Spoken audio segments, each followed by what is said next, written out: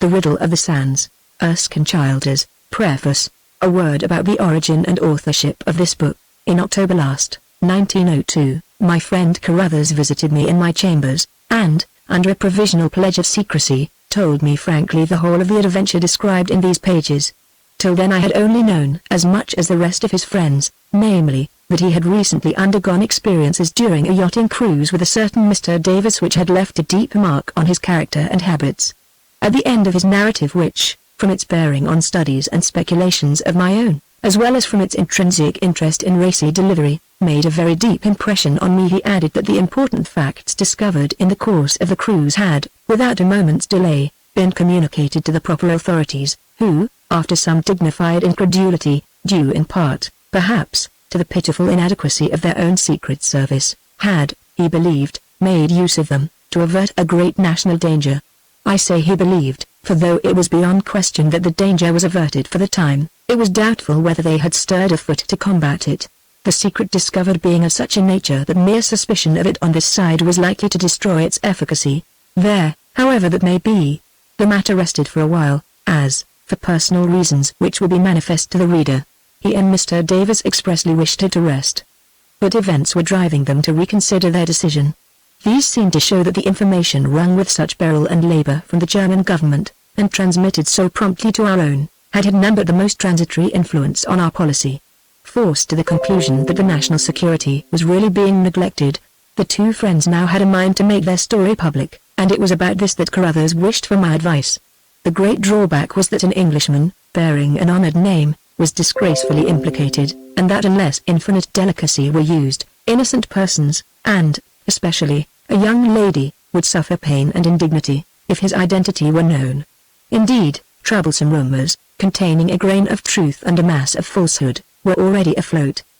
After weighing both sides of the question, I gave my vote emphatically for publication. The personal drawbacks could, I thought, with tact be neutralized, while, from the public point of view, nothing but good could come from submitting the case to the common sense of the country at large.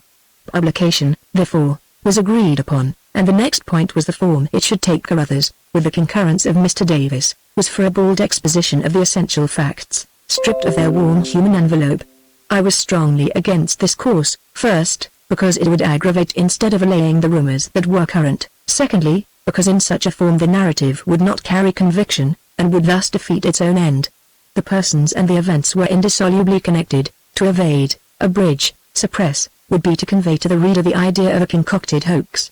Indeed, I took bolder ground still, urging that the story should be made as explicit and circumstantial as possible, frankly and honestly, for the purpose of entertaining and so of attracting a wide circle of readers. Even anonymity was undesirable. Nevertheless, certain precautions were imperatively needed. To cut the matter short, they asked for my assistance and received it at once. It was arranged that I should edit the book, that Carruthers should give me his diary and recount to me in fuller detail and from his own point of view all the phases of the quest, as they used to call it, that Mr. Davis should meet me with his charts and maps and do the same, and that the whole story should be written, as from the mouth of the former, with its humors and errors, its light and its dark side, just as it happened, with the following few limitations. The year it belongs to is disguised, the names of persons are throughout fictitious, and, at my instance, certain slight liberties have been taken to conceal the identity of the English characters. Remember, also, that these persons are living now in the midst of us, and if you find one topic touched on with a light and hesitating pen, do not blame the editor, who, whether they are known or not, would rather say too little than say a word that might savor of impertinence. E. C. March 1903, Chapter 1. The Letter. I have read of men who, when forced by their calling to live for long periods in utter solitude save for a few black faces, have made it a rule to dress regularly for dinner in order to maintain their self-respect and prevent a relapse into barbarism. It was in some such spirit, with an added touch of self-consciousness, that, at 7 o'clock in the evening of 23rd September in a recent year, I was making my evening toilet in my chambers in Pall Mall. I thought the date and the place justified the parallel, to my advantage even, for the obscure Mies administrator might well be a man of blunted sensibilities and coarse fibre, and at least he is alone with nature, while I, a young man of condition and fashion, who knows the right people, belongs to the right clubs, has a safe, possibly a brilliant, future in the Foreign Office may be excused for a sense of complacent martyrdom, when, with his keen appreciation of the social calendar, he is doomed to the outer solitude of London in September. I say martyrdom, but in fact the case was infinitely worse. For to feel oneself a martyr, as everybody knows, is a pleasurable thing, and the true tragedy of my position was that I had passed that stage. I had enjoyed what sweets it had to offer in ever-dwindling degree since the middle of August, when ties were still fresh and sympathy abundant. I had been conscious that I was missed at Morven Lodge party. Lady Ashley herself had said so in the kindest possible manner, when she wrote to acknowledge the letter in which I explained, with an effectively austere reserve of language, that circumstances compelled me to remain at my office. "We know how busy you must be just now," she wrote, "and I do hope you won't overwork. We shall all miss you very much." Friend after friend got away to sport and fresh air, with promises to write and chaffing condolences, and as each deserted the sinking ship, I took a grim delight in my misery, positively almost enjoying the first week or two after my world had been finally dissipated to the four bracing winds of heaven. I began to take a spurious interest in the remaining 5 millions, and wrote several clever letters in a vein of cheap satire, indirectly suggesting the pathos of my position, but indicating that I was broad-minded enough to find intellectual entertainment in the scenes, persons, and habits of London in the dead season. I even did rational things at the instigation of others.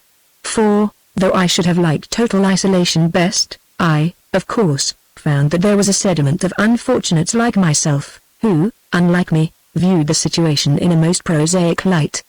There were river excursions, and so on, after office hours, but I disliked the river at any time for its noisy vulgarity, and most of all at this season. So I dropped out of the fresh air brigade and declined H.'s offer to share a riverside cottage and run up to town in the mornings. I did spend 1 or 2 weekends with the Catspies in Kent, but I was not inconsolable when they let their house and went abroad, for I found that such partial compensations did not suit me. Neither did the taste for satirical observation last. A passing thirst, which I dare say many have shared, for adventures of the fascinating kind described in the New Arabian Nights led me on a few evenings into some shady haunts in Soho and farther eastward, but it was finally quenched one sultry Saturday night after an hour's immersion in the reeking atmosphere of a low music hall in Ratcliffe Highway, where I sat next a portly female who suffered from the heat, and at frequent intervals refreshed herself and an infant from a bottle of tepid stout. By the first week in September I had abandoned all palliatives, and had settled into the dismal but dignified routine of office, club, and chambers. And now came the most cruel trial, for the hideous truth dawned on me that the world I found so indispensable could after all dispense with me. It was all very well for Lady Ashley to assure me that I was deeply missed, but a letter from F., who was one of the party, written in haste, just starting to shoot, and coming as a tardy reply to one of my cleverest, made me aware that the house party had suffered little from my absence, and that few sighs were wasted on me, even in the quarter which I had assumed to have been discreetly alluded to by the underlined all in Lady Ashley's "We shall all miss you." A thrust which smarted more, if it bit less deeply, came from my cousin Nestor, who wrote, "It's horrid for you to have to be baking in London now, but, after all, it must be a great pleasure to you, malicious little wretch, to have such interesting and important work to do." Here was a nemesis for an innocent illusion I had been accustomed to foster in the minds of my relations and acquaintances, especially in the breasts of the trustful and admiring maidens whom I had taken down to dinner in the last 2 seasons, a fiction which I had almost reached the point of believing in myself. For the plain truth was that my work was neither interesting nor important, and consisted chiefly at present in smoking cigarettes, in saying that Mr. So-and-so was away and would be back about 1st October, in being absent for lunch from 12 till 2, and in my spare moments making précis of let us say the less confidential consular reports, and squeezing the results into cast-iron schedules. The reason of my detention was not a cloud on the international horizon, though I may say in passing that there was such a cloud, but a caprice on the part of a remote and mighty personage, the effect of which, ramifying downwards, had dislocated the carefully laid holiday plans of the humble juniors, and in my own small case had upset the arrangement between myself and Kay, who positively liked the dog days in Whitehall. Only one thing was needed to fill my cup of bitterness, and this it was that specially occupied me as I dressed for dinner this evening. 2 days more in this dead and fermenting city and my slavery would be at an end. Yes, but irony of ironies! I had nowhere to go to. The Morven Lodge party was breaking up. A dreadful rumor as to an engagement which had been one of its accursed fruits tormented me with the fresh certainty that I had not been missed, and bred in me that most desolating brand of cynicism which is produced by defeat through insignificance. Invitations for a later date, which I had declined in July with a gratifying sense of being much in request, now rose up spectrally to taunt me. There was at least one which I could easily have revived, but neither in this case nor in any other had there been any renewal of pressure, and there are moments when the difference between proposing oneself and surrendering as a prize to one of several eagerly competing hostesses seems too crushing to be contemplated. My own people were at X for my father's gout, to join them was a piss-aller whose banality was repellent. Besides, they would be leaving soon for our home in Yorkshire, and I was not a prophet in my own country. In short, I was at the extremity of depression. The usual preliminary scuffle on the staircase prepared me for the knock and entry of Withers. One of the things which had for some time ceased to amuse me was the laxity of manners, proper to the season, among the servants of the big block of chambers where I lived. Withers demurely handed me a letter bearing a German postmark and marked urgent. I had just finished dressing, and was collecting my money and gloves. A momentary thrill of curiosity broke in upon my depression as I sat down to open it. A comer on the reverse of the envelope bore the blotted legend, "Very sorry, but there's one other thing, a pair of rigging screws from Carey and Nielsen's, size 1 3/8, galvanized. Here it is. Yacht Dulcibella. Flensburg, Schleswig-Holstein, 21st September. Dear Carruthers, I dare say you'll be surprised at hearing from me, as it's ages since we met. It is more than likely, too, that what I'm going to suggest won't suit you, for I know nothing of your plans, and if you're in town at all you're probably just getting into harness again and can't get away. So I merely write on the off chance to ask if you would care to come out here and join me in a little yachting, and, I hope, duck shooting. I know you're keen on shooting, and I sort of remember that you have done some yachting too, though I rather forget about that. This part of the Baltic, the Schleswig-Fords, is a splendid cruising ground scenery, and there ought to be plenty of duck about soon, if it gets cold enough. I came out here via Holland and the Frisian Islands, starting early in August. My pals have had to leave me, and I'm badly in want of another, as I don't want to lay up yet for a bit. I needn't say how glad I should be if you could come. If you can, send me a wire to the PO here. Flushing and on by Hamburg will be your best route, I think. I'm having a few repairs done here, and will have them ready sharp by the time your train arrives. Bring your gun and a good lot of number 4s, and would you mind calling at Lancaster's and asking for mine, and bringing it too? Bring some oilskins. Better get the 11-shilling sort, jacket and trousers, not the yachting brand, and if you paint, bring your gear. I know you speak German like a native, and that will be a great help. Forgive this hail of directions, but I've a sort of feeling that I'm in luck and that you'll come. Anyway, I hope you and the FO both flourish. Goodbye. Yours ever, Arthur H. Davis. P.S. Would you mind bringing me out a prismatic compass, and a pound of Raven mixture? This letter marked an epoch for me, but I little suspected the fact as I crumpled it into my pocket and started languidly on the voie de l'oreilleuse which I nightly followed to the club. In Pall Mall there were no dignified greetings to be exchanged now with well-groomed acquaintances. The only people to be seen were some late stragglers from the park, with a perambulator and some hot and dusty children lagging fretfully behind, some rustic sightseers draining the last dregs of the daylight in an effort to make out from their guidebooks which of these reverend piles was which, a policeman and a builder's cart. Of course the club was a strange one, both of my own being closed for cleaning, a coincidence expressly planned by Providence for my inconvenience. The club which you are permitted to make use of on these occasions always irritates with its strangeness and discomfort.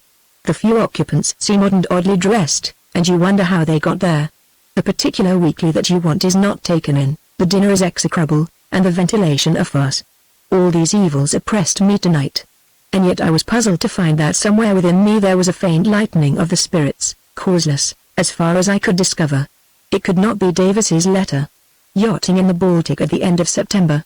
The very idea made one shudder. Cows, with a pleasant party and hotels handy, was all very well. An August cruise on a steam yacht in French waters or the Highlands was all very well, but what kind of a yacht was this? It must be of a certain size to have got so far, but I thought I remembered enough of Davis's means to know that he had no money to waste on luxuries. That brought me to the man himself. I had known him at Oxford not as one of my immediate set, but we were a sociable college, and I had seen a good deal of him, liking him for his physical energy combined with a certain simplicity and modesty, though, indeed, he had nothing to be conceited about, liked him, in fact, in the way that at that receptive period one likes many men whom one never keeps up with later. We had both gone down in the same year 3 years ago now. I had gone to France and Germany for 2 years to learn the languages, he had failed for the Indian Civil, and then had gone into a solicitor's office. I had only seen him since at rare intervals, though I admitted to myself that for his part he had clung loyally to what ties of friendship there were between us. But the truth was that we had drifted apart from the nature of things. I had passed brilliantly into my profession, and on the few occasions I had met him since I made my triumphant debut in society I had found nothing left in common between us. He seemed to know none of my friends, he dressed indifferently, and I thought him dull. I had always connected him with boats and the sea, but never with yachting, in the sense that I understood it. In college days he had nearly persuaded me into sharing a squalid week in some open boat he had picked up, and was going to sail among some dreary mud flats somewhere on the east coast. There was nothing else, and the funereal function of dinner drifted on. But I found myself remembering at the entry that I had recently heard, at second or third hand, of something else about him, exactly what I could not recall. When I reached the Savory, I had concluded, so far as I had centered my mind on it at all, that the whole thing was a culminating irony, as, indeed, was the Savory in its way. After the wreck of my pleasant plans and the fiasco of my martyrdom, to be asked as consolation to spend October freezing in the Baltic with an eccentric nonentity who bored me. Yet, as I smoked my cigar in the ghastly splendor of the empty smoking room, the subject came up again. Was there anything in it? There were certainly no alternatives at hand. And to bury myself in the Baltic at this unearthly time of year had at least a smack of tragic thoroughness about it. I pulled out the letter again, and ran down its impulsive staccato sentences, affecting to ignore what a gust of fresh air, high spirits, and good fellowship this flimsy bit of paper wafted into the jaded club room. On reperusal, it was full of evil presaged scenery, but what of equinoctial storms and October fogs? Every sane yachtsman was paying off his crew now. There ought to be dug vague, very vague. If it gets cold enough. Cold and yachting seemed to be a gratuitously monstrous union. His pals had left him, why? Not the yachting brand, and why not? As to the size, comfort, and crew of the yacht all cheerfully ignored, so many maddening blanks. And, by the way, why in heaven's name a prismatic compass? I fingered a few magazines, played a game of 50 with a friendly old fogey, too importunate to be worth the labor of resisting, and went back to my chambers to bed, ignorant that a friendly providence had come to my rescue, and, indeed, rather resenting any clumsy attempt at such friendliness. Chapter 2 The Dulcibella. That 2 days later I should be found pacing the deck of the Flushing steamer with a ticket for Hamburg in my pocket may seem a strange result, yet not so strange if you have divined my state of mind. You will guess, at any rate, that I was armed with a conviction that I was doing an act of obscure penance, rumors of which might call attention to my lot and perhaps awaken remorse in the right quarter, while it left me free to enjoy myself unobtrusively in the remote event of enjoyment being possible. The fact was that, at breakfast on the morning after the arrival of the letter, I had still found that inexplicable lightning which I mentioned before, and strong enough to warrant a revival of the pros and cons.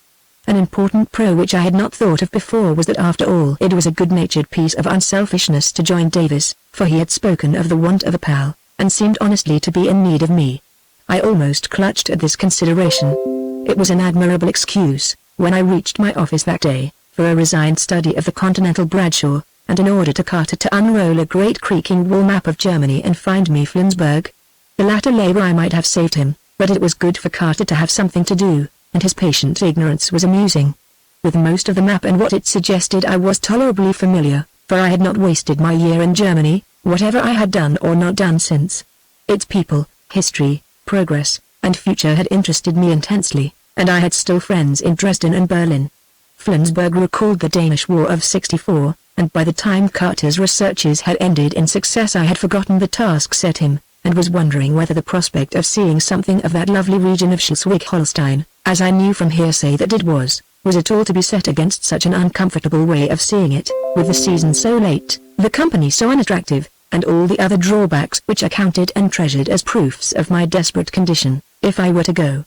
It needed little to decide me, and I think K.'s arrival from Switzerland, offensively sunburnt, was the finishing touch. His greeting was "Hello, Carruthers, you here? Thought you had got away long ago. Lucky devil, though, to be going now, just in time for the best driving in the early pheasants. The heat's been shocking out there. Carter. bring me a Bradshaw, an extraordinary book. Bradshaw turned to from habit, even when least wanted, as men fondle guns and rods in the close season. By lunchtime the weight of indecision had been removed, and I found myself entrusting Carter with a telegram to Davis.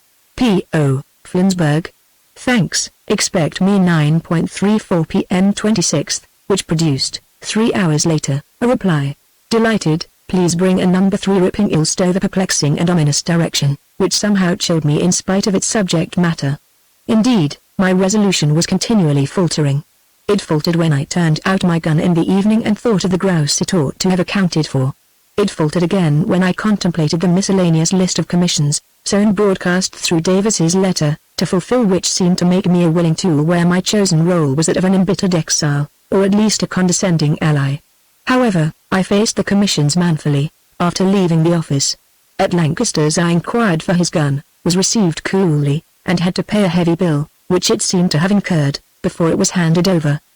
Having ordered the gun and number 4s to be sent to my chambers, I bought the Raven mixture with that peculiar sense of injury which the prospect of smuggling in another's behalf always entails, and wondered where in the world Carey and Nielsen's was, a firm which Davis spoke of as though it were as well known as the Bank of England or the Stores, instead of specializing in rigging screws, whatever they might be.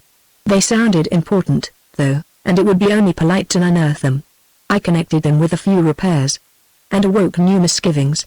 At the Stores I asked for a number 3 ripping ill stove, and was confronted with a formidable and hideous piece of ironmongery, which burned petroleum in 2 capacious tanks, horribly prophetic of a smell of warm oil.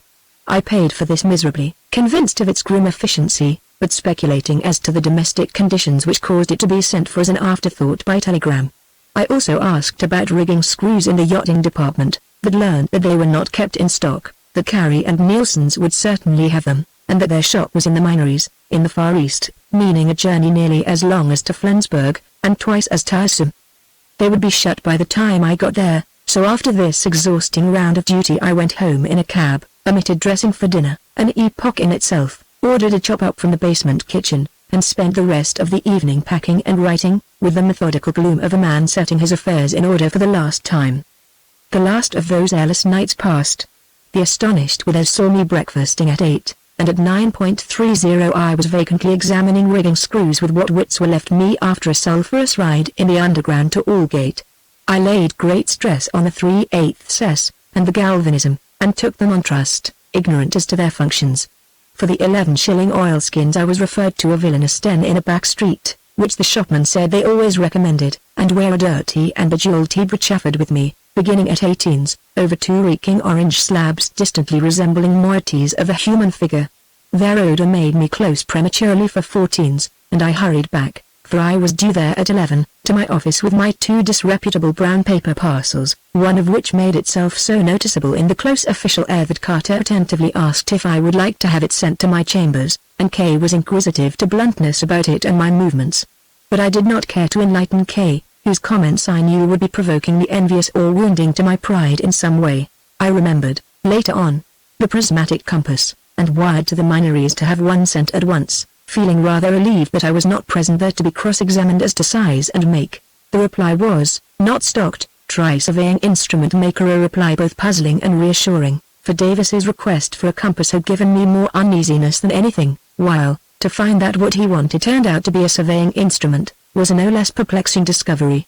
The day I made my last precis and handed over my schedules Procrustean beds, where unwilling facts were stretched and tortured, and said goodbye to my temporary chief, genial and lenient M, who wished me a jolly holiday with all sincerity. At 7 I was watching a cab packed with my personal luggage and the collection of unwieldy and incongruous packages that my shopping had drawn down on me. 2 deviations after that wretched prismatic compass which I obtained in the end second-hand, Fort de Mailloux, near Victoria, at one of those showy shops which look like jewelers and are really pawnbrokers, nearly caused me to miss my train. But at 8:30 I had shaken off the dust of London from my feet, and at 10:301 was, as I have announced, pacing the deck of a Flushing steamer, adrift on this fatuous holiday in the far Baltic.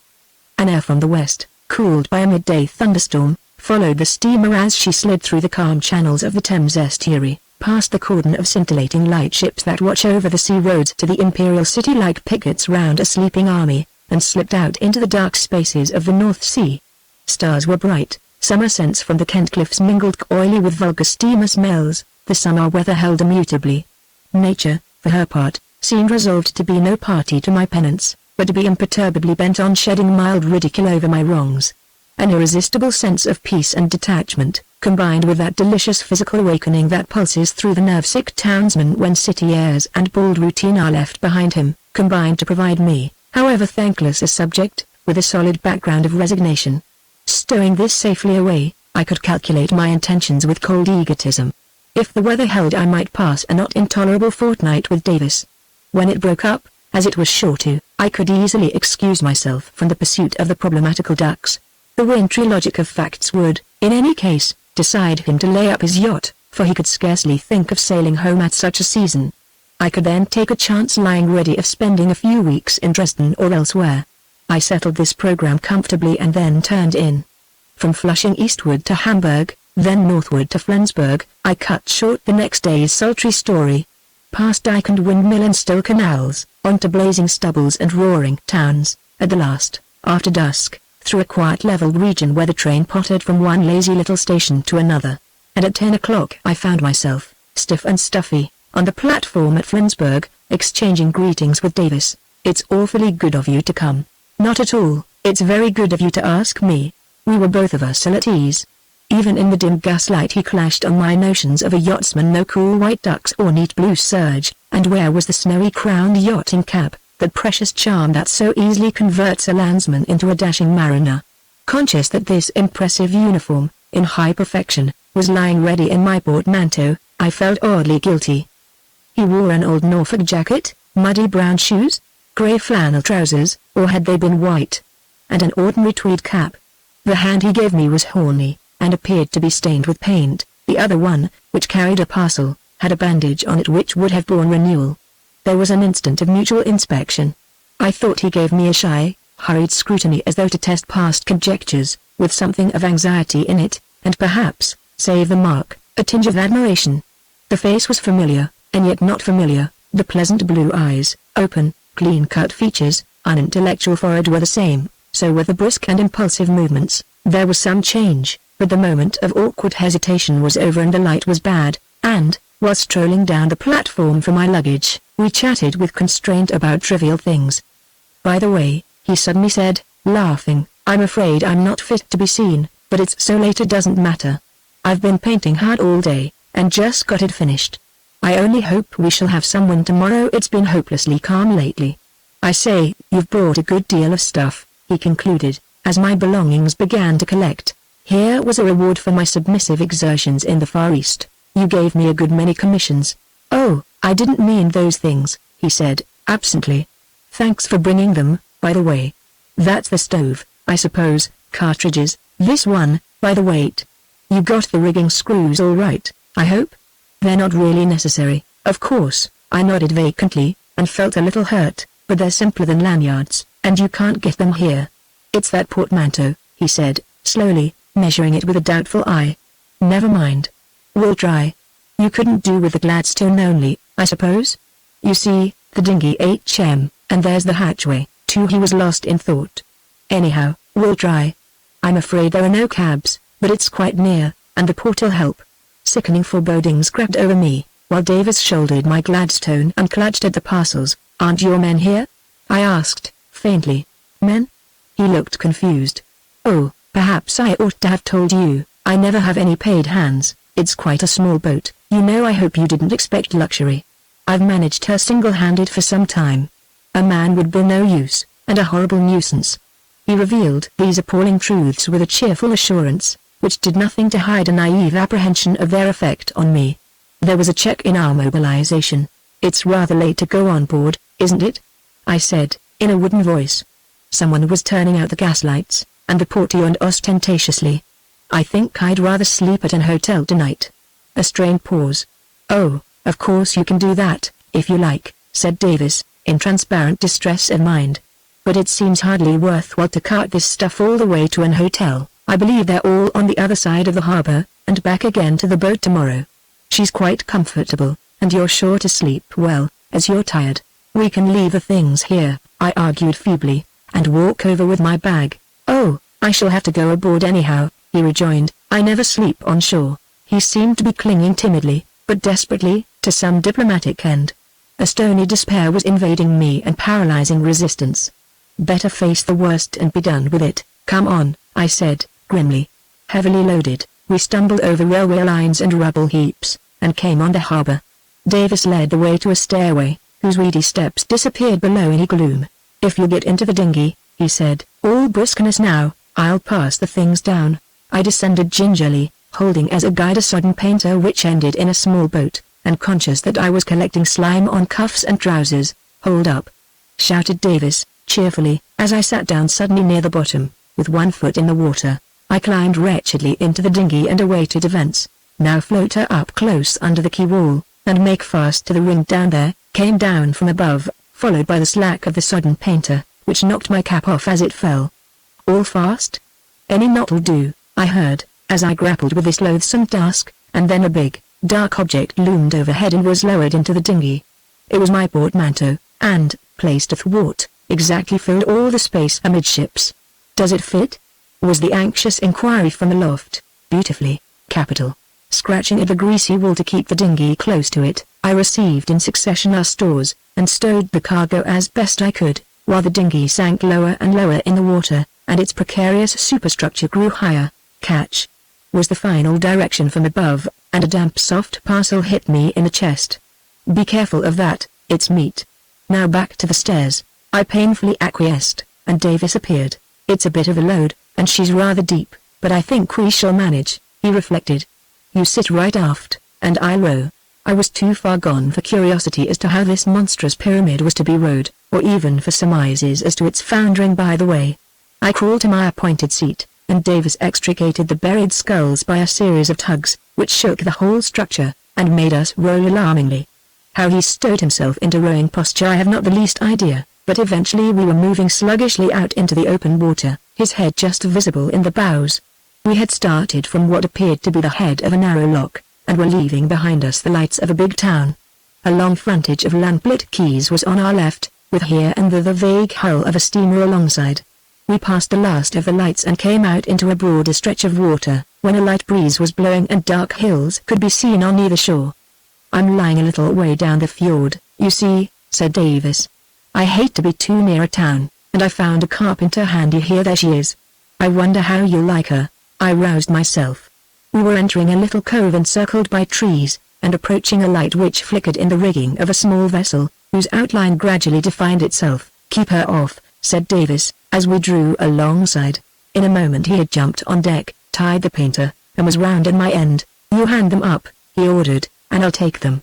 It was a laborious task, with the one relief that it was not far to hand them, a doubtful compensation, for other reasons distantly shaping themselves. When the stack was transferred to the deck I followed it, tripping over the flabby meat parcel, which was already showing ghastly signs of disintegration under the dew. Hazily there floated through my mind my last embarkation on a yacht, my faultless attire, the trim gig and obsequious sailors, the accommodation ladder flashing with varnish and brass in the August sun, the orderly, snowy decks and basket chairs under the awning aft. What a contrast with this sordid midnight scramble, over damp meat and littered packing cases. The bitterest touch of all was a growing sense of inferiority and ignorance which I had never before been allowed to feel in my experience of yachts. Davis awoke from another reverie over my portmanteau to say, cheerily, "I'll just show you round down below first, and then we'll stow things away and get to bed." He dived down a companion ladder, and I followed cautiously. A complex odor of paraffin, past cookery, tobacco, and tar saluted my nostrils. "Mind your head," said Davis, striking a match and lighting a candle, while I groped into the cabin. "You'd better sit down, it's easier to look round." There might well have been sarcasm in this piece of advice, for I must have cut a ridiculous figure, peering awkwardly and suspiciously round, with shoulders and head bent to avoid the ceiling, which seemed in the half-light to be even nearer the floor than it was. "You see," were Davis's reassuring words, "there's plenty of room to sit upright," which was strictly true, but I am not very tall, and he is short. Some people make a point of headroom, but I never mind much about it. "That's the centerboard case," he explained, as, in stretching my legs out, my knee came into contact with a sharp edge. I had not seen this devilish obstruction, as it was hidden beneath the table, which indeed rested on it at one end. It appeared to be a long, low triangle, running lengthways with the boat and dividing the naturally limited space into two. You see, she's a flat-bottomed boat, drawing very little water without the plate. That's why there's so little headroom. For deep water you lower the plate, so, in one way or another, you can go practically anywhere. I was not nautical enough to draw any very definite conclusions from this, but what I did draw were not promising. The latter sentences were spoken from the forecastle, whither Davis had crept through a low sliding door, like that of a rabbit hutch, and was already busy with a kettle over a stove which I made out to be a battered and disreputable twin brother of the number 3 ripping ill. "It'll be boiling soon," he remarked, "and we'll have some grog." My eyes were used to the light now, and I took in the rest of my surroundings, which may be very simply described. 2 long cushion-covered seats flanked the cabin, bounded at the after end by cupboards, one of which was cut low to form a sort of miniature sideboard, with glasses hung in a rack above it. The deck overhead was very low at each side but rose shoulder-high for a space in the middle, where a coach-house roof with a skylight gave additional cabin space. Just outside the door was a fold-up washing stand. On either wall were long net racks holding a medley of flags, charts, caps, cigar boxes, banks of yam, and such like. Across the forward bulkhead was a bookshelf crammed to overflowing with volumes of all sizes, many upside down and some coverless. Below this were a pipe rack, an aneroid, and a clock with a hearty tick. All the woodwork was painted white, and to a less jaundiced eye than mine the interior might have had an enticing look of snugness. Some Kodak prints were nailed roughly on the after bulkhead, and just over the doorway was the photograph of a young girl. "That's my sister," said Davis, who had emerged and saw me looking at it. "Now, let's get the stuff down."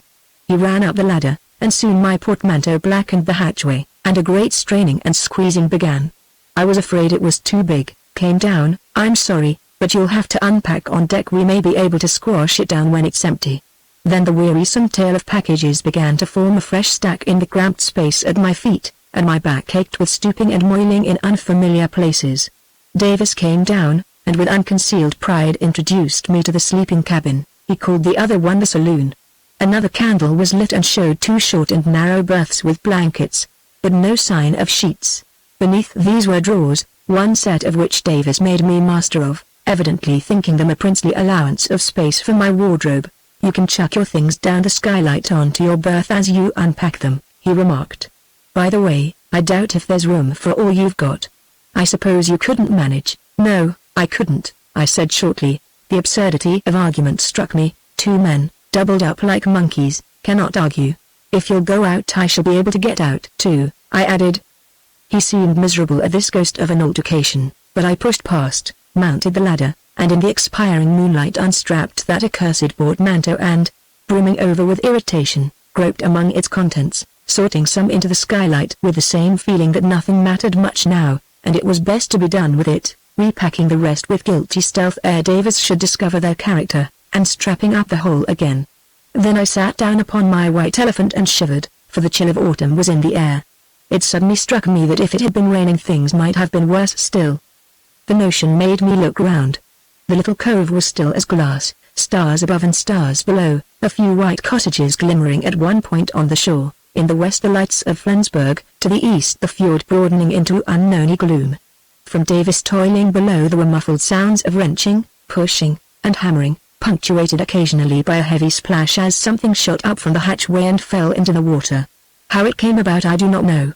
Whether it was something pathetic in the look I had last seen on his face, a look which I associated for no reason whatever with his bandaged hand, whether it was one of those instants of clear vision in which our separate selves are seen divided, the baser from the better, and I saw my silly egotism in contrast with a simple generous nature, whether it was an impalpable air of mystery which pervaded the whole enterprise and refused to be dissipated by its most mortifying and vulgarizing incidents, a mystery dimly connected with my companion's obvious consciousness of having misled me into joining him, whether it was only the stars and the cool air rousing atrophied instincts of youth and spirits, probably, indeed, it was all these influences, cemented into strength by a ruthless sense of humor which whispered that I was in danger of making a mere commonplace fool of myself in spite of all my labored calculations. But whatever it was, in a flash my mood changed.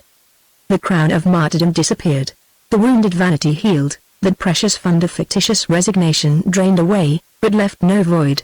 There was left a fashionable and disheveled young man sitting in the dew and in the dark on a ridiculous portmanteau which dwarfed the yacht that was to carry it, a youth acutely sensible of ignorance in a strange and strenuous atmosphere, still feeling sore and victimized, but withal sanely ashamed and sanely resolved to enjoy himself. I anticipate, for though the change was radical its full growth was slow. But in any case it was here and now that it took its birth. "Grog's ready," came from below. Bunching myself for the descent, I found to my astonishment that all trace of litter had miraculously vanished, and a cozy neatness reigned. Glasses and lemons were on the table, and a fragrant smell of punch had deadened previous odors. I showed little emotion at these amenities, but enough to give intense relief to Davis, who delightedly showed me his devices for storage, praising the roominess of his floating den. "There's your stove, you see," he ended. "I've chucked the old one overboard." It was a weakness of his, I should say here, to rejoice in throwing things overboard on the flimsiest pretexts. I afterwards suspected that the new stove had not been really necessary any more than the rigging screws, but was an excuse for gratifying this curious taste. We smoked and chatted for a little, and then came the problem of going to bed. After much bumping of knuckles and head, and many giddy writhings, I mastered it, and lay between the rough blankets. Davis, moving swiftly and deftly, was soon in his. "It's quite comfortable, isn't it?" he said, as he blew out the light from where he lay, with an accuracy which must have been the fruit of long practice. I felt prickly all over, and there was a damp patch on the pillow, which was soon explained by a heavy drop of moisture falling on my forehead. "I suppose the deck's not leaking?" I said, as mildly as I could. "I'm awfully sorry," said Davis, earnestly, tumbling out of his bunk. "It must be the heavy dew. I did a lot of caulking yesterday, but I suppose I missed that place. I'll run up and square it with an oilskin." "What's wrong with your hand?" I asked, sleepily, on his return, for gratitude reminded me of that bandage. "Nothing much, I strained it the other day," was the reply, and then the seemingly inconsequent remark, "I'm glad you brought that prismatic compass. It's not really necessary, of course, but, muffled by blankets, it may come in useful." Chapter 3 Davis. I dozed but fitfully, with a fretful sense of sore elbows and neck and many a draughty hiatus among the blankets. It was broad daylight before I had reached the stage of torpor in which such slumber merges. That was finally broken by the descent through the skylight of a torrent of water. I started up, bumped my head hard against the decks, and blinked leaden-eyed upwards. "Sorry. I'm scrubbing decks. Come up and bathe." "Slept well?" I heard a voice saying from the loft. "Fairly well," I growled, stepping out into a pool of water on the oilcloth. Thence I stumbled up the ladder, dived overboard, and buried bad dreams, stiffness, frowsiness, and tormented nerves in the loveliest fjord of the lovely Baltic. A short and furious swim and I was back again, searching for a means of ascent up the smooth black side, which, low as it was slippery and unsympathetic. Davis, in a loose canvas shirt, with the sleeves tucked up, and flannels rolled up to the knee, hung over me with a rope's end, and chatted unconcernedly about the easiness of the job when you know how, adjuring me to mind the paint, and talking about an accommodation ladder he had once had, but had thrown overboard because it was so horribly in the way. When I arrived, my knees and elbows were picked out in black paint, to his consternation. Nevertheless, as I plied the towel, I knew that I had left in those limper depths yet another crust of discontent and self-conceit. As I dressed into flannels and blazer, I looked round the deck, and with an unskilled and doubtful eye took in all that the darkness had hitherto hidden. She seemed very small. In point of fact she was 7 tons, something over 30 feet in length and 9 in beam, a size very suitable to weekends in the Solent, for such as liked that sort of thing, but that she should have come from Dover to the Baltic suggested a world of physical endeavor of which I had never dreamed. I passed to the aesthetic side. Smartness and beauty were essential to yachts, in my mind, but with the best resolves to be pleased I found little encouragement here. The hull seemed too low, and the mainmast too high. The cabin roof looked clumsy, and the skylights saddened the eye with dull iron and plebeian graining. What brass there was, on the tiller head and elsewhere, was tarnished with sickly green. The decks had none of that creamy purity which cows expects, but were rough and grey, and showed tarry exhalations round the seams and rusty stains near the bows. The ropes and rigging were in mourning when contrasted with the delicate buff manila so satisfying to the artistic eye as seen against the blue of a June sky at Southsea. Nor was the whole effect bettered by many signs of recent refitting. An impression of paint, varnish, and carpentry was in the air, A gaudy new buggy fluttered aloft. There seemed to be a new rope or two, especially round the diminutive mizzenmast, which itself looked altogether new. But all this only emphasized the general plainness, reminding one of a respectable woman of the working classes trying to dress above her station, and soon likely to give it up. That the ensemble was businesslike and solid even my untrained eye could see. Many of the deck fittings seemed disproportionately substantial. The anchor chain looked contemptuous of its charge. The binnacle with its compass was of a size and prominence almost comically impressive, and was, moreover, the only piece of brass which was burnished and showed traces of reverent care. 2 huge coils of stout and dingy warp lay just abaft the mainmast, and summed up the weather-beaten aspect of the little ship. I should add here that in the distant past she had been a lifeboat, and had been clumsily converted into a yacht by the addition of a counter, deck, and the necessary spars. She was built, as all lifeboats are, diagonally, of 2 skins of teak, and thus had immense strength, though, in the matter of looks, all a hybrid's failings. Hunger and teas made from below brought me down to the cabin, where I found breakfast laid out on the table over the centerboard case, with Davis earnestly presiding, rather flushed as to the face, and sooty as to the fingers. There was a slight shortage of plate and crockery, but I praised the bacon and could do so truthfully, for its crisp and steaming shavings would have put to shame the efforts of my London cook. Indeed, I should have enjoyed the meal heartily were it not for the lowness of the sofa and table, causing a curvature of the body which made swallowing a more lengthy process than usual, and induced a periodical yearning to get up and stretch, a relief which spelt disaster to the skull. I noticed, too, that Davis spoke with a zest, sinister to me, of the delights of white bread and fresh milk, which he seemed to consider unusual luxuries, though suitable to an inaugural banquet in honor of a fastidious stranger. "One can't be always going on shore," he said, when I showed a discreet interest in these things. "I lived for 10 days on a big rye loaf over in the Frisian Islands, and it died hard, I suppose, very hard, but, gravely, quite good. After that I taught myself to make rolls, had no baking powder at first, so used to nose fruit salt, but they wouldn't rise much with that. As for milk, condensed is, I hope you don't mind it?" I changed the subject, and asked about his plans. "Let's get underway at once," he said, and sail down the fjord. I tried for something more specific, but he was gone, and his voice drowned in the forecastle by the clatter and swish of washing up. Thenceforward events moved with bewildering rapidity. Humbly desirous of being useful, I joined him on deck, only to find that he scarcely noticed me, save as a new and unexpected obstacle in his round of activity. He was everywhere at once, heaving in chain, hooking on halyards, hauling ropes, while my part became that of the clown who does things after they are already done, for my knowledge of a yacht was of that floating and inaccurate kind which is useless in practice.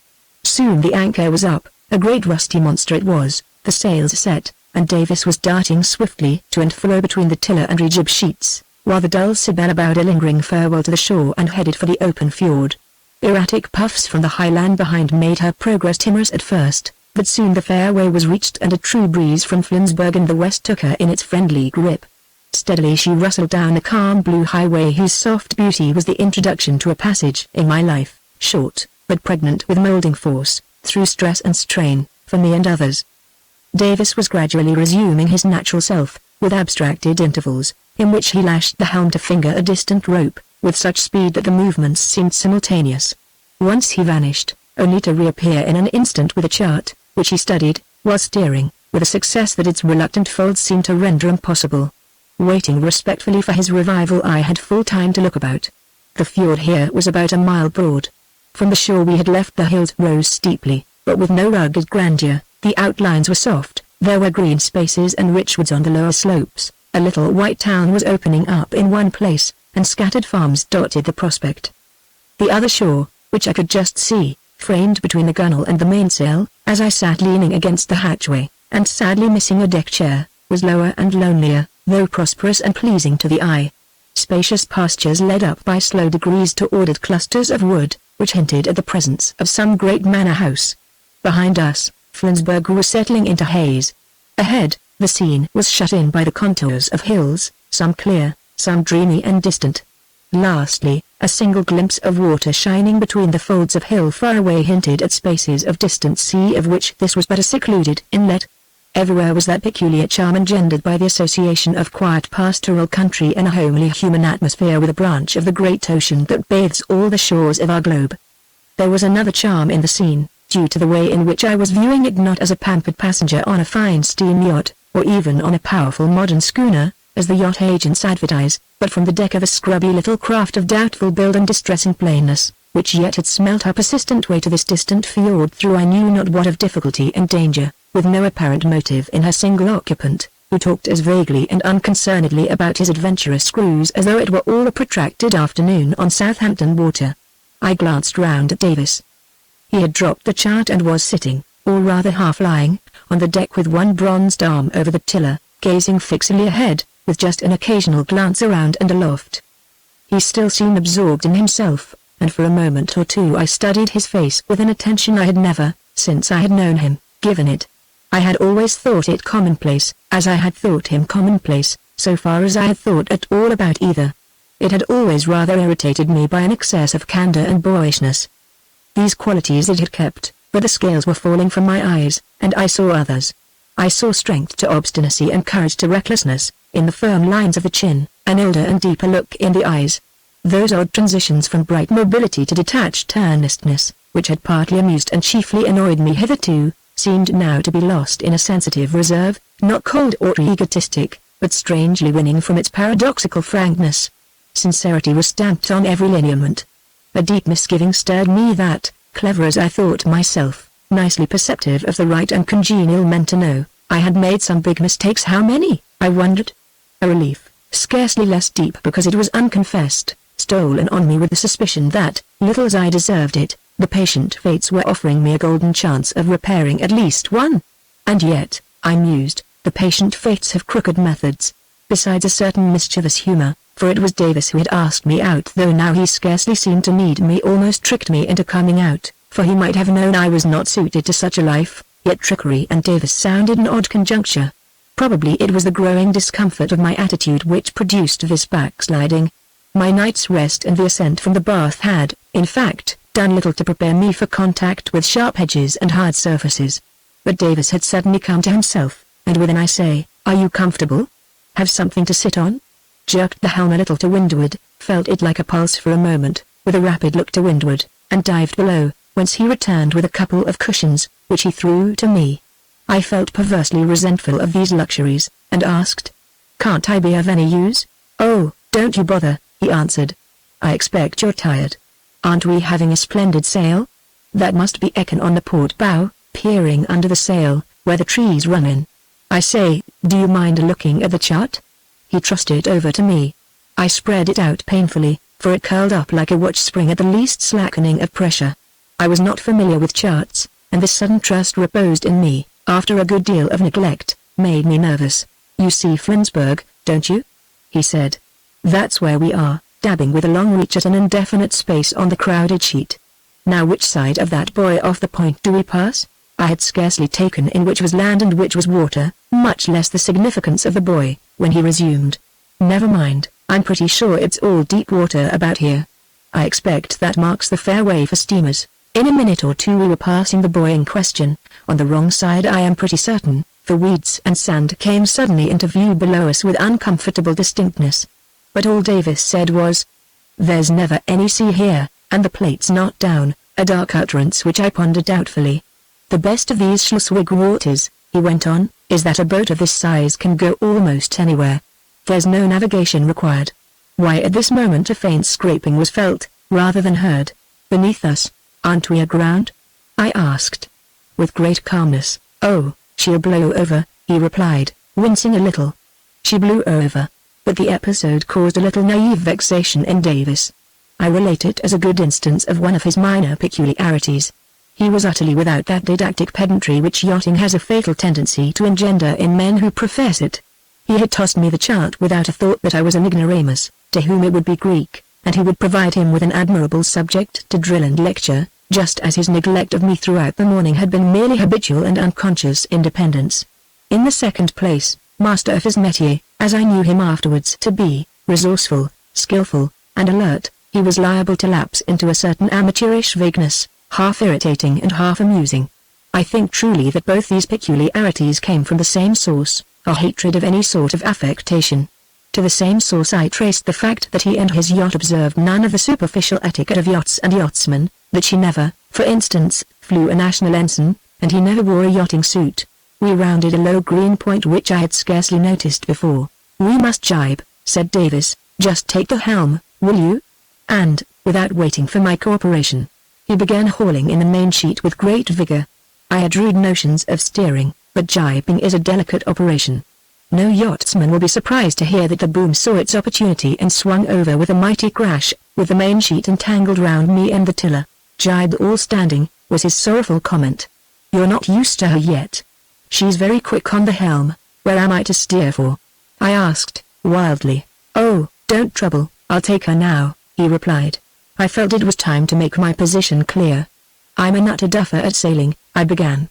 "You'll have a lot to teach me, or one of these days I shall be wrecking you. You see, there's always been a crew exclamation mark with sovereign contempt. Why, the whole fun of the thing is to do everything oneself. Well, I've felt in the way the whole morning. I'm awfully sorry." His dismay and repentance were comical. "Why, it's just the other way, you may be all the use in the world." He became absent. We were following the inward trend of a small bay towards a cleft in the low shore. "That's Erskine Sound," said Davis. "Let's look into it." And a minute or two later we were drifting through a dainty little strait, with a peep of open water at the end of it. Cottages bordered either side, some overhanging the very water, some connecting with it by a rickety wooden staircase or a miniature landing stage. Creepers and roses rioted over the walls and tiny porches. For a space on one side, a rude quay, with small smacks floating off it, spoke of some minute commercial interests. A very small tea garden, with neglected-looking bowers and leaf-strewn tables, hinted at some equally minute-tripping interest. A pervading hue of mingled bronze and rose came partly from the weather-mellow woodwork of the cottages and stages, and partly from the creepers and the trees behind, where autumn's subtle fingers were already at work. Down this exquisite sea lane we glided till it ended in a broad mere, where our sails, which had been shivering and complaining, filled into contented silence. "Ready about," said Davis, callously. "We must get out of this again." And round we swung. "Why not anchor and stop here?" I protested, for a view of tantalizing loveliness was unfolding itself. "Oh, we've seen all there is to be seen, and we must take this breeze while we've got it." It was always torture to Davis to feel a good breeze running to waste while he was inactive at anchor or on shore. The shore to him was an inferior element, merely serving as a useful annex to the water source of necessary supplies. "Let's have lunch," he pursued, as we resumed our way down the fjord. A vision of iced drinks, tempting salads, white napery, and an attentive steward mocked me with past recollections. "You'll find a tongue," said the voice of doom, "in the starboard sofa locker, beer under the floor in the bilge. I'll see her round that boy, if you wouldn't mind beginning." I obeyed with a bad grace, but the close air and cramped posture must have benumbed my faculties, for I opened the port side locker, reached down, and grasped a sticky body, which turned out to be a pot of varnish. Recoiling wretchedly, I tried the opposite one, combating the embarrassing heel of the boat and the obstructive edges of the centerboard case. A medley of damp tins of varied sizes showed in the gloom, exuding a moldy odor. Faded legends on dissolving paper, like the remnants of old posters on a disused hoarding, spoke of soups, curries, beefs, potted meats, and other hidden delicacies. I picked out a tongue, re-imprisoned the odor, and explored for beer.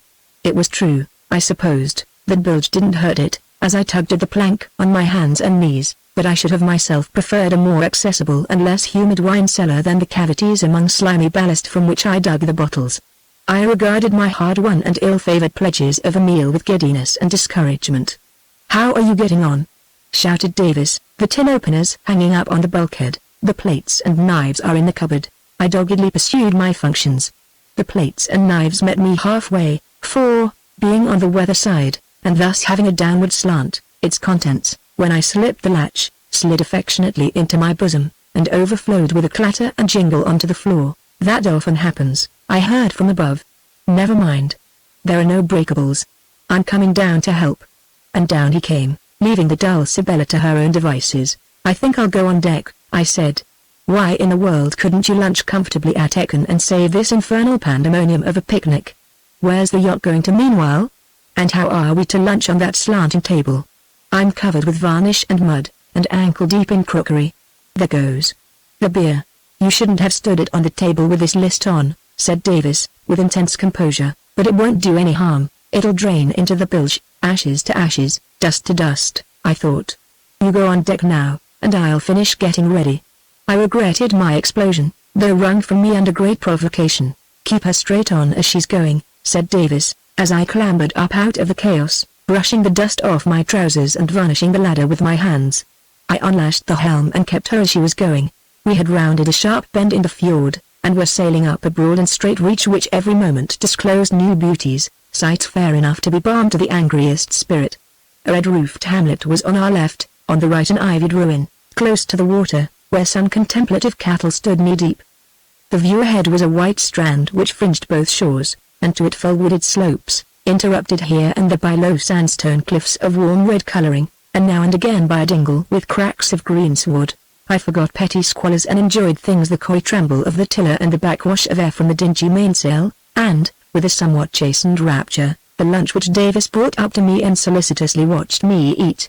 Later, as the wind sank to lazy airs, he became busy with a larger topsail and jib, but I was content to doze away the afternoon, drenching brain and body in the sweet and novel foreign atmosphere, and dreamily watching the fringe of Glencliff and cool white sand as they passed ever more slowly by. Chapter 4 Retrospect. Wake up. I rubbed my eyes and wondered where I was, stretched myself painfully, too, for even the cushions had not given me a true bed of roses. It was dusk, and the yacht was stationary in glassy water, coloured by the last afterglow. A roofing of thin upper cloud had spread over most of the sky, and a subtle smell of rain was in the air. We seemed to be in the middle of the fjord, whose shores looked distant and steep in the gathering darkness. Close ahead they faded away suddenly, and the sight lost itself in a grey void. The stillness was absolute. We can't get to Sonderburg tonight, said Davis. What's to be done then? I asked, collecting my senses. Oh. We'll anchor anywhere here, we're just at the mouth of the fjord. I'll tow her inshore if you'll steer in that direction. He pointed vaguely at a blur of trees and cliff. Then he jumped into the dinghy, cast off the painter, and, after snatching at the slack of the rope, began towing the reluctant yacht by short jerks of the sculls. The menacing aspect of that grey void, combined with a natural preference for getting to some definite place at night, combined to depress my spirits afresh. In my sleep I had dreamt of Morven Lodge, of heather tea parties after glorious slaughters of grouse, of salmon leaping in amber pools, and now, just take a cast of the lead, will you? Came Davis's voice above the splash of the sculls. Where is it? I shouted back. Never mind, we're close enough now. Can you manage to let go the anchor? I hurried forward and picked impotently at the bonds of the sleeping monster. But Davis was aboard again, and stirred him with a deft touch or two, till he crashed into the water with a grinding of chain. We shall do well here, said he. Isn't this rather an open anchorage? I suggested. It's only open from that quarter, he replied. If it comes on to blow from there we shall have to clear out, but I think it's only rain. Let's stow the sails. Another whirlwind of activity, in which I joined as effectively as I could, oppressed by the prospect of having to clear out who knows with a question mark at midnight. But Davis's sang-froid was infectious, I suppose, and the little den below, bright lit and soon fragrant with cookery, pleaded insistently for affection. Yachting in this singular style was hungry work, I found. Steak tastes none the worse for having been wrapped in newspaper, and the slight traces of the day's news disappear with frying in onions and potato chips. Davis was indeed on his mettle for this, his first dinner to his guest, for he produced with stealthy pride, not from the dishonoured grave of the beer, but from some more hallowed recess, a bottle of German champagne, from which we drank success to the Dulcibella. I wish you would tell me all about your cruise from England, I asked. You must have had some exciting adventures. Here are the charts, let's go over them. We must wash up first, he replied, and I was tactfully introduced to one of his very few standing orders, that tobacco should not burn, nor post-brandial chat begin, until that distasteful process had ended. It would never get done otherwise, he sagely opined. But when we were finally settled with cigars, a variety of which, culled from many ports German, Dutch, and Belgian Davis kept in a battered old box in the net rack, the promised talk hung fire. I'm no good at description, he complained, and there's really very little to tell. We left over Morrison and I on 6th August, made a good passage to Ostend. You had some fun there, I suppose? I put in, thinking of Ostend in August. Fun. A filthy hole I call it, We had to stop a couple of days, as we fouled a buoy coming in and carried away the bobstay. We lay in a dirty little tidal dock, and there was nothing to do on shore. Well, what next? We had a splendid sail to the East Scheldt, but then, like fools, decided to go through Holland by canal and river. It was good fun enough navigating the estuary. The tides and banks there are appalling, but farther inland it was a wretched business, nothing but paying lock dues, bumping against shites, and towing down stinking canals. Never a peaceful night like this, always moored by some quay or towpath, with people passing and buoys. Heavens! Shall I ever forget those buoys? A perfect murrain of them infests Holland. They seem to have nothing in the world to do but throw stones in the mud at foreign yachts. They want a Herod, with some statesman-like views on infanticide. By Jove! Yes, but the fact is that you want a crew for that pottering inland work. They can smack the buoys and keep an eye on the sculls. A boat like this should stick to the sea, or out-of-the-way places on the coast. Well, after Amsterdam, you've skipped a good deal, haven't you? I interrupted. Oh. Have I? Well, let me see. We went by Dordrecht to Rotterdam, nothing to see there, and swarms of tugs buzzing about and shaving one's bows every second. On by the Vict River to Amsterdam, and thence Lord, what a relief it was! Out into the North Sea again. The weather had been still and steamy, but it broke up finely now, and we had a rattling three-reef sail to the Zuider Zee. He reached up to the bookshelf for what looked like an ancient ledger, and turned over the leaves. Is that your log? I asked. I should like to have a look at it. Oh. You'd find it dull reading if you could read it at all. It's just short notes about winds and bearings, and so on. He was turning some leaves over rapidly. Now, why don't you keep a log of what we do? I can't describe things, and you can. I've half a mind to try, I said. We want another chart now, and he pulled down a second yet more stained and frayed than the first. We had a splendid time then exploring the Zuider Zee, its northern part at least, and round those islands which bound it on the north. Those are the Frisian Islands, and they stretch for 120 miles or so eastward. You see, the first two of them, Texel and Vlieland, shut in the Zuider Zee, and the rest border the Dutch and German coasts. What's all this? I said, running my finger over some dotted patches which covered much of the chart. The latter was becoming unintelligible. Clean-cut coasts and neat regiments of little figures had given place to a confusion of winding and intersecting lines and bald spaces. All sand, said Davis, enthusiastically. You can't think what a splendid sailing ground it is. You can explore for days without seeing a soul. These are the channels, you see, they're very badly charted. This chart was almost useless, but it made it all the more fun. No towns or harbors, just a village or two on the islands, if you wanted stores. They look rather desolate, I said. Desolate's no word for it, they're really only gigantic sandbanks themselves. Wasn't all this rather dangerous? I asked. Not a bit, you see, that's where our shallow draft and flat bottom came in. We could go anywhere, and it didn't matter running aground. She's perfect for that sort of work, and she doesn't really look bad either, does she? He asked, rather wistfully. I suppose I hesitated, for he said, abruptly. Anyway, I don't go in for looks. He had leaned back, and I detected traces of incipient absent-mindedness. His cigar, which he had lately been lighting and relighting feverishly, a habit of his when excited, seemed now to have expired for good. About running aground, I persisted. Surely that's apartment to be dangerous? He sat up and felt round for a match. Not the least, if you know where you can run risks and where you can't. Anyway, you can't possibly help it. That chart may look simple to you, simple, I thought, but at half flood all those banks are covered, the islands and coasts are scarcely visible, they are so low, and everything looks the same. This graphic description of a splendid cruising ground took away my breath. Of course there is risk sometimes. Choosing an anchorage requires care. You can generally get a nice berth under the lee of a bank, but the tides run strong in the channels, and if there's a gale blowing. Didn't you ever take a pilot? I interrupted. Pilot? Why, the whole point of the thing. He stopped short. I did take one once. Later on, he resumed, with an odd smile, which faded at once. Well? I urged, for I saw a reverie was coming. Oh. He ran me ashore, of course. Served me right.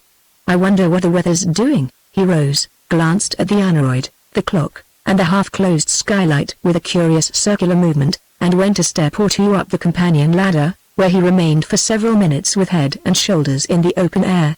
There was no sound of wind outside, but the Dulcibella had begun to move in her sleep, as it were, rolling drowsily to some faint send of the sea, with an occasional short jump, like the start of an uneasy dreamer. What does it look like? I called from my sofa. I had to repeat the question. Rain coming, said Davis, returning, and possibly wind, but we're safe enough here. It's coming from the southwest. Shall we turn in? We haven't finished your cruise yet, I said. Light a pipe and tell me the rest. All right, he agreed, with more readiness than I expected. After Terschelling, here it is. The third island from the west. I pottered along eastward. Oh, I forgot. Morrison had to leave me there. I missed him badly. But I hoped at that time to get to join me. I could manage all right single-handed, but for that sort of work two are much better than one. The plate's beastly heavy. In fact, I had to give up using it for fear of a smash. After Terschelling? I jogged his memory. Well, I followed the Dutch islands, Ameland, Sijmekhoek, Rotterdam, outlandish names, aren't they? Sometimes outside them, sometimes inside. It was a bit lonely, but grand sport and very interesting. The charts were shocking, but I worried out most of the channels. I suppose those waters are only used by small local craft? I put in, that would account for inaccuracies. Did Davis think that admiralties had time to waste on smoothing the road for such quixotic little craft as his, in all its inquisitive ramblings? But he fired up. That's all very well, he said, but think what folly it is. However, that's a long story, and will bore you. To cut matters short, for we ought to be turning in, I got a Borkum. That's the first of the German islands. He pointed at a round bare lozenge lying in the midst of a welter of sandbanks. Rotterdam, this queer little one, it has only one house on it, is the most easterly Dutch island, and the mainland of Holland ends here, opposite it, at the Ems River, indicating a dismal cavity in the coast, sown with names suggestive of mud, and wrecks, and dreariness. What date was this? I asked. About the 9th of this month. Why, that's only a fortnight before you wired to me. You were pretty quick getting to Flensburg. Wait a bit, we want another chart. Is this the next? Yes, but we scarcely need it. I only went a little way farther on to Norderney, in fact, the third German island. Then I decided to go straight for the Baltic. I had always had an idea of getting there, as Knight did in the Falcon. So I made a passage of it to the Ida River, there on the West Schleswig coast, took the river and canal through to Kiel on the Baltic, and from there made another passage up north to Flensburg. I was a week there, and then you came, and here we are. And now let's turn in. We'll have a fine sail tomorrow. He ended with rather forced vivacity, and briskly rolled up the chart. The reluctance he had shown from the first to talk about his cruise had been for a brief space forgotten in his enthusiasm about a portion of it, but had returned markedly in this bald conclusion. I felt sure that there was more in it than mere disinclination to spin nautical yarns in the hardy Corinthian style, which can be so offensive in amateur yachtsmen, and I thought I guessed the explanation. His voyage single-handed to the Baltic from the Frisian Islands had been a foolhardy enterprise, with perilous incidents, which, rather than make light of, he would not refer to at all. Probably he was ashamed of his recklessness and wished to ignore it with me, an inexperienced acquaintance not yet enamored of the dull Sibella's way of life, whom both courtesy and interest demanded that he should inspire with confidence. I liked him all the better as I came to this conclusion, but I was tempted to persist a little. I slept the whole afternoon, I said, and, to tell the truth, I rather dread the idea of going to bed. It's so tiring. Look here, you've rushed over that last part like an express train. That passage to the Schleswig coast, the Ida River, did you say ? Was a longish one, wasn't it? Well, you see what it was, about 70 miles, I suppose, direct. He spoke low, bending down to sweep up some cigar ashes on the floor. Direct? I insinuated. Then you put in somewhere. I stopped once, anchored for the night. Oh, that's nothing of a sail with a fair wind. By Jove! I've forgotten to cork that seam over your bunk, and it's going to rain. I must do it now. You turn in. He disappeared. My curiosity, never very consuming, was banished by concern as to the open seam, for the prospect of a big drop, remorseless and regular as fate, falling on my forehead throughout the night, as in the torture chamber of the Inquisition, was alarming enough to recall me wholly to the immediate future. So I went to bed, finding on the whole that I had made progress in the exercise, though still far from being the trained contortionist that the occasion called for. Hammering ceased, and Davis reappeared just as I was stretched on the rag tucked up in my bunk. I say, he said, when he was settled in his, and darkness reigned, do you think you'll like this sort of thing? If there are many places about here as beautiful as this, I replied, I think I shall. But I should like to land now and then and have a walk. Of course, a great deal depends on the weather, doesn't it? I hope this rain, drops had begun to patter overhead, doesn't mean that the summer's over for good. Oh, you can sail just the same, said Davis, unless it's very bad. There's plenty of sheltered water. There's bound to be a change soon. But then there are the ducks. The colder and stormier it is, the better for them. I had forgotten the ducks and the cold, and, suddenly presented as a shooting box in inclement weather. The Dulcibella lost ground in my estimation, which she had latterly gained. I'm fond of shooting, I said. But I'm afraid I'm only a fair-weather yachtsman, and I should much prefer sun and scenery. Scenery, he repeated, reflectively. I say, you must have thought it a queer taste of mine to cruise about on that outlandish Frisian coast. How would you like that sort of thing? I should loathe it, I answered, promptly, with a clear conscience. Weren't you delighted yourself to get to the Baltic? It must be a wonderful contrast to what you described.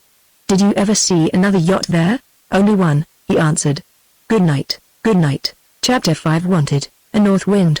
Nothing disturbed my rest that night, so adaptable is youth and so masterful is nature. At times I was remotely aware of a threshing of rain and a humming of wind, with a nervous kicking of the little hull, and at one moment I dreamt I saw an apparition by candlelight of Davis, clad in pajamas and huge top boots, grasping a misty lantern of gigantic proportions. But the apparition mounted the ladder and disappeared, and I passed to other dreams. A blast in my ear, like the voice of 50 trombones, galvanized me into full consciousness. The musician, smiling and tousled, was at my bedside, raising a foghorn to his lips with deadly intention. It's a way we have in the Dulcibella, he said, as I started up on one elbow. I didn't startle you much, did I? He added. Well, I like the mattinata better than the cold douche, I answered, thinking of yesterday. Fine day and magnificent breeze. He answered. My sensations this morning were vastly livelier than those of yesterday at the same hour. My limbs were supple again and my head clear. Not even the searching wind could mar the ecstasy of that plunge down to smooth, seductive sand, where I buried greedy fingers and looked through a medium blue, with that translucent blue, fairy faint and angel pure, that you see in perfection only in the heart of ice. Up again to sun, wind, and the forest whispers from the shore, down just once more to see the uncouth anchor stabbing the sand's soft bosom with one rusty fang, deaf and inert to the Dulcibella's puny efforts to drag him from his prey. Back, holding by the cable as a rusty clue from heaven to earth, up to that bourgeois little maiden's bows, back to breakfast, with an appetite not to be blunted by condensed milk and somewhat passé bread. An hour later we addressed the Dulcibella for the road, and were foaming into the grey void of yesterday, now a noble expanse of wind-whipped blue, half surrounded by distant hills, their every outline vivid in the rain-washed turf. I cannot pretend that I really enjoyed this first sail into the open, though I was keenly anxious to do so. I felt the thrill of those forward leaps, heard that persuasive song the foam sings under the lee bow, saw the flashing harmonies of sea and sky, but sensuous perception was deadened by nervousness. The yacht looked smaller than ever outside the quiet fjord. The song of the foam seemed very near, the wave crests aft very high. The novice in sailing clings desperately to the thoughts of sailors, effective, prudent persons, with a typical jargon and a typical dress, versed in local currents and winds. I could not help missing this professional element. Davis, as he sat grasping his beloved tiller, looked strikingly efficient in his way, and supremely at home in his surroundings. But he looked the amateur through and through, as with one hand, and, it seemed, one eye, he wrestled with a spray-splashed chart half unrolled on the deck beside him. All his casual ways returned to me, his casual talk and that last adventurous voyage to the Baltic, and the suspicions his reticence had aroused.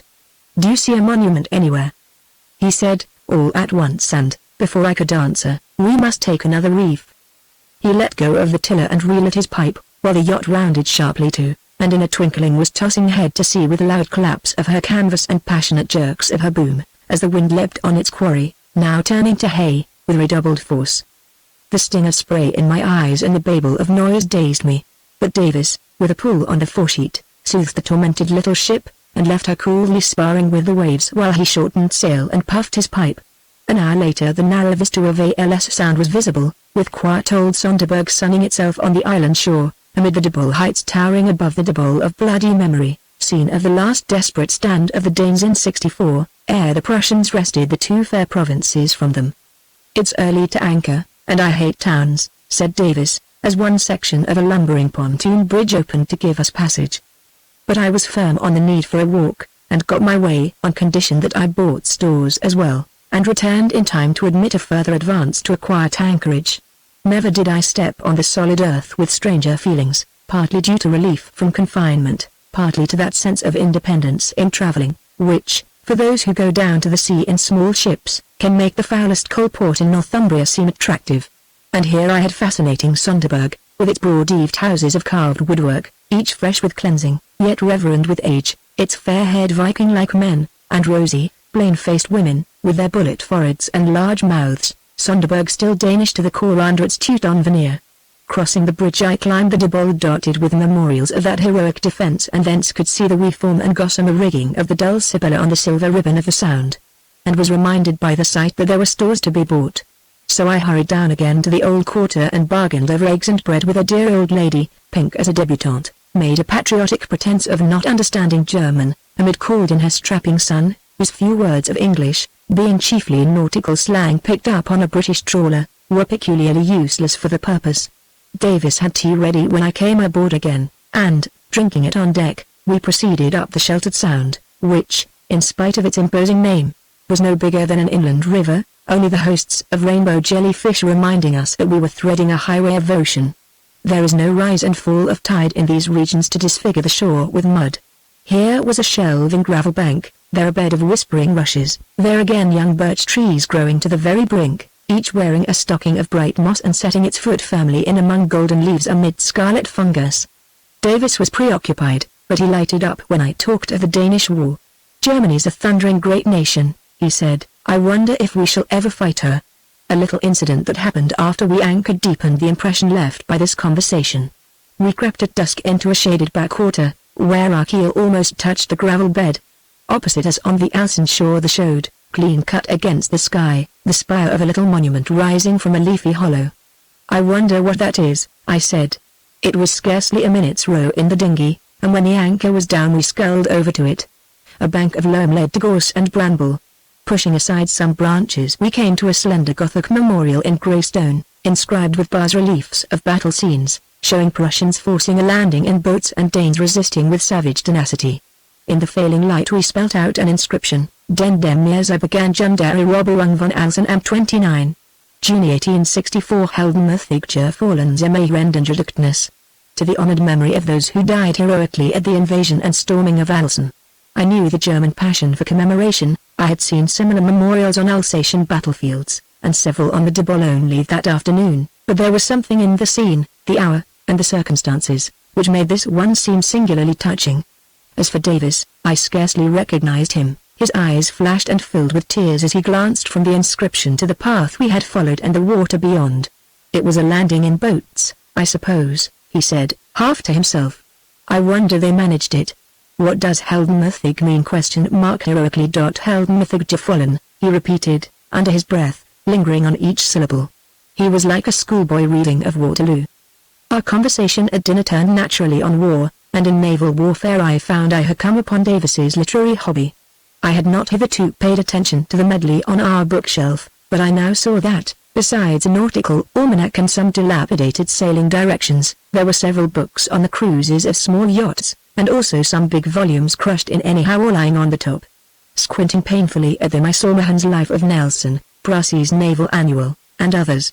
"It's a tremendously interesting subject," said Davis, pulling down, in two pieces, a volume of Mahan's Influence of Sea Power. Dinner flagged, and froze, while he illustrated a point by reference to the much-thumbed pages. He was very keen, and not very articulate. I knew just enough to be an intelligent listener, and, though hungry, was delighted to hear him talk. "I'm not boring you, am I?" he said, suddenly. "I should think not," I protested. "But you might just have a look at the chops." They had indeed been crying aloud for notice for some minutes, and drew candid attention to their neglect when they appeared. The diversion they caused put Davis out of vein. I tried to revive the subject, but he was reserved and diffident.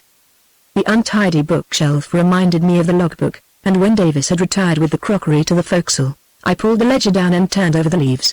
It was a mass of short entries, with cryptic abbreviations, winds, tides, weather, and courses appearing to predominate. The voyage from Dover to Ostend was dismissed in 2 lines, underway 7 p.m., wind WSW moderate, west Hinder 5 a.m., Outside all banks Ostend 11 a.m. The Celt had a couple of pages very technical and staccato in style.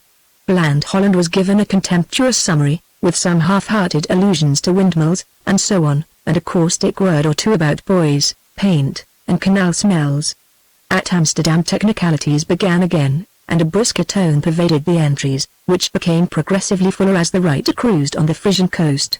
He was clearly in better spirits, for here and there were quaint and laboured efforts to describe nature out of material which, as far as I could judge, was repellent enough to discourage the most brilliant and observant of writers, with an occasional note of a visit on shore, generally reached by a walk of half a mile over sand, and of talks with shop people and fishermen. But such lighter relief was rare.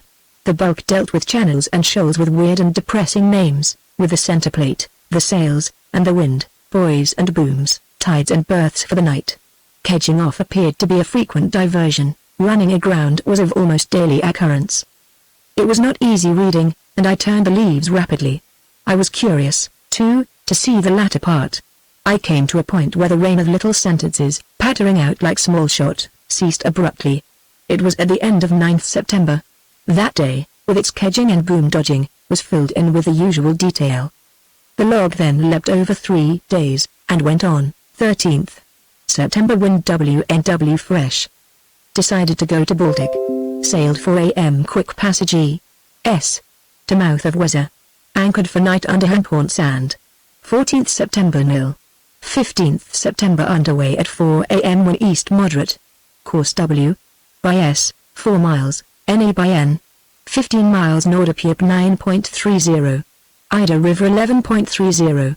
This recital of naked facts was quite characteristic when passages were concerned, and any curiosity I had felt about his reticence on the previous night would have been rather allayed than stimulated had I not noticed that a page had been torn out of the book just at this point. The frayed edge left had been pruned and picked into very small limits, but dissimulation was not Davis's strong point, and a child could have seen that a leaf was missing, and that the entries, starting from the evening of 9th September, where a page ended, had been written together at one sitting. I was on the point of calling to Davis, and chaffing him with having committed a grave offence against maritime law in having cooked his log, but I checked myself, I scarcely know why. Probably because I guessed the joke would touch a sensitive place and fail. Delicacy shrank from seeing him compelled either to amplify a deception or blunder out a confession. He was too easy a prey, and, after all, the matter was of small moment.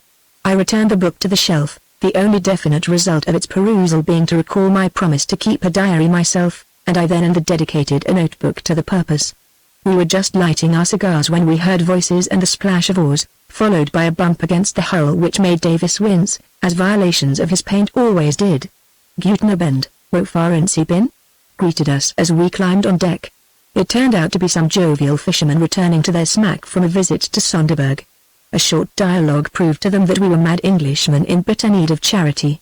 Come to Satrap, they said, all the smacks are there, round the point. There is good punch in the inn. Nothing loath, we followed in the dinghy, skirted a bend of the Sound, and opened up the lights of a village, with some smacks at anchor in front of it. We were escorted to the inn, and introduced to a formidable beverage, called coffee punch, and a smoke-wreathed circle of smacksmen, who talked German out of courtesy, but were Danish in all else. Davis was at once at home with them, to a degree, indeed, that I envied. His German was of the crudest kind, bizarre in vocabulary and comical in accent, but the Freemasonry of the sea, or some charm of his own, gave intuition to both him and his hearers. I cut a poor figure in this nautical gathering, though Davis, who persistently referred to me as meine Freund, tried hard to represent me as a kindred spirit and to include me in the general talk. I was detected at once as an uninteresting hybrid. Davis, who sometimes appealed to me for a word, was deep in talk over anchorages and ducks, especially, as I well remember now, about the chance of sport in a certain Schleifjord. I fell into utter neglect, till rescued by a taciturn person in spectacles and a very high cap, who appeared to be the only landsman present. After silently puffing smoke in my direction for some time, he asked me if I was married, and if not, when I proposed to be. After this inquisition he abandoned me.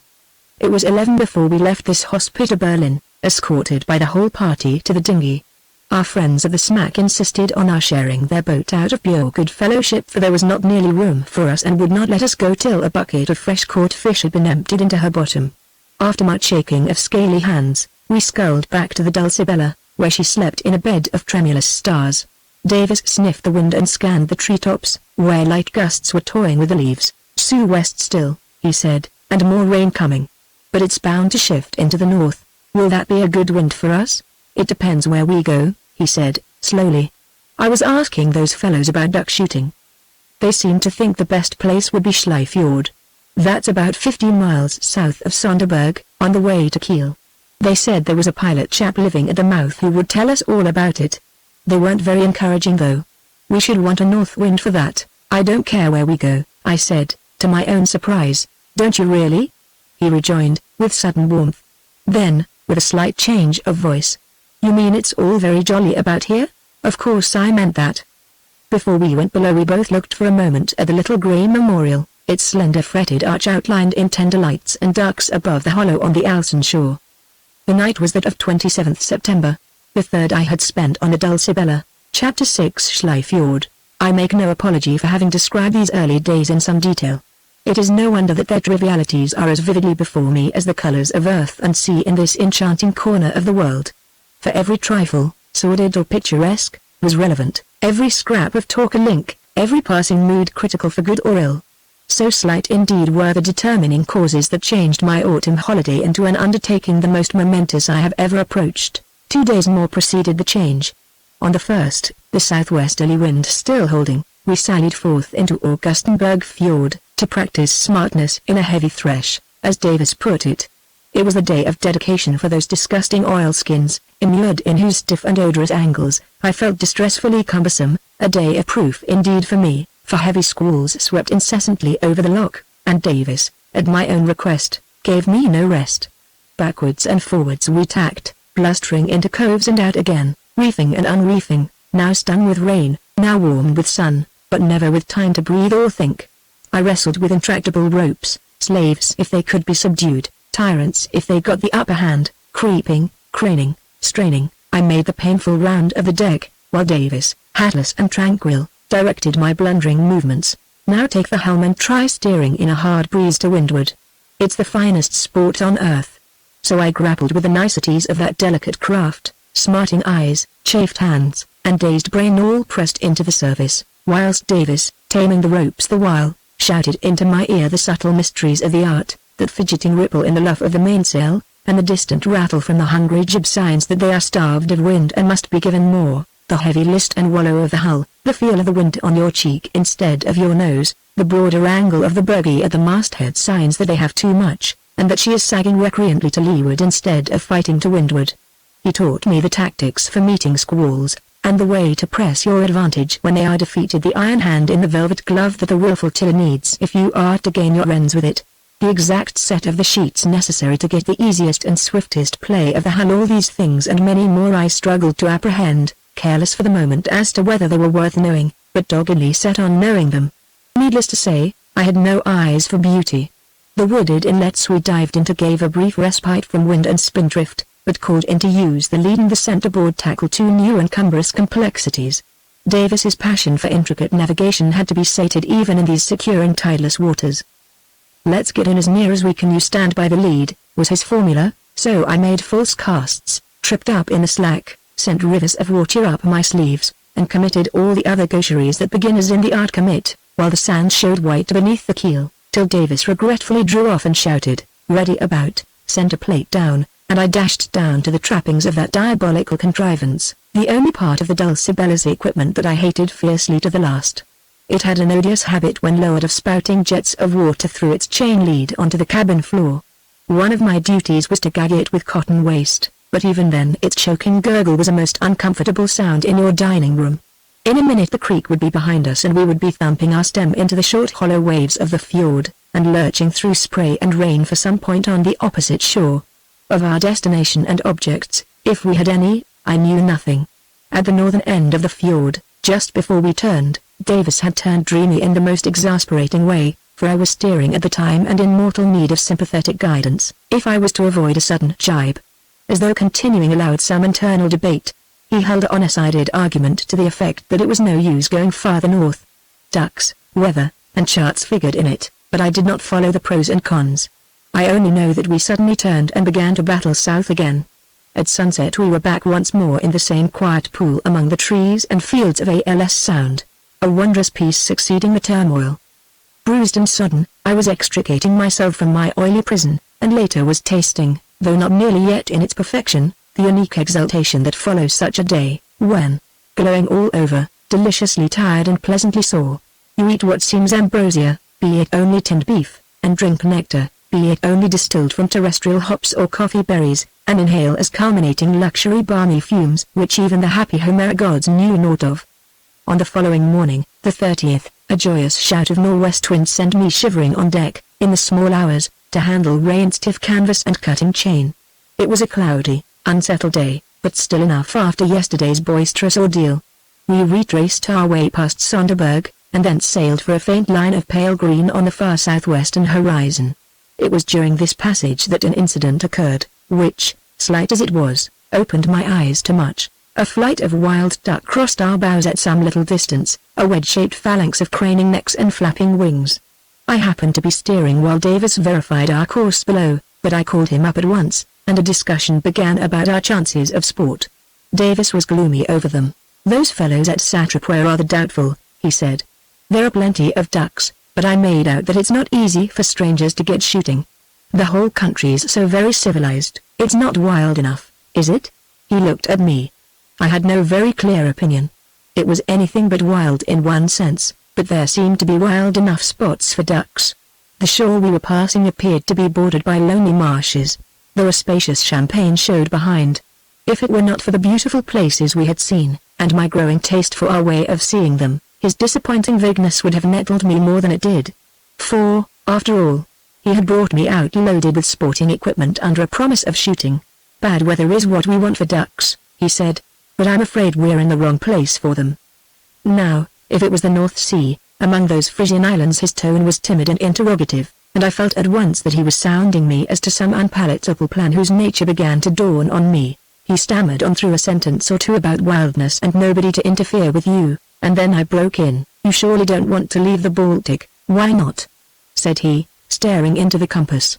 "Hang it, man," I returned, tartly, "here we are in October, the summer over, and the weather gone to pieces. We're alone in a cockleshell boat, at a time when every other yacht of our size is laying up for the winter. Luckily, we seem to have struck an ideal cruising ground, with a wide choice of safeguards and a good prospect of ducks, if we choose to take a little trouble about them. You can't mean to waste time and run risks." I thought of the tom leaf in the logbook, "in a long voyage to those forbidding haunts of yours in the North Sea." "It's not very long," said Davis, doggedly. "Part of it's canal, and the rest is quite safe if you're careful. There's plenty of sheltered water, and it's not really necessary." "What's it all for?" I interrupted, impatiently. "We haven't tried for shooting here yet. You've no notion, have you, of getting the boat back to England this autumn?" "England?" he muttered. "Oh, I don't much care." Again his vagueness jarred on me. There seemed to be some bar between us, invisible and insurmountable. And, after all, what was I doing here? Roughing it in a shabby little yacht, utterly out of my element, with a man who, a week ago, was nothing to me, and who now was a tiresome enigma. Like swift poison the old morbid mood in which I left London spread through me. All I had learned and seen slipped away, what I had suffered remained. I was on the point of saying something which might have put a precipitate end to our cruise, but he anticipated me. "I'm awfully sorry," he broke out, "for being such a selfish brute. I don't know what I was thinking about. You're a brick to join me in this sort of life, and I'm afraid I'm an infernally bad host. Of course this is just a place to cruise. I forgot about the scenery, and all that. Let's ask about the ducks here. As you say, we're sure to get sport if we worry and push a bit. We must be nearly there now. Yes, there's the entrance. Take the helm, will you?" He sprang up the mast like a monkey, and gazed over the land from the crossed trees. I looked up at my enigma, and thanked Providence I had not spoken, for no one could have resisted his frank outburst of good nature. Yet it occurred to me that, considering the conditions of our life, our intimacy was strangely slow in growth. I had no clue yet as to where his idiosyncrasies began and his self ended, and he, I surmised, was in the same stage towards me. Otherwise I should have pressed him further now, for I felt convinced that there was some mystery in his behavior which I had not yet accounted for. However, light was soon to break. I could see no sign of the entrance he had spoken of, and no wonder, for it is only 80 yards wide, though it leads to a fjord 30 miles long. All at once we were jolting in a tumble of sea, and the channel grudgingly disclosed itself, stealing between marshes and the meadows and then broadening to a near, as a tekken. We anchored close to the mouth, and not far from a group of vessels of a type that afterwards grew very familiar to me. They were sailing barges, something like those that ply in the Thames, bluff-bowed, high-sterned craft of about 50 tons, ketch-rigged, and fitted with lee boards, very light spars, and a long tip-tilted bowsprit. For the future I shall call them galliots, otherwise the only sign of life was a solitary white house, the pilot's house. The chart told us close to the northern point of entrance. After tea we called on the pilot, patriarchally installed before a roaring stove, in the company of a buxom bustling daughter-in-law and some rosy grandchildren. We found a rotund and rubicund person, who greeted us with a hoarse roar of welcome in German, which instantly changed, when he saw us, to the funniest broken English, spoken with intense relish and pride. We explained ourselves and our mission as well as we could through the hospitable interruptions caused by beer and the strains of a huge musical box, which had been set going in honor of our arrival. Needless to say, I was read like a book at once, and fell into the part of listener. Yes, yes, he said, all right. There is plenty ducks, but first we will drink a glass beer, then we will shift your ship, Captain, she lies not good there. Davis started up in a panic, but was waved back to his beer. Then we will drink together another glass beer, then we will talk of ducks, no, then we will kill ducks, that is better. Then we will have plenty glasses beer. This was an unexpected climax, and promised 12 for our prospects. And the program was fully carried out. After the beer our host was packed briskly by his daughter into an armor of woolen gaiters, coats, and mufflers, topped with a worsted helmet, which left nothing of his face visible but a pair of twinkling eyes. Thus equipped, he led the way out of doors, and roared for Hans and his gun, till a great gawky youth, with high cheekbones and a downy beard, came out from the yard and sheepishly shook our hands. Together we repaired to the quay, where the pilot stood, looking like a genial ball of worsted, and bawled hoarse directions while we shifted the Dulcibella to a berth on the farther shore close to the other vessels. We returned with our guns, and the interval for refreshments followed. It was just dusk when we sallied out again, crossed a stretch of bogland, and took up strategic posts round a stagnant pond. Hans had been sent to drive, and the result was a fine mallard and 3 ducks. It was true that all fell to the pilot's gun, perhaps owing to Hans' filial instinct and his parents' canny egotism in choosing his own lair, or perhaps it was chance, for the shooting party was nonetheless a triumphal success. It was celebrated with beer and music as before, while the pilot, an infant on each podgy knee, discoursed exuberantly on the glories of his country and the Elysian content of his life. There is plenty beer, plenty meat, plenty money, plenty ducks, summed up his survey. It may have been fancy, but Davis, though he had fits and starts of vivacity, seemed very inattentive, considering that we were sitting at the feet of so expansive an oracle. It was I who elicited most of the practical information, details of time, weather, and likely places for shooting, with some shrewd hints as to the kind of people to conciliate. Whatever he thought of me, I warmed with sympathy towards the pilot, for he assumed that we had done with cruising for the year, and thought us mad enough as it was to have been afloat so long, and madder still to intend living on so little a ship when we could live on land with beer and music handy. I was tempted to raise the North Sea question, just to watch Davis under the thunder of rebukes which would follow. But I refrained from a wish to be tender with him, now that all was going so well. The Frisian Islands were an extravagant absurdity now. I did not even refer to them as we pulled back to the Dulcibella, after swearing eternal friendship with the good pilot and his family. Davis and I turned in good friends that night, or rather I should say that I turned in, for I left him sucking an empty pipe and aimlessly fingering a volume of Mahon, and once when I woke in the night I felt somehow that his bunk was empty and that he was there in the dark cabin, dreaming. Chapter 7, A Missing Page. I woke, on 1st October, with that dispiriting sensation that a hitch has occurred in a settled plan. It was explained when I went on deck, and I found the Dulcibella wrapped in a fog, silent, clammy, nothing visible from her decks but the ghostly hull of a galliot at anchor near us. She must have brought up there in the night, for there had been nothing so close the evening before, and I remember that my sleep had been broken once by sounds of rumbling chain and gruff voices. This looks pretty hopeless for today, I said, with a shiver, to Davis, who was laying the breakfast. Well, we can't do anything till this fog lifts, he answered, with a good deal of resignation. Breakfast was a cheerless meal. The damp penetrated to the very cabin, whose roof and walls wept to find you. I had dreaded a bathe, and yet missed it, and the ghastly light made the tablecloth look dirtier than it naturally was, and all the accessories more sordid. Something had gone wrong with the bacon, and the lack of egg cups was not in the least humorous. Davis was just beginning, in his summary way, to tumble the things together for washing tip, when there was a sound of a step on deck. 2 sea boots appeared on the ladder, and, before we could wonder who the visitor was, a little man in oilskins and a sou'wester was stooping towards us in the cabin door, smiling affectionately at Davis out of a round grizzled beard. "Well met, Captain," he said, quietly, in German.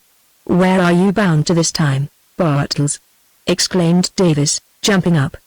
The 2 stooping figures, young and old, beamed at one another like father and son. "Where have you come from? Have some coffee. How's the Johannes? Was that you that came in last night? I'm delighted to see you." I spare the reader his uncouth lingo. The little man was dragged in and seated on the opposite sofa to me. "I took my apples to Capeln," he said, sedately, "and now I sail to Kiel, and so to Hamburg, where my wife and children are. It is my last voyage of the year." "You are no longer alone, Captain, I see." He had taken off his dripping sou'wester and was bowing ceremoniously towards me. "Oh, I quite forgot," said Davis, who had been kneeling on one knee in the low doorway, absorbed in his visitor. "This is May, in a Freund, Herr Carruthers. Carruthers, this is my friend, Schiffer Bartels, of the Galliot Johannes." Was I never to be at an end of the puzzles which Davis presented to me? All the impulsive heartiness died out of his voice and manner as he uttered the last few words. And there he was, nervously glancing from the visitor to me, like one who, against his will or from tactlessness, has introduced 2 persons who he knows will disagree. There was a pause while he fumbled with the cups, poured some cold coffee out and pondered over it as though it were a chemical experiment. Then he muttered something about boiling some more water, and took refuge in the forecastle. I was ill at ease at this period with seafaring men, but this mild little person was easy ground for a beginner. Besides, when he took off his oilskin coat he reminded me less of a sailor than of a homely draper of some country town, with his clean turned-down collar and neatly fitting frieze jacket. We exchanged some polite platitudes about the fog and his voyage last night from Capeln, which appeared to be a town some 15 miles up the fjord. Davis joined in from the forecastle with an excess of warmth which almost took the words out of my mouth. We exhausted the subject very soon, and then my vis-à-vis smiled paternally at me, as he had done at Davis, and said, confidentially, "It is good that the captain is no more alone. He is a fine young man. Heaven, what a fine young man! I love him as my son, but he is too brave, too reckless. It is good for him to have a friend." I nodded and laughed, though in reality I was very far from being amused. "Where was it you met?" I asked. "In an ugly place, and in ugly weather," he answered, gravely, but with a twinkle of fun in his eye. "But has he not told you?" he added, with ponderous slyness. I came just in time. "No. What am I saying? He is brave as a lion and quick as a cat. I think he cannot drown, but still it was an ugly place and ugly." "What are you talking about, Bartels?" interrupted Davis, emerging noisily with a boiling kettle. I answered the question. "I was just asking your friend how it was you made his acquaintance." "Oh. He helped me out of a bit of a mess in the North Sea. Didn't you, Bartels?" he said. "It was nothing," said Bartels. "But the North Sea is no place for your little boat, Captain. So I have told you many times. How did you like Flensburg? A fine town, is it not? Did you find Herr Krank, the carpenter? I see you have placed a little mizzenmast. The rudder was nothing much, but it was well that it held to the Ida. But she is strong and good, your little ship, and heaven ! She had need be so." He chuckled, and shook his head at Davis as at a wayward child. This is all the conversation that I need record. For my part, one merely waited for its end, determined on my course, which was to know the truth once and for all, and make an end of these distracting mystifications. Davis plied his friend with coffee, and kept up the talk gallantly, but affectionate as he was, his manner plainly showed that he wanted to be alone with me. The gist of the little skipper's talk was a parental warning that, though we were well enough here in the Ostsee, it was time for little boats to be looking for winter quarters. That he himself was going by the Kiel Canal to Hamburg to spend a cozy winter as a decent citizen at his warm fireside, and that we should follow his example. He ended with an invitation to us to visit him on the Johannes, and with suave farewells disappeared into the fog. Davis saw him into his boat, returned without wasting a moment, and sat down on the sofa opposite me. "What did he mean?" I asked. "I'll tell you," said Davis, "I'll tell you the whole thing. As far as you're concerned, it's partly a confession. Last night I had made up my mind to say nothing, but when Bartles turned up I knew it must all come out. It's been fearfully on my mind, and perhaps you'll be able to help me. But it's for you to decide. Fire away." I said, "You know what I was saying about the Frisian Islands the other day? A thing happened there which I never told you, when you were asking about my cruise. It began near Norderney," I put in. "How did you guess that?" he asked. "You're a bad hand at duplicity," I replied. "Go on." "Well, you're quite right, it was there, on 9th September. I told you the sort of thing I was doing at that time, but I don't think I said that I made inquiries from 1 or 2 people about duck shooting, and had been told by some fishermen at Balcombe that there was a big sailing yacht in those waters, whose owner, a German of the name of Dolman, shot a good deal, and might give me some tips. Well, I found this yacht one evening, knowing it must be her from the description I had. She was what is called a barge yacht, of 50 or 60 tons, built for shallow water on the lines of a Dutch galliot, with lee boards and those queer round bows and square stern. She's something like those galleots anchored near us now. You sometimes see the same sort of yacht in English waters, only there they copy the Thames barges. She looked a clipper of her sort, and very smart, varnished all over and shining like gold. I came on her about sunset, after a long day of exploring round the Ems estuary. She was lying in. "Wait a bit, let's have a chart," I interrupted. Davis found it and spread it on the table between us, first pushing back the cloth and the breakfast things to one end, where they lay in a slovenly litter. This was one of the only 2 occasions on which I ever saw him postpone the rite of washing up, and it spoke volumes for the urgency of the matter in hand. "Here it is," said Davis, and I looked with a new and strange interest at the long string of slender islands, the parallel line of coast, and the confusion of shoals, banks, and channels which lay between.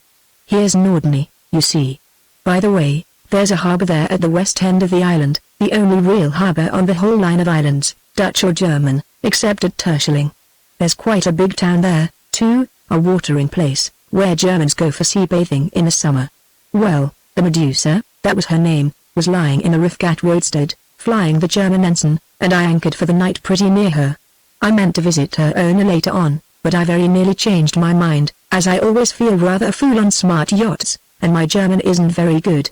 However, I thought I might as well, so, after dinner, when it was dark, I sculled over in the dinghy, hailed a sailor on deck, said who I was, and asked if I could see the owner.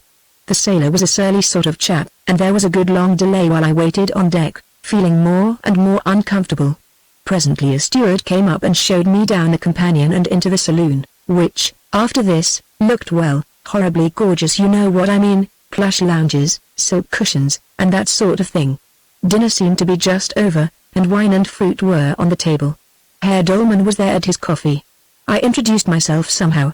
"Stop a moment," I said. "What was he like?" "Oh, a tall, thin chap, in evening dress, about 50 I suppose, with greyish hair and a short beard. I'm not good at describing people. He had a high, bulging forehead, and there was something about him, but I think I'd better tell you the bare facts first. I can't say he seemed pleased to see me, and he couldn't speak English, and, in fact, I felt infernally awkward. Still, I had an object in coming, and as I was there I thought I might as well gain it. The notion of Davis in his Norfolk jacket and rusty flannels haranguing a frigid German in evening dress in a gorgeous saloon tickled my fancy greatly.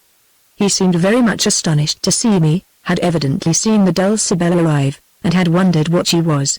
I began as soon as I could about the ducks, but he shut me up at once, said I could do nothing hereabouts. I put it down to sportsman's jealousy, you know what that is. But I saw I had come to the wrong shop, and was just going to back out and end this unpleasant interview, when he thawed a bit, offered me some wine, and began talking in quite a friendly way, taking a great interest in my cruise and my plans for the future. In the end we sat up quite late, though I never felt really at my ease. He seemed to be taking stock of me all the time, as though I were some new animal. How I sympathized with the German. We parted civilly enough, and I rowed back and turned in, meaning to potter on eastwards early next day. But I was knocked up at dawn by a sailor with a message from Dolman asking if he could come to breakfast with me. I was rather flabbergasted, but didn't like to be rude, so I said, yes. Well, he came, and I returned the call, and well, the end of it was that I stayed at anchor there for 3 days. This was rather abrupt. How did you spend the time? I asked. Stopping 3 days anywhere was an unusual event for him, as I knew from his log. Oh, I lunched or dined with him once or twice with them, I ought to say. He added, hurriedly. His daughter was with him. She didn't appear the evening I first called. And what was she like? I asked, promptly, before he could hurry on. Oh, she seemed a very nice girl, was the guarded reply, delivered with particular unconcern, and the end of it was that I and the Medusa sailed away in company. I must tell you how it came about, just in a few words for the present. It was his suggestion. He said he had to sail to Hamburg, and proposed that I should go with him in the Dulcibella as far as the Elbe, and then, if I liked, I could take the ship canal at Brunsbüttel through to Kiel and the Baltic. I had no very fixed plans of my own, though I had meant to go on exploring eastwards between the islands and the coast, and so reach the Elbe in a much slower way.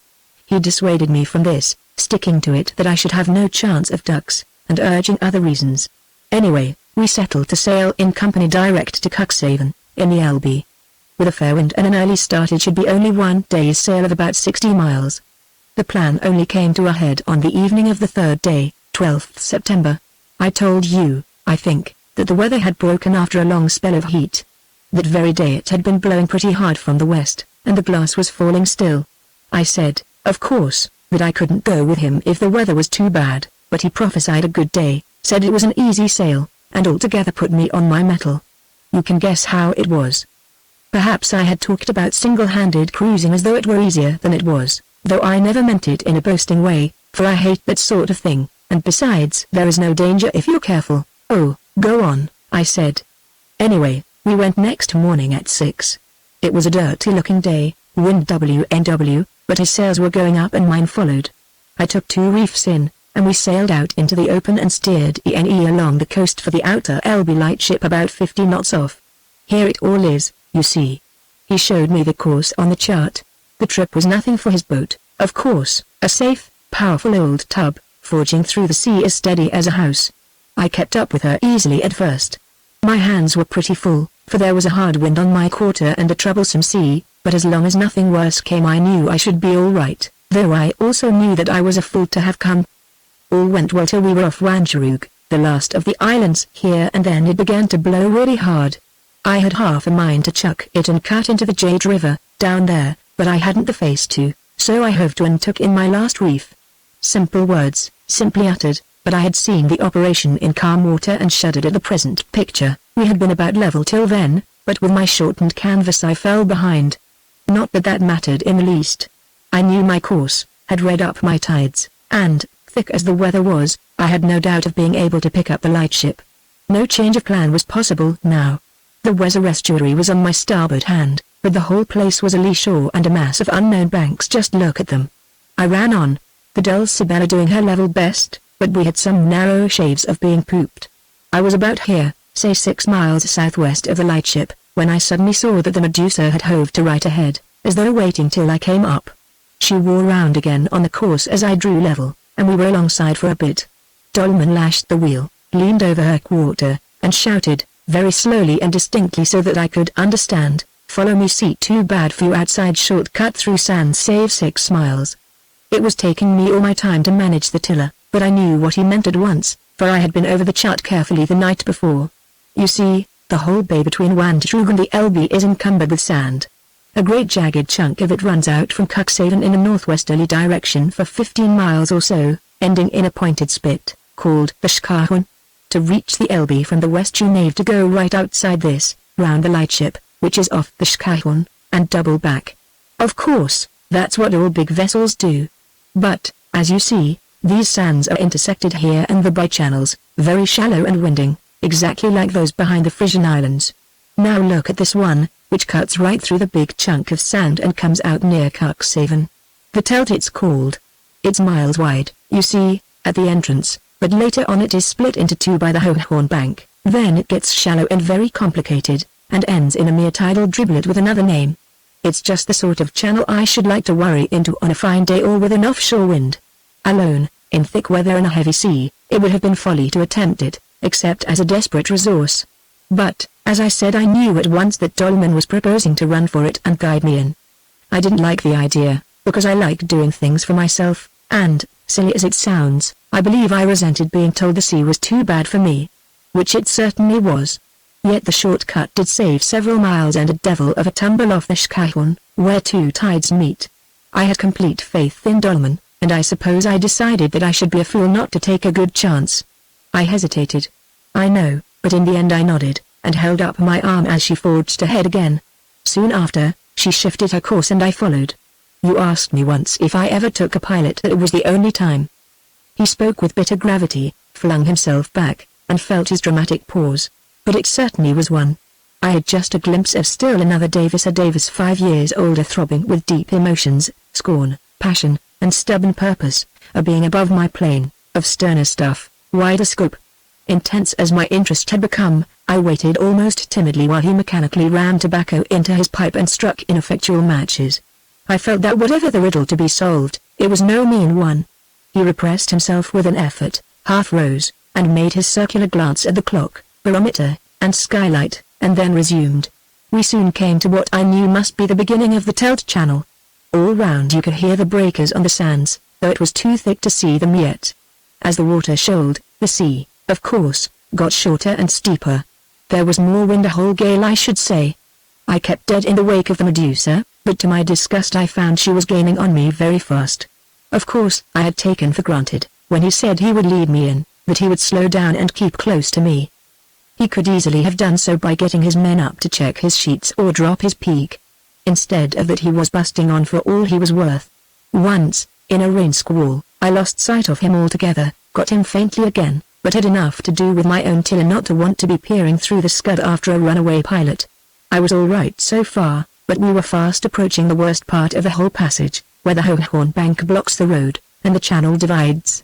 I don't know what it looks like to you on the chart, perhaps fairly simple, because you can follow the twists of the channels, as on a ground plan, but a stranger coming to a place like that, where there are no buoys, mind you, can tell nothing certain by the eye unless perhaps at dead low water, when the banks are high and dry, and in very clear weather he must trust to the lead and the compass, and feel his way step by step. I knew perfectly well that what I should soon see would be a wall of surf stretching right across and on both sides. To feel one's way in that sort of weather is impossible. You must know your way, or else have a pilot. I had one, but he was playing his own game. With a second hand on board to steer while I conned, I should have felt less of an ass.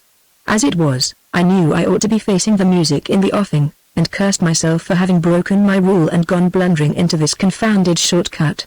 It was giving myself away, doing just the very thing that you can't do in single-handed sailing. By the time I realized the danger, it was far too late to turn and hammer out to the open. I was deep in the bottleneck bite of the sands, jammed on a lee shore, and a strong flood tide sweeping me on. That tide, by the way, gave just the ghost of a chance. I had the hours in my head, and knew it was about 2/3 flood, with 2 hours more of rising water. That meant the banks would be all covering when I reached them, and harder than ever to locate, but it also meant that I might float right over the worst of them if I hit off a lucky place. Davis thumped the table in disgust. Pa. It makes me sick to think of having to trust to an accident like that, like a lovely cockney out for a boozy bank holiday sail. Well, just as I foresaw, the wall of surf appeared clean across the horizon, and curling back to shut me in, booming like thunder. When I last saw the Medusa, she seemed to be charging it like a horse at a fence, and I took a rough bearing of her position by a hurried glance at the compass. At that very moment I thought she seemed to luff and show some of her broadside, but a squall blotted her out and gave me hell with the tiller. After that she was lost in the white mist that hung over the line of breakers. I kept on my bearing as well as I could, but I was already out of the channel. I knew that by the look of the water, and as we neared the bank I saw it was all awash and without the vestige of an opening. I wasn't going to chuck her onto it without an effort, so, more by instinct than with any particular hope, I put the helm down, meaning to work her along the edge on the chance of spotting a way over. She was buried at once by the beam sea, and the jibs flew to blazes, but the reefed staysail stood. She recovered gamely, and I held on, though I knew it could only be for a few minutes, as the center plate was up, and she made frightful leeway towards the bank. I was half blinded by scud, but suddenly I noticed what looked like a gap, behind a spit which curled out right ahead. I laughed still more to clear this spit, but she couldn't weather it. Before you could say knife she was driving across it, bumped heavily, bucked forward again, bumped again, and ripped on in deeper water. I can't describe the next few minutes. I was in some sort of channel, but a very narrow one, and the sea broke everywhere. I hadn't proper command either, for the rudder had crocked up somehow at the last bump. I was like a drunken man running for his life down a dark alley, barking himself at every corner. It couldn't last long, and finally we went crash onto something and stopped the grinding and banging. So ended that little trip under a pilot. Well, it was like this. There was really no danger. I opened my eyes at the characteristic phrase. I mean, that lucky stumble into a channel was my salvation. Since then I had struggled through a mile of sands, all of which lay behind me like a breakwater against the gale. They were covered, of course, and seething like soap suds, but the force of the sea was deadened. The dulce was bumping, but not too heavily. It was nearing high tide, and at half ebb she would be high and dry. In the ordinary way I should have run out to Kedge with the dinghy, and at the next high water sailed farther in and anchored where I could lie afloat.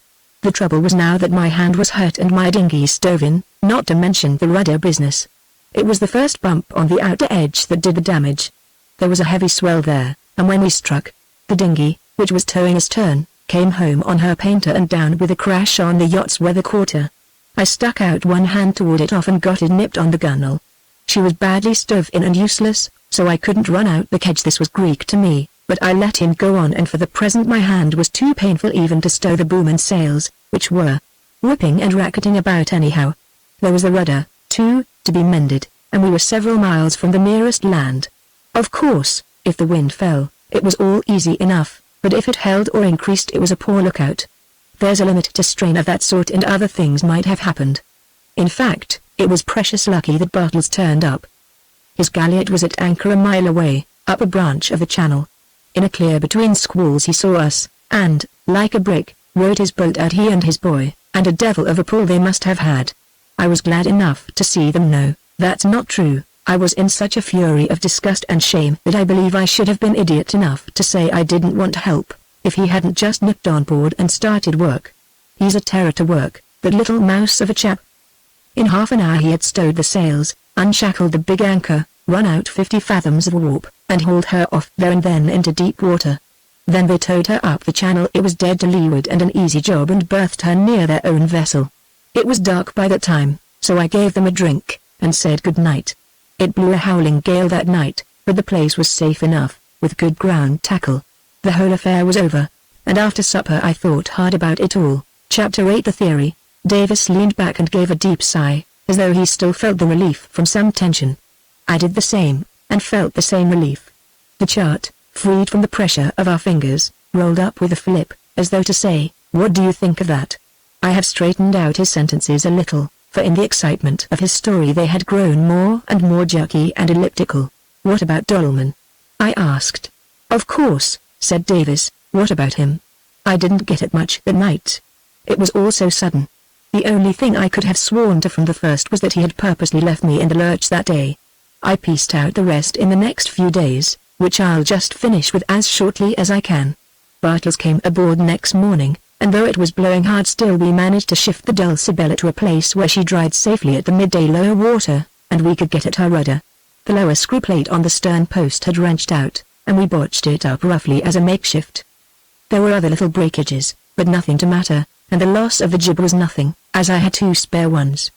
The dinghy was past repair just then, and I lashed it on deck. It turned out that Bartels was carrying apples from Bremen to Capeln, in this fjord, and had run into the channel in the sands for shelter from the weather. Today he was bound for the Ide River, whence, as I told you, you can get through, by river and canal, into the Baltic. Of course the Elbe route, by the new Kaiser Wilhelm ship canal, is the shortest. The Ida route is the old one, but he hoped to get rid of some of his apples at Tonning, the town at its mouth. Both routes touch the Baltic at Kiel. As you know, I had been running for the Elbe, but yesterday's muck-up put me off, and I changed my mind. I'll tell you why presently, and decided to sail to the Ida along with Johannes and get through that way. It cleared from the east next day, and I raced him there, winning hands down, left him at Tonning, and in 3 days was in the Baltic. It was just a week after I ran ashore that I wired to you. You see, I had come to the conclusion that that chap was a spy. In the end it came out quite quietly and suddenly, and left me in profound amazement. I wired to you that chap was a spy. It was the close association of these 2 ideas that hit me hardest at the moment. For a second I was back in the dreary splendor of the London club room, spelling out that crabbed scrawl from Davis, and fastidiously criticizing its proposal in the light of a holiday. Holiday. What was to be its issue? Chilling and opaque as the fog that filtered through the skylight that flooded my imagination, a mist of doubt and fear. A spy. I repeated blankly. What do you mean? Why did you wire to me? A spy of what, of whom? I'll tell you how I worked it out, said Davis. I don't think spy is the right word, but I mean something pretty bad. He purposely put me ashore. I don't think I'm suspicious by nature, but I know something about boats and the sea. I know he could have kept close to me if he had chosen, and I saw the whole place at low water when we left those sands on the second day. Look at the chart again. Here's the Hohenhorn bank that I showed you as blocking the road. It's in two pieces, first the west and then the east. You see the tilt channel dividing into two branches and curving round it. Both branches are broad and deep, as channels go in those waters. Now, in sailing in I was nowhere near either of them. When I last saw Dolman he must have been steering straight for the bank itself, at a point somewhere here, quite a mile from the northern arm of the channel, and 2 from the southern. I followed by compass, as you know, and found nothing but breakers ahead. How did I get through? That's where the luck came in. I spoke of only 2 channels, that is, round the bank, one to the north, the other to the south. But look closely and you'll see that right through the center of the West Hohenhorn runs another, a very narrow and winding one, so small that I hadn't even noticed it the night before, when I was going over the chart. That was the one I stumbled into in that tailor's fashion, as I was groping along the edge of the surf in a desperate effort to gain time. I bolted down it blindly, came out into this strip of open water, crossed that aimlessly, and brought up on the edge of the East Hohenhorn, here. It was more than I deserved. I can see now that it was 100 to 1 in favor of my striking on a bad place outside, where I should have gone to pieces in 3 minutes. And how did Dolman go? I asked. It's as clear as possible, Davis answered. He doubled back into the northern channel when he had misled me enough. Do you remember my saying that when I last saw him I thought he had luffed and showed his broadside? I had another bit of luck in that. He was luffing towards the north, so it struck me through the blur, and when I in my turn came up to the bank, and had to turn one way or the other to avoid it, I think I should naturally have turned north too, as he had done. In that case I should have been done for I should have had a mile of the bank to skirt before reaching the north channel, and should have driven ashore long before I got there.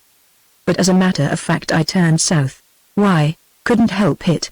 I was running on the starboard tack's boom over to port. To turn north would have meant a jibe, and as things were I couldn't risk one. It was blowing like fits. If anything had carried away I should have been on shore in a jiffy. I scarcely thought about it at all, but put the helm down and turned her south. Though I knew nothing about it, that little central channel was now on my port hand, distant about 2 cables. The whole thing was luck from beginning to end.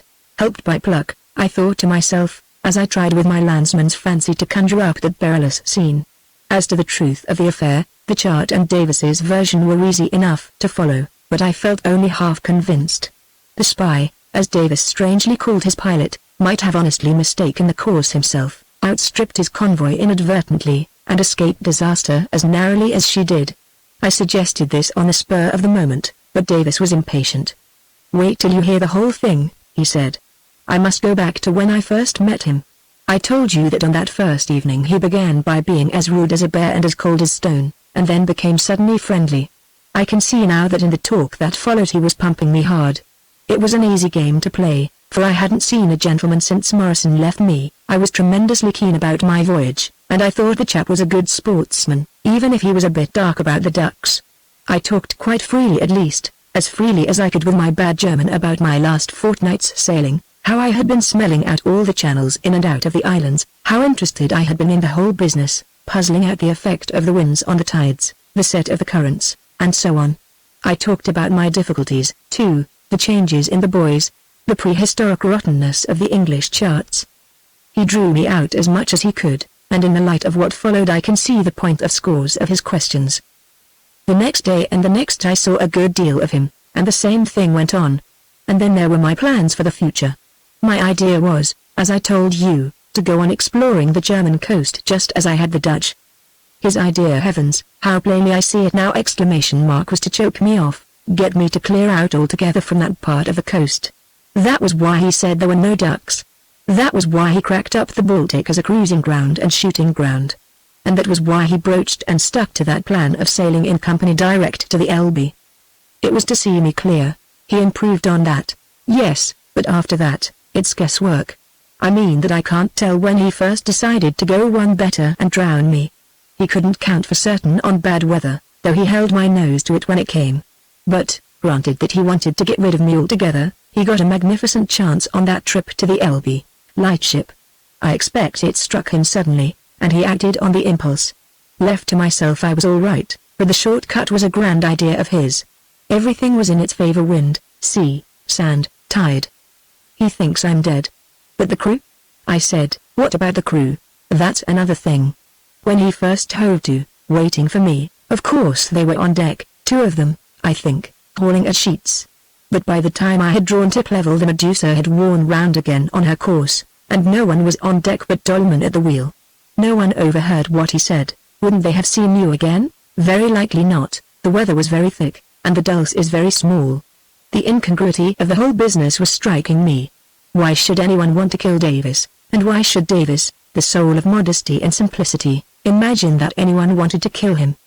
He must have cogent reasons, for he was the last man to give way to a morbid fancy. Go on, I said. What was his motive? A German finds an Englishman exploring a bit of German coast, determines to stop him, and even to get rid of him. It looks so far as if you were thought to be the spy. Davis winced. But he's not a German, he said, hotly. He's an Englishman. An Englishman? Yes, I'm sure of it. Not that I've much to go on. He professed to know very little English, and never spoke it, except a word or 2 now and then to help me out of a sentence, and as to his German, he seemed to me to speak it like a native, but, of course, I'm no judge. Davis sighed. That's where I wanted someone like you. You would have spotted him at once, if he wasn't German. I go more by a what do you call it ? A general impression, I suggested. Yes, that's what I mean. It was something in his looks and manner, you know how different we are from foreigners. And it wasn't only himself, it was the way he talked. I mean about cruising and the sea, especially. It's true he let me do most of the talking, but, all the same, how can I explain it? I felt we understood one another, in a way that 2 foreigners wouldn't. He pretended to think me a bit crazy for coming so far in a small boat, but I could swear he knew as much about the game as I did, for lots of little questions he asked had the right ring in them. Mind you, all this is an afterthought. I should never have bothered about it. I'm not cut out for Sherlock Holmes if it hadn't been for what followed. It's rather vague, I said.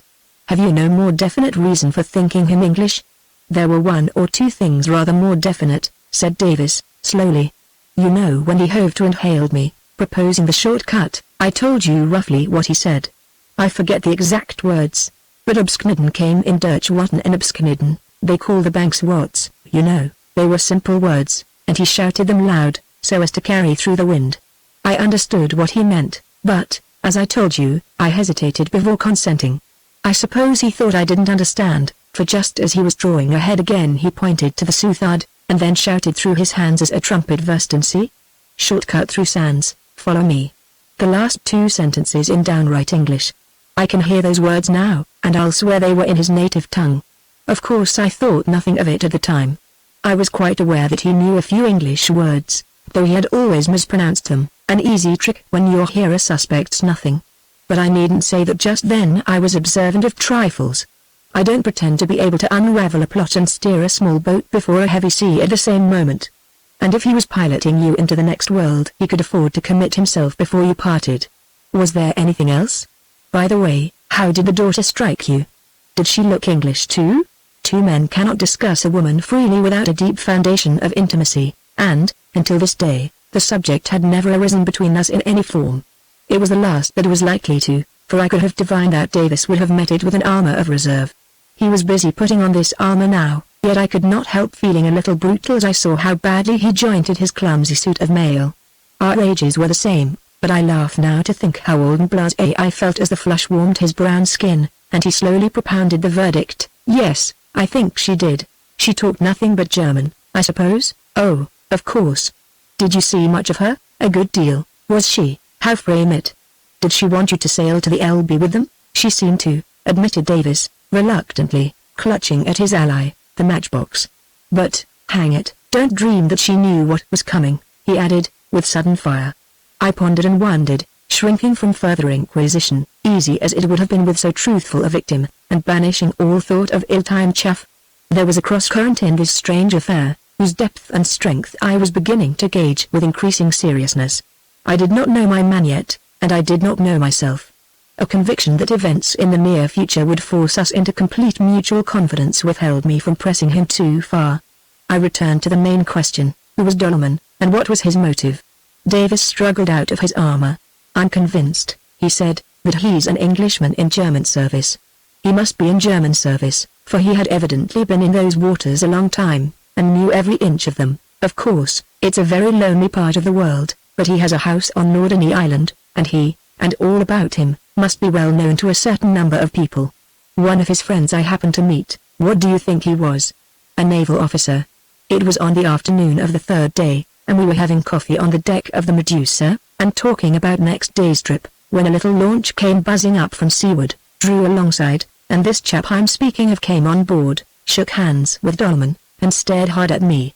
Dolman introduced us, calling him Commander von Breuning, in command of the torpedo gunboat Blitz. He pointed towards Norderney, and I saw her low, grey rat of a vessel anchored in the roads about 2 miles away. It turned out that she was doing the work of fishery guardship on that part of the coast. I must say I took to him at once. He looked real good sort, and a splendid officer, too, just the sort of chap I should have liked to be. You know, I always wanted, but that's an old story, and can wait. I had some talk with him, and we got on capitally as far as we went, but that wasn't far, for I left pretty soon, guessing that they wanted to be alone. Were they alone then? I asked, innocently. Oh, Fräulein Dolman was there, of course, explained Davis, feeling for his armor again. Did he seem to know them well? I pursued, inconsequently. Oh, yes, very well. Scenting a faint clue, I felt the need of feminine weapons for my sensitive antagonist. But the opportunity passed. That was the last I saw of him, he said. We sailed, as I told you, at daybreak next morning. Now, have you got any idea what I'm driving at? A rough idea, I answered. Go ahead. Davis sat up to the table, unrolled the chart with a vigorous sweep of his 2 hands, and took up his parable with new zest. I start with 2 certainties, he said. One is that I was moved on from that coast, because I was too inquisitive. The other is that Dolman is at some devil's work there which is worth finding out. Now he paused in a gasping effort to be logical and articulate. Now well, look at the chart. No, better still, look first at this map of Germany. It's on a small scale, and you can see the whole thing. He snatched down a pocket map from the shelf and unfolded it. Here's this huge empire, stretching half over Central Europe, an empire growing like wildfire, I believe, in people, and wealth, and everything. They've licked the French, and the Austrians, and are the greatest military power in Europe. I wish I knew more about all that, but what I'm concerned with is their sea power. It's a new thing with them, but it's going strong. And that emperor of theirs is running it for all it's worth. He's a splendid chap, and anyone can see he's right. They've got no colonies to speak of, and must have them, like us. They can't get them and keep them, and they can't protect their huge commerce without naval strength. The command of the sea is the thing nowadays, isn't it? I say, don't think these are my ideas, he added, naively. It's all out of Mahan and those fellows. Well, the Germans have got a small fleet at present, but it's a thundering good one, and they're building hard. There's the end there. He broke off into a digression on armaments and speeds in which I could not follow him. He seemed to know every ship by heart. I had to recall him to the point. Well, think of Germany as a new sea power, he resumed. The next thing is, what is her coastline? It's a very queer one, as you know, split clean in 2 by Denmark, most of it lying east of that and looking on the Baltic, which is practically an inland sea, with its entrance blocked by Danish islands. It was to evade that block that William built the ship canal from Kiel to the Elbe, but that could be easily smashed in wartime. Far the most important bit of coastline is that which lies west of Denmark and looks on the North Sea. It's there that Germany gets her head out into the open, so to speak. It's there that she fronts us and France, the 2 great sea powers of Western Europe, and it's there that her greatest ports are and her richest commerce. Now it must strike you at once that it's ridiculously short compared with the huge country behind it. From Borkum to the Elbe, as the crow flies, is only 70 miles. Add to that the west coast of Schleswig, say 120 miles. Total, say, 200. Compare that with the seaboard of France and England. Doesn't it stand to reason that every inch of it is important? Now what sort of coast is it? Even on this small map you can see at once, by all those wavy lines, shoals and sand everywhere, blocking 9/10 of the land altogether, and doing their best to block the other 10th where the great rivers run in. Now let's take it bit by bit. You see it divides itself into 3. Beginning from the west, the first piece is from Borkum to Wandhoek, 50-odd miles. What's that like? A string of sandy islands backed by sand, the Ems River at the western end, on the Dutch border, leading to Emden, not much of a place. Otherwise, no coast towns at all.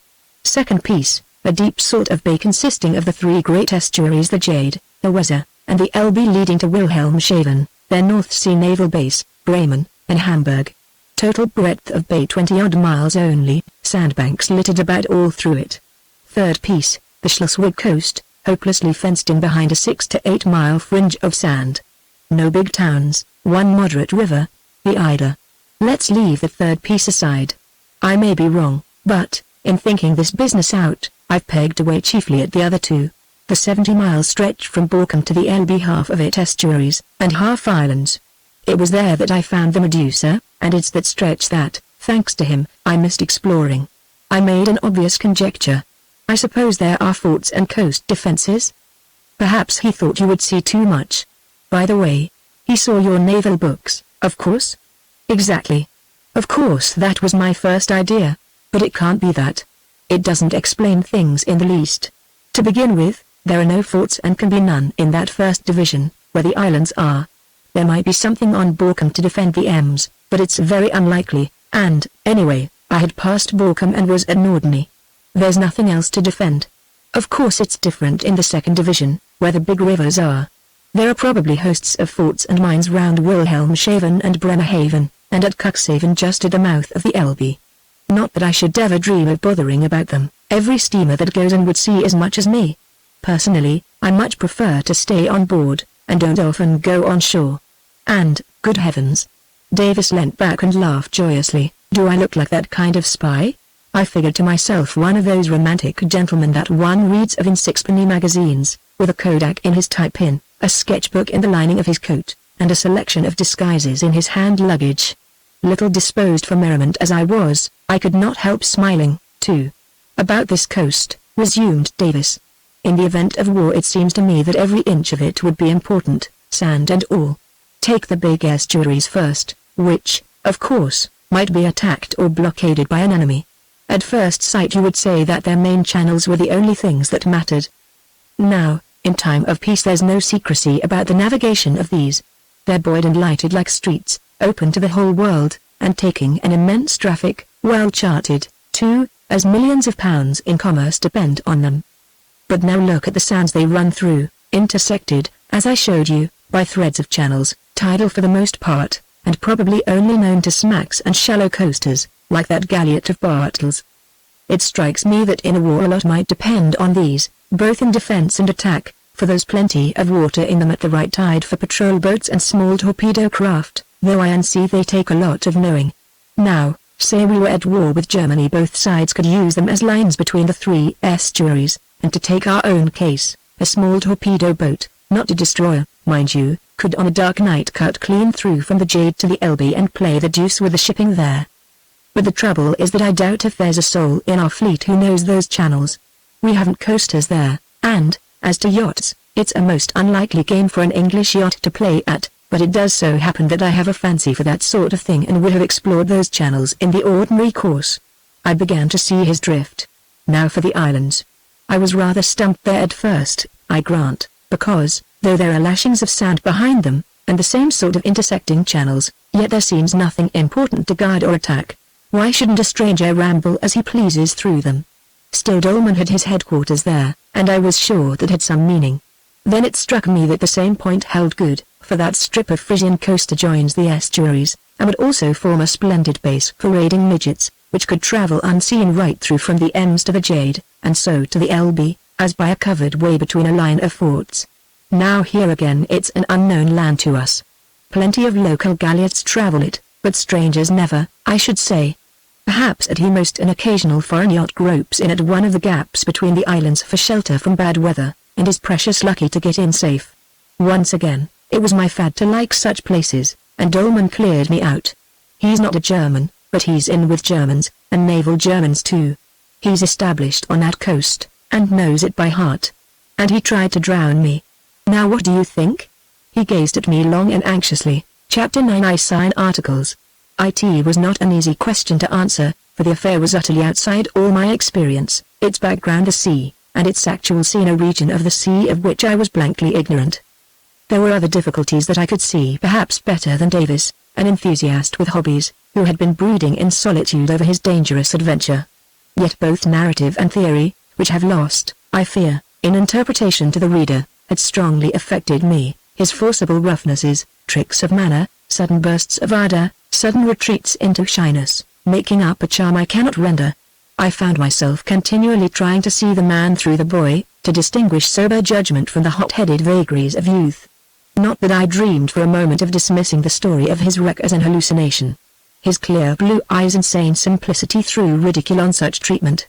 Evidently, too, he wanted my help, a matter that might well have influenced my opinion on the facts, had he been other than he was. But it would have taken a finished and finite clod to resist the attraction of the man and the enterprise, and I take no credit whatever for deciding to follow him, right or wrong. So, when I stated my difficulties, I knew very well that we should go. There are two main points that I don't understand, I said. First, you've never explained why an Englishman should be watching those waters and ejecting intruders. Secondly, your theory doesn't supply sufficient motive. There may be much in what you say about the navigation of those channels, but it's not enough. You say he wanted to drown you, a big charge, requiring a big motive to support it. But I don't deny that you've got a strong case. Davis lighted up. I'm willing to take a good deal for granted until we find out more.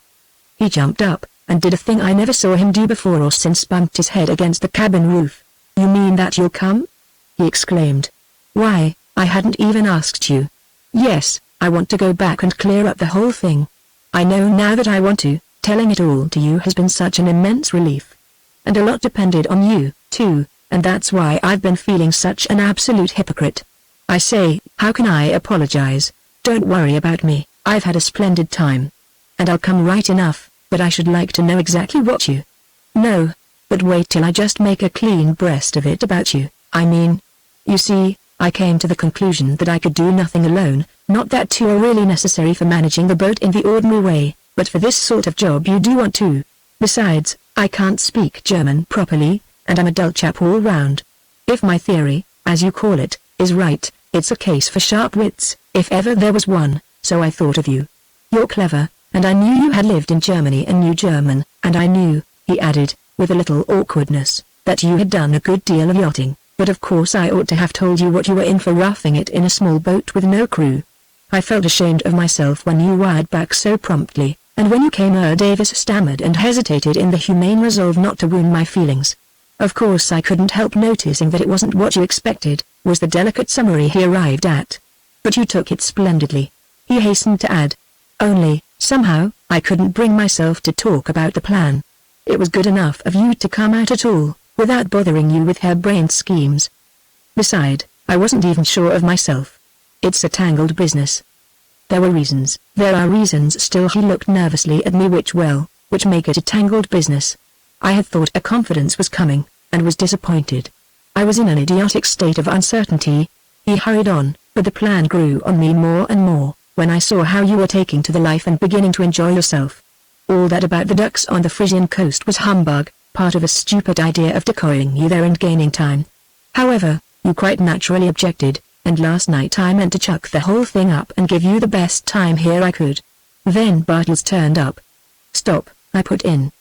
Did you know he might turn up when you sailed here? Yes, said Davis, guiltily.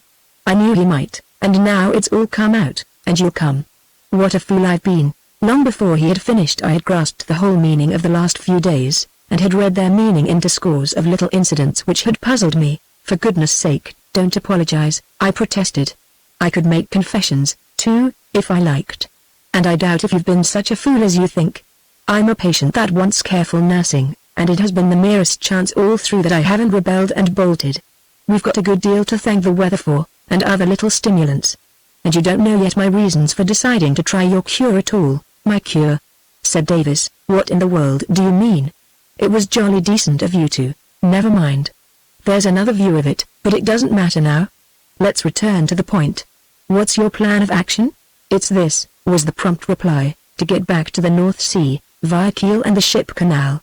Then there will be two objects, one, to work back to Norderney, where I left off before, exploring all those channels through the estuaries and islands. The other, to find Dolman, discover what he's up to, and settle with him. The two things may overlap, we can't tell yet. I don't even know where he and his yacht are, but I'll be bound there somewhere in those same waters, and probably back at Norderney. It's a delicate matter, I mused, dubiously, if your theory's correct. Spying on a spy.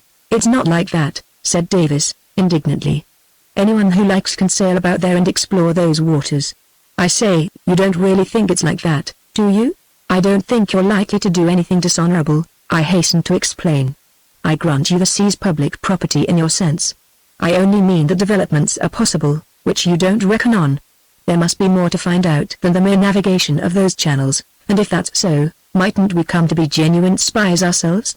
And, after all, hang it, exclaimed Davis, if it comes to that, why shouldn't we? I look at it like this. The man's an Englishman, and if he's in with Germany he's a traitor to us, and we as Englishmen have a right to expose him. If we can't do it without spying we've a right to spy, at our own risk. There's a stronger argument than that. He tried to take your life. I don't care a rap about that. I'm not such an ass as to thirst for revenge and all that, like some chap in a shilling shocker.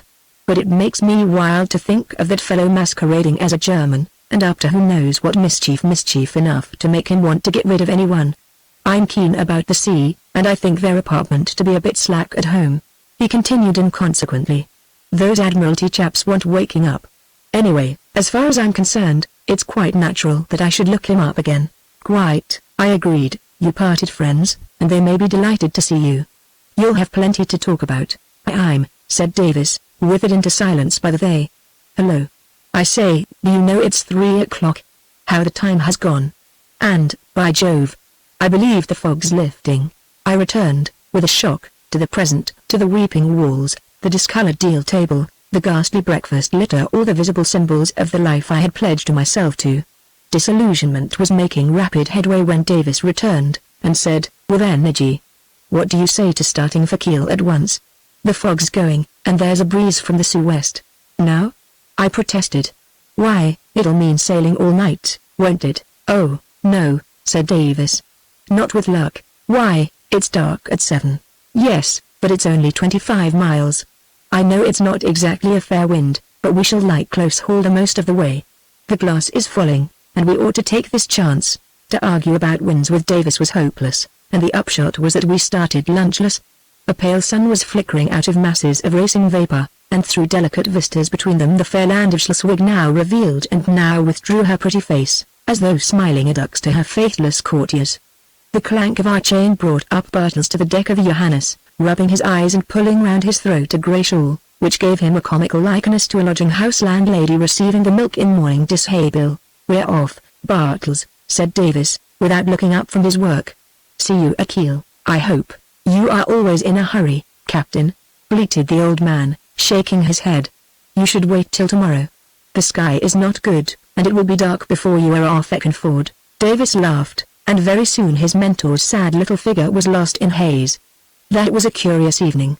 Dusk soon fell, and the devil made a determined effort to unman me, first, with the scrambled tea which was the tardy substitute for an orderly lunch, then with the new and nauseous duty of filling the side lights, which meant squatting in the forecastle to inhale paraffin and dabble in lamp black, lastly, with an all-round attack on my nerves as the night fell on our frail little vessel, pitching on her precarious way through driving mist. In a sense I think I went through the same sort of mental crisis as when I sat upon my portmanteau at Flensburg.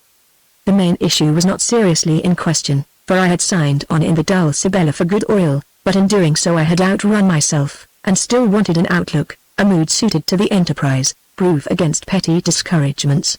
Not for the first time a sense of the ludicrous came to my assistance, as I saw myself fretting in London under my burden of self-imposed woes, nicely weighing that insidious invitation, and stepping finally into the snare with the dignity due to my importance, kidnapped as neatly as ever a peaceful clerk was kidnapped by a lawless press gang, and, in the end, finding as the arch-conspirator a guileless and warm-hearted friend, who called me clever, lodged me in a cell, and blandly invited me to talk German to the purpose, as he was aiming at a little secret service on the high seas.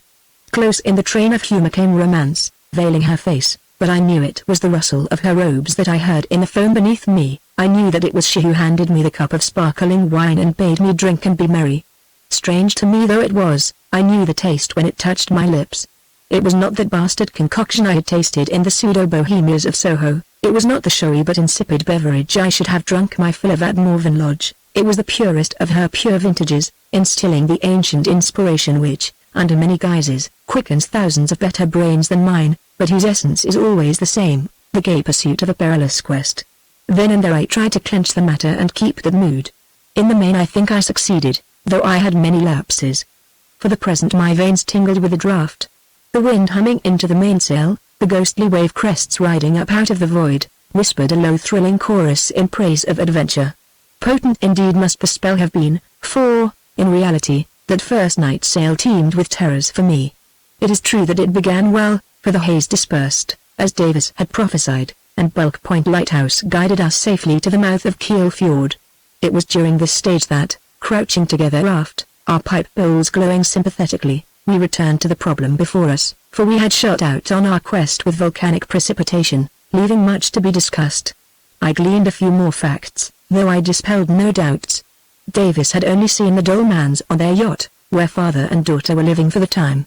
Their villa at Norderney, and their home life there, were unknown to him, though he had landed once at the harbour himself. Further, he had heard vaguely of a stepmother, absent at Hamburg. They were to have joined her on their arrival at that city, which, be it noted, stands a long way up the Elbe, 40 miles and more above Cuxhaven, the town at the mouth. The exact arrangement made on the day before the fatal voyage was that the two yachts should meet in the evening at Cuxhaven and proceed up the river together.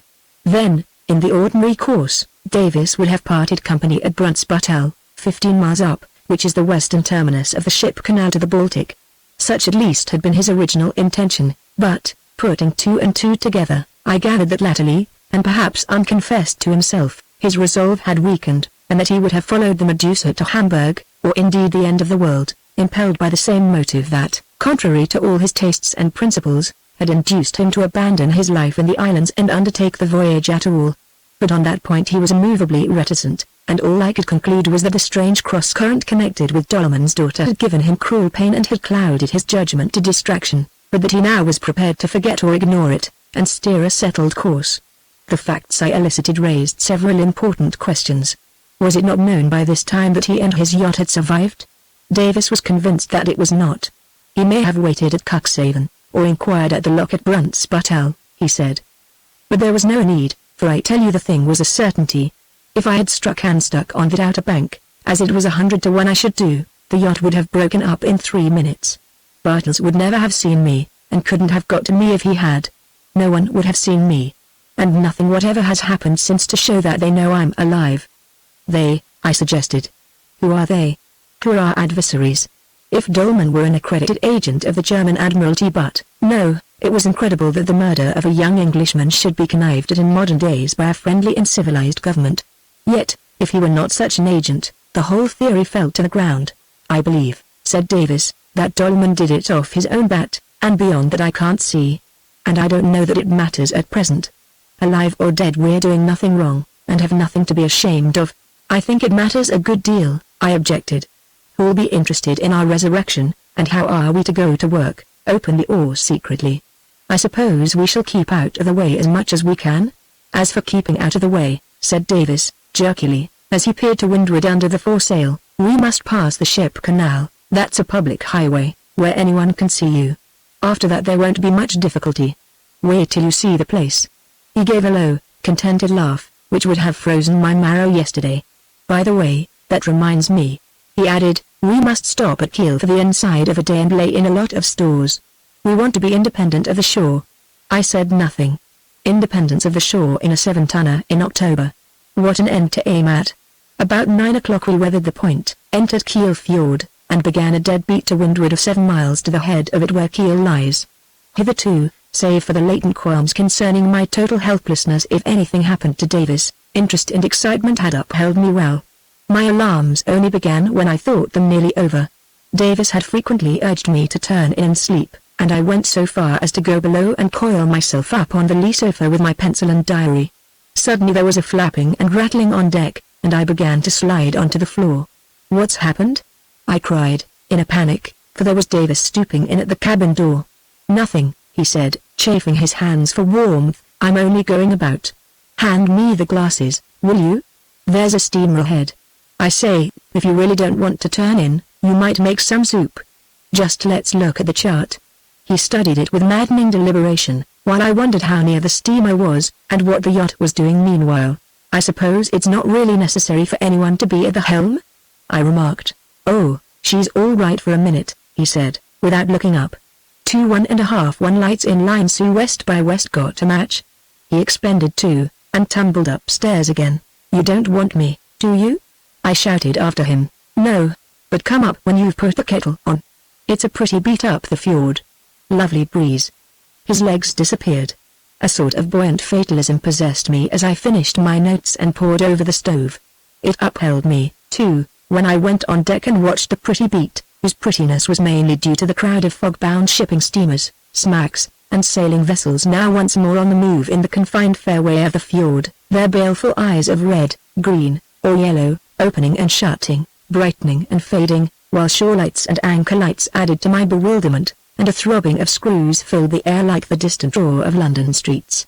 In fact, every time we spun round for our dart across the fjord I felt like a rustic matron gathering her skirts for the transit of the Strand on a busy night. Davis, however, was the street Arab who zigzags under the horse's feet unscathed, and all the time he discoursed placidly on the simplicity and safety of night sailing if only you are careful, obeying rules, and burnt good lights. As we were nearing the hot glow in the sky that denoted Kiel we passed a huge scintillating bulk moored in midstream. "Warships," he murmured, ecstatically. At 1 o'clock we anchored off the town. Chapter 10 His Chance. "I say, Davis," I said, "how long do you think this trip will last?" "I've only got a month's leave." We were standing at slanting desks in the Kiel post office, Davis scratching diligently at his lettercard, and I staring feebly at mine. "By Jove," said Davis, with a start of dismay, "that's only 3 weeks more. I never thought of that. You couldn't manage to get an extension, could you?" "I can write to the chief," I admitted, "but where's the answer to come to? We're better without an address, I suppose." "There's Cuxhaven," reflected Davis, "but that's too near, and but we don't want to be tied down to landing anywhere. I tell you what, say post office, Nordney, just your name, not the yacht's. We may get there and be able to call for letters." The casual character of our adventure never struck me more strongly than then. "Is that what you're doing?"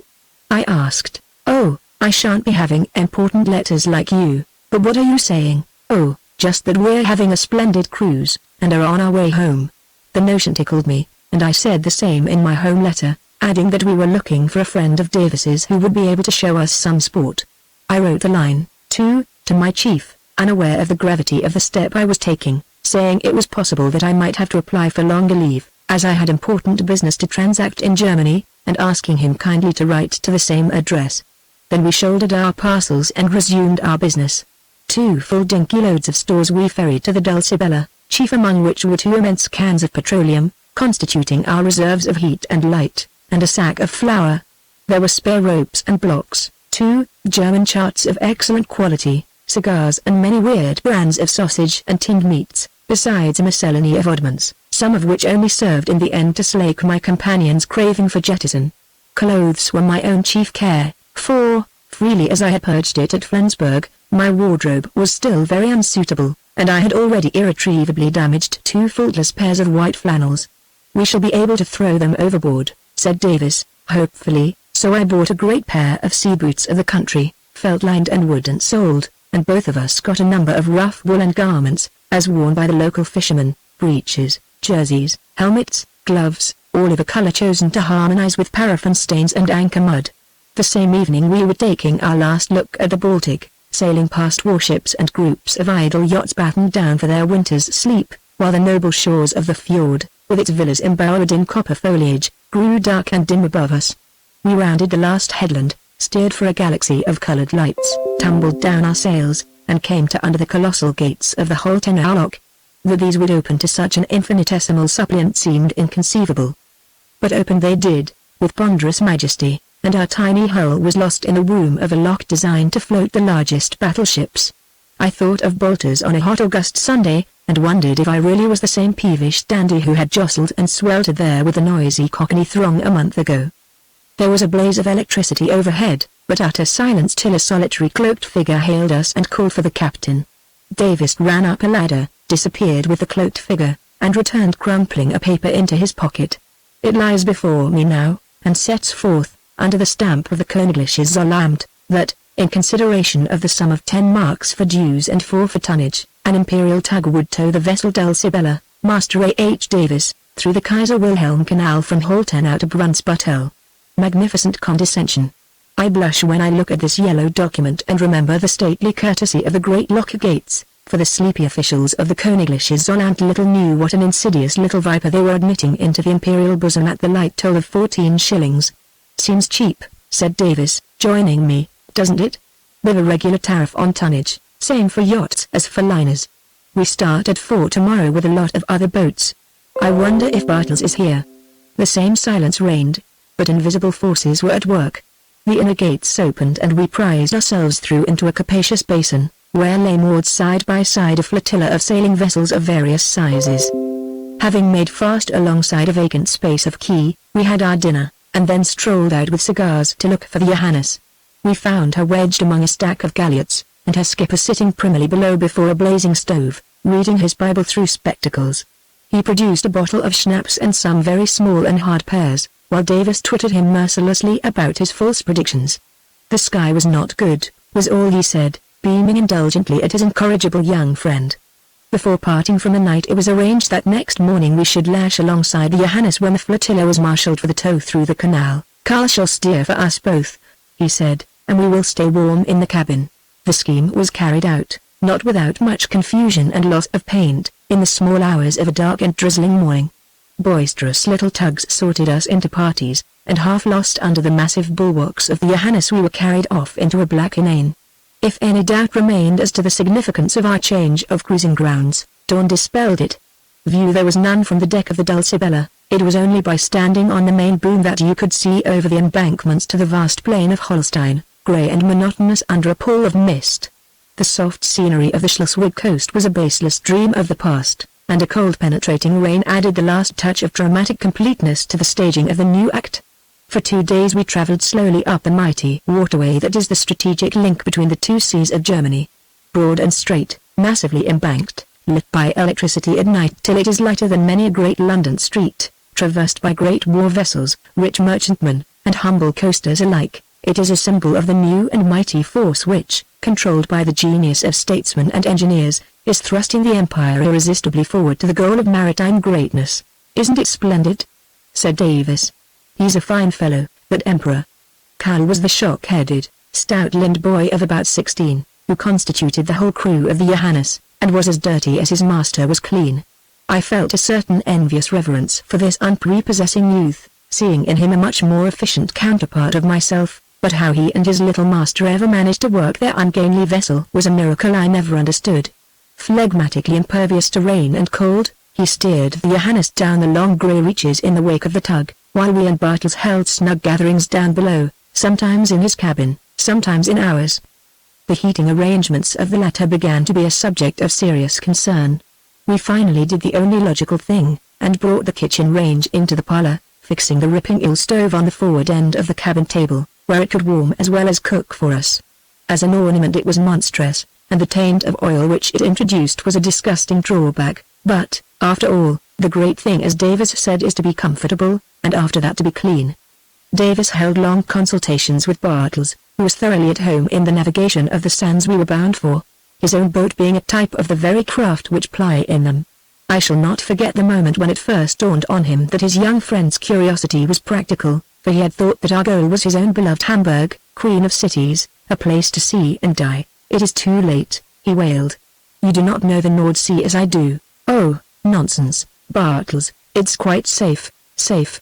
And have I not found you fast on Hohenhorn, in a storm, with your rudder broken? God was good to you then, my son." "Yes, but it wasn't my F." Davis checked himself. "We're going home." "There's nothing in that." Bartels became sadly resigned. "It is good that you have a friend," was his last word on the subject. But all the same he always glanced at me with a rather doubtful eye. As to Davis and myself, Our friendship developed quickly on certain limited lines. The chief obstacle, as I well know now, being his reluctance to talk about the personal side of our quest. On the other hand, I spoke about my own life and interests, with an unsparing discernment, of which I should have been incapable a month ago, and in return I gained the key to his own character.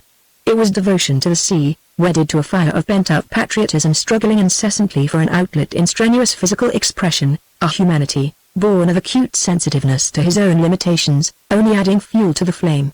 I learnt for the first time now that in early youth he had failed for the Navy, the first of several failures in his career. "And I can't settle down to anything else," he said. "I read no end about it, and yet I am a useless outsider. All I've been able to do is to potter about in small boats, but it's all been wasted till this chance came. I'm afraid you'll not understand how I feel about it, but at last, for once in a way, I see a chance of being useful. There ought to be chances for chaps like you," I said, "without the accident of a job such as this." "Oh, as long as I get it, what matter? But I know what you mean. There must be hundreds of chaps like me. I know a good many myself who know our coasts like a book, shoals, creeks, tides, rocks. There's nothing in it, it's only practice. They ought to make some use of us as a naval reserve. They tried to once, but it fizzled out, and nobody really cares. And what's the result? Using every man of what reserves we've got. There's about enough to man the fleet on a war footing, and no more. They've tinkered with fishermen, and merchant sailors, and yachting hands, but every one of them ought to be got hold of, and the colonies, too. Is there the ghost of a doubt that if war broke out there'd be wild appeals for volunteers, aimless cadging, hurry, confusion, waste? My own idea is that we ought to go much further, and train every able-bodied man for a couple of years as a sailor. Army? Oh, I suppose you'd have to give them the choice. Not that I know or care much about the army, though to listen to people talk you'd think it really mattered as the Navy matters. We're a maritime nation, we've grown by the sea and live by it. If we lose command of it we starve. We're unique in that way, just as our huge empire, only linked by the sea, is unique. And yet, read Brassey, Dilke, and those naval annuals, and see what mountains of apathy and conceit have had to be tackled. It's not the people's fault. We've been safe so long, and grown so rich, that we've forgotten what we owe it to. But there's no excuse for those blockheads of statesmen, as they call themselves, who are paid to see things as they are. They have to go to an American to learn their ABC, and it's only when kicked and punched by civilian agitators, a mere handful of men who get sneered at for their pains, that they wake up, do some work, point proudly to it, and go to sleep again, till they get another kick. By Jove! We want a man like this Kaiser, who doesn't wait to be kicked, but works like a nigger for his country, and sees ahead. We're improving, aren't we? Oh, of course, we are. But it's a constant uphill fight, and we aren't ready. They talk of a two-power standard. He plunged away into regions where space forbids me to follow him. This is only a sample of many similar conversations that we afterwards held, always culminating in the burning question of Germany.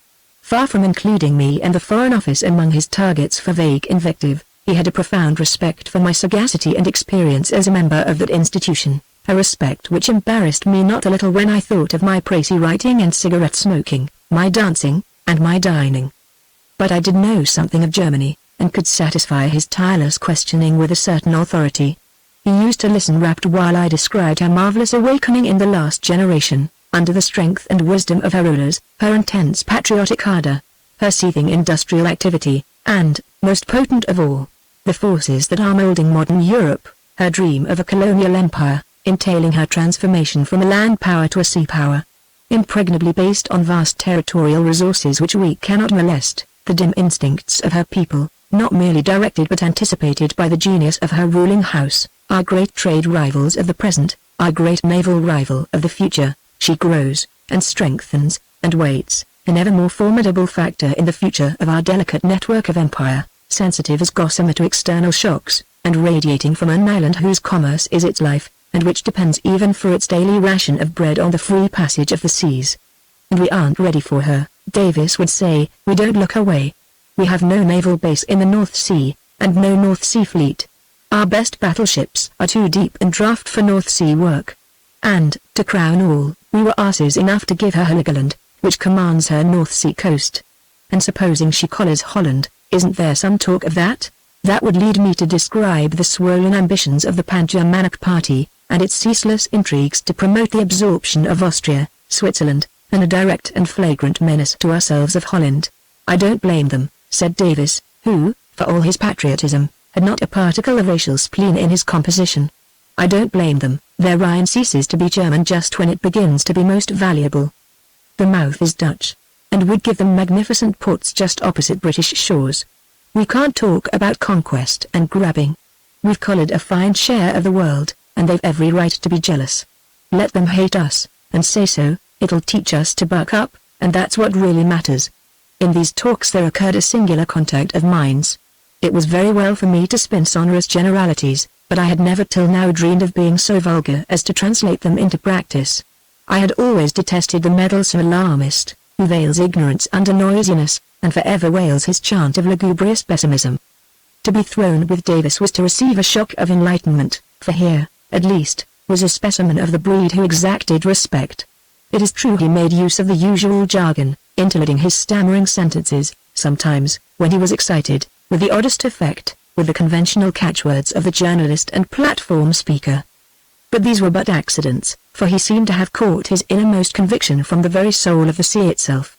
An armchair critic is one thing, but a sunburnt, brine-burnt zealot smarting under a personal discontent, a thirst for a means, however tortuous, of contributing his effort to the great cause, the maritime supremacy of Britain, that was quite another thing. He drew inspiration from the very wind and spray. He communed with his tiller, I believe, and marshalled his figures with its help. To hear him talk was to feel a current of clarifying air blustering into a close club room, where men bandy ineffectual platitudes, and mumble old shibboleths, and go away and do nothing.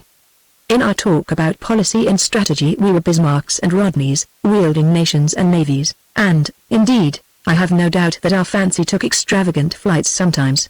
In plain fact we were merely two young gentlemen in a 7-ton pleasure boat, with a taste for amateur hydrography and police duty combined. Not that Davis ever doubted. Once set on the road he gripped his purpose with childlike faith and tenacity. It was his chance. Chapter 11 The Pathfinders. In the late afternoon of the second day our flotilla reached the Elbe at Brunsbüttel and ranged up in the inner basin, while a big liner, whimpering like a fretful baby, was tenderly nursed into the lock. During the delay Davis left me in charge, and bolted off with an oil can and a milk jug. An official in uniform was passing along the quay from vessel to vessel countersigning papers. I went up to meet him with our receipt for dues, which he signed carelessly. Then he paused and muttered Dulcibella, scratching his head, that it was the name. English? He asked. Yes, little last cutter, that is so. There was an inquiry for you. Whom from? A friend of yours, from a big barge yacht. Oh, I know. She went on to Hamburg, I suppose? No such luck, Captain. She was outward bound. What did the man mean? He seemed to be vastly amused by something. When was this? About 3 weeks ago? I asked, indifferently. 3 weeks? It was the day before yesterday. What a pity to miss him by so little. He chuckled and winked. Did he leave any message? I asked. It was a lady who inquired, whispered the fellow, sniggering. Oh, really, I said, beginning to feel highly absurd, but keenly curious. And she inquired about the Dulcibella? Harriet. She was difficult to satisfy. Stood over me while I searched the books. A very little one, she kept saying, and are you sure all the names are here? I saw her enter her clean boot, and she rode away in the rain. No, she left no message. It was dirty weather for a young Fräulein to be out alone in. Yuck. She was safe enough, though. To see her crossing the ebb in a chop of tide was a treat. And the yacht went on down the river? Where was she bound to? How do I know? Bremen, Wilhelmshaven, Emden, somewhere in the North Sea, too far for you. I don't know about that, said I, bravely. Yuck. You will not follow in that? And not you bound to Hamburg? We can change our plans. It seems a pity to have missed them. Think twice, Captain, there are plenty of pretty girls in Hamburg. But you English will do anything. Well, we'll look. He moved on, chuckling, to the next boat. Davis soon returned with his cans and an armful of dark, rye loaves, just in time, for, the liner being through, the flotilla was already beginning to jostle into the lock and Bartels was growing impatient. They'll last 10 days, he said, as we followed the throng, still clinging like a barnacle to the side of the Johannes. We spent the few minutes while the lock was emptied in a farewell talk to Bartels. Carl had hitched their main halyards onto the windlass and was grinding at it in an accompaniment of industry. his shock head jerking and his grubby face perspiring. Then the lock gates opened, and so, in a babel of shouting, whining of blocks, and creaking of spars, our whole company was split out into the dingy bosom of the Elbe. The Johannes gathered way under wind and tide and headed for midstream. A last shake of the hand, and Bartels reluctantly slipped the head rope and we drifted apart. Gut rise. Gut rise. It was no time for regretful gazing, for the flood tide was sweeping us up and out, and it was not until we had set the foresail, edged into a shallow bight, and let go our anchor, that we had leisure to think of him again, but by that time his and the other craft were shades in the murky east. We swung close to a glacis of smooth blue mud which sloped up to a weed-grown dike. Behind lay the same flat country, colourless, humid, and opposite us, 2 miles away, scarcely visible in the deepening twilight, ran the outline of a similar shore. Between rolled the turgid Elbe. The Styx flowing through Tartarus, I thought to myself, recalling some of our Baltic anchorages. I told my news to Davis as soon as the anchor was down, instinctively leaving the sex of the inquirer to the last, as my informant had done. The Medusa called yesterday? He interrupted. And outward bound? That's a rum thing. Why didn't he inquire when he was going up? It was a lady, and I dryly retailed the official's story, very busy with the deck broom the while. We're all square now, aren't we? I ended. I'll go below and light the stove. Davis had been engaged in fixing up the riding light. When I last saw him he was still so engaged, but motionless, the lantern under his left arm, and his right hand grasping the forestay and the half-knotted lanyard, his eyes staring fixedly down the river, a strange look in his face, half exultant, half perplexed. When he joined me and spoke he seemed to be concluding a difficult argument. Anyway, it proves, he said, that the Medusa has gone back to Norderney. That's the main thing, probably, I agreed, but let's sum up all we know. First, it's certain that nobody we've met as yet has any suspicion of us. I told you he did it off his own bat, threw in Davis. Or, secondly, of him. If he's what you think, it's not known here, I can't help that. Thirdly, he inquires for you on his way back from Hamburg, 3 weeks after the event. It doesn't look as if he thought he had disposed of you. It doesn't look as if he had meant to dispose of you. He sends his daughter, to a curious proceeding under the circumstances. Perhaps it's all a mistake. It's not a mistake, said Davis, half to himself. But did he send her? He'd have sent one of his men. He can't be on board at all. This was a new light. What do you mean? I asked. He must have left the yacht when he got to Hamburg, some other devil's work, I suppose. She's being sailed back now, and passing here. Oh, I see. It's a private supplementary inquiry. That's a long name to call it. Would the girl sail back alone with the crew? She's used to the sea and perhaps she isn't alone. There was that stepmother, but it doesn't make a ha'porth of difference to our plans. We'll start on the ebb tomorrow morning. We were busier than usual that night, reckoning stores, tidying lockers, and securing movables. We must economize, said Davis, for all the world as though we were castaways on a raft. It's a wretched thing to have to land somewhere to buy oil, was a favorite observation of his. Before getting to sleep I was made to recognize a new factor in the conditions of navigation, now that the tideless Baltic was left behind us.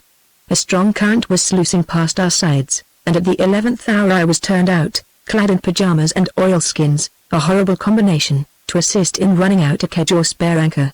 What's kedging off? I asked, when we were tucked up again. Oh, it's when you run aground, you have to, but you'll soon learn all about it. I steeled my heart for the morrow. So behold us, then, at 8 o'clock on 5th October, standing down the river towards the field of our first labours.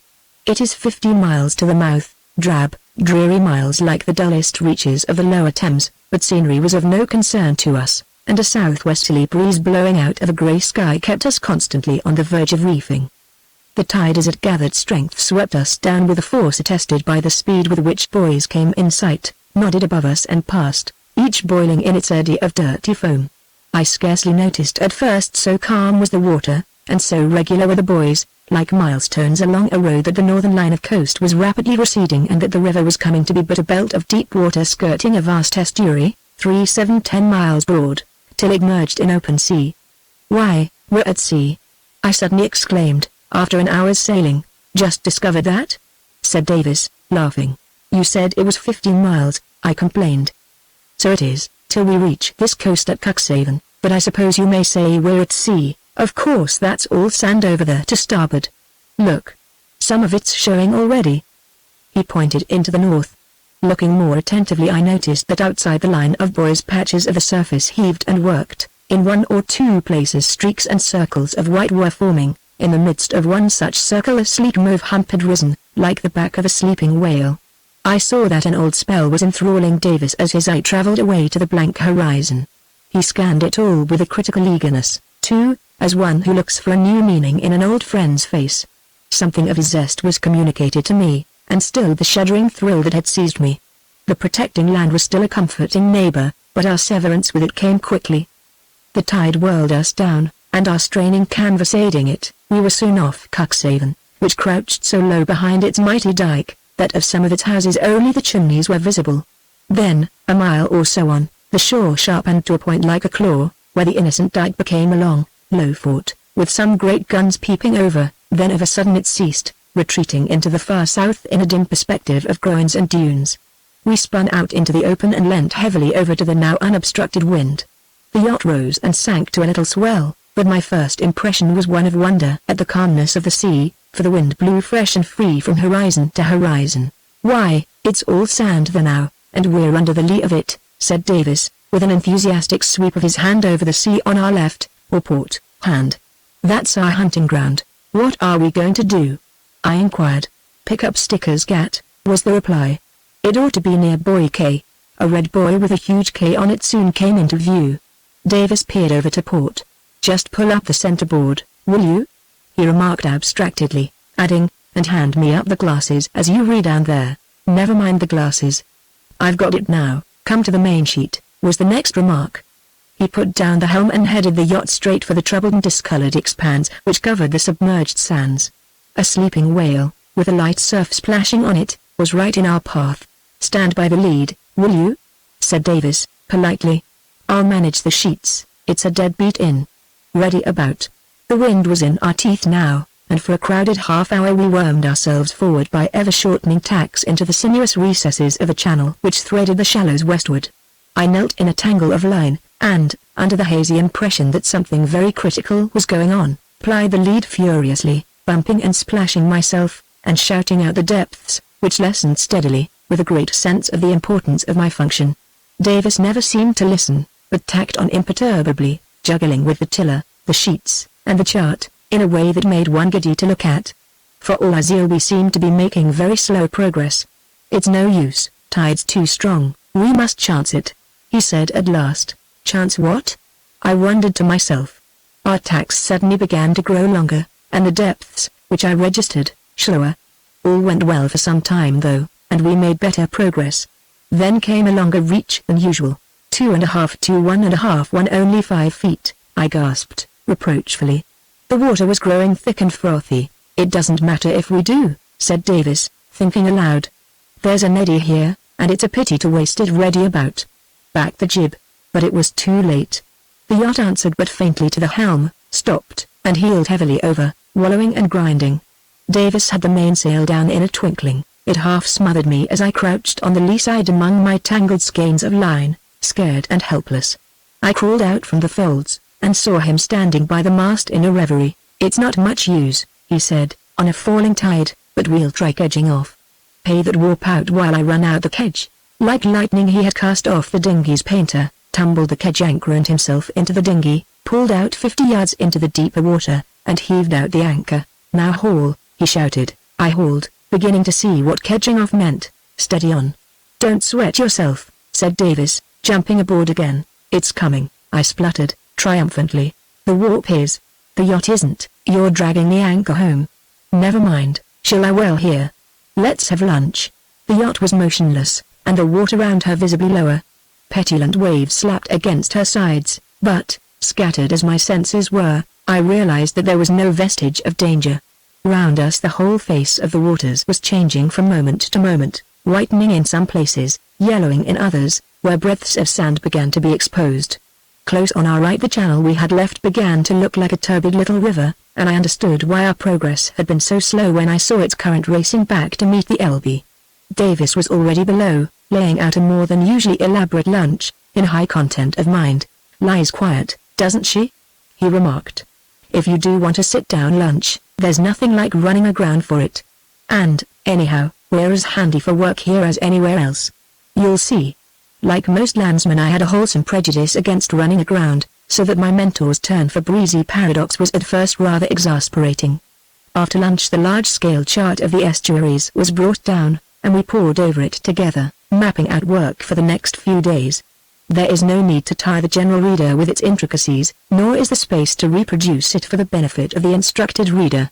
For both classes the general map should be sufficient, taken with a large-scale fragment which gives a fair example of the region in detail. It will be seen that the three broad fairways of the Jade, Weser, and Delby split up the sands into two main groups. The westernmost of these is symmetrical in outline, an acute-angled triangle, very like a sharp steel-shod pike, if you imagine the peninsula from which it springs to be the wooden haft. The other is a huge congeries of banks, its base resting on the Hanover coast, two of its sides tolerably clean and even, and the third, that facing the northwest, ribboned and lacerated by the fury of the sea, which has eaten out deep cavities and struck hungry tentacles far into the interior. The whole resembles an inverted E, or, better still, a reed fork, on whose three deadly prongs, the Schkyhorn reef, the necked sand, and the Tickler flat, as on the no less deadly point of the pike, many a good ship splinters herself in northerly gales. Following this simile, the Hohenhorn bank, where Davis was wrecked, is one of those that lie between the upper and middle prongs. Our business was to explore the pike and the fork and the channels which ramify through them. I use the general word channel, but in fact they differ widely in character, and are called in German by various names, Ball, Gat, Loch, Diab, Win. For my purpose I need only divide them into two sorts: those which have water in them at all states of the tide, and those which have not, which dry off, that is, either wholly or partly at low tide. Davis explained that the latter would take most learning, and were to be our chief concern, because they were the through routes, the connecting links between the estuaries.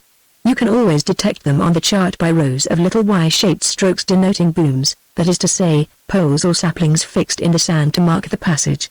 The strokes, of course, are only conventional signs, and do not correspond in the least to individual booms, which are far too numerous and complex to be indicated accurately on a chart, even of the largest scale. The same applies to the course of the channels themselves, whose minor meanderings cannot be reproduced. It was on the edge of one of these tidal swatchways that the yacht was now lying. It is called Sticker's Gat, and you cannot miss it if you carry your eye westward along our course from Cuxhaven. It was, so Davis told me, the last and the most intricate stage of the short-cut which the Medusa had taken on that memorable day, a stage he himself had never reached. Discussion ended, we went on deck, Davis arming himself with a notebook, binoculars, and the prismatic compass, whose use to map the angles of the channels was at last apparent. This is what I saw when we emerged. Chapter 12 My Initiation. The yacht lay with a very slight heel, thanks to a pair of small bilge keels on her bottom, in a sort of trough she had dug for herself, so that she was still ringed with a few inches of water, as it were with a moat. For miles in every direction lay a desert of sand. To the north it touched the horizon, and was only broken by the blue dot of Newark Island and its lighthouse. To the east it seemed also to stretch to infinity, but the smoke of a steamer showed where it was pierced by the stream of the Elbe. To the south it ran up to the pencil line of the Hanover shore. Only to the west was its outline broken by any vestiges of the sea it had risen from. There it was astir with crawling white filaments, knotted confusedly at one spot in the northwest, whence came a sibilant murmur like the hissing of many snakes. Desert as I call it, it was not entirely featureless. Its color varied from light fawn, where the highest levels had dried in the wind, to brown or deep violet, where it was still wet, and slate gray where patches of mud soiled its clean bosom. Here and there were pools of water, smitten into ripples by the impotent wind, here and there it was speckled by shells and seaweed. And close to us, beginning to bend away towards that hissing knot in the northwest, wound our poor little channel, mercilessly exposed as a stagnant, muddy ditch with scarcely a foot of water, not deep enough to hide our small kedge anchor, which perked up one fluke in impudent mockery. The dull, hard sky, the wind moaning in the rigging as though crying in despair for a prey that had escaped it, made the scene inexpressibly forlorn. Davis scanned it with gusto for a moment, climbed to a point of vantage on the boom, and swept his glasses to and fro along the course of the channel. Fairly well boomed, he said, meditatively, but one or two are very much out. By Jove! That's a tricky bend there. He took a bearing with the compass, made a note or two, and sprang with a vigorous leap down onto the sand. This, I may say, was the only way of going ashore that he really liked. We raced off as fast as our clumsy sea boots would let us, and followed up the course of our channel to the west, reconnoitering the road we should have to follow when the tide rose. The only way to learn a place like this, he shouted, is to see it at low water. The banks are dry then, and the channels are plain. Look at that boom. He stopped and pointed contemptuously. It's all out of place. I suppose the channel's shifted there. It's just at an important bend too. If you took it as a guide when the water was up you'd run aground, which would be very useful, I observed. Oh, hang it. He laughed. We're exploring. I want to be able to run through this channel without a mistake. We will, next time. He stopped, and plied compass and notebook. Then we raced on till the next halt was called. Look, he said. The channel's getting deeper. It was nearly dry a moment ago. See the current in it now? That's the flood tide coming up from the west, mind you, that is, from the Weser side. That shows we're past the watershed. Watershed? I repeated, blankly. Yes, that's what I call it. You see, a big sand such as this is like a range of hills dividing two plains. It's never dead flat though it looks it. There's always one point, one ridge, rather, where it's highest. Now a channel cutting right through the sand is, of course, always at its shallowest when it's crossing this ridge. At low water it's generally dry there, and it gradually deepens as it gets nearer to the sea on either side. Now at high tide, when the whole sand is covered, the water can travel where it likes, but directly the ebb sets in the water falls away on either side the ridge and the channel becomes two rivers flowing in opposite directions from the center, or watershed, as I call it. So, also, when the ebb has run out and the flood begins, the channel is fed by two currents flowing to the center and meeting in the middle. Here the Elbe and the Weser are our two feeders. Now this current here is going eastwards. We know by the time of day that the tide's rising, therefore the watershed is between us and the yacht. Why is it so important to know that? Because these currents are strong, and you want to know when you'll lose a fair one and strike a foul one. Besides, the ridge is the critical point when you're crossing on a falling tide, and you want to know when you're past it. We pushed on till our path was barred by a big lagoon. It looked far more imposing than the channel, but Davis, after a rapid scrutiny, treated it to a grunt of contempt. It's a cul-de-sac, he said. See that hump of sand it's making for, beyond? It's boomed, I remonstrated, pointing to a decrepit stem drooping over the bank, and shaking a palsied finger at the imposture. Yes, that's just where one goes wrong. It's an old cut that's silted up. That boom's a fraud. There's no time to go farther. The flood's making fast. I'll just take bearings of what we can see. The false lagoon was the first of several that began to be visible in the west, swelling and joining hands over the ribs of sand that divided them. All the time the distant hissing grew nearer and louder, and a deep, thunderous note began to sound beneath it. We turned our backs to the wind and hastened back towards the Dulcibella, the stream in our channel hurrying and rising alongside of us. There's just time to do the other side, said Davis, when we reached her, and I was congratulating myself on having regained our pace without finding our communications cut. And away we scurried in the direction we had come that morning, splashing through pools and jumping the infant runnels that were stealing out through rifts from the mother channel as the tide rose. Our observations completed, back we travelled, making a wide circuit over higher ground to avoid the encroaching flood, and wading shin-deep in the final approach to the yacht. As I scrambled thankfully aboard, I seemed to hear a far-off voice saying, in languid depreciation of yachting, that it did not give one enough exercise. It was mine, centuries ago, in another life. From east and west 2 sheets of water had overspread the desert, each pushing out tongues of surf that met and fused. I waited on deck and watched the death throes of the suffocating sands under the relentless onset of the sea. The last strongholds were battered, stormed, and overwhelmed, the tumult of sounds sank and steadied, and the sea swept victoriously over the whole expanse.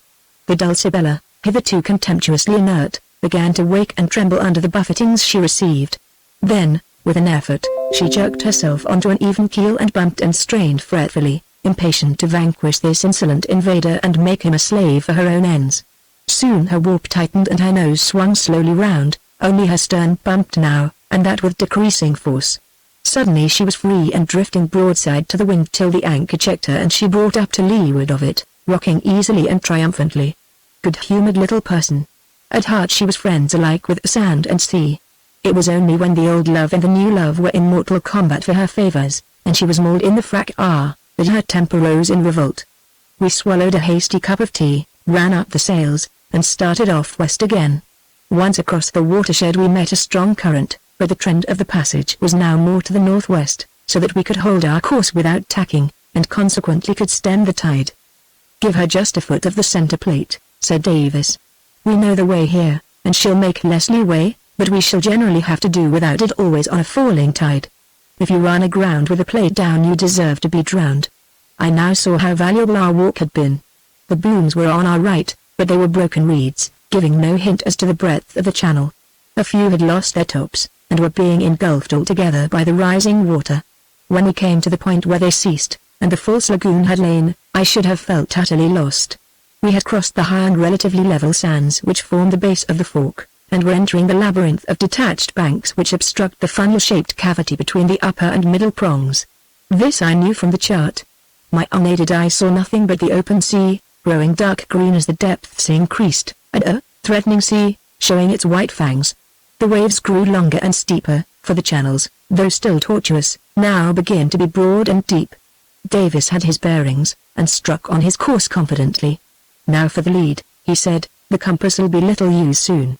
We must feel the edge of the sands till we pick up more booms. Where are we going to anchor for the night?" I asked. "Under the Hohenhorn," said Davis, "for Old Lang Syne." Partly by sight and mostly by touch we crept round the outermost alley of the hidden maze till a new clump of booms appeared, meaningless to me, but analyzed by him into two groups. One we followed for some distance, and then struck finally away and began another beat to windward. Dusk was falling. The Hanover coastline, never very distinct, had utterly vanished. An ominous heave of swell was underrunning the short sea.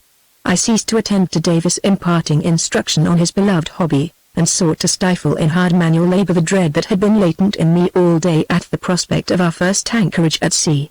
"Sound, like blazes now," he said at last. I came to a fathom and a half.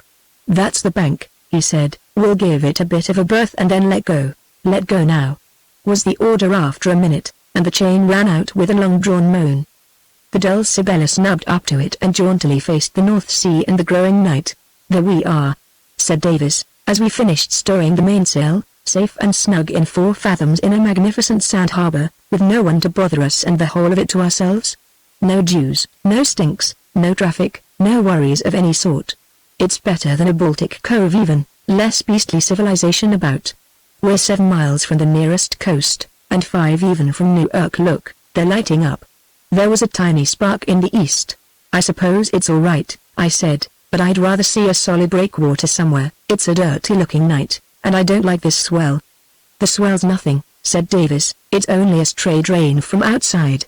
As for breakwaters, you've got them all round you, only they're hidden.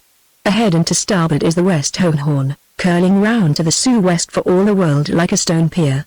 You can hear the surf battering on its outside over to the north. That's where I was nearly wrecked that day, and the little channel I stumbled into must be quite near us somewhere. Half a mile away to port there is the East Hohenhorn, where I brought up, after dashing across this lake we're in. Another mile astern is the main body of the sands, the top prong of your fork. So you see we're shut in practically. Surely you remember the chart? Why, it's... Oh, confound the chart," I broke out, finding this flow of plausible comfort too dismally suggestive for my nerves. "Look at it, man. Supposing anything happens, supposing it blows a gale. But it's no good shivering here and staring at the view. I'm going below." There was a Malvise quarter below, during which, I am ashamed to say, I forgot the quest. "Which soup do you feel inclined for?" said Davis, timidly, after a black silence for some minutes.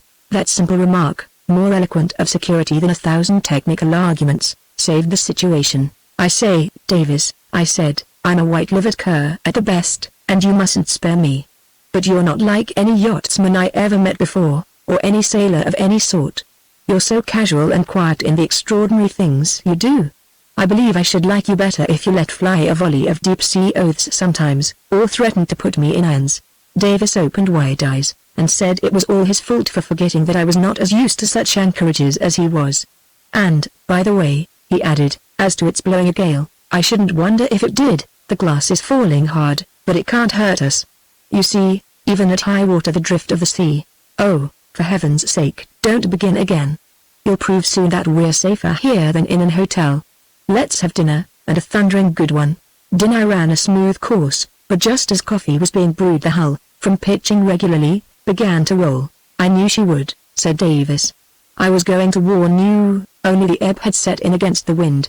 It's quite safe. I thought you said it would get calmer when the tide fell, so it will, but it may seem rougher. Tides are queer things, he added, as though in defense of some not very respectable acquaintances. He busied himself with his logbook, swaying easily to the motion of the boat, and I for my part tried to write up my diary, but I could not fix my attention. Every loose article in the boat became audibly restless. Cans clinked, cupboards rattled, lockers uttered hollow groans. Small things sidled out of dark hiding places, and danced grotesque drunken figures on the floor, like goblins in a haunted glade. The mast whined dolorously at every heel, and the centerboard hiccuped and choked. Overhead another horde of demons seemed to have been let loose. The deck and mast were conductors which magnified every sound and made the tap-tap of every rope's end resemble the blows of a hammer, and the slapping of the halyards against the mast the rattle of a Maxim gun. The whole tumult beat time to a rhythmical chorus which became maddening. "We might turn in now," said Davis. "It's 10:30. "What, sleep through this?" I exclaimed. "I can't stand this, I must do something." "Can't we go for another walk?" I spoke in bitter, half-delirious jest. "Of course we can," said Davis, "if you don't mind a bit of a tumble in the dinghy." I reconsidered my rash suggestion, but it was too late now to turn back, and some desperate expedient was necessary. I found myself on deck, gripping a backstay and looking giddily down and then up at the dinghy, as it bobbed like a cork in the trough of the sea alongside, while Davis settled the sculls and rowlocks. "Jump!" he shouted, and before I could gather my wits and clutch the sides we were adrift in the night, reeling from hollow to hollow of the steep curling waves. Davis nursed our walnut shell tenderly over their crests, edging her slantwise across their course. He used very little exertion, relying on the tide to carry us to our goal. Suddenly the motion ceased. A dark slope loomed up out of the night, and the dinghy rested softly in a shallow eddy. "The West Horn," said Davis. We jumped out and sank into soft mud, hauled out the dinghy a foot or two, then mounted the bank and were on hard, wet sand. The wind leapt on us, and choked our voices. "Let's find my channel," bawled Davis. "This way. Keep New Erskine right astern of you." We set off with a long, stooping stride in the teeth of the wind, and straight towards the roar of the breakers on the farther side of the sand. A line of Matthew Arnold's, "The Naked Shingles of the World," was running in my head. 7 miles from land, I thought, scuttling like seabirds on a transient islet of sand, encircled by rushing tides and hammered by ocean, at midnight in a rising gale cut off even from our one dubious refuge. It was the time, if ever, to conquer weakness. A mad gaiety surged through me as I drank the wind and pressed forward. It seemed but a minute or two and Davis clutched me. "Look out!" he shouted. "It's my channel." The ground sloped down, and a rushing river glimmered before us. We struck off at a tangent and followed its course to the north, stumbling in muddy rifts, slipping on seaweed, beginning to be blinded by a fine salt spray, and deafened by the thunder of the ocean surf. The river broadened, whitened, roughened, gathered itself for the shock, was shattered, and dissolved in milky gloom. We wheeled away to the right, and splashed into yeasty froth. I turned my back to the wind, scooped the brine out of my eyes, faced back and saw that our path was barred by a welter of surf. Davis's voice was in my ear and his arm was pointing seaward. "This is about where I bumped first, worse than nor'west wind. This is nothing. Let's go right round." We galloped away with the wind behind us, skirting the line of surf. I lost all account of time and direction. Another sea barred our road, became another river as we slanted along its shore.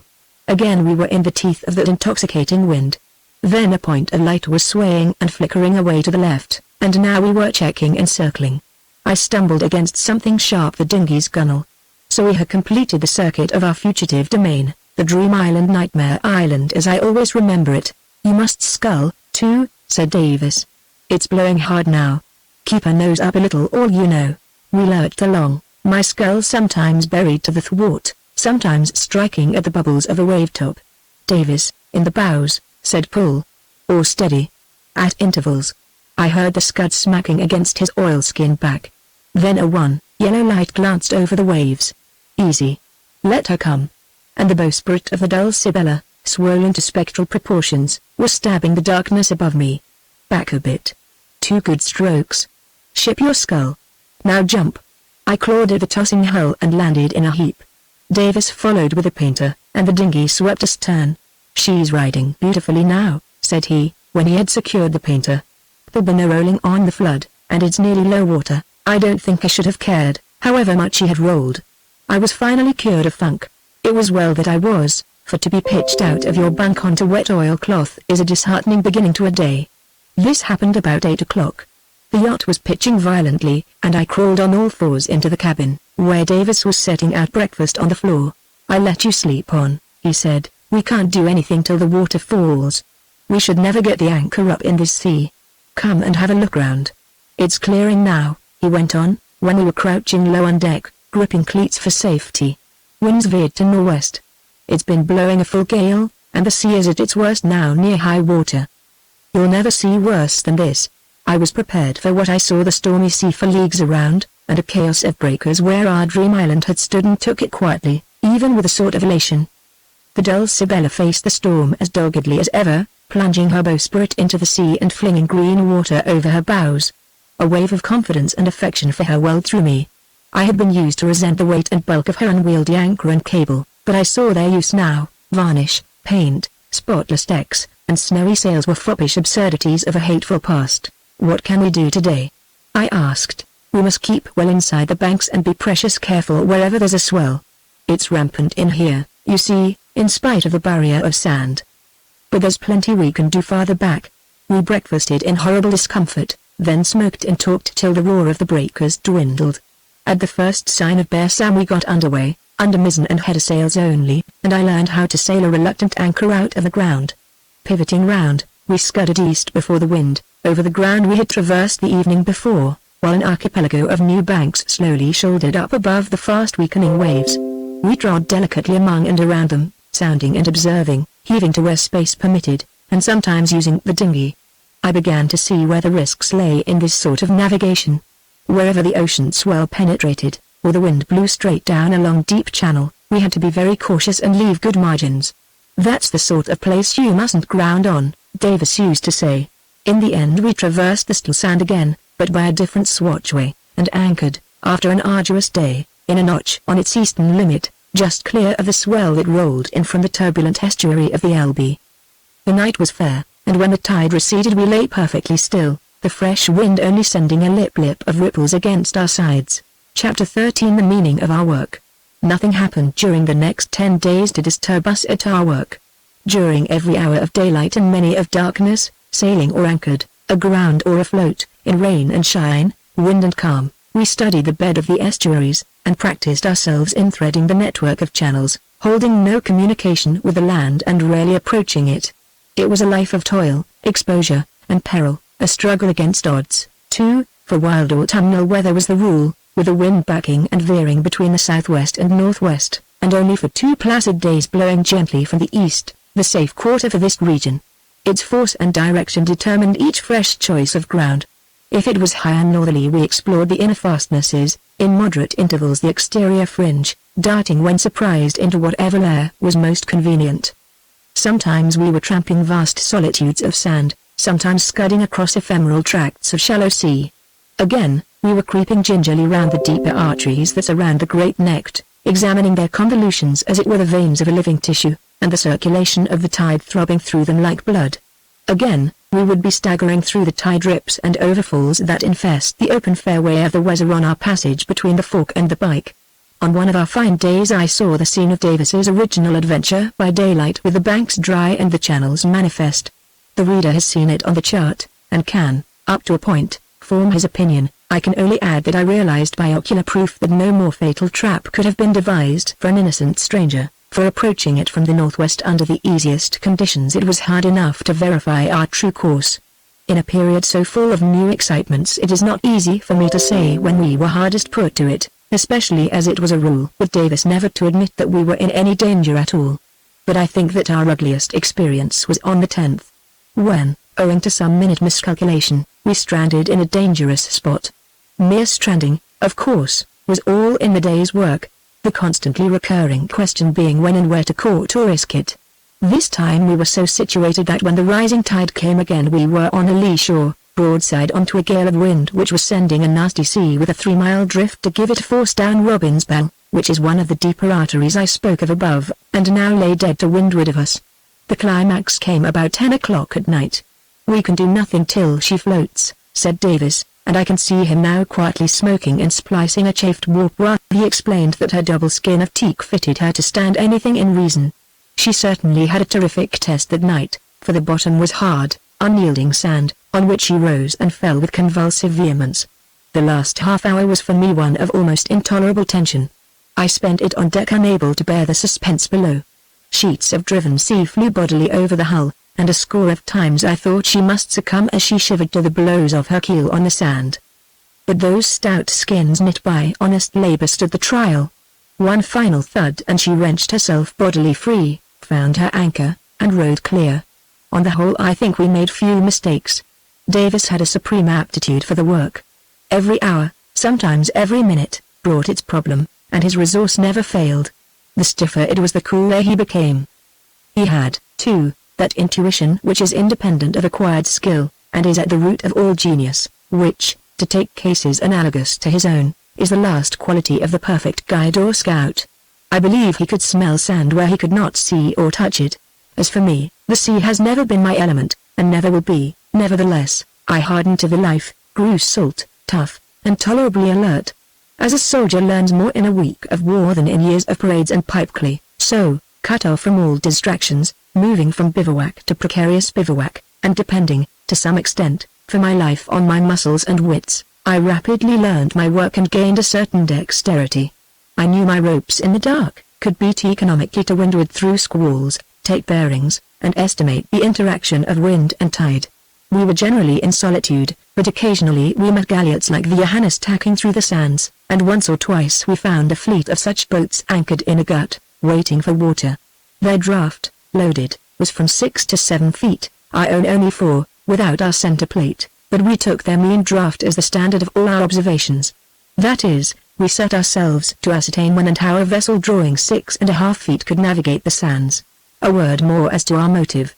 It was Davis's conviction, as I have said, that the whole region would in war be an ideal hunting ground for small freelance marauders, and I began to know he was right, for look at the 3 sea roads through the sands to Hamburg, Bremen, Wilhelmshaven, and the heart of commercial Germany. They are like highways piercing a mountainous district by defiles, where a handful of desperate men can arrest an army. Follow the parallel of a war on land. People your mountains with a daring and resourceful race, who possess an intimate knowledge of every track and bridle path, who operate in small bands, travel light, and move rapidly.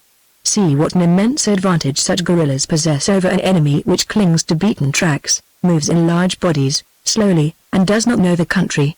See how they can not only inflict disasters on a foe who vastly overmatches them in strength, but can prolong a semi-passive resistance long after all decisive battles have been fought. See, too, how the strong invader can only conquer his elusive antagonists by learning their methods, studying the country, and matching them in mobility and cunning. The parallel must not be pressed too far, but that this sort of warfare will have its counterpart on the sea is a truth which cannot be questioned. Davis in his enthusiasm set no limits to its importance. The small boat in shallow waters played a mighty role in his vision of a naval war, a part that would grow in importance as the war developed and reach its height in the final stages.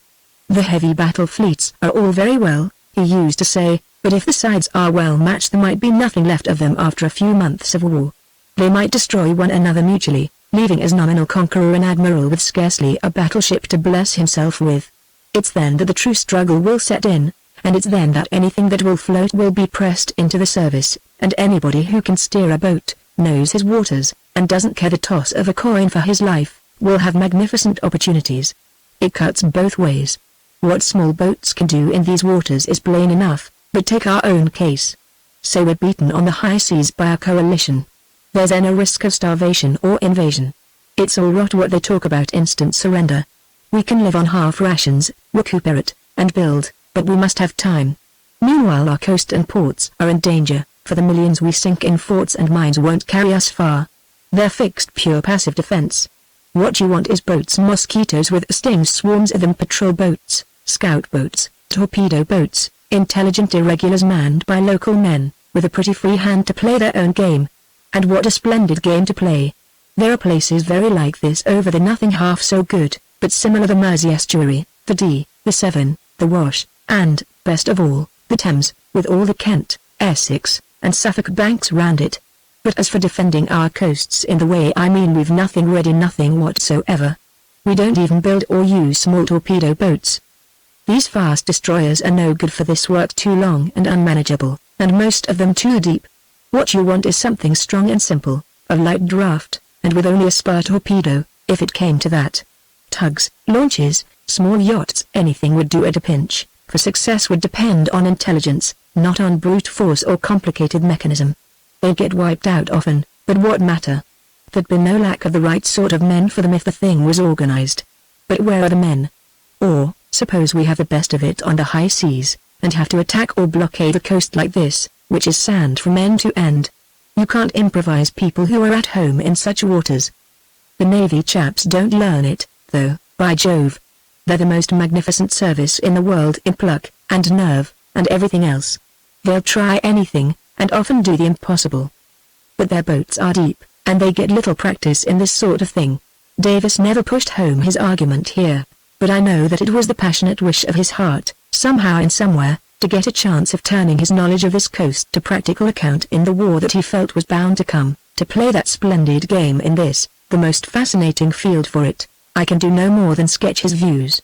Hearing them as I did, with the very splash of the surf and the bubble of the tides in my ears, they made a profound impression on me, and gave me the very zeal for our work he, by temperament, possessed. But as the days passed and nothing occurred to disturb us, I felt more and more strongly that, as regards our quest, we were on the wrong tack. We found nothing suspicious, nothing that suggested a really adequate motive for Dolman's treachery. One became impatient, and was for pushing on more quickly westward. Davis still clung to his theory, but the same feeling influenced him. It's something to do with these channels in the sand, he persisted. But I'm afraid, as you say, we haven't got at the heart of the mystery. Nobody seems to care a rap what we do. We haven't done the estuaries as well as I should like, but we'd better push on to the islands. It's exactly the same sort of work, and just as important, I believe. We're bound to get a clue soon.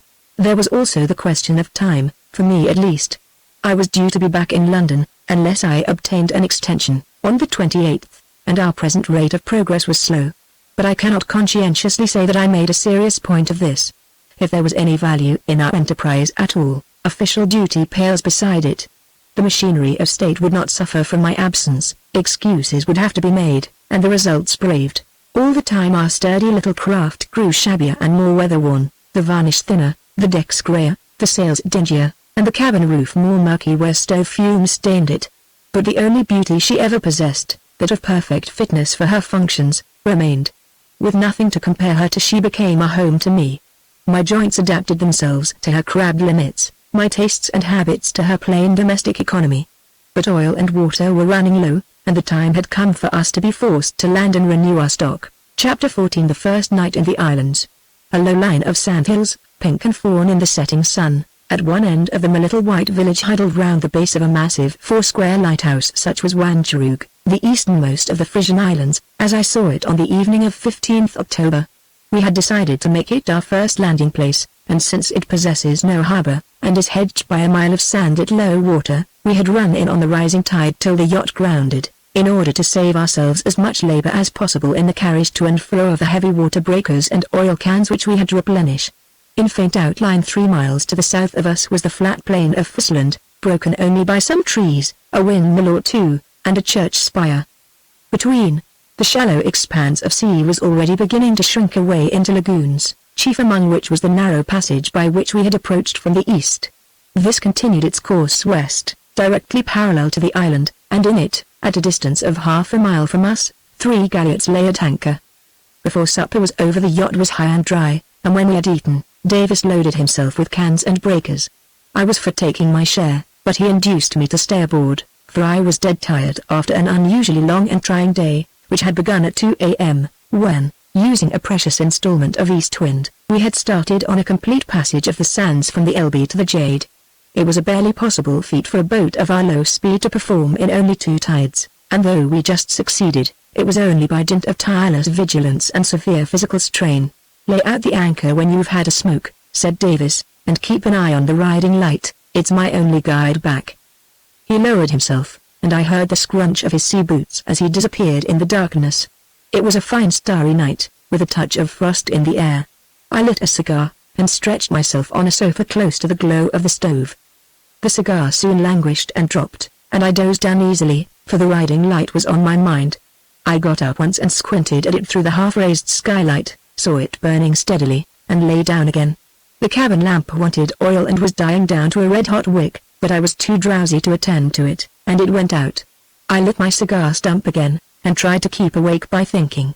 It was the first time I and Davis had been separated for so long, yet so used had we grown to freedom from interference that this would not have disturbed me in the least were it not for a sudden presentiment that on this first night of the second stage of our labors something would happen. All at once I heard a sound outside, a splashing footstep as of a man stepping in a puddle. I was wide awake in an instant, but never thought of shouting, "Is that you, Davis?" For I knew in a flash that it was not he. It was the slip of a stealthy man. Presently I heard another footstep, the pad of a boot on the sand, this time close to my ear, just outside the hull, then some more, fainter and farther aft. I gently rose and peered aft through the skylight. A glimmer of light, reflected from below, was wavering over the mizzenmast and bumpkin. It had nothing to do with the riding light, which hung on the forestay. My prowler, I understood, had struck a match and was reading the name on the stern. How much farther would his curiosity carry him? The match went out, and footsteps were audible again. Then a strong, guttural voice called in German, "Yacht ahoy!" I kept silence. "Yacht ahoy!" A little louder this time. A pause, and then a vibration of the hull as boots scraped on it and hands grasped the gunwale. My visitor was on deck. I bobbed down, sat on the sofa, and I heard him moving along the deck, quickly and confidently, first forward to the bows, where he stopped, then back to the companion amidships. Inside the cabin it was pitch dark, but I heard his boots on the ladder, feeling for the steps. In another moment he would be in the doorway lighting his second match. Surely it was darker than before? There had been a little glow from the riding lamp reflected onto the skylight, but it had disappeared. I looked up, realized, and made a fool of myself. In a few seconds more I should have seen my visitor face to face, perhaps had an interview, but I was new to this sort of work and lost my head. All I thought of was Davis's last words, and saw him astray on the sands, with no light to guide him back, the tide rising, and a heavy load. I started up involuntarily, bumped against the table, and set the stove jingling. A long step and a grab at the ladder, but just too late. I grasped something damp and greasy. There was tugging and hard breathing, and I was left clasping a big sea boot, whose owner I heard jump onto the sand and run. I scrambled out, vaulted overboard, and followed blindly by the sound. He had doubled round the bows of the yacht, and I did the same, ducked under the bowsprit, forgetting the bobstay, and fell violently on my head, with all the wind knocked out of me by a wire rope and block whose strength and bulk was one of the glories of the Dulcibella. I struggled on as soon as I got some breath, but my invisible quarry was far ahead. I pulled off my heavy boots, carried them, and ran in my stockings, promptly cutting my foot on some cockle shells. Pursuit was hopeless, and a final stumble over a bit of driftwood sent me sprawling with agony in my toes. Limping back, I decided that I had made a very poor beginning as an active adventurer. I had gained nothing, and lost a great deal of breath and skin, and did not even know for certain where I was. The yacht's light was extinguished, and, even with Wandroog Lighthouse to guide me, I found it no easy matter to find her. She had no anchor out, if the tide rose. And how was Davis to find her? After much feeble circling I took to lying flat at intervals in the hopes of seeing her silhouetted against the starry sky. This plan succeeded at last, and with relief and humility I boarded her, relit the riding light, and carried off the kedge anchor. The strange boot lay at the foot of the ladder, but it told no tales when I examined it. It was 11 o'clock, past low water. Davis was cutting it fine if he was to get aboard without the dinghy's help. But eventually he reappeared in the most prosaic way, exhausted with his heavy load, but full of talk about his visit ashore. He began while we were still on deck. "Look here, we ought to have settled more about what we're to say when we're asked questions." I chose a quiet-looking shop, but it turned out to be a sort of inn, where they were drinking pink gin all very friendly, as usual, and I found myself under a fire of questions. I said we were on our way back to England.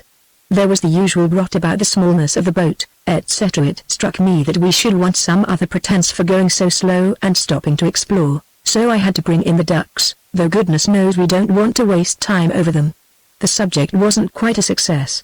They said it was too early, jealous, I suppose, but then two fellows spoke up, and asked to be taken on to help. Said they would bring their punt, Without local help we should do no good. All true enough, no doubt, but what a nuisance they'd be. I got out of it. It's just as well you did, I interposed. We shall never be able to leave the boat by herself. I believe we're watched, and I related my experience. It's a pity you didn't see who it was. Confound that bobstay. His tactful way of reflecting on my clumsiness. Which way did he run? I pointed vaguely into the west. Not towards the island? I wonder if it's someone off one of those galiots. There are 3 anchored in the channel over there, you can see their lights. You didn't hear a boat pulling off? I explained that I had been a miserable failure as a detective. You've done jolly well, I think, said Davis. If you had shouted when you first heard him we should know less still. And we've got a boot, which may come in useful. Anchor out all right? Let's get below. We smoked and talked till the new flood, lapping softly round the Dulcibella, raised her without a jar. Of course, I argued, there might be nothing in it. The visitor might have been a commonplace thief. An apparently deserted yacht was a tempting bait. Davis scouted this possibility from the first. They're not like that in Germany, he said. In Holland, if you like, they'll do anything. And I don't like that turning out of the lantern to gain time, if we were away, nor did I. In spite of my blundering in details, I welcomed the incident as the first concrete proof that the object of our quest was no mare's nest. The next point was, what was the visitor's object? If to search, what would he have found? The charts, of course, with all our corrections and notes, and the log. They give us away, was Davis's instant conclusion. Not having his faith in the channel theory, I was lukewarm about his precious charts. After all, we're doing nothing wrong, as you've often said yourself, I said. Still, as a true index to our mode of life, they were the only things on board that could possibly compromise us or suggest that we were anything more than eccentric young Englishmen cruising for sport, witness the guns, and pleasure. We had 2 sets of charts, German and English. The former we decided to use in practice, and to hide, together with the log, if occasion demanded. My diary, I resolved, should never leave my person. Then there were the naval books. Davis scanned them with a look I knew well. There are too many of them, he said, in the tone of a cook fixing the fate of superfluous kittens. Let's throw them overboard. They're very old anyhow, and I know them by heart. Well, not here. I protested, for he was laying greedy hands on the shelf. They'll be found at low water. In fact, I should leave them as they are. You had them when you were here before, and Dolman knows you had them. If you return without them, it will look queer. They were spared. The English charts, being relatively useless, though more suitable to our role as English yachtsmen, were to be left in evidence, as shining proofs of our innocence. It was all delightfully casual, I could not help thinking. A 7-ton yacht does not abound in dry hiding places, and we were helpless against a drastic search. If there were secrets on this coast to guard, and we were suspected as spies, there was nothing to prevent an official visit and warning. There need be no prowlers scuttling off when alarmed, unless indeed it was thought wisest to let well alone, if we were harmless, and not to arouse suspicions where there were none. Here we lost ourselves in conjecture. Whose agent was the prowler? If Dolman's, did Dolman know now that the Dulcibella was safe, and back in the region he had expelled her from? If so, was he likely to return to the policy of violence?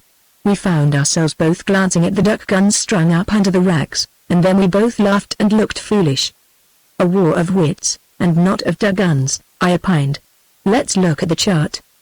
The reader is already familiar with the general aspect of this singular region, and I need only remind him that the mainland is that district of Prussia which is known as East Friesland. It is a short, flat-topped peninsula, bounded on the west by the Ems estuary and beyond that by Holland, and on the east by the Jade estuary, a low-lying country, containing great tracts of marsh and heath, and few towns of any size, on the north side none. 7 islands lie off the coast. All, except Balcombe, which is round, are attenuated strips, slightly crescent-shaped, rarely more than a mile broad, and tapering at the ends, in length averaging about 6 miles, from Norderney and Juist, which are 7 and 9 respectively, to Little Baltrum, which is only 2.5. Of the shoal spaces which lie between them and the mainland, 2/3 dry at low water, and the remaining third becomes a system of lagoons whose distribution is controlled by the natural drift of the North Sea as it forces its way through the intervals between the islands. Each of these intervals resembles the bar of a river, and is obstructed by dangerous banks, over which the sea pours at every tide, scooping out a deep pool. This fans out and ramifies to east and west as the pent-up current frees itself, encircles the islands, and spreads over the intervening flats. But the farther it penetrates, the less coursing force it has, and as a result no island is girt completely by a low water channel. About midway at the back of each of them is a watershed, only covered for 5 or 6 hours out of the 12. A boat, even of the lightest draft, navigating behind the islands must choose its moment for passing these. As to navigability, the North Sea pilot sums up the matter in these dry terms: the channels dividing these islands from each other and the shore afford to the small craft of the country the means of communication between the Ems and the Jade, to which description of vessels only they are available. The islands are dismissed with a brief note or two about beacons and lights. The more I looked at the chart, the more puzzled I became. The islands were evidently mere sandbanks, with a cluster of houses and a church on each, the only hint of animation in their desolate ensemble being the occasional word Badestrand, suggesting that they were visited in the summer months by a handful of townsfolk for the sea bathing. Norderney, of course, was conspicuous in this respect, but even its town, which I know by repute as a gay and fashionable watering place, would be dead and empty for some months in the year, and could have no commercial importance. No man could do anything on the mainland coast, a monotonous line of dike punctuated at intervals by an infinitesimal village. Glancing idly at the names of these villages, I noticed that they most of them ended in seal, a repulsive termination that seemed appropriate to the whole region. There were Caroline and Seal, Benser Seal, etc. Seal means either a sewer or a sluice, the latter probably in this case, for I noticed that each village stood at the outlet of a little stream which evidently carried off the drainage of the lowlands behind. A sluice, or lock, would be necessary at the mouth, for at high tide the land is below the level of the sea. Looking next at the sands outside, I noticed that across them and towards each outlet the line of booms was marked, showing that there was some sort of tidal approach to the village, evidently formed by the scour of the little stream. "Are we going to explore those?" I asked Davis.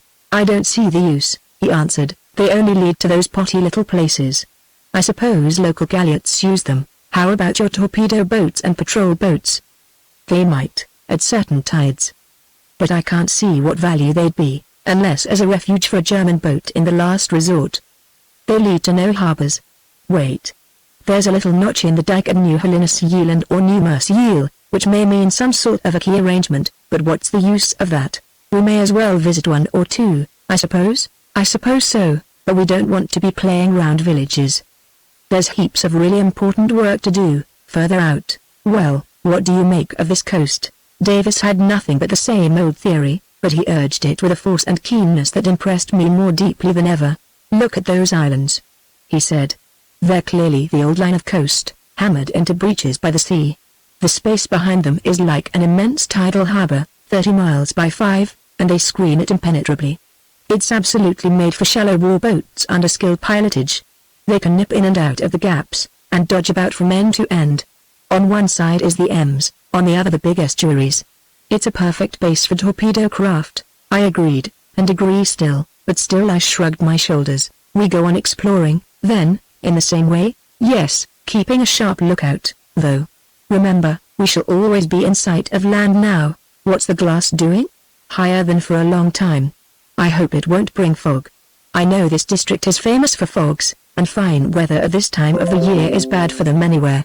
I would rather it blew. If it wasn't for exploring those gaps, where an onshore wind would be nasty. 6:30 tomorrow, not later. I think I'll sleep in the saloon for the future, after what happened tonight." Chapter 15 Benser's Yield. The decisive incidents of our cruise were now fast approaching. Looking back on the steps that led to them, and anxious that the reader should be wholly with us in our point of view, I think I cannot do better than give extracts from my diary of the next 3 days. 16th October, up at 6.30, yacht high and dry. Of the 3 galliots out at anchor in the channel yesterday, only one is left. I took my turn with the breakers this morning and walked to Wangerooge, whose village I found half lost in sand drifts, which are planted with tufts of marram grass in mathematical rows, to give stability and prevent a catastrophe like that at Pompeii. A friendly grocer told me all there is to know, which is little.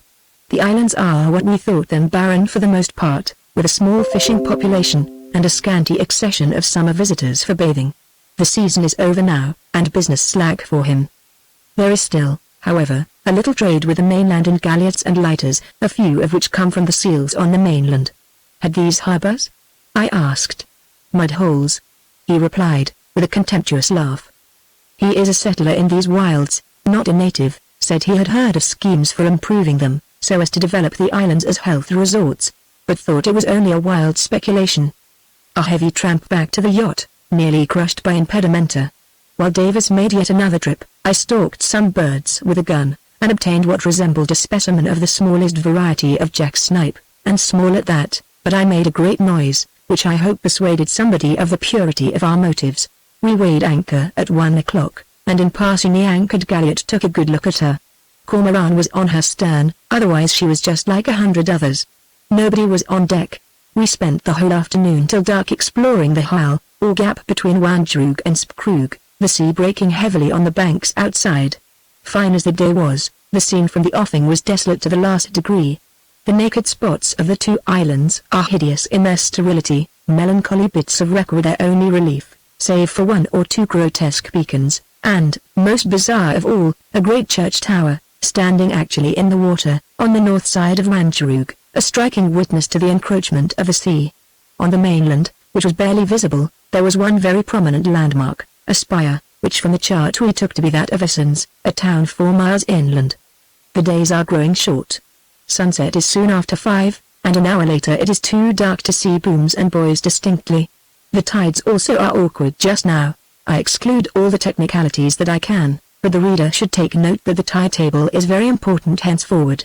High water at morning and evening is between 5 and 6 just at twilight.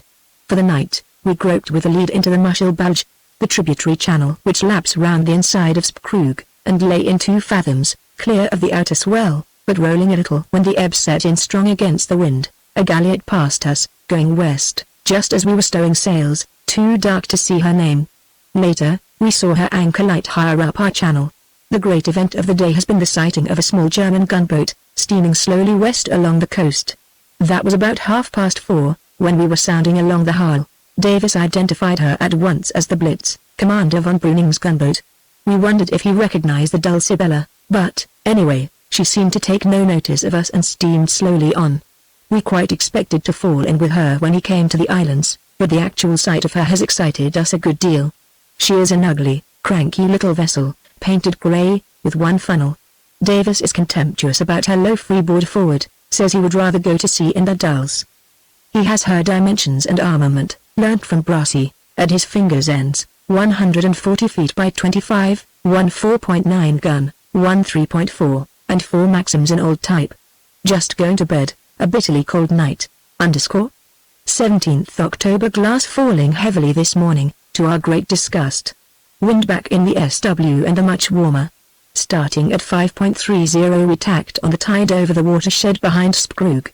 So did the galliot we had seen last night, but we again missed identifying her, as she weighed anchor before we came up to her berth. Davis, however, swore she was the Cormoran. We lost sight of her altogether for the greater part of the day, which we spent in exploring the Otsumri, the gap between Wandjroog and Spkrug, now and then firing some perfunctory shots at seals and seabirds. Nautical details omitted. In the evening we were hurrying back to an inside anchorage, when we made a bad mistake, in fact, what we had never done before, ran aground on the very top of high water, and are now sitting hard and fast on the edge of the root flat, south of the east spit of Wandjroog. The light was bad, and a misplaced boom tricked us, kedging off failed, and at 8 p.m. we were left on a perfect Ararat of sand, and only a yard or two from that accursed boom, which is perched on the very summit, as a lure to the unwary. It is going to blow hard too, though that is no great matter, as we are sheltered by banks on the sou-west and nor-west sides, the likely quarters. We hope to float at 6.15 tomorrow morning, but to make sure of being able to get her off, we have been transferring some ballast to the dinghy, by way of lightening the yacht. A horrid business handling the pigs of lead, heavy, greasy, and black. The saloon is an inferno, the deck like a collier's, and ourselves like sweeps. The anchors are laid out, and there is nothing more to be done. _ 18th October. Half a gale from the sou-west when we turned out, but it helped us to float off safely at 6. The dinghy was very nearly swamped with the weight of lead in it, and getting the ballast back into the yacht was the toughest job of all. We got the dinghy alongside, and Davis jumped in, nearly sinking it for good, balanced himself, fended off, and, whenever he got a chance, attached the pigs one by one onto a bight of rope, secured to the peak halyards, on which I hoisted from the deck. It was touch and go for a few minutes, and then easier. It was 9 before we had finished replacing the pigs in the hold, a filthy but delicate operation, as they fit like a puzzle, and if one is out of place the floorboards won't shut down. Coming on deck after it, we saw to our surprise the Blitz, lying at anchor in the Silbel, inside Spkrug, about a mile and a half off. She must have entered the Otsumri at high water for shelter from the gale, a neat bit of work for a vessel of her size, as Davis says she draws 9 foot 10, and there can't be more than 12 on the bar at high water neaps.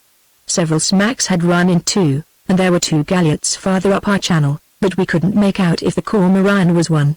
When the banks uncovered we lay more quietly, so landed and took a long, tempestuous walk over the route, with compass and notebooks. Returning at 2, we found the glass tumbling down almost visibly. I suggested running for Bensersiel, one of the mainland villages southwest of us, on the evening flood, as it seemed just the right opportunity, if we were to visit one of those seals at all. Davis was very lukewarm, but events overcame him. At 3.30 a black, ragged cloud, appearing to trail into the very sea, brought up a terrific squall. This passed, and there was a deathly pause of 10 minutes while the whole sky eddied as with smoke wreaths. Then an icy puff struck us from the northwest, rapidly veering till it reached northeast. There it settled and grew harder every moment. Sue west to northeast, only the worst sort do that, said Davis. The shift to the east changed the whole situation, as shifts often have before, making the route Fiat-Lee shore, while to windward lay the deep lagoons of the Otsumri, bounded indeed by Spkrug, but still offering a big drift for wind and sea. We had to clear out sharp, to set the mizzen. It was out of the question to beat to windward, for it was blowing a hurricane in a few minutes. We must go to leeward, and Davis was for running farther in well behind the Jan sand, and not risking Bensersiel. A blunder of mine, when I went to the winch to get up anchor, settled the question. 30 out of our 40 fathoms of chain were out.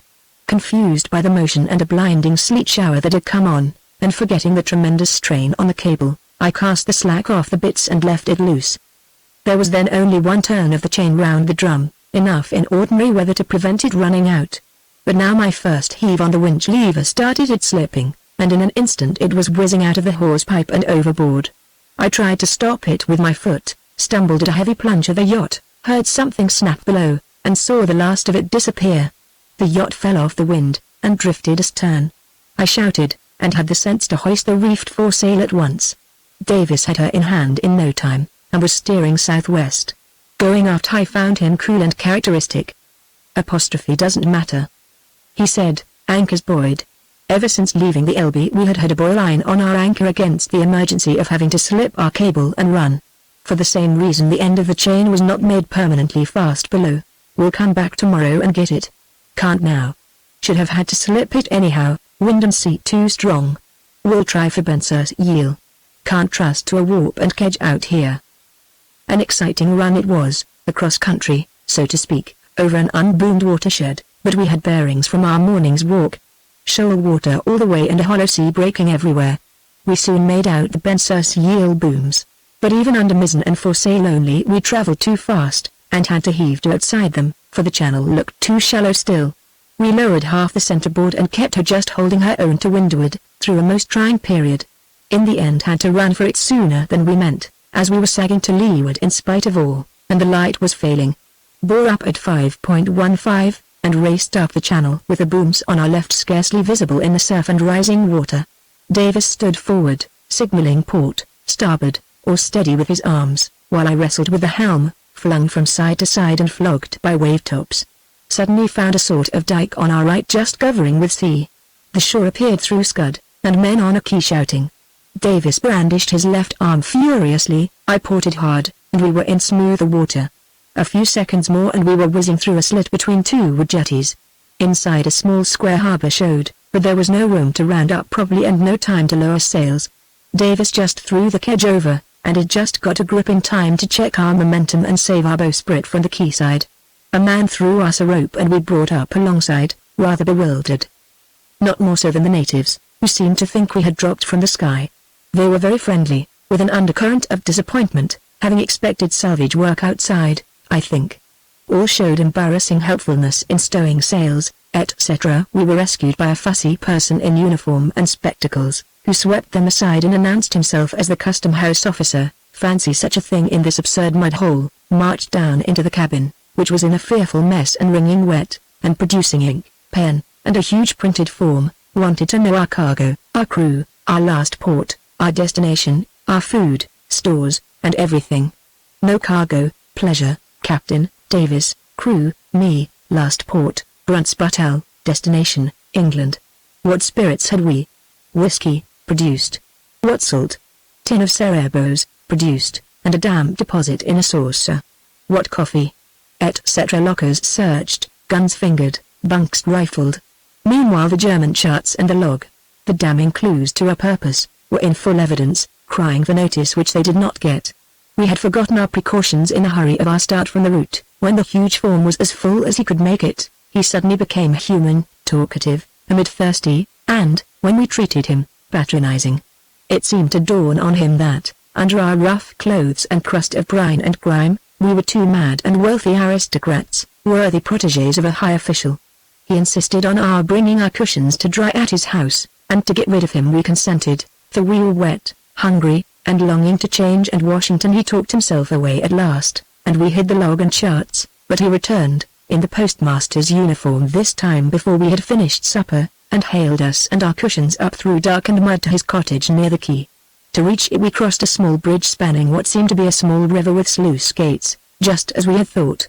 He showed his prizes to his wife, who was quite flustered by the distinguished strangers, and received the cushions with awe, and next we were carried off to the guest house and exhibited to the village circle, where we talked ducks and weather. Nobody takes us seriously. I never felt less like a conspirator. Our friend, who is a feather-headed chatterbox, is enormously important about his ridiculous little port, whose principal customer seems to be the Landjug post boat, a galliot running to and fro according to tide. A few lighters also come down the stream with bricks and produce from the interior, and are towed to the islands. The harbour has from 5 to 7 feet in it for 2 hours out of 12. Herr Senkel talked us back to the yacht, which we found resting on the mud, and here we are. Davis pretends there are harbour smells, and says he won't be able to sleep, is already worrying about how to get away from here. Ashore, they were saying that it's impossible, under sail, in strong northeast winds, the channel being too narrow to tack in. For my part one find it a huge relief to be in any sort of harbour after a fortnight in the open. There are no tides or anchors to think about, and no bumping or rolling. Fresh milk tomorrow. Chapter 16 Commander von Breuning. To resume my story in narrative form, I was awakened at 10 o'clock on the 19th, after a long and delicious sleep, by Davis's voice outside, talking his unmistakable German. Looking out, in my pyjamas, I saw him on the quay above in conversation with a man in a long Macintosh coat and a gold-laced navy cap. He had a close-trimmed auburn beard, a keen, handsome face, and an animated manner. It was raining in a raw air. They saw me, and Davis said, "Hello, Carruthers. Here's Commander von Breuning from the Blitz, that's May in a Freund Carruthers." Davis was deplorably weak in terminations. The commander smiled broadly at me, and I inclined an uncombed head, while, for a moment, the quest was a dream, and I myself felt unutterably squalid and foolish. I ducked down, heard them parting, and Davis came aboard. "We're to meet him at the inn for a talk at 12, he said. His news was that the Blitz's steam cutter had come in on the morning tide, and he had met von Breuning when marketing at the inn. Secondly, the Cormoran had also come in, and was moored close by. It was as clear as possible, therefore, that the latter had watched us, and was in touch with the Blitz, and that both had seized the opportunity of our being cooped up in Ben Sur-Seul to take further stock of us. What had passed hitherto? Nothing much. Von Breuning had greeted Davis with cordial surprise, and said he had wondered yesterday if it was the Dulcibella that he had seen anchored behind Landjug. Davis had explained that we had left the Baltic and were on our way home, taking the shelter of the islands. "Supposing he comes on board and asks to see our log?" I said. "Pull it out," said Davis, "it's rot, this hiding, after all. I say. I rather funk this interview. What are we to say? It's not in my line." We resolved abruptly on an important change of plan, replaced the log and charts in the rack as the first logical step. They contained nothing but bearings, courses, and the bare data of navigation. To Davis they were hard-won secrets of vital import, to be lied for, however hard and distasteful lying was. I was crueler as to their value, but in any case the same thing was now in both our minds. There would be great difficulties in the coming interview if we tried to be too clever and conceal the fact that we had been exploring. We did not know how much von Breuning knew. When had our surveillance by the cormorant begun? Apparently at Wancherooge, but possibly in the estuaries, where we had not tired a shot at duck. Perhaps he knew even more. Dolman's treachery, Davis's escape, and our subsequent movements we could not tell. On the other hand, exploration was known to be a fad of Davis's, and in September he had made no secret of it. It was safer to be consistent now. After breakfast we determined to find out something about the cormorant, which lay on the mud at the other side of the harbour, and accordingly addressed ourselves to two mighty sailors, whose jerseys bore the legend Post, and who towered conspicuous among a row of stolid Frisians on the quay, all gazing gravely down at us as at a curious bit of marine bric-a-brac. The twins, for such they proved to be, were most benignant giants, and asked us aboard the post-boat galliot for a chat. It was easy to bring the talk naturally round to the point we wished, and we soon gained some most interesting information, delivered in the broadest Frisian, but intelligible enough. They called the cormorant a Mehmet boat, or wreckworks boat. It seemed that off the western end of Juist, the island lying west of Norderney, there lay the bones of a French war vessel, wrecked ages ago. She carried bullion which has never been recovered, in spite of many efforts. A salvage company was trying for it now, and had works on Mehmet, an adjacent sandbank. That is Herr Grimm, the overseer himself, they said, pointing to the bridge above the sluice gates. I call him Grimm because it describes him exactly. A man in a pilot jacket and peaked cap was leaning over the parapet. "What's he doing here?" I asked. They answered that he was often up and down the coast, work on the wreck being impossible in rough weather. They supposed he was bringing cargo in his galliot from Wilhelmshaven, all the company's plant and stores coming from that port. He was a local man from Rich, an ex-tug skipper. We discussed this information while walking out over the sands to see the channel at low water. "Did you hear anything about this in September?" I asked. "Not a word. I didn't go to Juist. I would have, probably, if I hadn't met Dolman. What in the world did it mean? How did it affect our plans? Look at his boots if we pass him," was all Davis had to suggest. The channel was now a ditch, with a trickle in it, running north by east, roughly, and edged by a dike of withies for the first quarter of a mile. It was still blowing fresh from the northeast, and we saw that exit was impossible in such a wind. So back to the village, a paltry, bleak little place.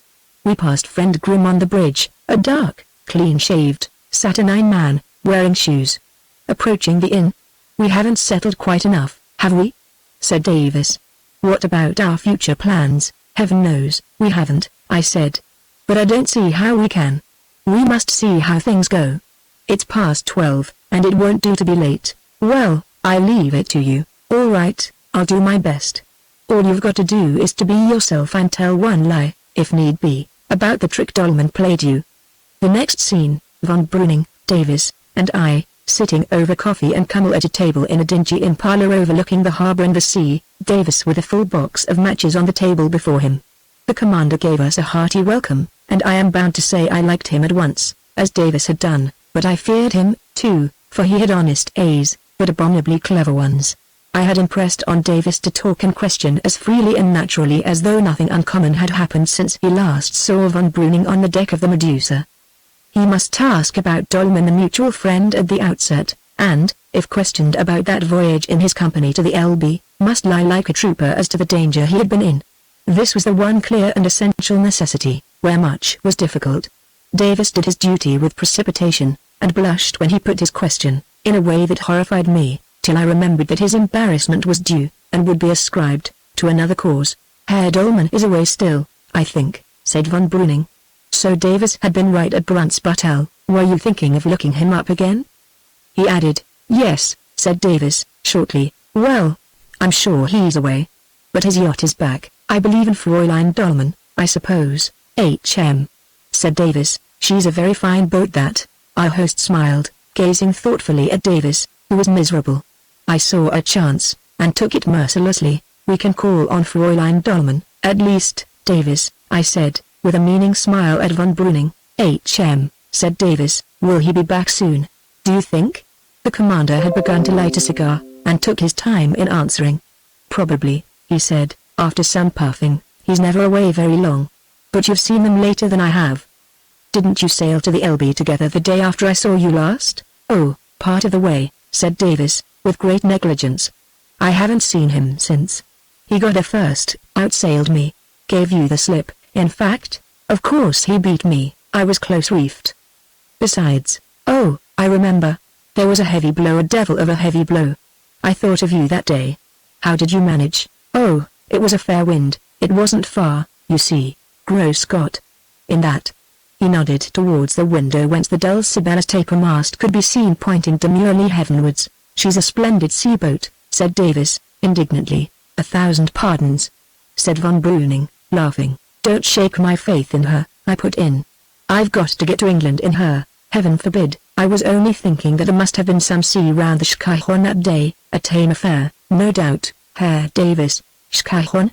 Said Davis, who did not catch the idiom in the latter sentence. Oh, we didn't go that way. We cut through the sands by the Chelt. The Chelt. In a northwest gale. The commander started, ceased to smile, and only stared. It was genuine surprise, I could swear it. He had heard nothing of this before. Herr Dolman knew the way, said Davis, doggedly. He kindly offered to pilot me through, and I wouldn't have gone otherwise. There was an awkward little pause. He led you well, it seems?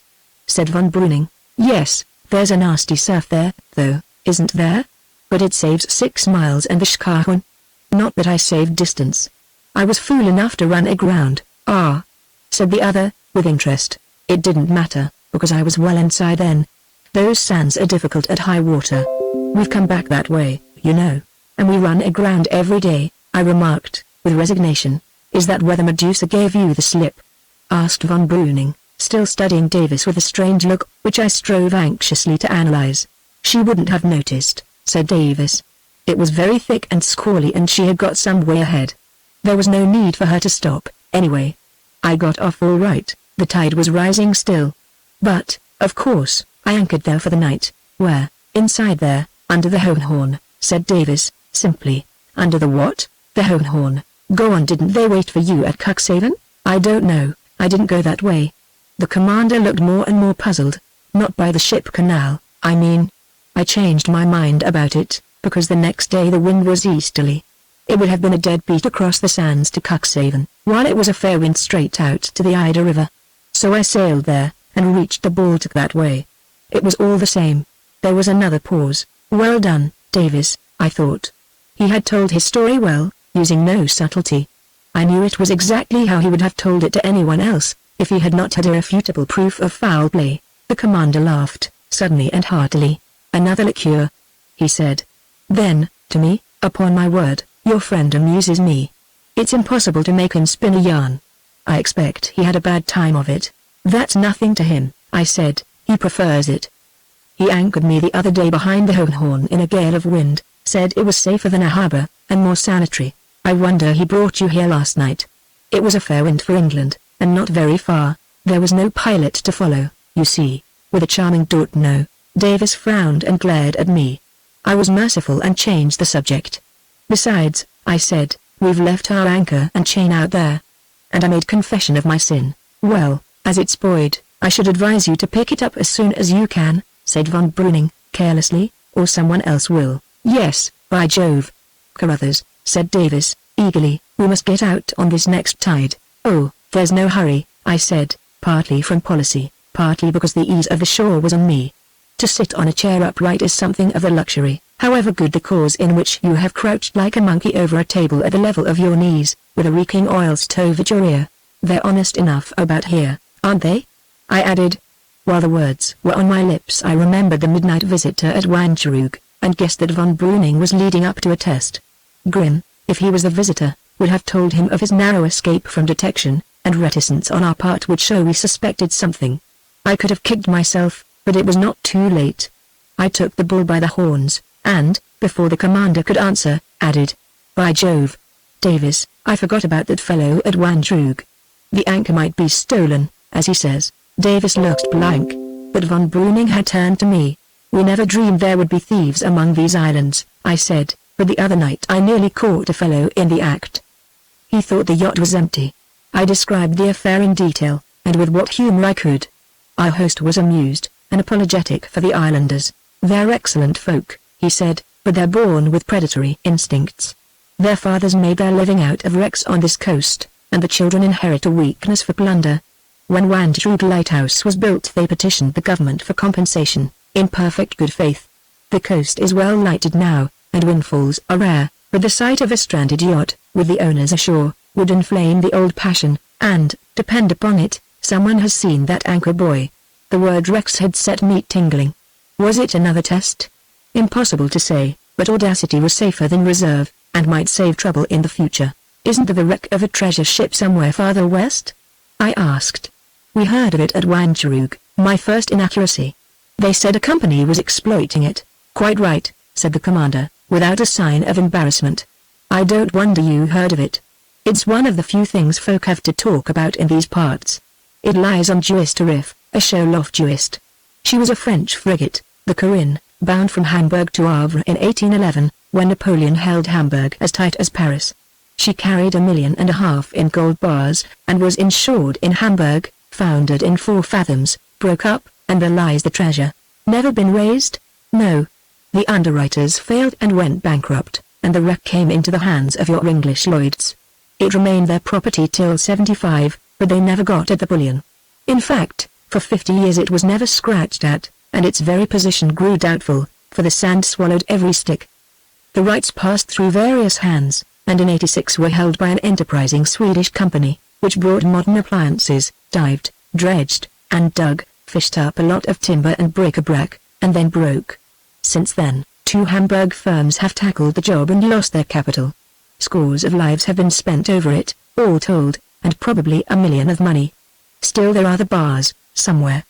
And what's being done now? Well, recently a small local company was formed. It has a depot at Mehmet, and is working with a good deal of perseverance. An engineer from Bremen was the principal mover, and a few men from Norderney and Emden subscribed the capital. By the way, our friend Dolman is largely interested in it. Out of the corner of my eye I saw Davis's telltale face growing troubled with inward questionings. We mustn't get back to him, I said, laughing. It's not fair to my friend. But all this is very interesting. Will they ever get those bars? Ah. That's the point, said von Breuning, with a mysterious twinkle. It's an undertaking of immense difficulty, for the wreck is wholly disintegrated, and the gold, being the heaviest part of it, has, of course, sunk the deepest. Dredging is useless after a certain point, and the divers have to make excavations in the sand, and shore them up as best they can. Every gale nullifies half their labor, and weather like this of the last fortnight plays the mischief with the work. Only this morning I met the overseer, who happens to be ashore here. He was as black as thunder over prospects. Well, it's a romantic speculation, I said. They deserve a return for their money. I hope they'll get it, said the commander. The fact is, I hold a few shares myself. Oh, I hope I haven't been asking indiscreet questions? Oh, dear no, all the world knows what I've told you. But you'll understand that one has to be reticent as to results in such a case. It's a big stake, and the title is none too sound. There has been litigation over it. Not that I worry much about my investment, for I shan't lose much by it at the worst. But it gives one an interest in this abominable coast. I go and see how they're getting on sometimes, when I'm down that way. It is an abominable coast, I agreed, heartily, though you won't get Davis to agree. It's a magnificent place for sailing, said Davis, looking wistfully out over the storm-speckled grey of the North Sea. He underwent some more chaff, and the talk passed to our cruising adventures in the Baltic and the estuaries. Von Breuning cross-examined us with the most charming urbanity and skill. Nothing he asked could cause us the slightest offense, and a responsive frankness was our only possible course. So, date after date, and incident after incident, were elicited in the most natural way.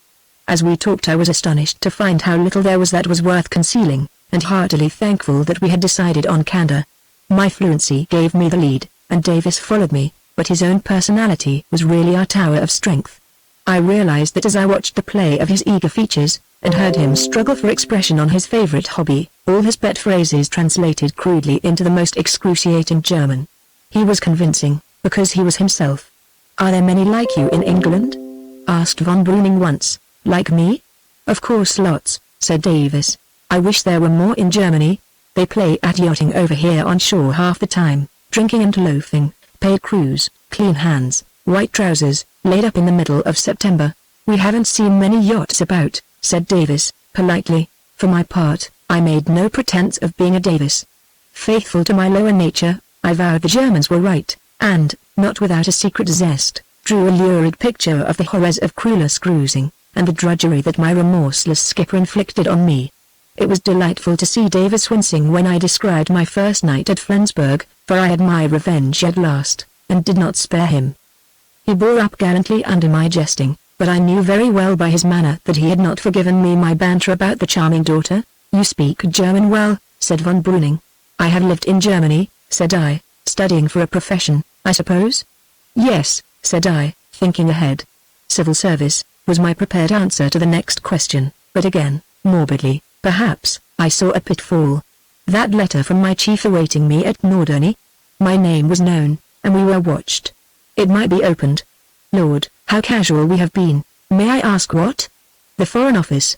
It sounded suspicious, but there it was. Indeed, in the government service. When do you have to be back? That was how the question of our future intentions was raised, prematurely by me, for two conflicting theories were clashing in my brain. But the contents of the letter dogged me now, and when at a loss, tell the truth, was an axiom I was finding sound. So I answered, pretty soon, in about a week. But I'm expecting a letter at Norderney, which may give me an extension. Davis said it was a good address to give, I added, smiling. Naturally, said von Breuning, dryly. The joke had apparently ceased to amuse him. But you haven't much time then, have you? He added, unless you leave your skipper in the lurch. It's a long way to England, and the season is late for yachts. I felt myself being hurried. Oh, you don't understand, I explained, he's in no hurry. He's a man of leisure, aren't you, Davis? What? Said Davis. I translated my cruel question. Yes, said Davis, with simple pathos. If I have to leave him I shan't be missed as an able seaman, at least. He'll just potter on down the islands, running aground and kedging off. And arrive about Christmas, or take the first fair gale to Dover, laughed the commander, or that. So, you see, we're in no hurry, and we never make plans. And as for a passage to England straight, I'm not such a coward as I was at first, but I draw the line at that. You're a curious pair of shipmates. What's your point of view, Herr Davis? I like this coast, said Davis. And we want to shoot some ducks. He was nervous, and forgot himself. I had already satirized our sporting armament and exploits, and hoped the subject was disposed of. Ducks were pretexts, and might lead to complications. I particularly wanted a free hand. As to wildfowl, said our friend, I would like to give you gentlemen some advice. There are plenty to be got, now that autumn weather has set in. You wouldn't have got a shot in September, Herr Davis. I remember your asking about them when I saw you last. And even now it's early for amateurs. In hard winter weather a child can pick them up, but they're wild still, and want crafty hunting. You want a local punt, and above all a local man. You could stow him in your forecastle, and to go to work seriously. Now, if you really wish for sport, I could help you. I could get you a trustworthy. Oh, it's too good of you, stammered Davis, in a more unhappy accent than usual. We can easily find one for ourselves. A man at Wandsrug offered. Oh, did he? Interrupted von Breuning, laughing. I'm not surprised. You don't know the Frieslanders. They're guileless, as I said, but they cling to their little perquisites. I translated to Davis. They've been cheated out of wrecks, and they're all the more sensitive about ducks, which are more lucrative than fish. A stranger is a poacher. Your man would have made slight errors as to time and place. You said they were odd in their manner, didn't you, Davis? I put in. Look here, this is very kind of Commander von Breuning, but hadn't we better be certain of my plans before settling down to shoot? Let's push on direct to Norderney and get that letter of mine, and then decide. But we shan't see you again, I suppose, Commander? Why not? I am cruising westwards, and shall probably call at Norderney. Come aboard if you're there, won't you? I should like to show you the Blitz. Thanks, very much, said Davis, uneasily. Thanks, very much, said I, as heartily as I could. Our party broke up soon after this. Well, gentlemen, I must take leave of you, said our friend. I have to drive to Erskine. I shall be going back to the Blitz on the evening tide, but you'll be busy then with your own boat. It had been a puzzling interview, but the greatest puzzle was still to come. As we went towards the door, von Breuning made a sign to me. We let Davis pass out and remained standing. One word in confidence with you, Herr Carruthers, he said, speaking low. You won't think me officious, I hope. I only speak out of keen regard for your friend. It is about the Dolmans. You see how the land lies? I wouldn't encourage him, thanks, I said, but really. It's only a hint. He's a splendid young fellow, but if anything you understand too honest and simple. I take it you have influence with him, and I should use it. I was not in earnest, I said. I have never seen the Dolmans. I thought they were friends of yours, I added, looking him straight in the eyes. I know them, but he shrugged his shoulders. I know everybody. What's wrong with them? I said, point blank, softly. Herr Carruthers. Remember, I speak out of pure friendliness to you as strangers, foreigners, and young. You I take to have discretion, or I should not have said a word. Still, I will add this. We know very little of Herr Dolman, of his origin, his antecedents. He is half a Swede, I believe, certainly not a Prussian, came to Norderney 3 years ago, appears to be rich, and has joined in various commercial undertakings. Little scope about here? Oh, there is more enterprise than you think. Development of bathing resorts, you know, speculation in land on these islands. Sharp practice? Oh, no. He's perfectly straight in that way. But he's a queer fellow, of eccentric habits, and, well, as I say, little is known of him. That's all, just a warning. Come along. I saw that to press him further was useless. Thanks, I'll remember, I said, and look here, he added, as we walked down the passage, if you take my advice, you omit that visit to the Medusa altogether. He gave me a steady look, smiling gravely. How much do you know, and what do you mean? Were the questions that throbbed in my thoughts, but I could not utter them, so I said nothing and felt very young. Outside we joined Davis, who was knitting his brow over prospects. It just comes of going into places like this, he said to me. We may be stuck here for days. Too much wind to tow out with the dinghy, and too narrow a channel to beat in. Von Breuning was ready with a new proposal. Why didn't I think of it before? He said. I'll tow you out in my launch. Be ready at 6.30, we shall have water enough then. My men will send you a warp.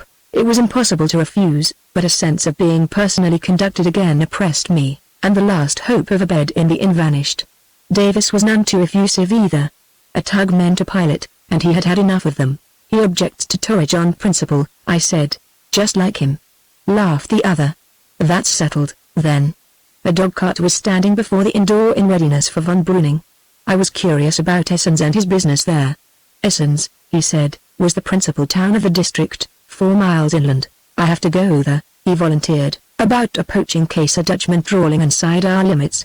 That's my work, you know, police duty. Had the words a deeper meaning? Do you ever catch an Englishman? I asked, recklessly. Oh, very rarely. Your countrymen don't come so far as this except on pleasure. He bowed to us each and smiled. Not much of that to be got in Bensersiel, I laughed. I'm afraid you'll have a dull afternoon. Look here. I know you can't leave your boat altogether, and it's no use asking Herr Davis, but will you drive into Essens with me and see a Frisian town for what it's worth? You're getting a dismal impression of Friesland. I excused myself, said I would stop with Davis. We would walk out over the sands and prospect for the evening sail. Well, goodbye then, he said, till the evening. Be ready for the warp at 6.30. He jumped up, and the car rattled off through the mud, crossed the bridge, and disappeared into the dreary hinterland. Chapter 17. Clearing the air. Has he gone to get the police? Do you think? Said Davis, grimly. I don't think so, said I. Let's go aboard before the customs fellow buttonholes us. A diminished row of stolid Frisians still ruminated over the Dulcibella. Friend Grimm was visible smoking on his forecastle. We went on board in silence. First of all, where exactly is Mehmet? I said. Davis pulled down the chart, said there, and flung himself at full length on a sofa. The reader can see Mehmet for himself. South of Juist, abutting on the Ems Delta, lies an extensive sandbank called Nordland, whose extreme western rim remains uncovered at the highest tides. The effect being to leave a sea-shaped island, a mere paring of sand like a boomerang, nearly 2 miles long, but only 150 yards or so broad, of curiously symmetrical outline, except at one spot, where it bulges to the width of 1/4 of a mile. On the English chart its nakedness was absolute, save for a beacon at the south, but the German chart marked a building at the point where the bulge occurs. This was evidently the depot. Fancy living there, I thought, for the very name struck hold. No wonder Grimm was grim, and no wonder he was used to seek change of air. But the advantages of the site were obvious. It was remarkably isolated, even in a region where isolation is the rule. yet it was conveniently near the wreck, which, as we had heard, lay 2 miles out on the Jewester Reef. Lastly, it was clearly accessible at any state of the tide, for the 6-fathom channel of the Ems estuary runs hard up to it on the south, and thence sends off an eastward branch which closely borders the southern horn, thus offering an anchorage at once handy, deep, and sheltered from seaward gales. Such was Memmott, as I saw it on the chart, taking in its features mechanically, for while Davis lay the heedless and taciturn, a pretense of interest was useless.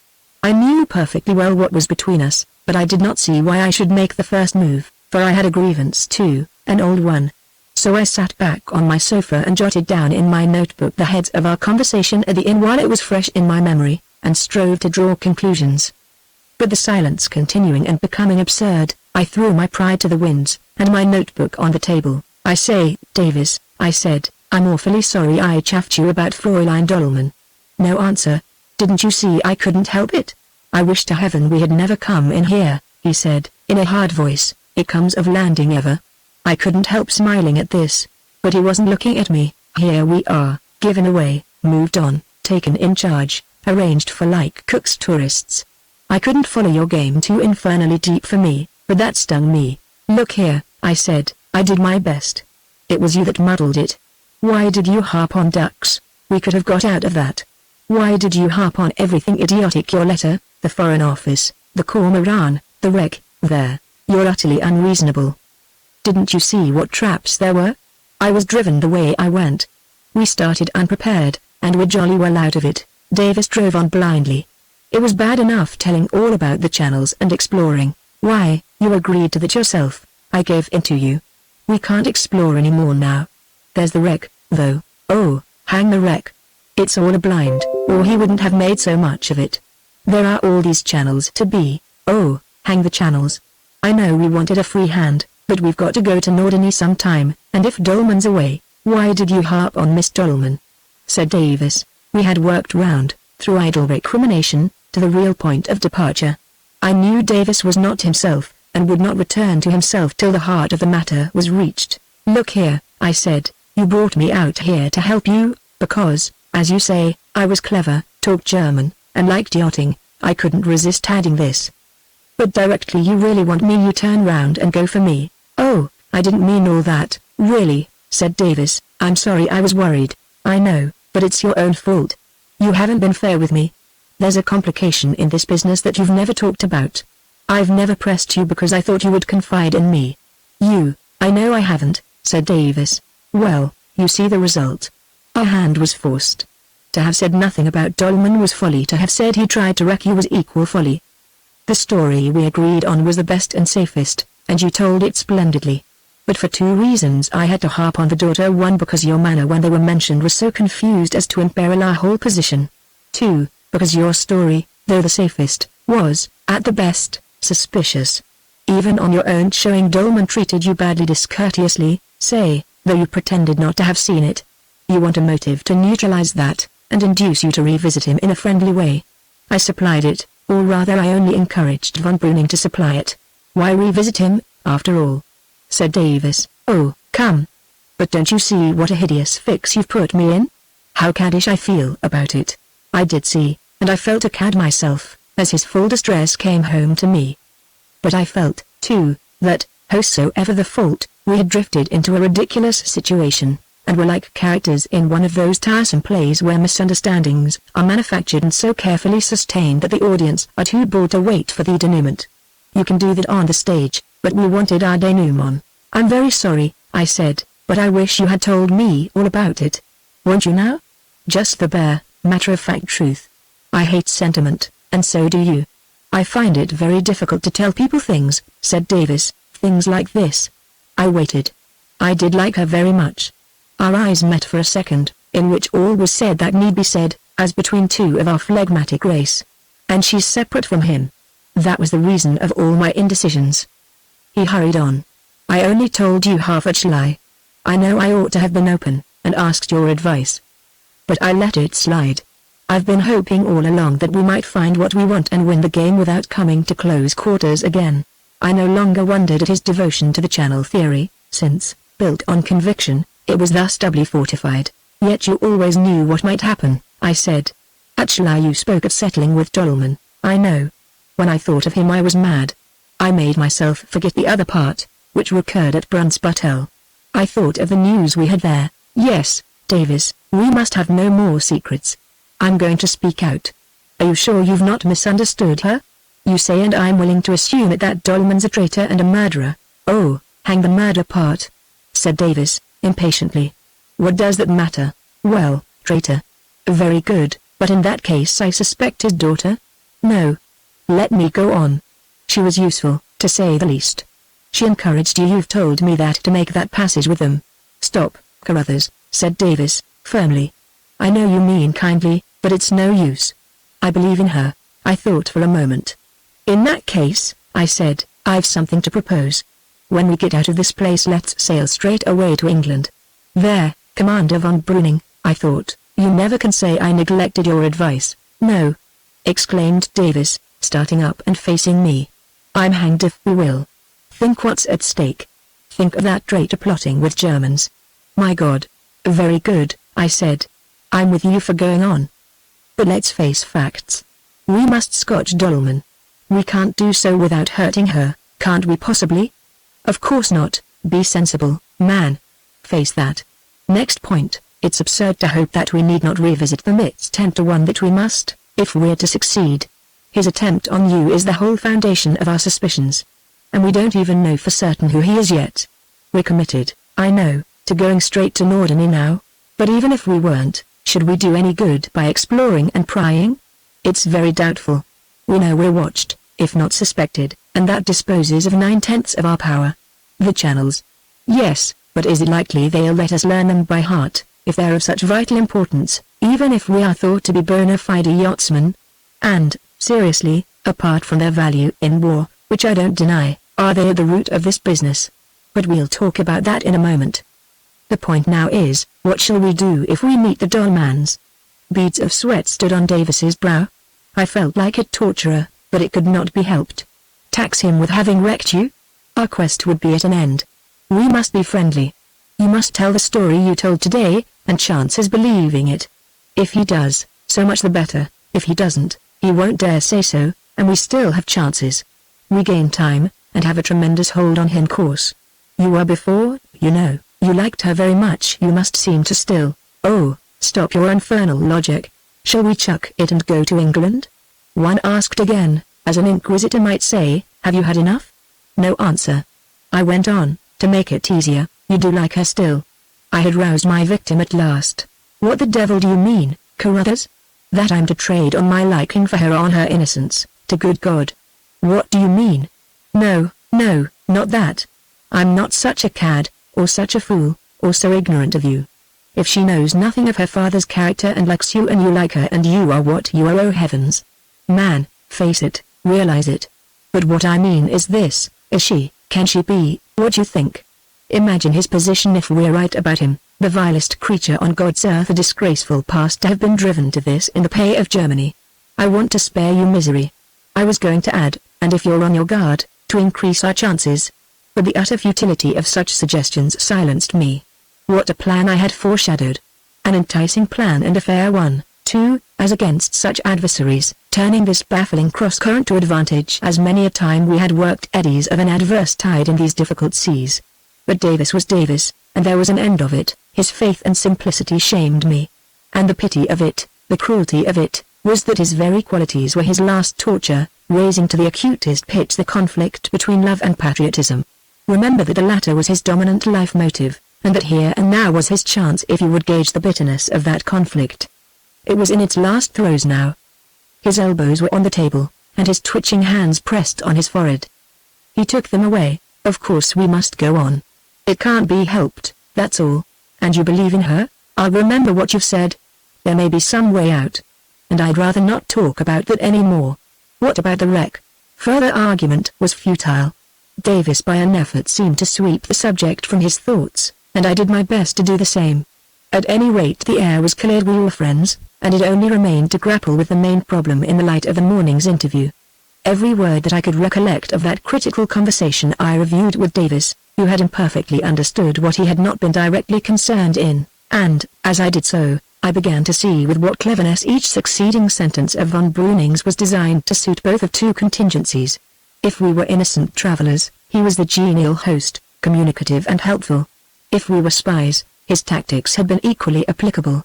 He had outdone us in apparent candor, hiding nothing which he knew we would discover for ourselves, and contriving at the same time both to gain knowledge and control of our movements, and to convey us warnings, which would only be understood if we were guilty, that we were playing an idle and perilous game, and had better desist. But in one respect we had the advantage, and that was in the version Davis had given of his stranding on the Hohenhorn. Inscrutable as our questioner was, he let it appear not only that the incident was new to him, but that he conjectured at its sinister significance. A little cross-examination on detail would have been fatal to Davis's version, but that was where our strength lay. He dared not cross-examine for fear of suggesting to Davis suspicions which he might never have felt. Indeed, I thought I detected that fear underlying his whole attitude towards us, and it strengthened a conviction which had been growing in me since Grimm's furtive midnight visit, that the secret of this coast was of so important and delicate a nature that rather than attract attention to it at all, overt action against intruders would be taken only in the last resort, and on irrefragable proofs of guilty intention. Now for our clues. I had come away with two, each the germ of a distinct theory, and both obscured by the prevailing ambiguity. Now, however, as we thumbed the chart and I gave full rein to my fancy, one of them, the idea of Mehmet, gained precision and vigor every moment. True, such information as we had about the French wreck and his own connection with it was placed most readily at our disposal by von Breuning, but I took it to be information calculated only to forestall suspicion, since he was aware that we already associated him with Dolman, possibly also with Grimm, and it was only likely that in the ordinary course we should learn that the trio were jointly concerned in Mehmet. So much for the facts. As for the construction he wished us to put on them, I felt sure it was absolutely false. He wished to give us the impression that the buried treasure itself was at the root of any mystery we might have scented. I do not know if the reader fully appreciated that astute suggestion, the hint that secrecy as to results was necessary owing both to the great sum at stake and the flaw in the title, which he had been careful to inform us had passed through British hands. What he meant to imply was, don't be surprised if you have midnight visitors. Englishmen prowling along this coast are suspected of being Lloyd's agents.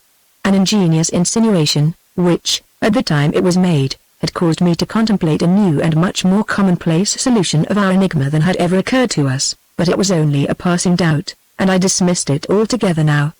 The fact was, it either explained everything or nothing. As long as we held to our fundamental assumption that Davis had been decoyed into a death trap in September, it explained nothing. It was too fantastic to suppose that the exigencies of a commercial speculation would lead to such extremities as that. We were not in the South Sea Islands, nor were we the puppets of a romance. We were in Europe, dealing not only with a Dolman, but with an officer of the German Imperial Navy, who would scarcely be connected with a commercial enterprise which could conceivably be reduced to forwarding its objects in such a fashion. It was shocking enough to find him in relations with such a scoundrel at all, but it was explicable if the motive were imperial, not so if it were financial. No, to accept the suggestion we must declare the whole quest a mare's nest from beginning to end. The attempt on Davis a delusion of his own fancy, the whole structure we had built on it, baseless. Well, I can hear the reader saying, why not? You, at any rate, were always a little skeptical. Granted, yet I can truthfully say I scarcely faltered for a moment. Much had happened since Schleifjord. I had seen the mechanism of the death trap. I had lived with Davis for a stormy fortnight, every hour of which had increased my reliance on his seamanship, and also, therefore, on his account of an event which depended largely for its correct interpretation on a balanced nautical judgment. Finally, I had been unconsciously realizing, and knew from his mouth today, that he had exercised and acted on that judgment in the teeth of personal considerations, which his loyal nature made overwhelming in their force. What, then, was the meaning of Mehmet? At the outset it riveted my attention on the Ems estuary, whose mouth it adjoins. We had always rather neglected the Ems in our calculations, with some excuse, too, for at first sight its importance bears no proportion to that of the three greater estuaries. The latter bear vessels of the largest tonnage and deepest draught to the very quays of Hamburg, Bremerhaven, and the naval dockyard of Wilhelmshaven, while two of them, the Elbe and the Weser, are commerce carriers on the vastest scale for the whole empire. The Ems, on the other hand, only serves towns of the second class. A glance at the chart explains this. You see a most imposing estuary on a grander scale than any of the other three taken singly, with a length of 30 miles and a frontage on the North Sea of 10 miles, or 1/70th, roughly, of the whole seaboard, encumbered by outlying shoals, and blocked in the center by the island of Borkum, but presenting two fine deep water channels to the incoming vessel. These roll superbly through enormous sheets of sand, unite and approach the mainland in one stately stream 3 miles in breadth. But then comes a sad falling off. The navigable fairway shoals and shrinks, middle grounds obstructed, and shelving foreshores persistently deny it that easy access to the land that alone can create great seaboard cities. All the ports of the Ems are tidal. The harbor of Delfzijl, on the Dutch side, dries at low water, and Emden, the principal German port, can only be reached by a lock and a mile of canal. But this depreciation is only relative. Judged on its merits, and not by the standard of the Elbe, it is a very important river. Emden is a flourishing and growing port.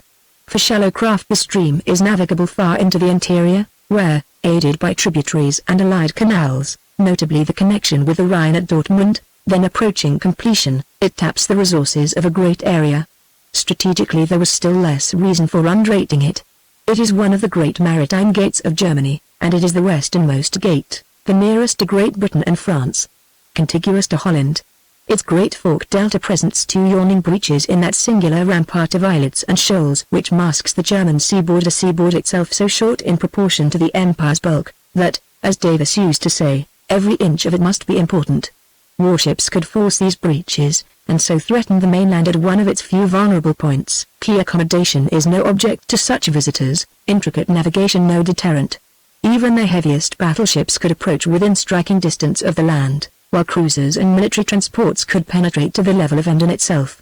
Emden, as Davis had often pointed out, is connected by canal with Wilhelmshaven on the Jade, a strategic canal, designed to carry gunboats as well as merchandise.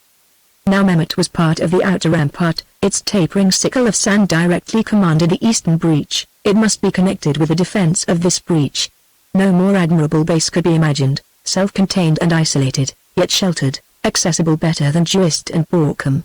And supposing it would desire to shroud the nature of the work in absolute secrecy, what a pretext lay to hand in the wreck and its buried bullion, which lay in the offing opposite the fairway. On Mehmet was the depot for the salvage operations. Salvage work, with its dredging and diving, offered precisely the disguise that was needed. It was submarine, and so are some of the most important defenses of ports, mines, and dirigible torpedoes. All the details of the story were suggestive. The small local company, the engineer from Bremen, who, I wondered, was he? The few shares held by von Breuning, enough to explain his visits, the stores and gear coming from Wilhelmshaven, a naval dockyard. Try as I would I could not stir Davis's imagination as mine was stirred. He was bent on only seeing the objections, which, of course, were numerous enough. Could secrecy be ensured under pretext of salving a wreck? It must be a secret shared by many divers, crews of tugs, employees of all sorts. I answered that trade secrets are often preserved under no less difficult conditions, and why not imperial secrets? Why the Ems and not the Elbe? He asked. Perhaps, I replied, the Elbe, too, holds similar mysteries. New Urk Island might, for all we knew, be another Mehmet. When cruising in that region we had had no eyes for such things, absorbed in a preconceived theory of our own. Besides, we must not take ourselves too seriously. We were amateurs, not experts in coast defense, and on such vague grounds to fastidiously reject a clue which went so far as this one was to quarrel with our luck. There was a disheartening corollary to this latter argument that in my newborn zeal I shut my eyes to. As amateurs, were we capable of using our clue and gaining exact knowledge of the defenses in question? Davis, I knew, felt this strongly, and I think it accounted for his lukewarm view of Mehmet more than he was aware. He clung more obstinately than ever to his channel theory, conscious that it offered the one sort of opportunity of which with his peculiar gifts he was able to take advantage. He admitted, however, that it was under a cloud at present, for if knowledge of the coastwise navigation were a crime in itself we should scarcely be sitting here now. It's something to do with it, anyhow. He persisted. Chapter 18 Imperial Escort. Mehmet gripped me, then, to the exclusion of a rival notion which had given me no little perplexity during the conversation with von Breuning. His reiterated advice that we should lose no time in picking up our anchor and chain had ended by giving me the idea that he was anxious to get us away from Bensersiel and the mainland. At first I had taken the advice partly as a test of our veracity, as I gave the reader to understand, and partly as an indirect method of lulling any suspicions which Grimm's midnight visit may have caused. Then it struck me that this might be over-subtlety on my part, and the idea occurred when the question of our future plans cropped up, and hampered me in deciding on a course. It returned again when von Breuning offered to tow us out in the evening. It was in my mind when I questioned him as to his business ashore, for it occurred to me that perhaps his landing here was not solely due to a wish to inspect the crew of the Dulcibella. Then came his perfectly frank explanation, with its sinister double entente for us, coupled with an invitation to me to accompany him to Erskine's. But, on the principle of tenuidanos etc., I instantly smelt a ruse. Not that I dreamt that I was to be decoyed into captivity, but if there was anything here which we two might discover in the few hours left to us, it was an ingenious plan to remove the most observant of the two till the hour of departure. Davis scorned them, and I had felt only a faint curiosity in these insignificant hamlets, influenced, I am afraid, chiefly by a hankering after terra firma which the pitiless rigor of his training had been unable to cure. But it was imprudent to neglect the slightest chance. It was 3 o'clock, and I think both our brains were beginning to be addled with thinking in close confinement. I suggested that we should finish our council of war in the open, and we both donned oilskins and turned out. The sky had hardened and banked into an even canopy of lead, and the wind drove before it to fine cold rain. You could hear the murmur of the rising flood on the sands outside, but the harbour was high above it still, and the Dulcibella and the other boats squatted low in a bed of black slime. Native interest seemed to be at last assuaged, for not a soul was visible on the bank. I cannot call it a quay, but the top of a black sou'wester with a feather of smoke curling round it showed above the forehatch of the cormorant. I wish I could get a look at your cargo, my friend, I thought to myself. We gazed at Ben Circeul in silence. There can't be anything here? I said. What can there be? Said Davis. What about that dike? I said, with a sudden inspiration. From the bank we could see all along the coastline, which is diked continuously, as I have already said. The dike was here a substantial brook-faced embankment, very similar, though on a smaller scale, to that which had bordered the Elbe near Cuxhaven, and over whose summit we had seen the snouts of guns. I say, Davis, I said, do you think this coast could be invaded? Along here, I mean, behind these islands? Davis shook his head. I've thought of that, he said. There's nothing in it. It's just the very last place on Earth where a landing would be possible. No transport could get nearer than where the Blitz is lying, 4 miles out. Well, you say every inch of this coast is important. Yes, but it's the water I mean. Well, I want to see that dike. Let's walk along it. My mushroom theory died directly I set foot on it. It was the most innocent structure in the world, like 1,000 others in Essex and Holland, topped by a narrow path, where we walked in single file with arms akimbo to keep our balance in the gusts of wind. Below us lay the sands on one side and rank fens on the other, interspersed with squares of pasture ringed in with ditches. After half a mile we dropped down and came back by a short circuit inland, following a mazy path which was mostly right angles and minute plank bridges, till we came to the Erskine's road. We crossed this and soon after found our way barred by the stream I spoke of. This involved a detour to the bridge in the village, and a stealthy avoidance of the post office, for dread of its garrulous occupant. Then we followed the dike in the other direction, and ended by a circuit over the sands, which were fast being covered by the tide, and so back to the yacht. Nobody appeared to have taken the slightest notice of our movements.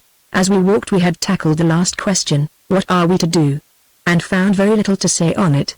We were to leave tonight, unless the Erskine's police appeared on the scene, and were committed to sailing direct to Norderney, as the only alternative to duck shooting under the espionage of a trustworthy nominee of von Breuning's. Beyond the vagueness and difficulty of every sort. At Norderney I should be fettered by my letter. If it seemed to have been opened and it ordered my return, I was limited to a week, or must risk suspicion by staying. Dolman was away, according to von Breuning, would probably be back soon, but how soon? Beyond Norderney lay Mehmet. How to probe its secret? The ardor it had roused in me was giving way to a mortifying sense of impotence. The sight of the cormorant, with her crew preparing for sea, was a pointed comment on my diplomacy, and most of all on my ridiculous survey of the dikes. When all was said and done we were protégés of von Breuning, and dogged by Grimm. Was it likely they would let us succeed? The tide was swirling into the harbour in whirls of chocolate froth, and as it rose all Ben Circeul, dominated as before by Herr Senkel, straggled down to the quay to watch the movements of shipping during the transient but momentous hour when the mud hole was a seaport. The captain's steam cutter was already afloat, and her sailors busy with sidelights and engines. when it became known that we, too, were to sail, and under such distinguished escort, the excitement intensified. Again our friend of the customs was spreading out papers to sign, while a throng of helpful Frisians, headed by the twin giants of the post-boat, thronged our decks and made us ready for sea in their own confused fashion. Again we were carried up to the inn and overwhelmed with advice, and warnings, and farewell toasts. Then back again to find the Dulcibella afloat, and von Breuning just arrived, cursing the weather and the mud, chaffing Davis, genial and debonair as ever. "Stow that mainsail, you won't want it," he said. "I'll tow you right out to Spitzbergen. It's your only anchorage for the night in this wind under the island, near the Blitz, and that would mean a deadbeat for you in the dark." The fact was so true, and the offer so timely, that Davis's faint protests were swept aside in a torrent of ridicule. "And now I think of it," the commander ended, "I'll make the trip with you, if I may. It'll be pleasanter and drier." We all three boarded the Dulcibella, and then the end came. Our tow rope was attached, and at 6:30 the little launch jumped into the collar, and amidst a demonstration that could not have been more hearty if we had been ambassadors on a visit to a friendly power, we sidled out through the jetties. It took us more than an hour to cover the 5 miles to Spitzbergen, for the Dulcibella was a heavy load in a stiff headwind, and Davis, though he said nothing, showed undisguised distrust of our tug's capacities.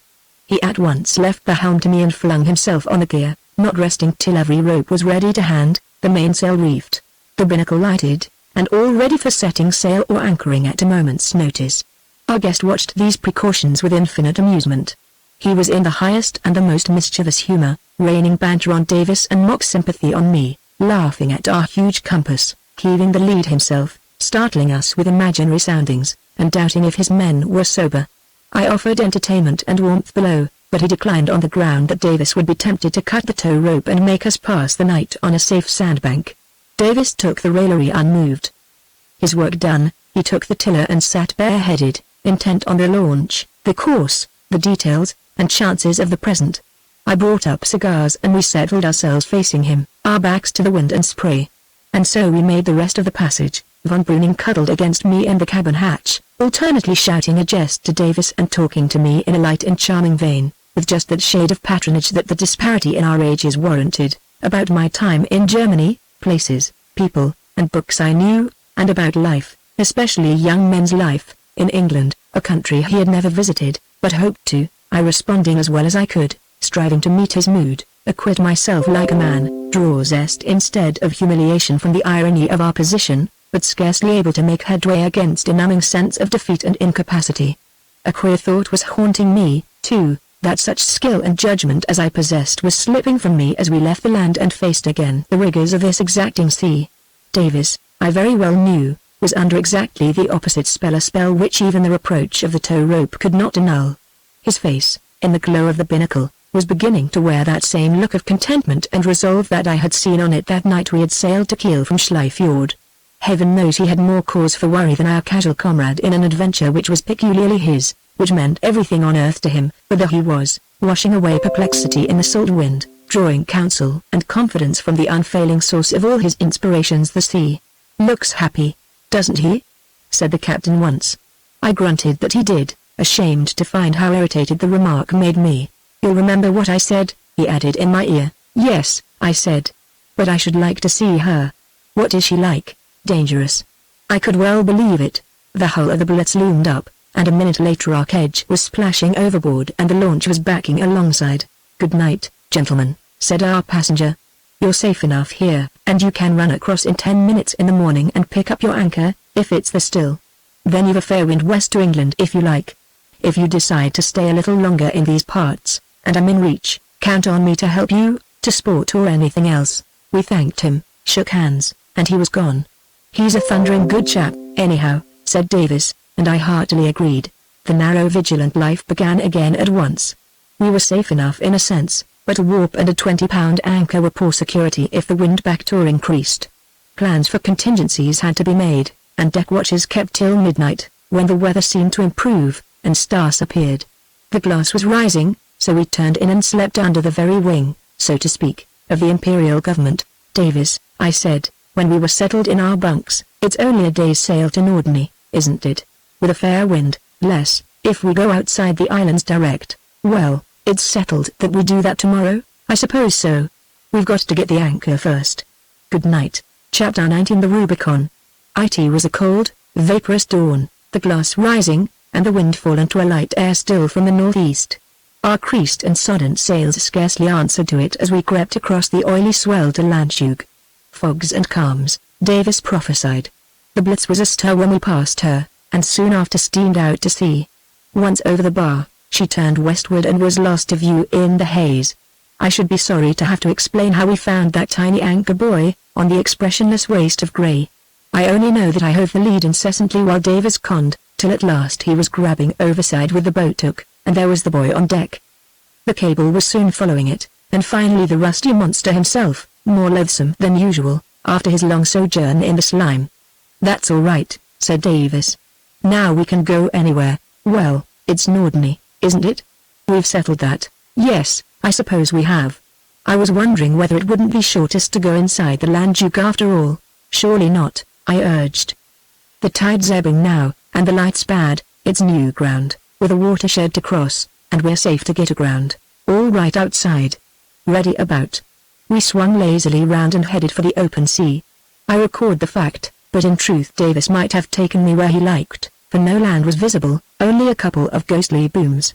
"It seems a pity to miss over the channel," said Davis with a sigh, "just when the Cormoran can't watch us." We had not seen her at all this morning. I set myself to the lead again, averse to reopening a barren argument. Grim had done his work for the present, I felt certain, and was on his way by the shortest road to Norderney and Mehmet. We were soon outside and heading west, our boom squared away and the island sand dunes just apparent under our lee. Then the breeze died to the merest draught, and left us rolling inert in a long swell. Consumed with impatience to get on, I saw fatality in this failure of wind, after a fortnight of unprofitable meanderings, when we had generally had too much of it, and always enough for our purpose. I tried to read below, but the vile squirting of the centerboard drove me up. "Can't we go any faster?" I burst out once. I felt that there ought to be a pyramid of gauzy canvas aloft, spinnakers, flying jibs, and what not. "I don't go in for speed," said Davis, shortly. He loyally did his best to shove her along, but puffs and calms were the rule all day, and it was only by towing in the dinghy for 2 hours in the afternoon that we covered the length of Landshut, and crept before dark to an anchorage behind Baldrum, its slug-shaped neighbor on the west. Strictly, I believe, we should have kept the sea all night, but I had not the grit to suggest that course, and Davis was only too glad of an excuse for threading the shoals of the Akimari on a rising tide. The atmosphere had been slowly clearing as the day wore on, but we had scarcely anchored 10 minutes before a blanket of white fog, rolling in from seaward, swallowed us up. Davis was already afield in the dinghy, and I had to guide him back with a foghorn, whose music roused hosts of seabirds from the surrounding flats, and brought them wheeling and complaining round us, a weird invisible chorus to my mournful solo. The fog hung heavy still at daybreak on the 20th, but dispersed partially under a catspaw from the south about 8 o'clock, in time for us to traverse the boom channel behind Baldrum, before the tide left the watershed. "We shan't get far today," said Davis, with philosophy. "And this sort of thing may go on for any time. It's a regular autumn anticyclone glass 30.5 and steady." That gale was the last of a stormy equinox. We took the inside route as a matter of course today. It was now the shortest to Norderney Harbour, and scarcely less intricate than the Victory, which appeared to be almost totally blocked by banks, and is, in fact, the most impassable of all these outlets to the North Sea.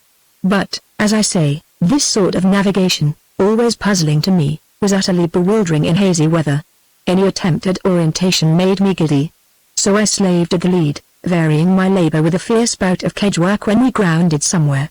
I had 2 rests before 2 o'clock, one of an hour, when we ran into a patch of windless fog, another of a few moments, when Davis said, "There's Norderney." And I saw, surmounting a long slope of weedy sand, still wet with a receding sea, a cluster of sand hills exactly like 100 others I had seen of late, but fraught with a new and unique interest. The usual formula, "What have you got now?" checked my reverie, and Helmsley ended it for the time. We tacked on, for the wind had headed us, in very shoal water. Suddenly Davis said, "Is that a boat ahead?" "Do you mean that galliot?" I asked. I could plainly distinguish one of those familiar craft about half a mile away, just within the limit of vision. "The Cormoran, do you think?" I added. Davis said nothing, but grew inattentive to his work. Barely 4 from me passed unnoticed, and we touched once, but swung off under some play of the current. Then came abruptly, "Stand by the anchor." Let go, and we brought up in midstream of the narrow creek we were following. I triced up the main tack, and stowed the headsails unaided. When I had done, Davis was still gazing to windward through his binoculars, and, to my astonishment, I noticed that his hands were trembling violently. I had never seen this happen before, even at moments when a false turn of the wrist meant death on a surf-battered bank. "What is it?" I asked. "Are you cold?" "That little boat," he said. I gazed to windward, too, and now saw a scrap of white in the distance, in sharp relief. "Small standing lug and jib, it's her, right enough," said Davis to himself, in a sort of nervous stammer. "Who?" "What?" "Medusa's dinghy." He handed, or rather pushed, me the glasses, still gazing. "Dolman?" I exclaimed. "No, it's hers, the one she always sails. She's come to meet us." Through the glasses the white scrap became a graceful little sail, squared away for the light following breeze. An angle of the creek hid the hull, then it glided into view. Someone was sitting aft steering, man or woman I could not say, for the sail hid most of the figure. For full 2 minutes, 2 long, pregnant minutes, we watched it in silence. The damp air was fogging the lenses, but I kept them to my eyes, for I did not want to look at Davis. At last I heard him draw a deep breath, straighten himself up, and give one of his characteristic HMS. Then he turned briskly aft, cast off the dinghy's painter, and pulled her up alongside. "You come too," he said, jumping in, and fixing the rowlocks. His hands were steady again. I laughed, and shoved the dinghy off. "I'd rather you did," he said, defiantly. "I'd rather stay. I'll tidy up, and put the kettle on." Davis had taken a half-stroke, but paused. "She oughtn't to come aboard," he said. "She might like to," I suggested.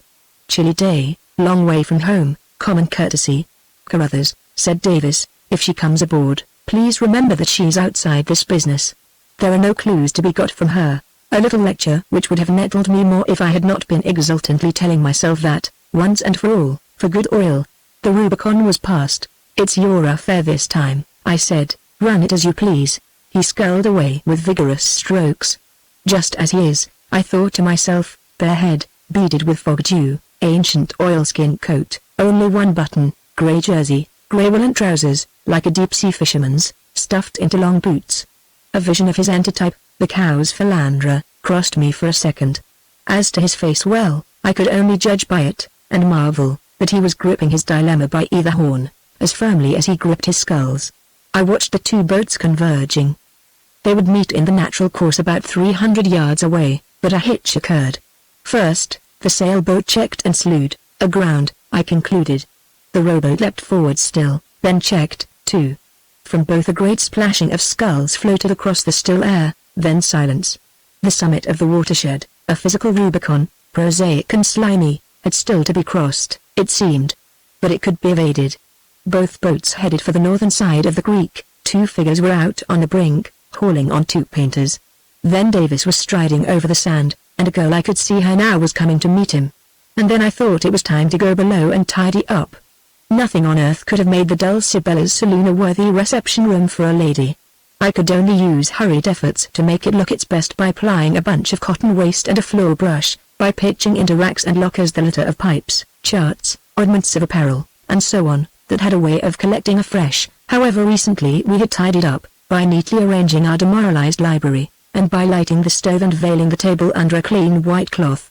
I suppose about 20 minutes had elapsed, and I was scrubbing fruitlessly at the smoky patch on the ceiling, when I heard the sound of oars and voices outside.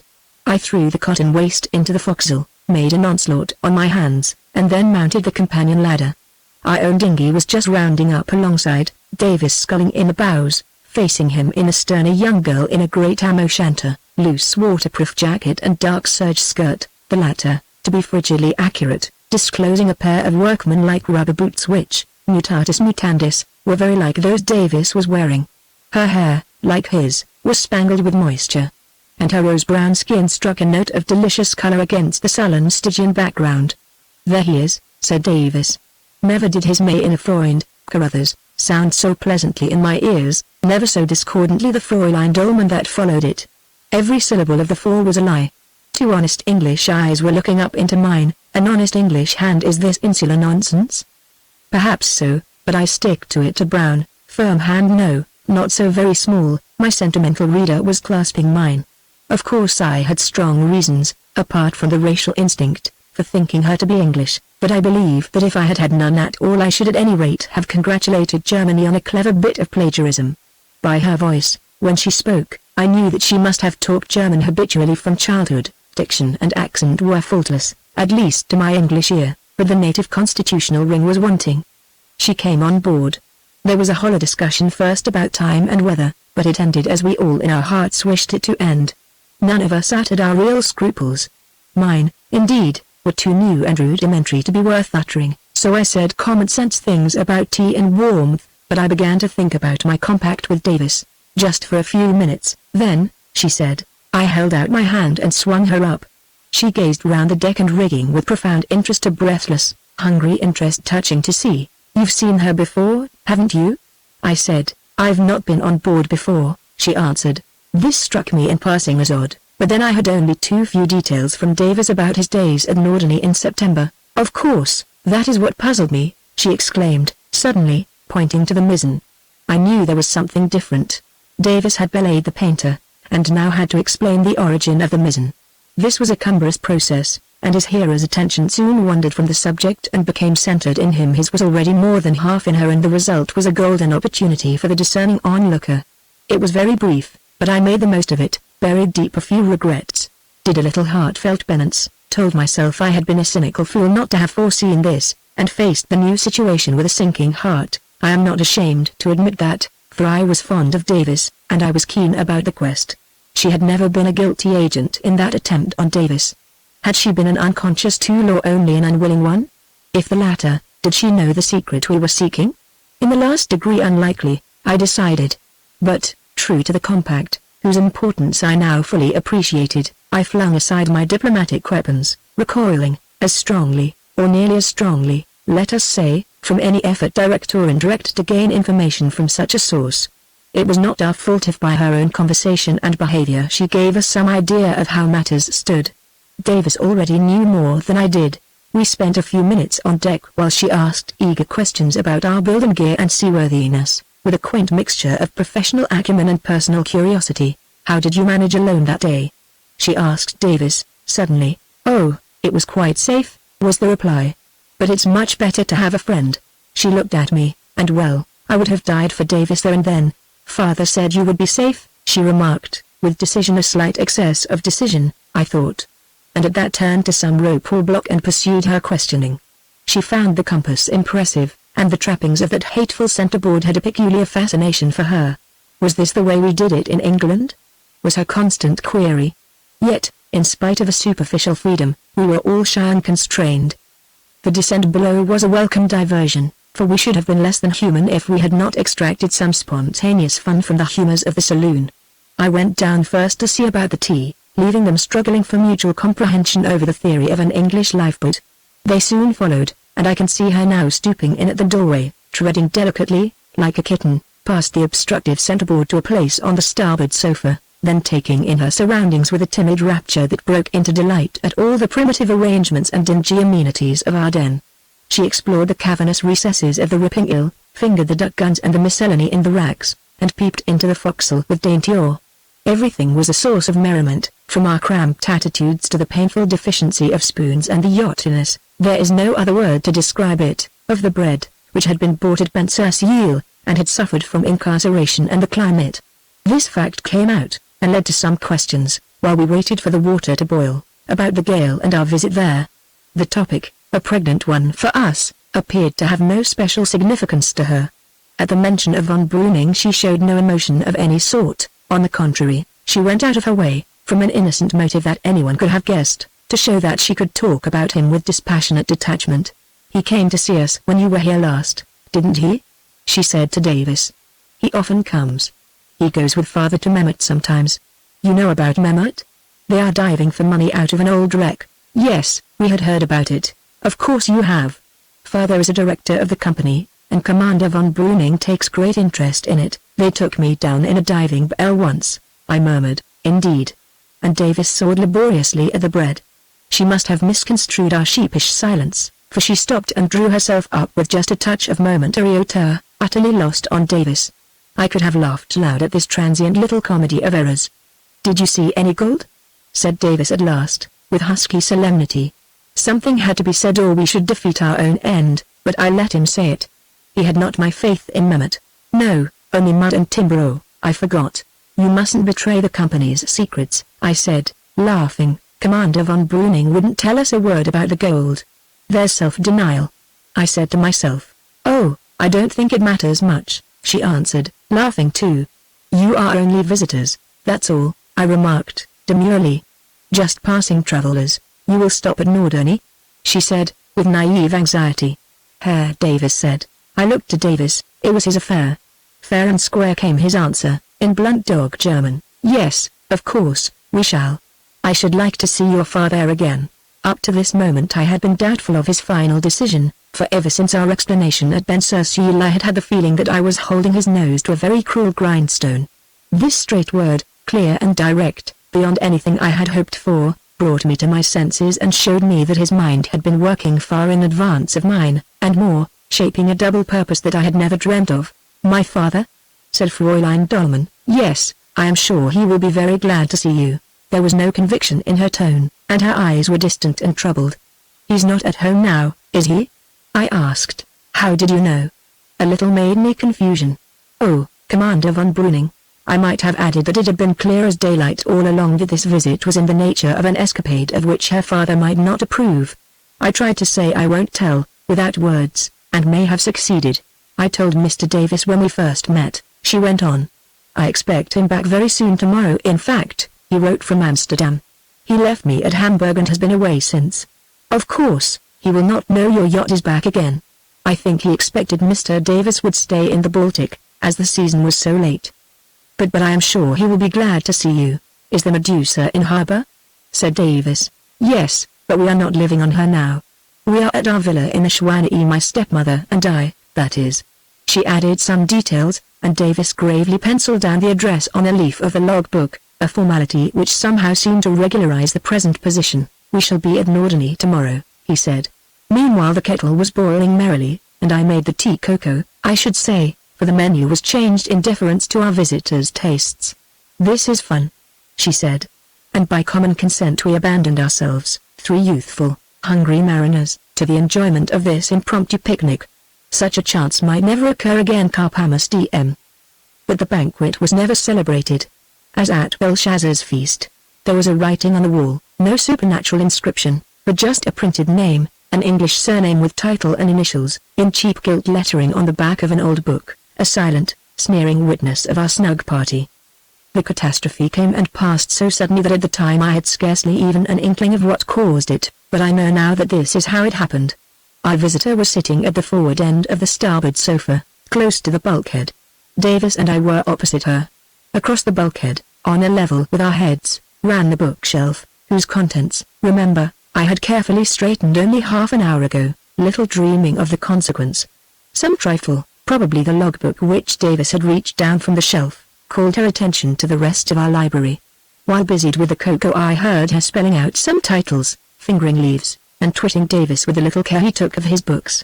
Suddenly there was a silence which made me look up, to see a startled and pitiful change in her.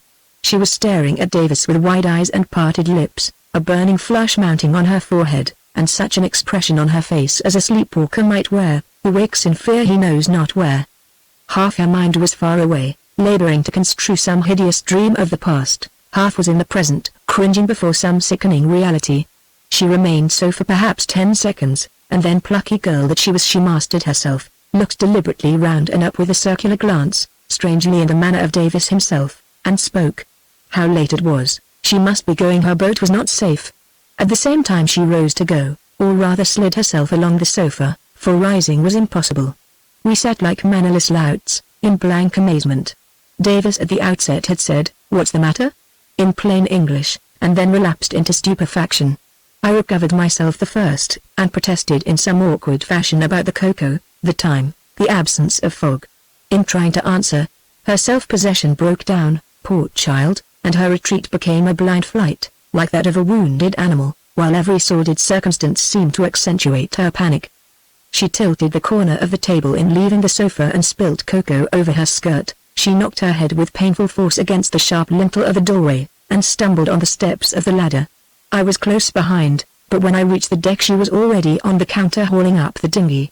She had even jumped in and laid hands on the sculls before any check came in her precipitate movements. Now there occurred to her the patent fact that the dinghy was ours, and that someone must accompany her to bring it back. "Davis will row you over," I said. "Oh no, thank you," she stammered. "If you will be so kind, Herr Carruthers. It is your turn." "No, I mean, I want." "Go on," said Davis to me in English. I stepped into the dinghy and motioned to take the sculls from her. She seemed not to see me, and pushed off while Davis handed down her jacket, which she had left in the cabin. Neither of us tried to better the situation by conventional apologies. It was left to her, at the last moment, to make a show of excusing herself, an attempt so brave and yet so wretchedly lame that I tingled all over with hot shame. She only made matters worse, and Davis interrupted her. "Auf Wiedersehen," he said, simply. She shook her head, did not even offer her hand, and pulled away. Davis turned sharp round and went below. There was now no muddy Rubicon to obstruct us, for the tide had risen a good deal, and the sands were covering. I offered again to take the sculls, but she took no notice and rowed on, so that I was a silent passenger on the stem seat till we reached her boat, a spruce little yacht shig, built to the native model, with a spoon bow and tiny lee boards. It was already afloat, but riding quite safely to a rope and a little grapnel, which she proceeded to haul in. It was quite safe after all, you see, I said. Yes, but I could not stay. Herr Carruthers, I want to say something to you. I knew it was coming. Von Breuning's warning over again. I made a mistake just now. It is no use your calling on us tomorrow. Why not? You will not see my father. I thought you said he was coming back? Yes, by the morning steamer, but he will be very busy. We can wait. We have several days to spare, and we have to call for letters anyhow. You must not delay on our account. The weather is very fine at last. It would be a pity to lose a chance of a smooth voyage to England. The season, we have no fixed plans. Davis wants to get some shooting. My father will be much occupied. We can see you. I insisted on being obtuse, for though this fencing with an unstrung girl was hateful work, the quest was at stake. We were going to Norderney, come what might, and sooner or later we must see Dolman. It was no use promising not to. I had given no pledge to von Breuning, and I would give none to her. The only alternative was to violate the compact, which the present fiasco had surely weakened, speak out, and try and make an ally of her. Against her own father? I shrank from the responsibility and counted the cost of failure certain failure, to judge by her conduct. She began to hoist her lugs in a dazed, shiftless fashion, while our two boats drifted slowly to leeward. Father might not like it, she said, so low and from such tremulous lips that I scarcely caught her words. He does not like foreigners much. I am afraid. He did not want to see Herr Davis again, but I thought, it was wrong of me to come aboard. I suddenly remembered, but one could not tell Herr Davis. I see, I answered. I will tell him, yes, that he must not come near us. He will understand. I know he will be very sorry, but, I added, firmly, you can trust him implicitly to do the right thing. And how I prayed that this would content her. Thank heaven, it did. Yes, she said, I am afraid I did not say goodbye to him. You will do so? She gave me her hand. One thing more, I added, holding it. Nothing had better be said about this meeting? No, nothing. It must never be known. I let go the gig's gunwale and watched her tighten her sheet and make a tack or two to windward. Then I rowed back to the Dulcibella as hard as I could. Chapter 20. The Little Drab Book. I found Davis at the cabin table, surrounded with a litter of books. The shelf was empty, and its contents were tossed about among the cups and on the floor. We both spoke together. Well, what was it? Well, what did she say? I gave way, and told my story briefly. He listened in silence, drumming on the table with a book which he held. It's not goodbye, he said. But I don't wonder, look here. And he held out to me a small volume, whose appearance was quite familiar to me, if its contents were less so. As I noted in an early chapter, Davis's library, excluding tide tables, pilots, etc., was limited to two classes of books, those on naval warfare, and those on his own hobby, cruising in small yachts. He had 6 or 7 of the latter, including Knight's Falcon in the Baltic, Cooper's Sailing Tours, Macmillan's Down Channel, and other less-known stories of adventurous travel. I had scarcely done more than look into some of them at off moments, for our life had left no leisure for reading. This particular volume was no I had better not describe it too fully, but I will say that it was old and unpretentious, bound in cheap cloth of a rather antiquated style, with a title which showed it to be a guide for yachtsmen to a certain British estuary. A white label partly scratched away bore the legend 3D. I had glanced at it once or twice with no special interest. "Well?" I said, turning over some yellow pages. "Dolman!" cried Davis. "Dolman wrote it." I turned to the title page, and read, "By Lieutenant X, R.N." The name itself conveyed nothing to me, but I began to understand. Davis went on, "The name's on the back, too, and I'm certain it's the last she looked at. But how do you know? And there's the man himself. As that I am not to have seen it before. Look at the frontispiece. It was a sorry piece of illustration of the old-fashioned sort, lacking definition and finish, but effective notwithstanding, for it was evidently the reproduction, though a cheap and imperfect process, of a photograph. It represented a small yacht at anchor below some woods, with the owner standing on deck in his shirt sleeves, a well-knit, powerful man, young, of middle height, clean-shaved. There appeared to be nothing remarkable about the face, the portrait being on too small a scale, and the expression, such as it was, being of the fixed photographic character. How do you know him? You said he was 50, with a greyish beard. By the shape of his head, that hasn't changed. Look how it widens at the top, and then flattens sort of wedge-shaped with a high, steep forehead. You'd hardly notice it in that. The points were not very noticeable, but I saw what Davis meant. The height and figure are right, too, and the dates are about right. Look at the bottom. Underneath the picture was the name of a yacht and a date. The publisher's date on the title page was the same. 16 years ago, said Davis. He looks 30-odd in that, doesn't he? And 50 now. Let's work the thing out. 16 years ago he was still an Englishman, an officer in Her Majesty's Navy. Now he's a German. At some time between this and then, I suppose, he came to grief, disgrace, flight, exile. When did it happen? They've been here 3 years, von Breuning said so. It was long before that. She has talked German from a child. What's her age, do you think 19 or 20? About that. Say she was 4 when this book was published. The crash must have come not long after, and they've been hiding in Germany since. Is this a well-known book? I never saw another copy. Picked this up on a second-hand bookstall for 3d. She looked at it, you say? Yes, I'm certain of it. Was she never on board you in September? No, I asked them both. But Dolman made excuses, but he came on board? You told me so, once. He asked himself to breakfast on the first day. By Jove. Yes, you mean he saw the book? It explains a good deal. It explains everything. We fell into deep reflection for a minute or two. Do you really mean everything? I said. In that case let's sail straight away and forget the whole affair. He's only some poor devil with a past, whose secret you stumbled on, and, half mad with fear, he tried to silence you. But you don't want revenge, so it's no business of ours. We can ruin him if we like, but is it worth it? You don't mean a word you're saying, said Davis, though I know why you say it, and many thanks, old chap. I didn't mean everything. He's plotting with Germans, or why did Grimm spy on us, and von Breuning cross-examine us? We've got to find out what he's at, as well as who he is. And as to her, what do you think of her now? I made my amend heartily. Innocent and ignorant, was my verdict. Ignorant, that is, of her father's treasonable machinations, but aware, clearly, that they were English refugees with a past to hide. I said other things, but they do not matter. Only, I concluded, it makes the dilemma infinitely worse. There's no dilemma at all, said Davis. You said at Ben Yield that we couldn't hurt him without hurting her. Well, all I can say is, we've got to.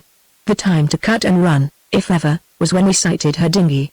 I had a baddish minute then. She's given us a clue or two after all. It wasn't our fault. To refuse to have her on board would have been to give our show away, and the very fact that she's given us clues decides the matter. She mustn't suffer for it. What will she do? Stick to her father, I suppose. And what shall we do? I don't know yet. How can I know? It depends, said Davis, slowly.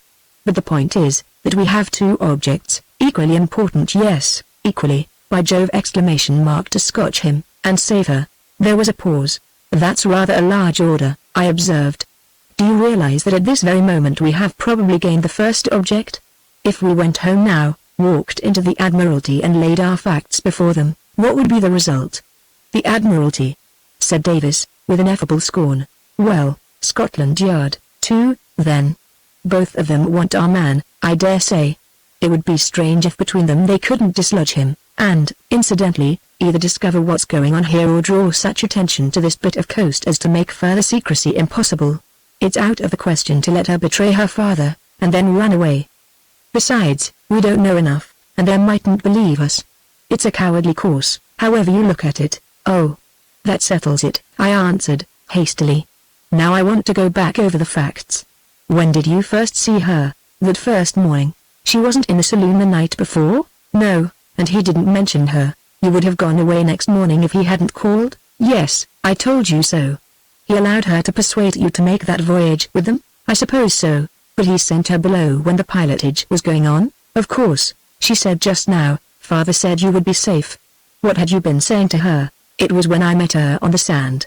By the way, it wasn't a chance meeting. She had been making inquiries and heard about us from a skipper who had seen the yacht near Wancherooge, and she had been down this way before. She asked at once about that day, and began apologizing, rather awkwardly, you know, for their rudeness in not having waited for me at Cuxhaven. Her father found he must get on to Hamburg at once. But you didn't go to Cuxhaven, you told her that? What exactly did you tell her? This is important. I was in a fearful fix, not knowing what he had told her. So I said something vague, and then she asked the very question von Breuning did. Wasn't there a Schrecklich sea round the Schkachorn? She didn't know you took the shortcut, then? No. He hadn't dared to tell her. She knew that they took it? Yes. He couldn't possibly have hidden that. She would have known by the look of the sea from the portholes, the shorter time, etc. But when the Medusa hove to and he shouted to you to follow him, didn't she understand what was happening? No. Evidently not. Mind you, she couldn't possibly have heard what we said, in that weather, from below. I couldn't cross-question her, but it was clear enough what she thought, namely, that he had hove to for exactly the opposite reason, to say he was taking the short-cut, and that I wasn't to attempt to follow him. That's why she laid stress on waiting for you at Cuxhaven? Apostrophe of course, mine would have been the longer passage. She had no notion of foul play, none that I could see. After all, there I was, alive and well, but she was remorseful for having induced you to sail at all that day, and for not having waited to see you arrived safely. That's about it. Now what did you say about Cuxhaven? Nothing.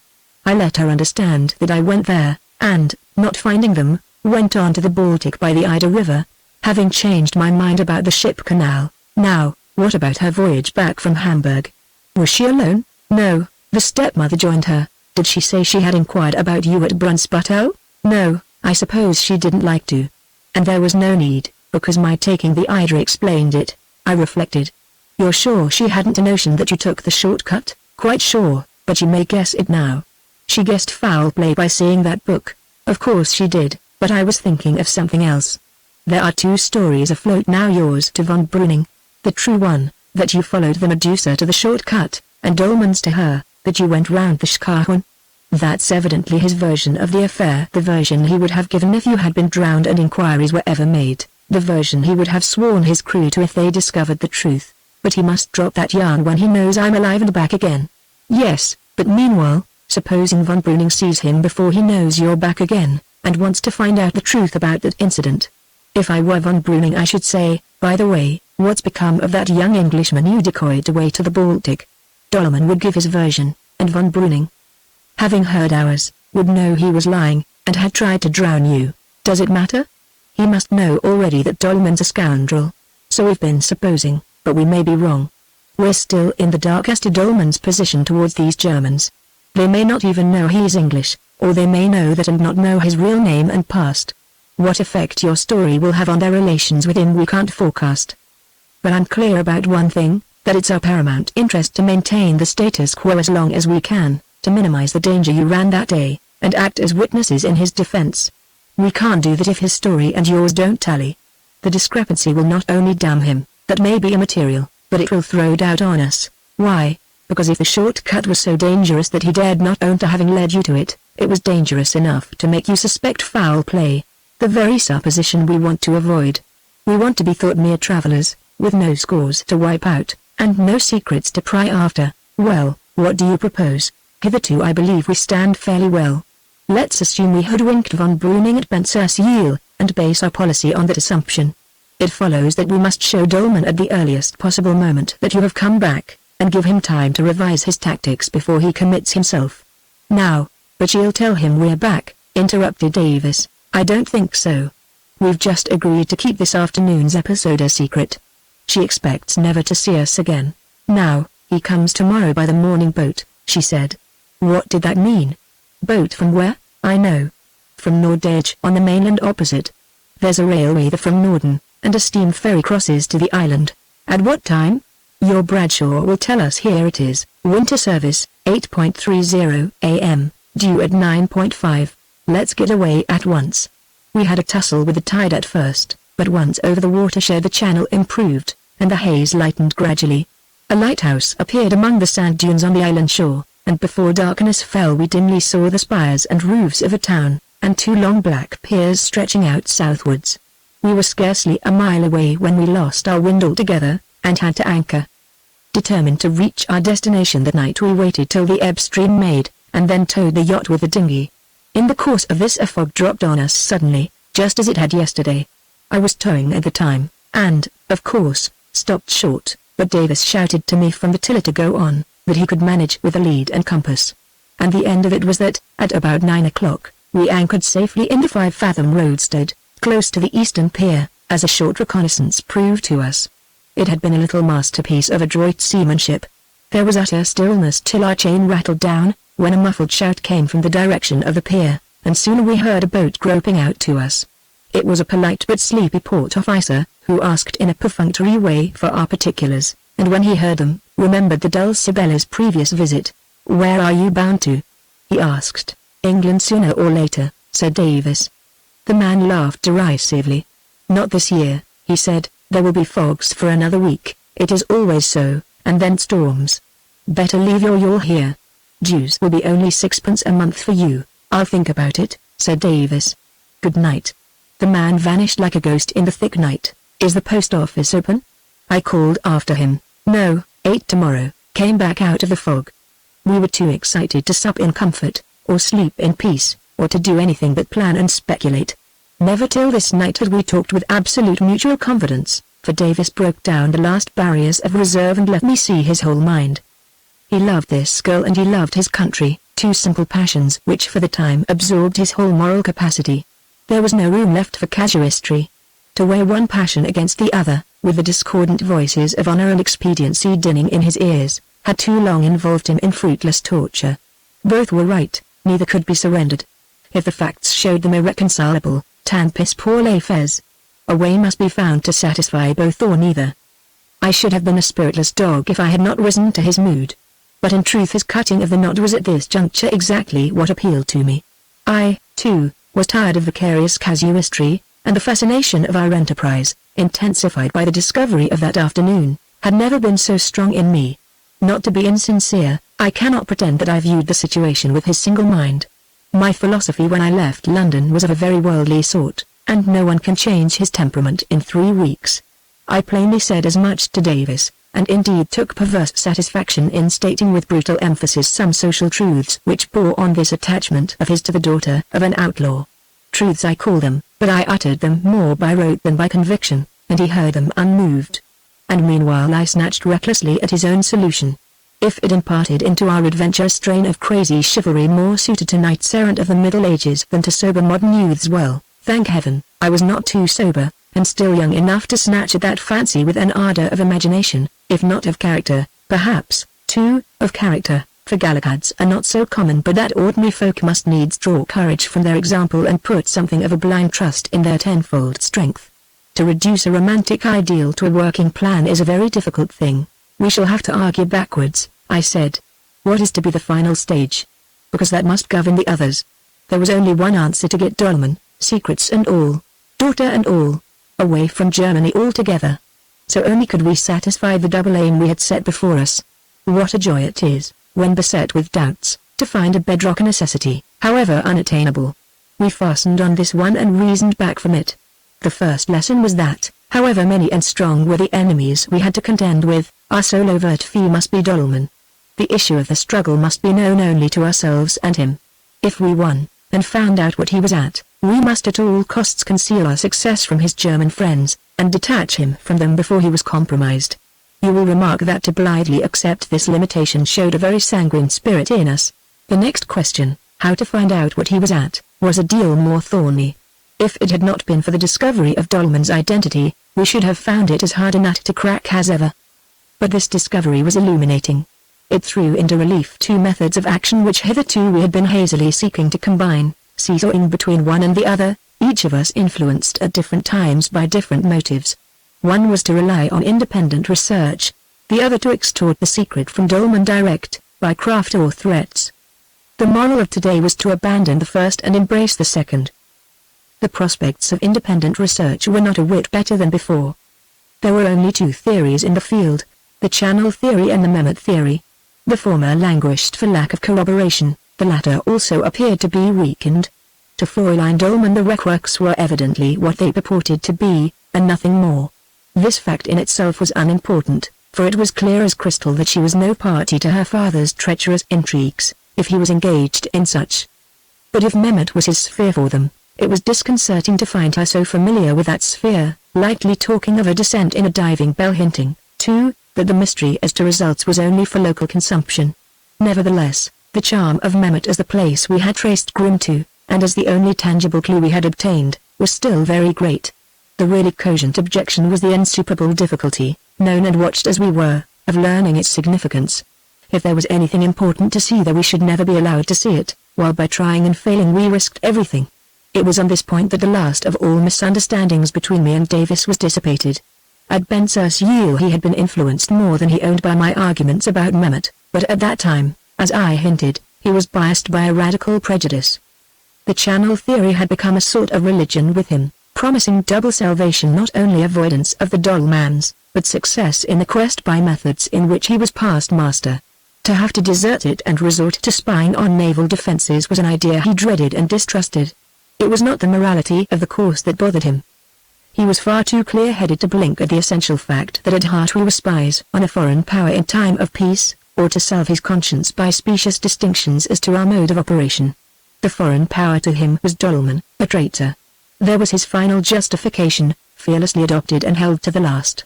It was rather that, knowing his own limitations, his whole nature shrank from the sort of action entailed by the Mehmet theory. And there was strong common sense in his antipathy. So much for independent research. On the other hand, the road was now clear for the other method.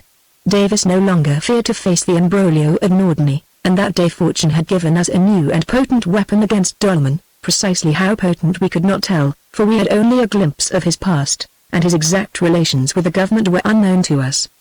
But we knew who he was. Using this knowledge with address, could we not wring the rest from him? Feel our way, of course, be guided by his own conduct, but in the end strike hard and stake everything on the stroke? Such at any rate was our scheme tonight.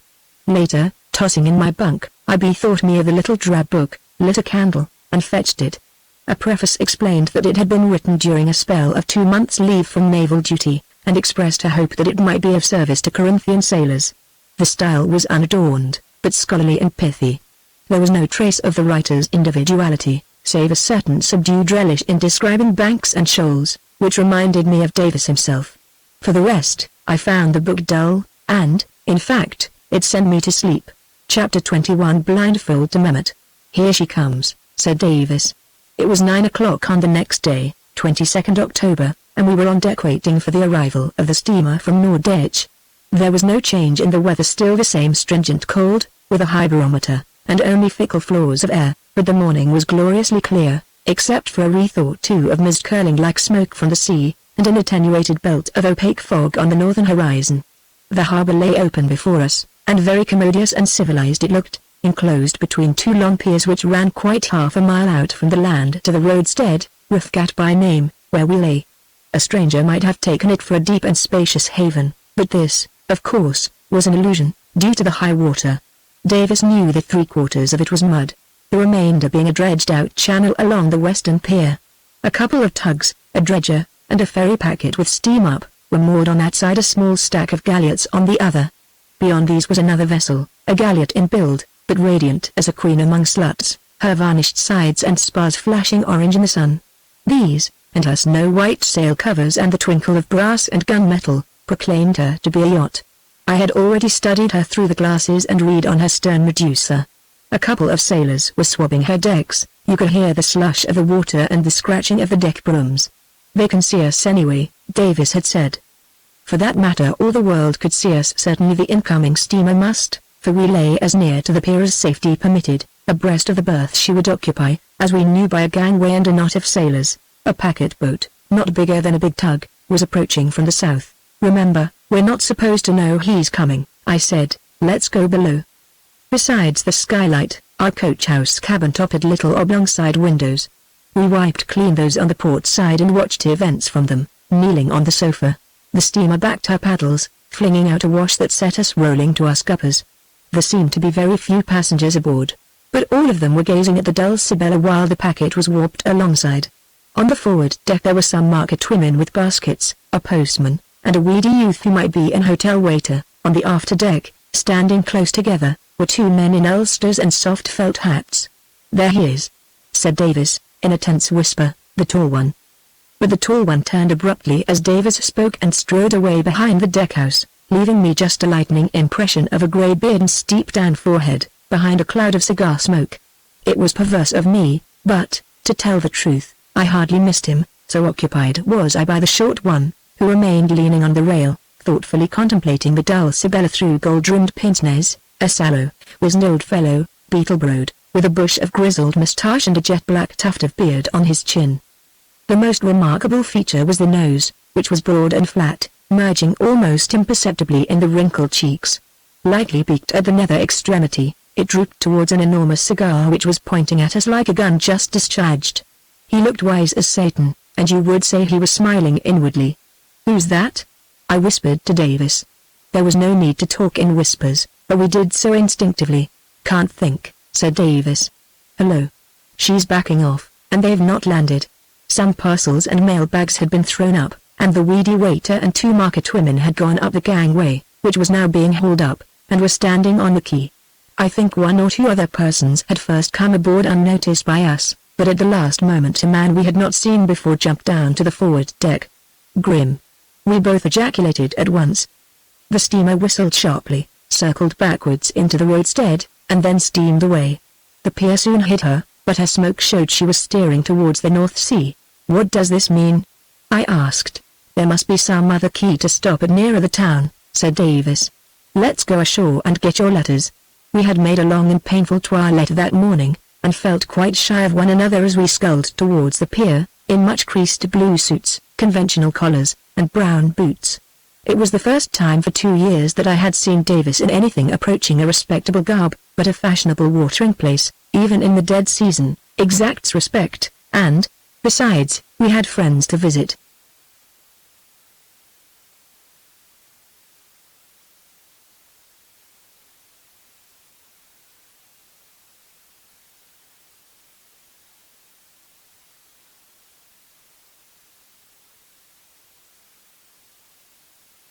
We tied up the dinghy to an iron ladder, and on the pier found our inquisitor of the night before smoking in the doorway of a shed marked Harbour Master. After some civilities we inquired about the steamer. The answer was that it was Saturday, and she had, therefore, gone on to Juist. Did we want a good hotel? The Vierjares Zitten was still open, etc. "Juist, by Jove," said Davis, as we walked on. "Why are those three going to Juist? I should have thought it was pretty clear." "They're on their way to Mehmet," Davis agreed, and we both looked longingly westward at a straw-colored streak on the sea. "Is it some meeting, do you think?" said Davis. "Looks like it. We shall probably find the Cormoran here, windbound." And find her we did soon after, the outermost of the stack of galliots, on the farther side of the harbour. Two men, whose faces we took a good look at, were sitting on her hatch, mending a sail. Flooded with sun, yet still as the grave, the town was like a dead butterfly for whom the healing rays had come too late. We crossed some deserted public gardens commanded by a gorgeous casino, its porticos heaped with chairs and tables, so past kiosks and cafes, great white hotels with boarded windows, bazaars and booths, and all the staleys of vulgar frivolity, to the post office, which at least was alive. I received a packet of letters and purchased a local timetable, from which we learned that the steamer sailed daily to Borkum via Norderney, touching 3 times a week at Juist, weather permitting. On the return journey today it was due at Norderney at 7:30 p.m. Then I inquired the way to the Vierjahreszeiten. For whatever your principles, Davis, I said, we are going to have the best breakfast money can buy. We've got the whole day before us. The Four Seasons Hotel was on the esplanade facing the northern beach. Living up to its name, it announced on an illuminated signboard, inclusive terms for winter visitors, special attention to invalids, etc. Here in a great glass restaurant, with the unruffled blue of ocean spread out before us, we ate the king of breakfasts, dismissed the waiter, and over long and fragrant Havanas examined my mail at leisure. What a waste of good diplomacy. It was my first thought, for nothing had been tampered with, so far as we could judge from the minutest scrutiny, directed, of course, in particular to the franked official letters, for to my surprise there were two, from Whitehall. The first in order of date, 6th October, ran, Dear Carruthers. Take another week by all means. Yours, etc. The second, marked urgent, had been sent to my home address and forwarded. It was dated 15th October, and cancelled the previous letter, requesting me to return to London without delay. I am sorry to abridge your holiday, but we are very busy, and, at present, short-handed. Yours, etc. There was a dry postscript to the effect that another time I was to be good enough to leave more regular and definite information as to my whereabouts when absent. I'm afraid I never got this, I said, handing it to Davis. You won't go, will you? Said he, looking, nevertheless, with unconcealed awe at the great man's handwriting under the haughty official crest. Meanwhile I discovered an endorsement on a corner of the envelope. Don't worry, it's only the chief's fuss. I promptly tore up the envelope. There are domestic mysteries which it would be indecent and disloyal to reveal, even to one's best friend. The rest of my letters need no remark. I smiled over some and blushed over others. All were voices from a life which was infinitely far away. Davis, meanwhile, was deep in the foreign intelligence of a newspaper, spelling it out line by line, and referring impatiently to me for the meaning of words. Hello, he said, suddenly, same old game. Hear that siren? A curtain of fog had grown on the northern horizon and was drawing shorewards slowly but surely. It doesn't matter, does it? I said. Well, we must get back to the yacht. We can't leave her alone in the fog. There was some marketing to be done on the way back, and in the course of looking for the shops we wanted we came on the Schwanee and noted its position. Before we reached the harbour the fog was on us, charging up the streets in dense masses. Happily a tram line led right up to the pier head, or we should have lost our way and wasted time, which, in the event, was of priceless value. Presently we stumbled up against the harbour office, which was our landmark for the steps where we had tied up the dinghy. The same official appeared and good-naturedly held the painter while we handed in our parcels. He wanted to know why we had left the flesh pots of the Vierjahreszeiten. To look after our yacht, of course. There was no need, he objected. There would be no traffic moving while the fog lasted, and the fog, having come on at that hour, had come to stay. If it did clear he would keep an eye on the yacht for us. We thanked him, but thought we would go aboard. You'll have a job to find her now, he said. The distance was 80 yards at the most, but we had to use a scientific method, the same one, in fact, that Davis had used last night in the approach to the eastern pier. Row straight out at right angles to the pier, he said now. I did so, Davis sounding with his skull between the strokes. He found the bottom after 20 yards, that being the width of the dredged-out channel at this point. Then we turned to the right, and moved gently forward, keeping touch with the edge of the mudbank, for all the world like blind men tapping along a curbstone, and taking short excursions from it, till the Dulcibella hove in view. That's partly luck, Davis commented. We ought to have had the compass as well. We exchanged shouts with the man on the pier to show we had arrived. It's very good practice, that sort of thing, said Davis, when we had disembarked. You've got a sixth sense, I observed. How far could you go like that? Don't know. Let's have another try. I can't sit still all day. Let's explore this channel, Why not go to Mehmet? I said, in fun. To Mehmet? Said Davis, slowly, by Jove. That's an idea, good heavens, man. I was joking. Why, it's 10 mortal miles. More, said Davis, absently. It's not so much the distance. What's the time? 10:15, quarter of. What am I talking about? We made our plans last night. But seeing him, to my amazement, serious, I was stung by the splendor of the idea I had awakened. Confidence in his skill was second nature to me. I swept straight on to the logic of the thing, the greatness, the completeness of the opportunity, if by a miracle it could be seized and used. Something was going on at Mehmet today. Our men had gone there. Here were we, 10 miles away, in a smothering, blinding fog.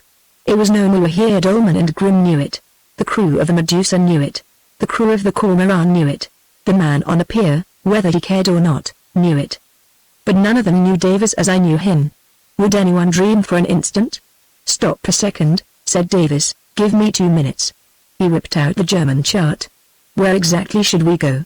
"Exactly." The word tickled me hugely. "To the depot, of course, it's our only chance." "Listen then, there are 2 routes, the outside one by the open sea, right round due east, and doubling south the simplest, but the longest. The depot's at the south point of Mehmet, and Mehmet's nearly 2 miles long. How far would that way be?" 16 miles. "Good. And we should have to row in a breaking swell most of the way, close to land." "Out of the question, it's too public, if it clears. The steamer went that way, and will come back that way. We must go inside over the sands." "Am I dreaming, though? Can you possibly find the way?" "I shouldn't wonder. But I don't believe you see the hitch. It's the time and the falling tide. High water was about 8.15, it's now 10.15, and all those sands are drying off. We must cross the Seagat and strike that boom channel, the Mehmet Bang, strike it, freeze onto it, can't cut off an inch and pass that watershed you see there before it's too late. It's an infernally bad one, I can see. Not even a dinghy will cross it for an hour each side of low water. Well, how far is the watershed? Good Lord. What are we talking for? Change, man, change. Talk while we're changing." He began flinging off his shore clothes, and I did the same. "It's at least 5 miles to the end of it, 6, allowing for bends, hour and a half hard pulling, 2, allowing for checks. Are you fit? You'll have to pull the most. Then there are 6 or 7 more miles easier ones. And then what are we to do when we get there?" "Leave that to me," I said. "You get me there, supposing it clears, after we get there?" "Bad, but we must risk that. If it clears on the way there, it doesn't matter by this route, we shall be miles from land. What about getting back? We shall have a rising tide, anyway. If the fog lasts, can you manage in a fog and dark?" "The dark makes it no more difficult, if we've a light to see the compass and chart by. You trim the binnacle lamp, no. The riding light. Now give me the scissors, and don't speak a word for 10 minutes. Meanwhile, think it out, and load the dinghy, by Jove. Though, don't make a sound, some grub and whiskey, the boat compass, lead, riding light, matches, small boat hook, grapnel line, foghorn. Yes, and a whistle too. A gun? What for? We're after ducks, all right. And muffle the rowlocks with cotton waste." I left Davis absorbed in the charts, and softly went about my own functions. In 10 minutes he was on a ladder, beckoning. "I've done," he whispered. "Now shall we go? I've thought it out." "Yes," I answered. This was only roughly true, for I could not have stated in words all the pros and cons that I had balanced.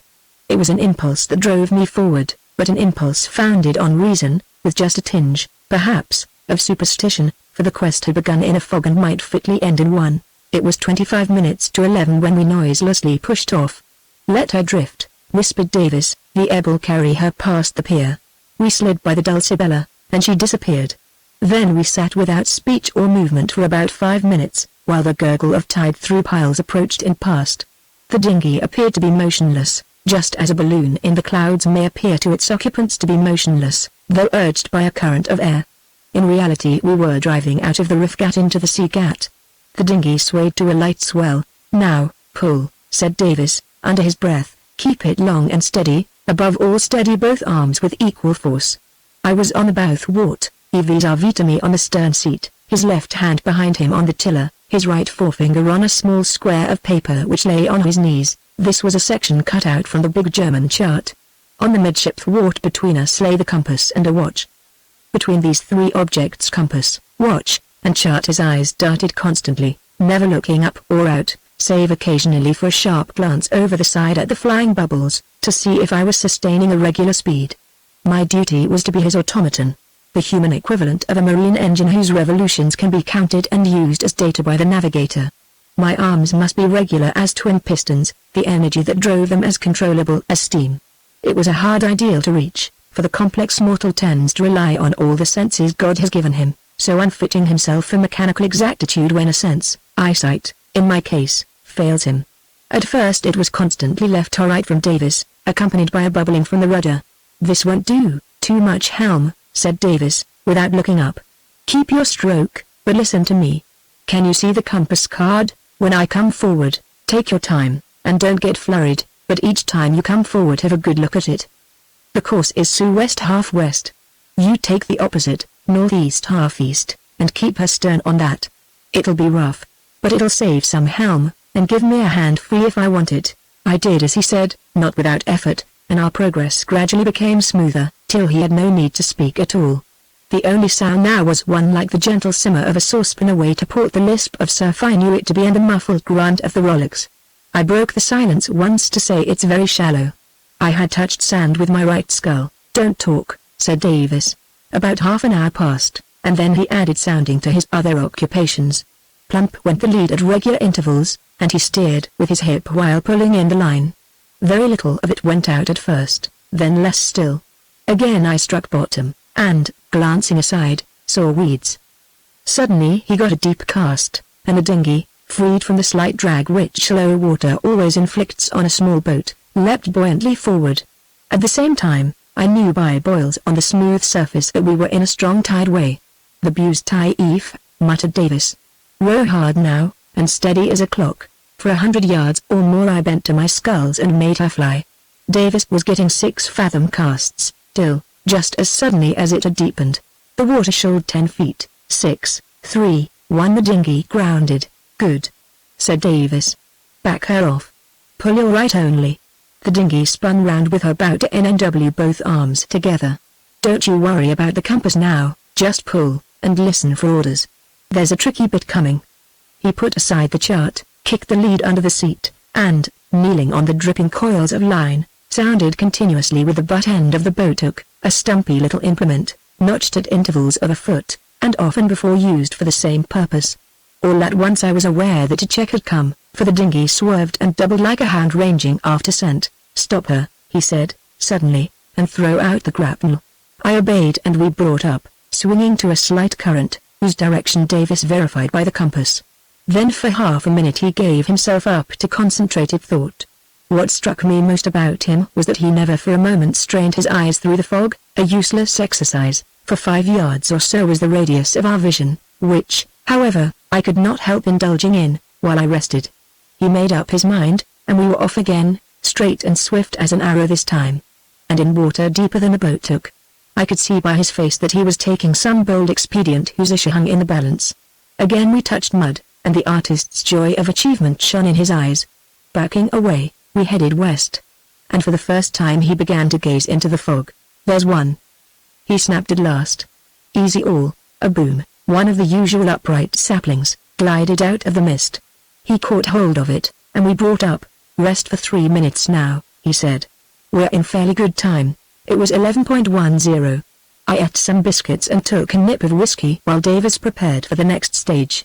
We had reached the eastern outlet of Mehmet, the channel which runs east and west behind Jewess Island, direct to the south point of Mehmet. How we had reached it was incomprehensible to me at the time, but the reader will understand by comparing my narrative with the dotted line on the chart.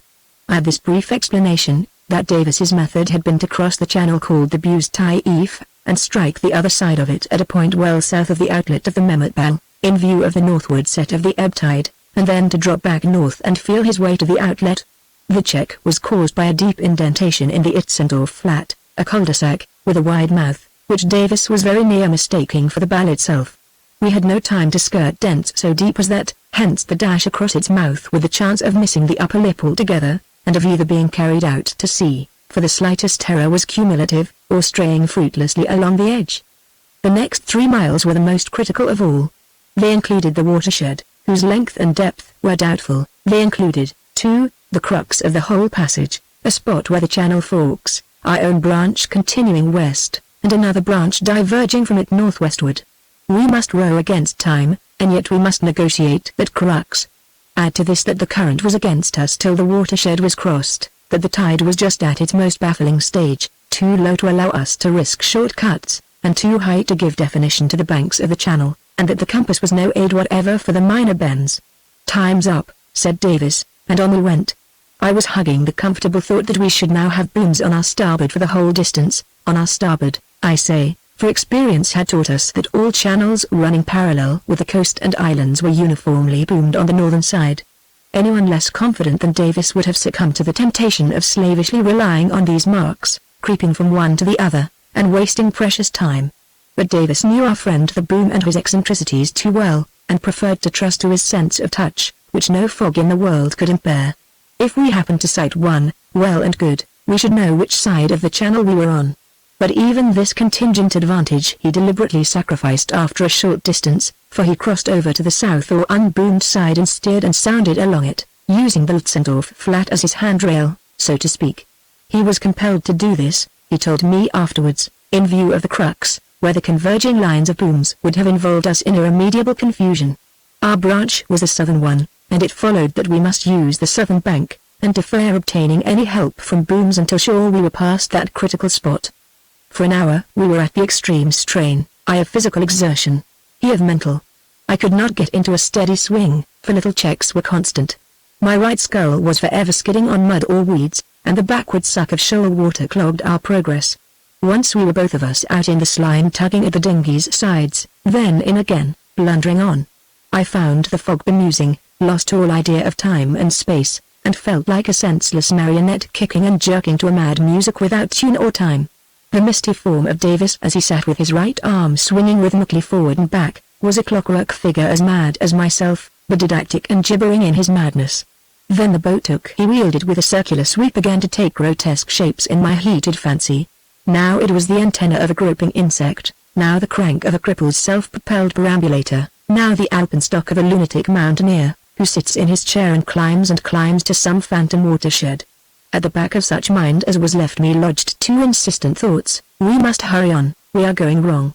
As to the latter, take a link boy through a London fog and you will experience the same thing, he always goes the way you think is wrong. We're rowing back. I remember shouting to Davis once, having become aware that it was now my left scull which splashed against obstructions. Rubbish, said Davis. I've crossed over, and I relapsed. By degrees I returned to sanity, thanks to improved conditions. It is an ill wind that blows nobody good, and the state of the tide, though it threatened us with total failure, had the compensating advantage that the lower it fell the more constricted and defined became our channel, till the time came when the compass and boat hook were alike unnecessary, because our handrail, the muddy brink of the channel, was visible to the eye, close to us, on our right hand always now, for the crux was far behind, and the northern side was now our guide. All that remained was to press on with might and main ere the bed of the creek dried. What a race it was! Homeric, in effect, a struggle of men with gods, for what were the gods but forces of nature personified? If the god of the falling tide did not figure in the Olympian circle, he is none the less a mighty divinity. Davis left his post and rowed stroke. Under our united efforts the dinghy advanced in strenuous leaps, hurling miniature rollers on the bank beside us. My palms, seasoned as they were smarting with watery blisters. The pace was too hot for my strength and breath. I must have a rest, I gasped. Well, I think we're over it, said Davis. We stopped the dinghy dead, and he stabbed over the side with the boat hook. It passed gently astern of us, and even my bewildered brain took in the meaning of that. 3 feet and the current with us. Well over it, he said. I'll paddle on while you rest and feed. It was a few minutes past 1 and we still, as he calculated, had 8 miles before us, allowing for bends, but it's a mere question of muscle, he said. I took his word for it, and munched a tongue and biscuits. As for muscle, we were both in hard condition. He was fresh, and what distress I felt was mainly due to spasmodic exertion culminating in that desperate spurt. As for the fog, it had more than once shown a faint tendency to lift, growing thinner and more luminous, in the manner of fogs, always to settle down again, heavy as a quilt. Note the spot marked second rest, approximately correct. Davis says, and the course of the channel from that point westward. You will see it broadening and deepening to the dimensions of a great river, and finally merging in the estuary of the Ems. Note, too, that its northern boundary, the edge of the now uncovered Nordland sand, leads, with one interruption, marked A, direct to Mehmet, and is boomed throughout. You will then understand why Davis made so light of the rest of his problem. Compared with the feats he had performed, it was child's play, for he always had that visible margin to keep touch with if he chose, or to return to in case of doubt. As a matter of fact, observe our dotted line. He made 2 daring departures from it. The first purely to save time, the second partly to save time and partly to avoid the very awkward spot marked hay, where a creek with booms and a little delta of its own interrupts the even bank. During the first of these departures, the shortest but most brilliant, he let me do the rowing, and devoted himself to the niceties of the course. During the second, and through both the intermediate stages, he rowed himself, with occasional pauses to inspect the chart. We fell into a long, measured stroke, and covered the miles rapidly, scarcely exchanging a single word till, at the end of a long pull-through vacancy, Davis said suddenly, "Now where are we to land?" A sandbank was looming over us, ground by a lonely boom. "Where are we?" "A quarter of a mile from Mehmet." "What time is it?" "Nearly 3. Chapter 22. The quartet. His tour de force was achieved, and for the moment something like collapse set in. "What in the world have we come here for?" he muttered. "I feel a bit giddy." I made him drink some whiskey, which revived him, and then, speaking in whispers, we settled certain points. I alone was to land. Davis demurred to this out of loyalty. Hut common sense, coinciding with a strong aversion of his own, settled the matter. 2 are more liable to detection than 1. I spoke the language well, and if challenged could cover my retreat with a gruff word or 2, in my woolen overalls, sea boots, oilskin coat, with a sou'wester pulled well over my eyes. I should pass in a fog for a Frisian. Davis must mind the dinghy, but how was I to regain it? I hoped to do so without help, by using the edge of the sand, but if he heard a long whistle he was to blow the foghorn. "Take the pocket compass," he said. "Never budge from the shore without choosing it, and lay it on the ground for steadiness. Take this scrap of chart, too. It may come in useful, but you can miss the depot. It looks to be close to the shore." "How long will you be?" "How long have I got?" "The young flood's making has been for nearly an hour. That bank," he measured it with his eye, "will be covering in an hour and a half. That ought to be enough. Don't run it too fine. It's steep here, but it may shelve further on.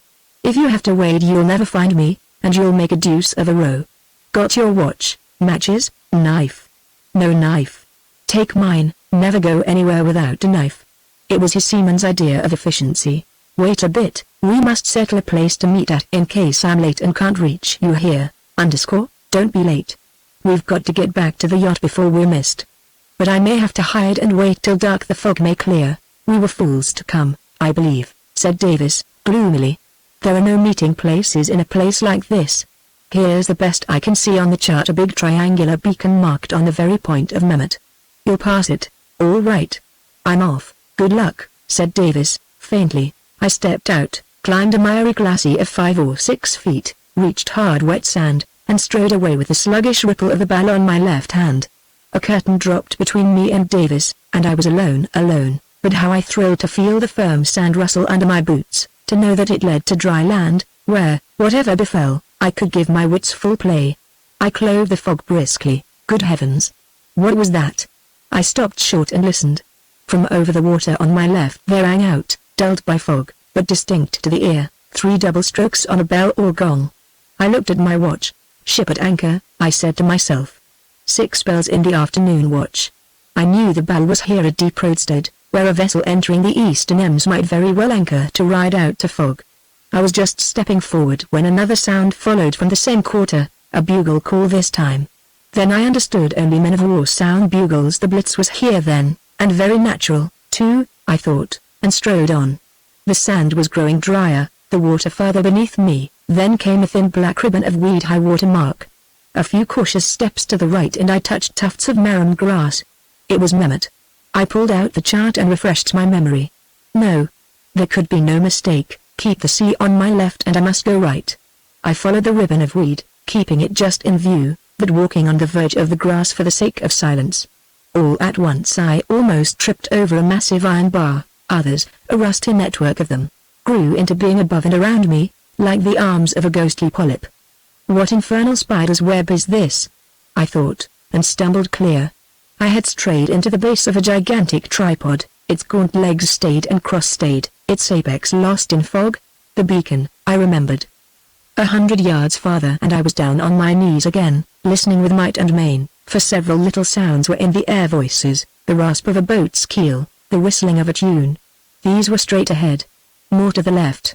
Seaward, that is, I had oral evidence of the presence of a steamboat, a small one, for the hiss of escaping steam was low down. On my right front I as yet heard nothing, but the depot must be there. I prepared to strike away from my base, and laid the compass on the ground NW. Roughly I made the course. Southeast for coming back, I repeated inwardly, like a child learning a lesson. Then of my two allies I abandoned one, the beach, and threw myself wholly on the fog. Play the game, I said to myself. Nobody expects you, nobody will recognize you. I advanced in rapid stages of 10 yards or so, while grass disappeared and soft sand took its place, pitted everywhere with footmarks. I trod carefully, for obstructions began to show themselves: an anchor, a heap of rusty cable, then a boat bottom upwards, and, lying on it, a foul old meerschaum pipe. I paused here and strained my ears, for there were sounds in many directions, the same whistling, behind me now, heavy footsteps in front, and somewhere beyond 50 yards away, I reckoned a buzz of guttural conversation. From the same quarter that drifted to my nostrils the acrid odor of coarse tobacco. Then a door banged. I put the compass in my pocket, thinking southeast, placed the pipe between my teeth. Ugh! The rank savor of it, rammed my sou'wester hard down, and slouched on in the direction of the door that had banged. A voice in front called, "Karlsika," a nearer voice, that of the man whose footsteps I had heard approaching, took it up and called Karlsika. I, too, took it up, and, turning my back, called Karlsika as gruffly and gutturally as I could. The footsteps passed quite close to me, and glancing over my shoulder I saw a young man passing, dressed very like me, but wearing a sealskin cap instead of a sou'wester. As he walked he seemed to be counting coins in his palm. A hail came back from the beach and the whistling stopped. I now became aware that I was on a beaten track. These meetings were hazardous, so I inclined aside, but not without misgivings, for the path led towards the buzz of talk and the banging door, and these were my only guides to the depot. Suddenly, and much before I expected it, I knew rather than saw that a wall was in front of me. Now it was visible, the side of a low building of corrugated iron. A pause to reconnoiter was absolutely necessary, but the knot of talkers might have heard my footsteps, and I must at all costs not suggest the groping of a stranger. I lit a match too and sucked heavily, as I had seen navvies do, at my pipe, studying the trend of the wall by reference to the sounds. There was a stale dottle wedged in the bowl, and loathsome fumes resulted. Just then the same door banged again, another name, which I forget, was called out. I decided that I was at the end of a rectangular building which I pictured as like an Aldershot hut, and that the door I heard was round the corner to my left. A knot of men must be gathered there, entering it by turns. Having expectorated noisily, one followed the tin wall to my right, and turning a corner strolled leisurely on, passing signs of domesticity, a washtub, a water butt, then a tiled approach to an open door. I now was aware of the corner of a second building, also of zinc, parallel to the first, but taller, for I could only just see the eave. I was just going to turn off to this as a more promising field for exploration, when I heard a window open ahead of me in my original building. I am afraid I am getting obscure, so I'll append a rough sketch of the scene, as I partly saw and chiefly imagined it. It was window A, that I heard open. From it I could just distinguish through the fog a hand protrude, and throw something out cigar end. The hand, a clean one with a gold signet ring, rested for an instant afterwards on the sash, and then closed the window. /7 graphic sketch here. My geography was clear now in one respect. That window belonged to the same room as the hanging door, B, for I distinctly heard the latter open and shut again, opposite me on the other side of the building. It struck me that it might be interesting to see into that room. Play the game, I reminded myself, and retreated a few yards back on tiptoe, then turned and sauntered coolly past the window, puffing my villainous pipe and taking a long deliberate look into the interior. As I passed, the more deliberate that at the first instant I realized that nobody inside was disturbing himself about me. As I had expected, in view of the fog and the time, there was artificial light within.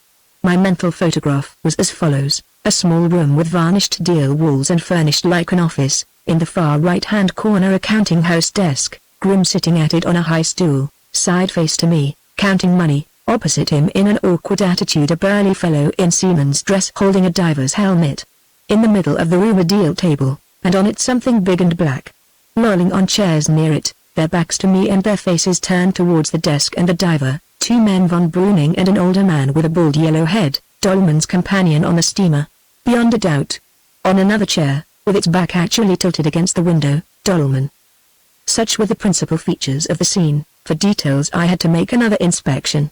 Stooping low, I crept back, quiet as a cat, till I was beneath the window, and, as I calculated, directly behind Dolman's chair. Then with great caution I raised my head. There was only one pair of eyes in the room that I feared in the least, and that was Grimm's, who sat in profile to me, farthest away. I instantly put Dolman's back between Grimm and me, and then made my scrutiny.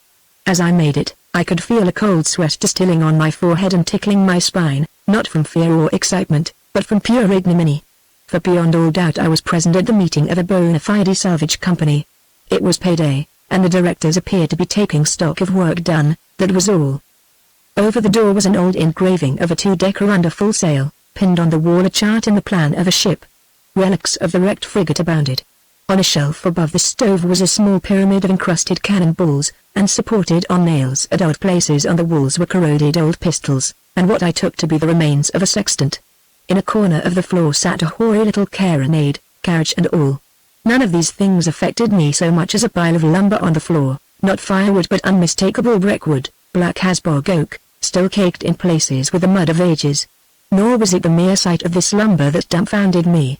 It was the fact that a fragment of it, a baulk of curved timber garnished with some massive bolts, lay on the table, and was evidently an object of earnest interest. The diver had turned and was arguing with gestures over it. Von Breuning and Grimm were pressing another view. The diver shook his head frequently, finally shrugged his shoulders, made a salutation, and left the room. Their movements had kept me ducking my head pretty frequently, but I now grew almost reckless as to whether I was seen or not.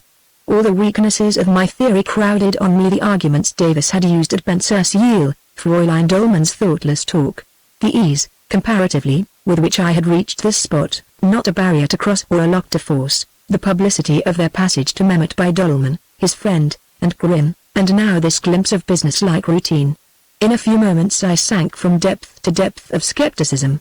Where were my mines, torpedoes, and submarine boats, and where my imperial conspirators? Was gold after all at the bottom of this sordid mystery? Dolman after all a commonplace criminal? The ladder of proof one had mounted tottered and shook beneath me. "Don't be a fool," said the faint voice of reason. "There are your 4 men. Wait." 2 more employees came into the room in quick succession and received wages, one looking like a fireman, the other of a superior type, the skipper of a tug, say. There was another discussion with this latter over the baulk of wreckwood, and this man, too, shrugged his shoulders. His departure appeared to end the meeting. Grimm shut up a ledger, and I shrank down on my knees, for a general shifting of chairs began. At the same time, from the other side of the building, I heard my knot of men retreating beachwards, spitting and chatting as they went. Presently someone walked across the room towards my window. I sidled away on all fours, rose and flattened myself erect against the wall, a sickening despondency on me, my intention to slink away southeast as soon as the coast was clear. But the sound that came next pricked me like an electric shock. It was the tinkle and scrape of curtain rings. Quick as thought I was back in my old position, to find my view barred by a cretonne curtain. It was in one piece, with no chink for my benefit, but it did not hang straight, bulging towards me under the pressure of something human shoulders by the shape.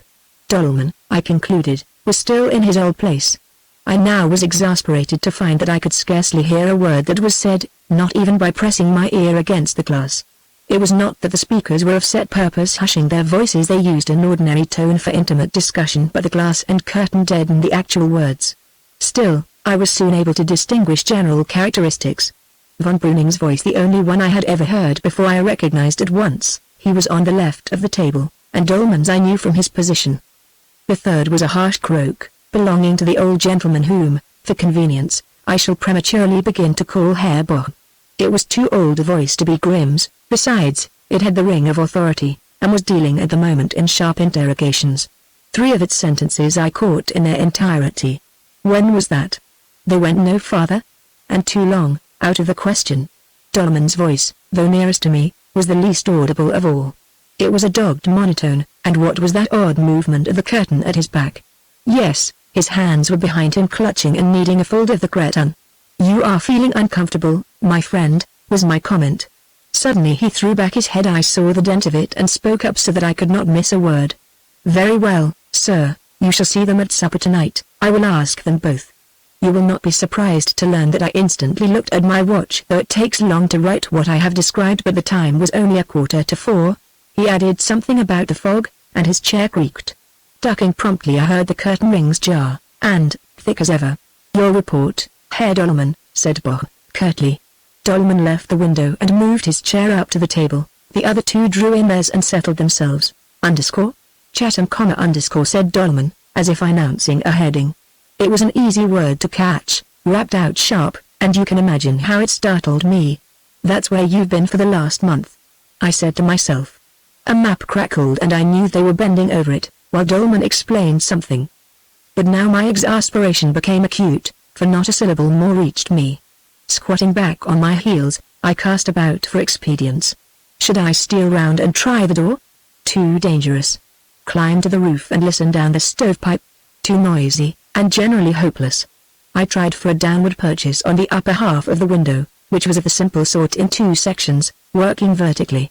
No use, it resisted gentle pressure, would start with a sudden jar if I forced it. I pulled out Davis's knife and worked the point of the blade between sash and frame to give it plainer result, but the knife was a nautical one, with a marlin spike as well as a big blade. Just now the door within opened and shut again, and I heard steps approaching round the corner to my right. I had the presence of mind not to lose a moment, but moved silently away, blessing the deep Frisian sand, round the corner of the big parallel building. Someone whom I could not see walked past till his boots clattered on tiles, next resounded on boards. Grim in his living room, I inferred. The precious minutes ebbed away. 5, 10, 15. Had he gone for good? I dared not return otherwise. 18. He was coming out. This time I stole forward boldly when the man had just passed, dimly saw a figure, and clearly enough the glint of a white paper he was holding. He made his circuit and re-entered the room. Here I felt and conquered a relapse to skepticism. If this is an important conclave, why don't they set guards? Answer, the only possible one, because they stand alone. Their employees, like everyone who had met hitherto, know nothing. The real object of this salvage company, a poor speculation, I opined, is solely to afford a pretext for the conclave. Why the curtain, even? Because there are maps, stupid. I was back again at the window, but as impotent as ever against that even stream of low confidential talk. But I could not give up. Fate in the fog had brought me here, the one solitary soul perhaps who by the chain of circumstances had both the will and the opportunity to wrest their secret from these 4 men. The marlin spike. Where the lower half of the window met the sill it sank into a shallow groove. I thrust the point of the spike down into the interstice between sash and frame and heaved with a slowly increasing force, which I could regulate to the fraction of an ounce, on this powerful lever. The sash gave, with the faintest possible protest, and by imperceptible degrees I lifted it to the top of the groove, and the least bit above it, say half an inch in all, but it made an appreciable difference to the sounds within, as when you remove your foot from a piano's soft pedal. I could do no more, for there was no further fulcrum for the spike, and I dared not gamble away what I had won by using my hands. Hope sank again when I placed my cheek on the damp sill, and my ear to the chink. My men were close round the table referring to papers which I heard rustle. Dolman's report was evidently over, and I rarely heard his voice, Grimm's occasionally, von Bruning's and Boch's frequently, but, as before, it was the latter only that I could ever count on for an intelligible word. For, unfortunately, the villains of the piece blotted without any regard to dramatic fitness or to my interests. Immersed in a subject with which they were all familiar, they were elusive, elliptic, and persistently technical. Many of the words I did catch were unknown to me. The rest were, for the most part, either letters of the alphabet or statistical figures, of depth, distance, and, once or twice, of time. The letters of the alphabet recurred often, and seemed, as far as I could make out, to represent the key to the cipher. The numbers clustering round them were mostly very small, with decimals. What maddened me most was the scarcity of plain nouns. To report what I heard to the reader would be impossible, so chaotic was most of it that it left no impression on my own memory. All I can do is to tell him what fragments stuck, and what nebulous classification I involved. The letters ran from A to G, and my best continuous chance came when Boch, reading rapidly from a paper, I think, went through the letters, backwards, from G, adding remarks to each, thus, G. Completed. F. Bad. 1.3 meters. 2.5 kilometers. E. 32. 1.2. D. 3 weeks. 30. C. and soon. Another time he went through this list again, only naming each letter himself, and receiving laconic answers from grim answers which seemed to be numbers, but I could not be sure. For minutes together I caught nothing but the scratching of pens and inarticulate mutterings. But out of the muck heap I picked 5 pearls, 4 sibilant nouns and a name that I knew before. The nouns were schleppboot, tugs, wassertf, depth of water, ice and bane, railway, pilots. The name, also sibilant and thus easier to hear, was Essence.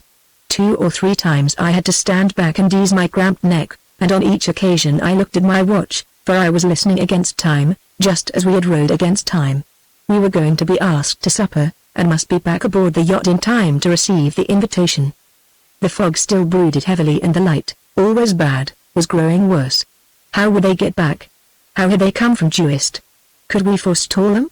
Questions of time, tide, distance, just the odious sort of sums I was unfit to cope with were distracting my attention when it should have been wholly elsewhere. 4.24.25 Now it was past 4.30 when Davis said the bank would cover. I should have to make for the beacon, but it was fatally near that steamboat path, etc., and I still at intervals heard voices from there. It must have been about 4.35 when there was another shifting of chairs within. Then someone rose, collected papers, and went out. Someone else, without rising, therefore grim, followed him. There was silence in the room for a minute, and after that, for the first time, I heard some plain colloquial German, with no accompaniment of scratching or rustling. I must wait for this, I thought, and waited. He insists on coming, said Boch. Yuck. An ejaculation of surprise and protest from von Breuning. I said the 25th. Why? The tide serves well. The night train, of course. Tell Grimm to be ready. An inaudible question from von Breuning. No, any weather. A laugh from von Breuning and some words I could not catch. Only one, with half a load. Apostrophe. Meet. At the station. So how's the fog? This appeared to be really the end. Both men rose and steps came towards the window. I leapt aside as I heard it thrown up, and covered by the noise backed into safety. Von Breuning called Grimm. And that, and the open window, decided me that my line of advance was now too dangerous to retreat by. The only alternative was to make a circuit round the bigger of the 2 buildings, and an interminable circuit it seemed, and all the while I knew my compass course southeast was growing nugatory. I passed a padlocked door, 2 corners, and faced the void of fog. Out came the compass, and I steadied myself for the sum. Southeast before I'm farther to the eastward now, east will about do, and off I went, with an error of 4 whole points, over tussocks and deep sand. The beach seemed much farther off than I had thought, and I began to get alarmed, puzzled over the compass several times, and finally realized that I had lost my way. I had the sense not to make matters worse by trying to find it again, and, as the lesser of 2 evils, blew my whistle, softly at first, then louder. The bray of a foghorn sounded right behind me. I whistled again and then ran for my life, the horn sounding at intervals. In 3 or 4 minutes I was on the beach and in the dinghy. Chapter 23 A Change of Tactics. We pushed off without a word, and paddled out of sight of the beach. A voice was approaching, hailing us. Hail back, whispered Davis, pretend we're a galliot. Hurry, I shouted. Where am I? Off Mehmet, came back. Where are you bound? Delfzijl, whispered Davis. Delfzijl, I bawled. A sentence ending with anchor was returned. The flood's tearing east, whispered Davis. Sit still. We heard no more, and, after a few minutes drifting, what luck? Said Davis. 1 or 2 clues, and an invitation to supper. The clues I left till later. The invitation was the thing, and I explained its urgency. How will they get back? Said Davis. If the fog lasts, the steamer's sure to be late. We can count for nothing, I answered. There was some little steamboat off the depot, and the fog may lift. Which is our quickest way? At this tide, a beeline to Norderney by compass. We shall have water over all the banks. He had all his preparations made. The lamp lit in advance, the compass in position, and we started at once. He at the bow oar, where he had better control over the boat's nose, lamp and compass on the floor between us. Twilight thickened into darkness, a choking, pasty darkness, and still we sped unfalteringly over the trackless waste, sitting and swinging in our little pool of stifled orange light. To drown fatigue and suspense I conned over my clues, and tried to carve into my memory every fugitive word I had overheard. What are the 7 of round here? I called back to Davis once, thinking of A to G. Sorry, I added, for no answer came. I see a star, was my next word, after a long interval. Now it's gone. There it is again. Right aft. That's Borkum Light, said Davis. Presently, the fog's lifting. A keen wind from the west struck our faces, and as swiftly as it had come the fog rolled away from us, in one mighty mass, stripping clean and pure the starry dome of heaven, still bright with a western afterglow, and beginning to redden in the east to the rising moon. Northerly light was flashing ahead, and Davis could take his tired eyes from the pool of light. Damn! Was all he uttered in the way of gratitude for this mercy, and I felt very much the same, for in a fog Davis in a dinghy was a match for a steamer, in a clear he lost his handicap. It was 6:45. "An hour'll do it, if we buck up," he pronounced, after taking a rough bearing with the two lights. He pointed out a star to me, which we were to keep exactly astern, and again I applied to their labor my aching back and smarting palms. "What did you say about 7 of something?" said Davis. "What are the 7 of hereabouts?" "Islands, of course," said Davis. "Is that the clue?" "Maybe." Then followed the most singular of all our confabulations. 2 memories are better than 1, and the sooner I carved the cipher into his memory as well as mine the better record we should have. So, with rigid economy of breath, I snapped out all my story, and answered his breathless questions. It saved me from being mesmerized by the star, and both of us from the consciousness of overfatigue, spying at Chatham, the blackguard. He hissed, "What do you make of it?" I asked. "Nothing about battleships, mines, forts?" He said. "No, nothing about the Ems, Emden, Wilhelmshaven, no, nothing about transports, no. I believe I was right after all, something to do with the channels behind islands, and so that outworn creed took a new lease of life, though for my part the words that clashed with it were those that had sunk the deepest. Essens, I protested, that town behind Benser's Yale, Wassertf, Lotzen, Schlepp Boot, spluttered Davis, kilometer Eisenbahn, from me, and so on. I should earn the just execration of the reader if I continued to report such a dialogue. Suffice to say that we realized very soon that the substance of the plot was still a riddle.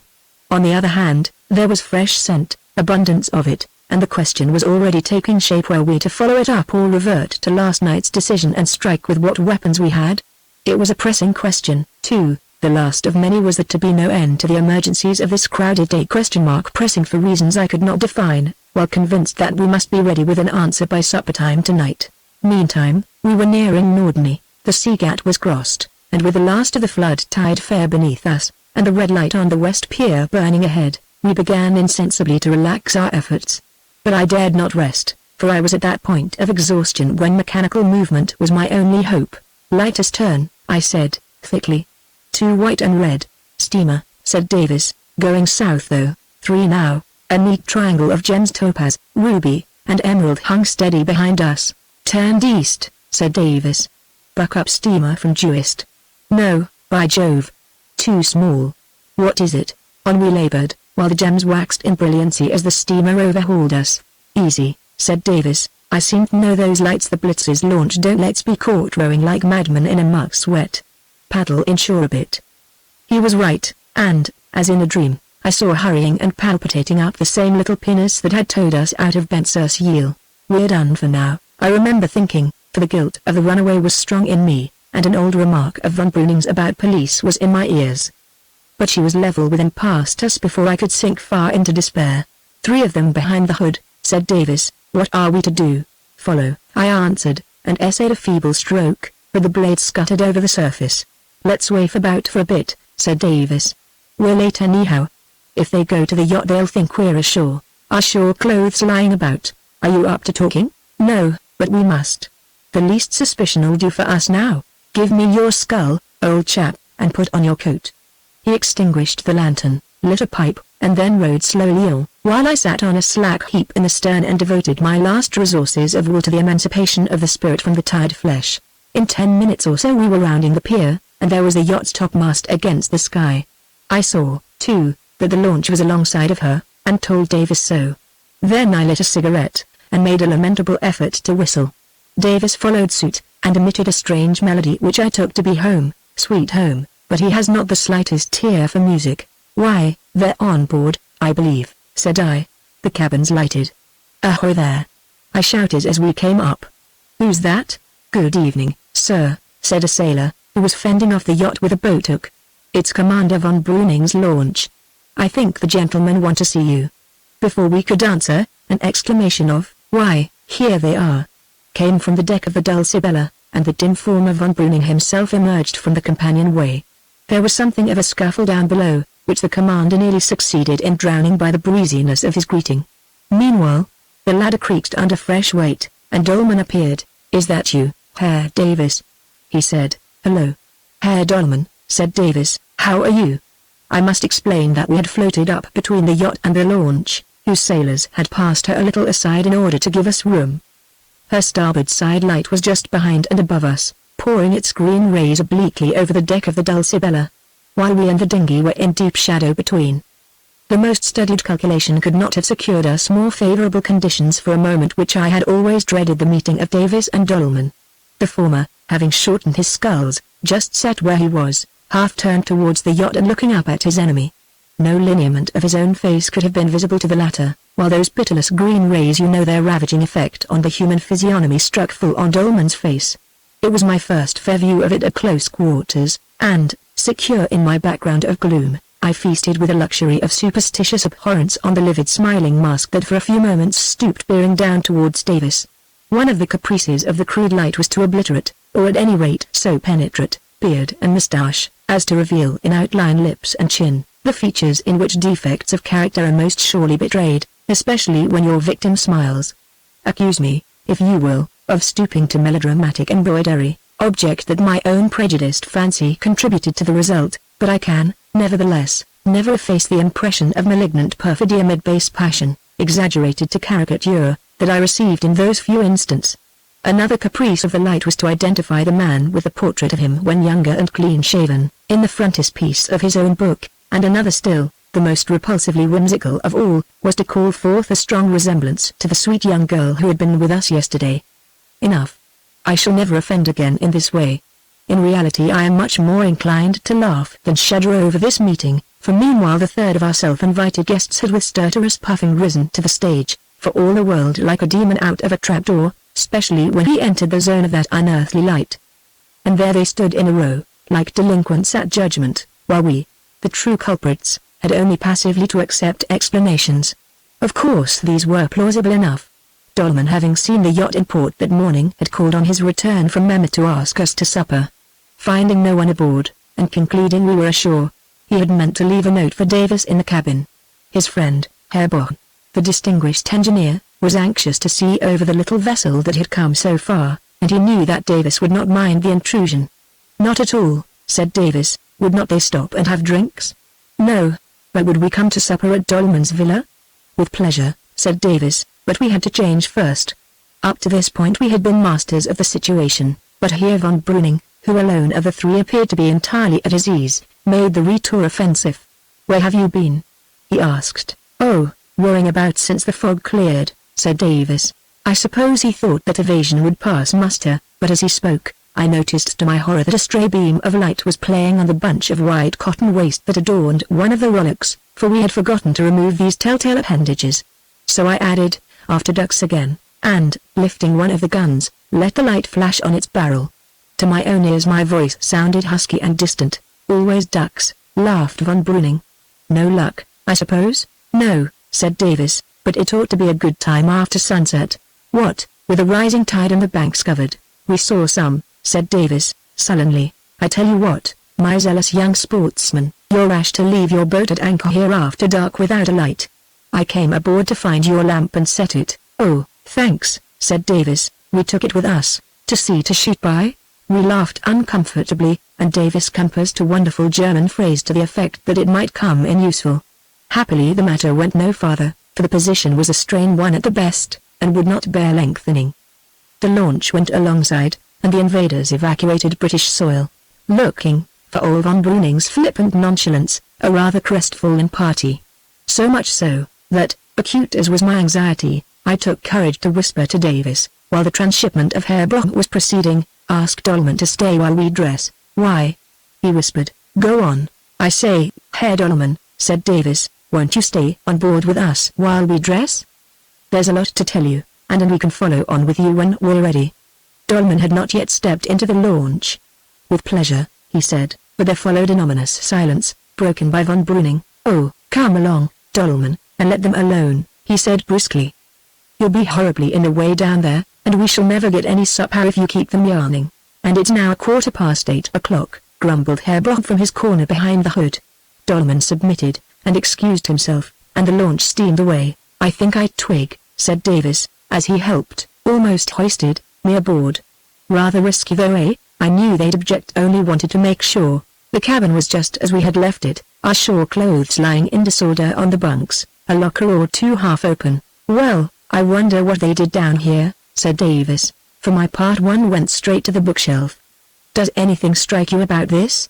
I asked, kneeling on the sofa. "Logbooks shifted," said Davis.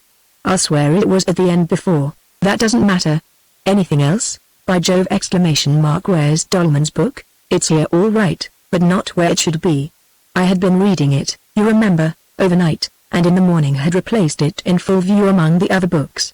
I now found it behind them, in a wrenched attitude, which showed that someone who had no time to spare had pushed it roughly inwards. "What do you make of that?"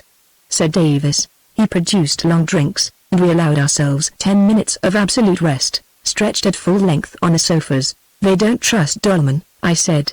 "I spotted that at Mehmet even." "How?" "First, when they were talking about you and me. He was on his defense, and in a deuce of a funk, too. Brom was pressing him hard. Again, at the end, when he left the room followed by Grimm, who I'm certain was sent to watch him. It was while he was away that the other two arranged that rendezvous from the night of the 25th. And again just now, when you asked him to stay. I believe it's working out as I thought it would." Von Breuning, and through him Bock, who was the engineer from Bremen, know the story of that shortcut and suspect that it was an attempt on your life. Dolman daren't confess to that, because, morality apart, it could only have been prompted by extreme necessity, that is, by the knowledge that you were really dangerous, and not merely an inquisitive stranger. Now we know his motive, but they don't yet. The position of that book proves it. He shoved it in, to prevent them seeing it. There's no earthly reason why they should have hidden it. "Then we're getting on," said Davis. "That shows they know his real name, or why should he shove the book in? But they don't know he wrote the book, and that I have a copy. At any rate he thinks they don't. We can't say more than that. And what does he think about me and you? That's the point. 10 to 1 he's in tortures of doubt, and would give a fortune to have 5 minutes talk alone with you to see how the land lies and get your version of the shortcut incident. But they won't let him. They want to watch him in our company and us in his. You see, it's an interesting reunion for you and him." "Well, let's get into these beastly clothes for it," groaned Davis. "I shall have a plunge overboard." Something drastic was required, and I followed his example, curious as the hour was for bathing. "I believe I know what happened just now," said I, as we plied rough towels in the warmth below. "They steamed up and found nobody on board." "I'll leave a note," says Dolman. "No independent communications, say they, or think they, will come to, and take the chance of inspecting this hornet's nest." Down they go, and Dolman, who knows what to look for first, sees that damning bit of evidence staring him in the face. They look casually at the shelf, among other things examine the logbook, say, and he manages to push his own book out of sight. But he couldn't replace it when the interruption came. The action would have attracted attention then, and Bock made him leave the cabin in advance, you know. "This is all very well," said Davis, pausing in his toilet, "but do they guess how we've spent the day? By Jove, Carruthers, the chart with a square cut out, there it is on the rack. We must chance it, and bluff for all we're worth," I said. The fact was that Davis could not be brought to realize that he had done anything very remarkable that day, yet those 14 sinuous miles traversed blindfold, to say nothing of the return journey and my own exploits, made up an achievement audacious and improbable enough to outdistance suspicion. Nevertheless, Von Breuning's banter had been disquieting, and if an inkling of our expedition had crossed his mind or theirs, there were ways of testing us which it would require all our effrontery to defeat. "What are you looking for?" said Davis. I was at the collar and stud stage, but had broken off to study the timetable which we had bought that morning.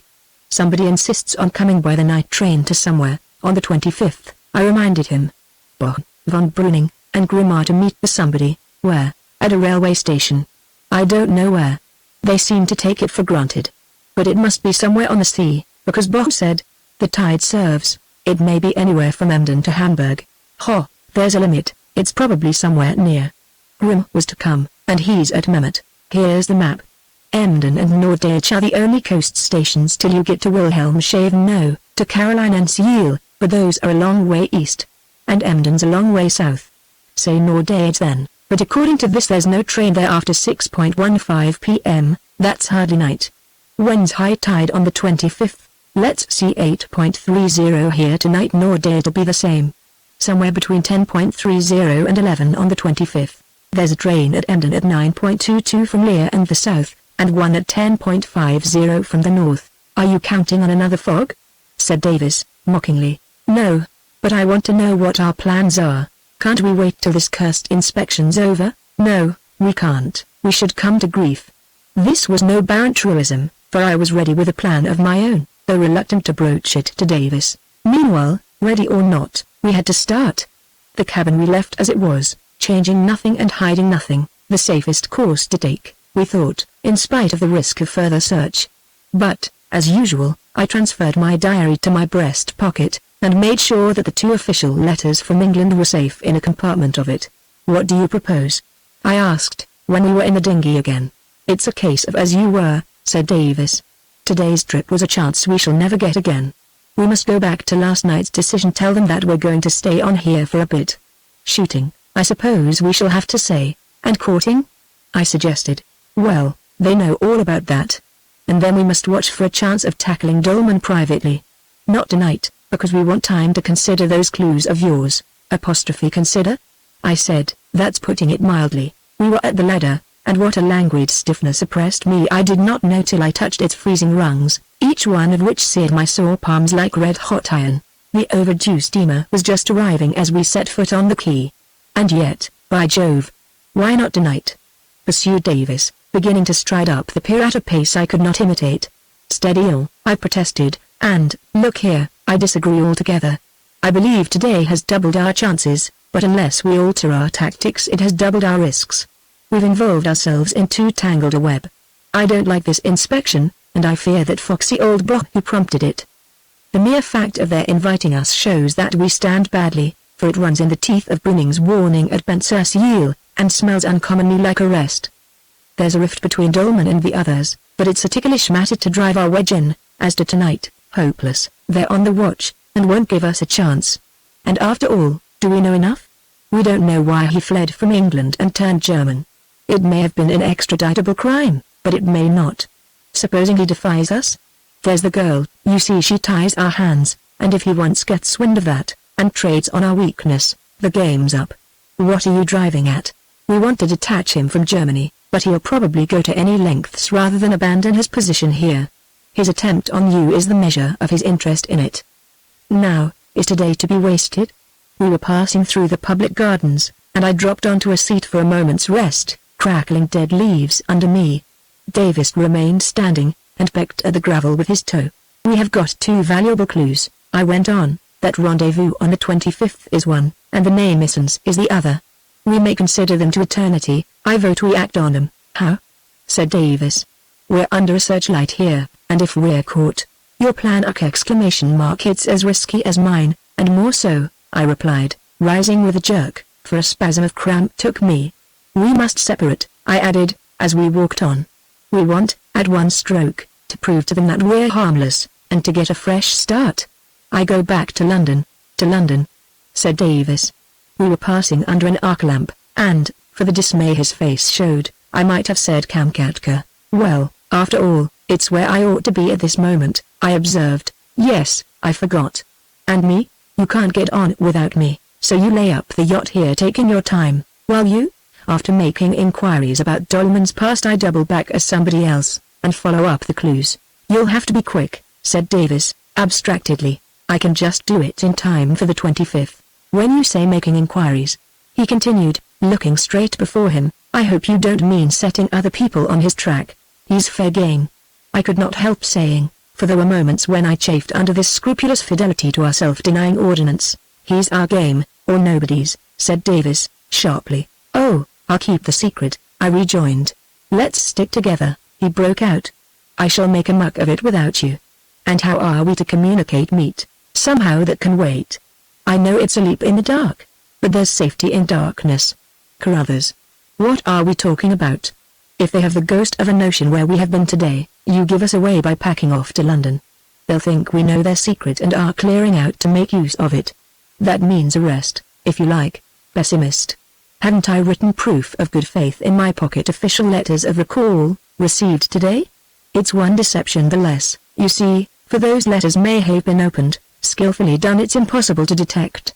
When in doubt, tell the truth. It's a rum thing how often it pays in this spying business, said Davis, thoughtfully. We had been tramping through deserted streets under the glare of electricity, I with my leaden shuffle, he with the purposeful forward stoop and swinging arms that always marked his gait ashore. Well, what's it to be?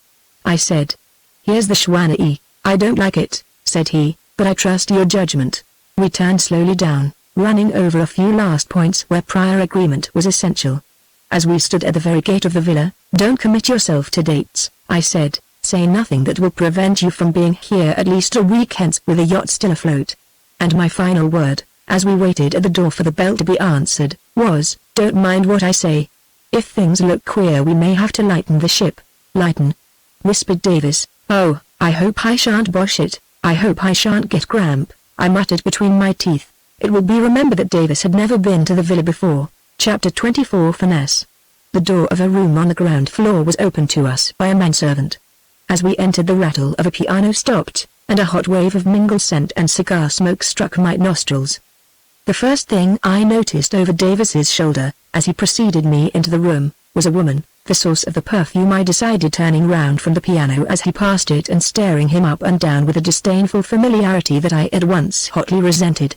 She was in evening dress, pronounced in cut and color, had a certain exuberant beauty, not wholly ascribable to nature, and a notable lack of breeding. Another glance showed me Dolman putting down a liqueur glass of brandy, and rising from a low chair with something of a start, and another, von Breuning, lying back in a corner of a sofa, smoking. On the same sofa, vis-à-vis to him, was, yes, of course it was Clara Dolman, but how their surroundings alter people, I caught myself thinking. For the rest, I was aware that the room was furnished with ostentation, and was stuffy with stove-engendered warmth. Davis steered a straight course for Dolman, and shook his hand with business-like resolution. Then he tacked across to the sofa, abandoning me in the face of the enemy. Mister? Said Dolman. Carruthers, I answered, distinctly. I was with Davis in the boat just now, but I don't think he introduced me. And now he was forgotten again, I added, dryly, turning towards Davis, who, having presented himself to Fräulein Dolman, was looking feebly from her to von Breuning, the picture of tongue-tied awkwardness. The commander nodded to me and stretched himself with a yawn. Von Breuning told me about you, said Dolman, ignoring my allusion, but I was not quite sure of the name. No, it was not an occasion for formalities, was it? He gave a sudden, mirthless laugh. I thought him flushed and excitable, yet, seen in a normal light, he was in some respects a pleasant surprise, the remarkable confirmation of the head giving an impression of intellectual power and restless, almost insanely restless, energy. What need? I said. I have heard so much about you from Davis and Commander von Breuning that we seem to be old friends already. He shot a doubtful look at me, and a diversion came from the piano. And now, for heaven's sake, cried the lady of the perfume, let us join Herr Bock at supper. Let me present you to my wife, said Dolman. So this was the stepmother, unmistakably German, I may add. I made my bow, and underwent much the same sort of frank scrutiny as Davis, only that it was rather more favorable to me, and ended in a calm smile. There was a general movement and further introductions. Davis was led to the stepmother, and I found myself confronting the daughter with quickened pulses, and a sudden sense of added complexity in the issues. I had, of course, made up my mind to ignore our meeting of yesterday, and had assumed that she would do the same. And she did ignore it. We met as utter strangers, nor did I venture, for other eyes were upon us, to transmit any sign of intelligence to her.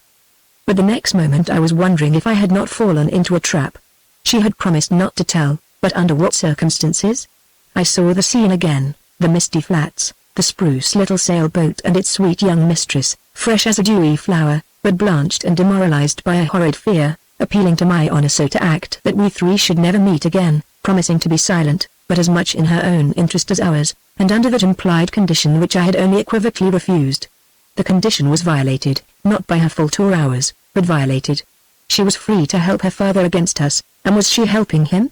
What troubled me was the change in her, that she, how can I express it without offense, was less in discord with her surroundings than she should have been, that in dress, pose and the manner, as we exchanged some trivialities, she was too near reflecting the style of the other woman, that, in fact, she in some sort realized my original conception of her, so brutally avowed to Davis, so signally, as I had thought, falsified.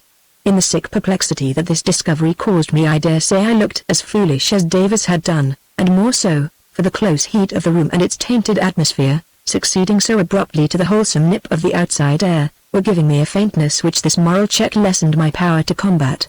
Von Breuning's face wore a sneering smile that I winced under, and, turning, I found another pair of eyes fixed on me, those of Herr Bock, whose squat figure had appeared at a pair of folding doors leading to an adjoining room. Napkin in hand, he was taking in the scene before him with fat benevolence, but exceeding shrewdness. I instantly noticed a faint red wheal relieving the ivory of his bald head, and I had suffered too often in the same quarter myself to mistake its origin, namely, our cabin doorway. "This is the other young explorer, Bock," said von Breuning. "Herr Davis kidnapped him a month ago, and bullied and starved him into submission. They'll drown together yet. I believe his sufferings have been terrible." "His sufferings are over," I retorted. "I've mutinied, deserted, haven't I, Davis?" I caught Davis gazing with solemn gaucherie at Miss Dolman. "Oh, what?" he stammered. I explained in English. "Oh, yes, Carruthers has to go home," he said, in his vile lingo. No one spoke for a moment, and even von Breuning had no persiflage ready. "Well, are we never going to have supper?" said Madame, impatiently, and with it we all moved towards the folding doors. There had been little formality in the proceedings so far, and there was less still in the supper-room. Bock resumed his repast with appetite, and the rest of us sat down apparently at random, though an underlying method was discernible. As it worked out, Dolman was at one end of the small table, with Davis on his right and Bock on his left, Frau Dolman at the other, with me on her right and von Breuning on her left. The seventh personage, Fräulein Dolman, was between the commander and Davis on the side opposite to me. No servants appeared, and we waited on ourselves. I have a vague recollection of various excellent dishes, and a distinct one of abundance of wine. Someone filled me a glass of champagne, and I confess that I drained it with honest avidity, blessing the craftsman who coaxed forth the essence, the fruit that harbored it, the sun that warmed it. "Why are you going so suddenly?" said von Breuning to me across the table. "Didn't I tell you we had to call here for letters? I got mine this morning, and among others a summons back to work. Of course I must obey." I found myself speaking in a frigid silence. The annoying thing was that there were 2 letters, and if I had only come here 2 days sooner I should have only got the first, which gave me an extension. "You are very conscientious." "How will they know?" "Ah, but the second's rather urgent." There was another uncomfortable silence, broken by Dolman. "By the way, Herr Davis," he began, "I ought to apologize to you for. This was no business of mine, and the less interest I took in it the better, so I turned to Frau Dolman and abused the fog. Have you been in the harbor all day?" she asked. "Then how was it you did not visit us? Was Herr Davis so shy? Curiosity or malice?" "Quite the contrary, but I answered coldly. "You see, we knew Herr Dolman was away, and we really only called here to get my letters. Besides, we did not know your address." I looked at Clara and found her talking gaily to von Breuning, deaf seemingly to our little dialogue. "Anyone would have told you it," said Madame, raising her eyebrows. "I dare say, but directly after breakfast the fog came on, and well, one cannot leave a yacht alone in a fog," I said, with professional solidity. Von Breuning pricked up his ears at this. "I'll be hanged if that was your maxim," he laughed. "You're too fond of the shore." I sent him a glance of protest, as though to say, "What's the use of your warning if you won't let me act on it?" For, of course, my excuses were meant chiefly for his consumption, and Fräulein Dolman's. That the lady I addressed them to found them unpalatable was not my fault. "Then you sat in your wretched little cabin all day?" she persisted. "All day," I said, brazenly. It was the safest thing to do. And I looked again at Fräulein Dolman, frankly and squarely. Our eyes met, and she dropped hers instantly, but not before I had learnt something, for if ever I saw misery under a mask it was on her face. No, she had not told. I think I puzzled the stepmother, who shrugged her white shoulders, and said in that case she wondered we had dared to leave our precious boat and come to supper. If we knew Frisian fogs as well as she did, I explained, we were not so nervous as that, and as for supper on shore, if she only knew what a Spartan life we led. "Oh, for mercy's sake, don't tell me about it," she cried, with a grimace. "I hate the mention of yachts." When I think of that dreadful Medusa coming from Hamburg, I sympathized with half my attention, keeping one strained ear open for developments on my right. Davis, I knew, was in the thick of it, and none too happy under Bochum's eye, but working manfully. My fault sudden squall quite safe, were some of the phrases I caught, while I was aware, to my alarm, that he was actually drawing a diagram of something with breadcrumbs and table knives. The subject seemed to gutter out to an awkward end, and suddenly Bochum, who was my right-hand neighbor, turned to me. You are starting for England tomorrow morning? He said. Yes, I answered, there is a steamer at 8:15, I believe. That is good. We shall be companions. Are you going to England, too, sir? I asked, with hot misgivings. No, no. I am going to Bremen. But we shall travel together as far as you go by Amsterdam, I suppose? As far as Leer, then. That will be very pleasant. I fancied there was a ghoulish gusto in his tone. Very, I assented. You are making a short stay here, then? As long as usual. I visit the work at Mehmet once a month or so, spend a night with my friend Dolman and his charming family, he laid round him, and return. Whether I was right or wrong in my next step I shall never know, but obeying a strong instinct, Mehmet, I said, do tell me more about Mehmet. We heard a good deal about it from Commander von Breuning, but he was discreet, I expect, said Bochum. He left off at the most interesting part. What's that about me? Joined in von Breuning. I was saying that we're dying to know more about Mehmet, aren't we, Davis? Oh, I don't know, said Davis, evidently aghast at my temerity, but I did not mind that. If he roughed my suit, so much the better. I intended to rough his. You gave us plenty of history, Commander, but you did not bring it up to date. The Triple Alliance laughed, Dolman boisterously. Well, said von Breuning, I gave you very good reasons, and you acquiesced. And now he is trying to pump me, said Bochum, with his rasping chuckle. Wait a bit, sir, I have an excuse. The commander was not only mysterious but inaccurate. I appeal to you, Herr Dolman, for it was apropos of you. When we fell in with him at Ben-sur-Ciel, Davis asked him if you were at home, and he said no. When would you be back? Probably soon, but he did not know when. Oh, he said that? Said Dolman. Well, only 3 days later we arrive at Norderney, and find you have returned that very day, but have gone to Mehmet. Again, by the way, the mysterious Mehmet. But more than ever mysterious now, for in the evening, not only you and Herr Bochum, what penetration! Laughed von Breuning, but also Commander von Breuning, pay us a visit in his launch, all coming from Mehmet. And you infer? Said von Breuning. Why, that you must have known at Ben-sur-Ciel only 3 days ago exactly when Herr Dolman was coming back, having an appointment at Mehmet with him for today, which I wished to conceal from you. Yes, and that's why I'm so inquisitive. It's entirely your own fault, so it seems, said he, with mock humility, but fill your glass and go on, young man.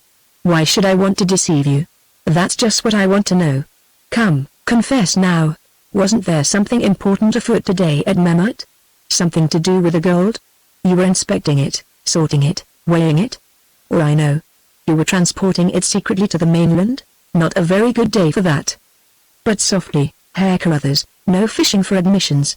Who said we had found any gold? Well, have you? There, that's better. Nothing like candor, my young investigator. But I am afraid, having no authority, I cannot assist you at all. Better try Herr Bochum again. I'm only a casual onlooker, with shares. Ah. You remember that?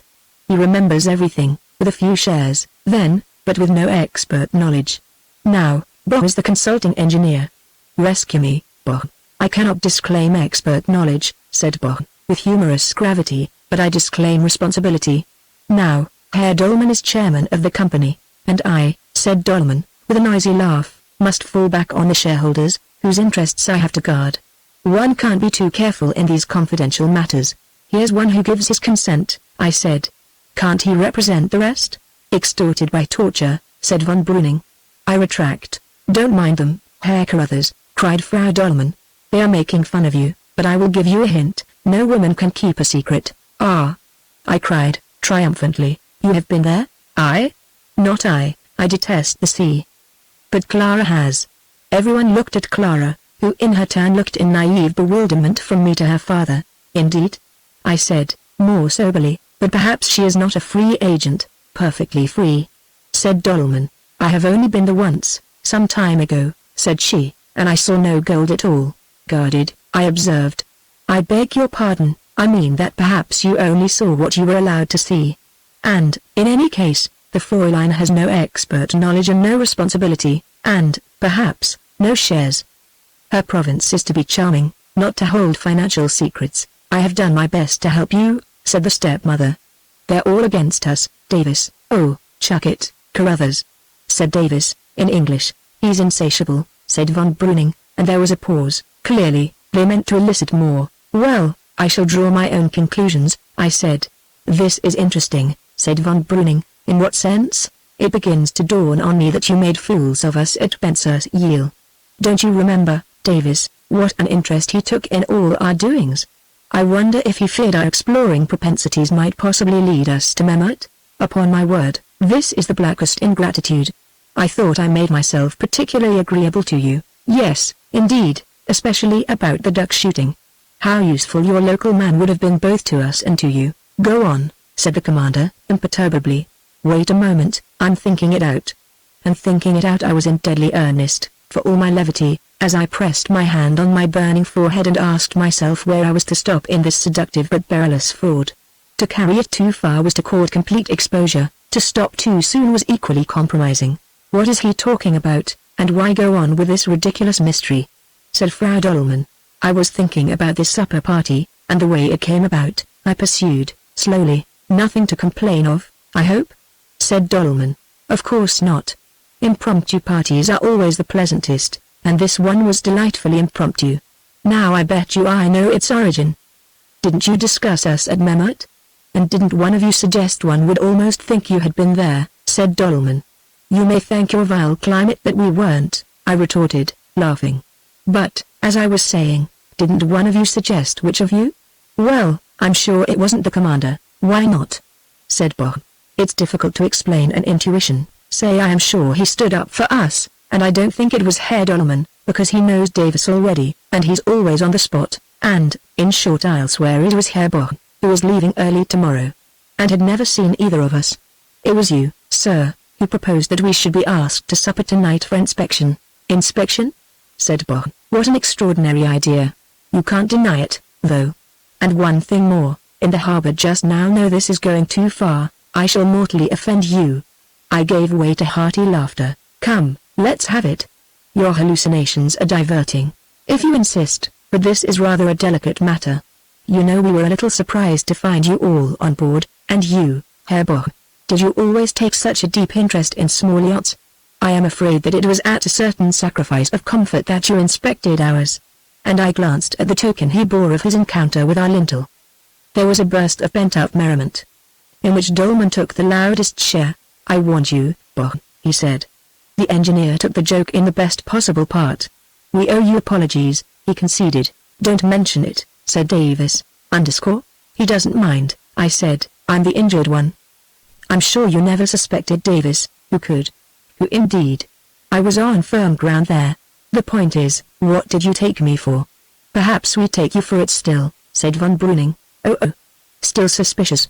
Don't drive me to extremities. What extremities? When I get back to London I shall go to Lloyd's. I haven't forgotten that flaw in the title. There was an impressive silence. Gentlemen, said Dolman, with exaggerated solemnity, we must come to terms with this formidable young man. What do you say? Take me to Mehmet, I exclaimed. Those are my terms. Take you to Mehmet? But I thought you were starting for England tomorrow. I ought to, but I'll stay for that. You said it was urgent. Your conscience is very elastic. That's my affair. Will you take me to Mehmet? What do you say, gentlemen? Boch nodded. I think we owe some reparation. Under promise of absolute secrecy, then, of course, now that you trust me. But you'll show me everything on a bright wreck, depot, and all? Everything, if you don't object to a diver's dress. Victory! I cried, in triumph. We've won our point, Davis.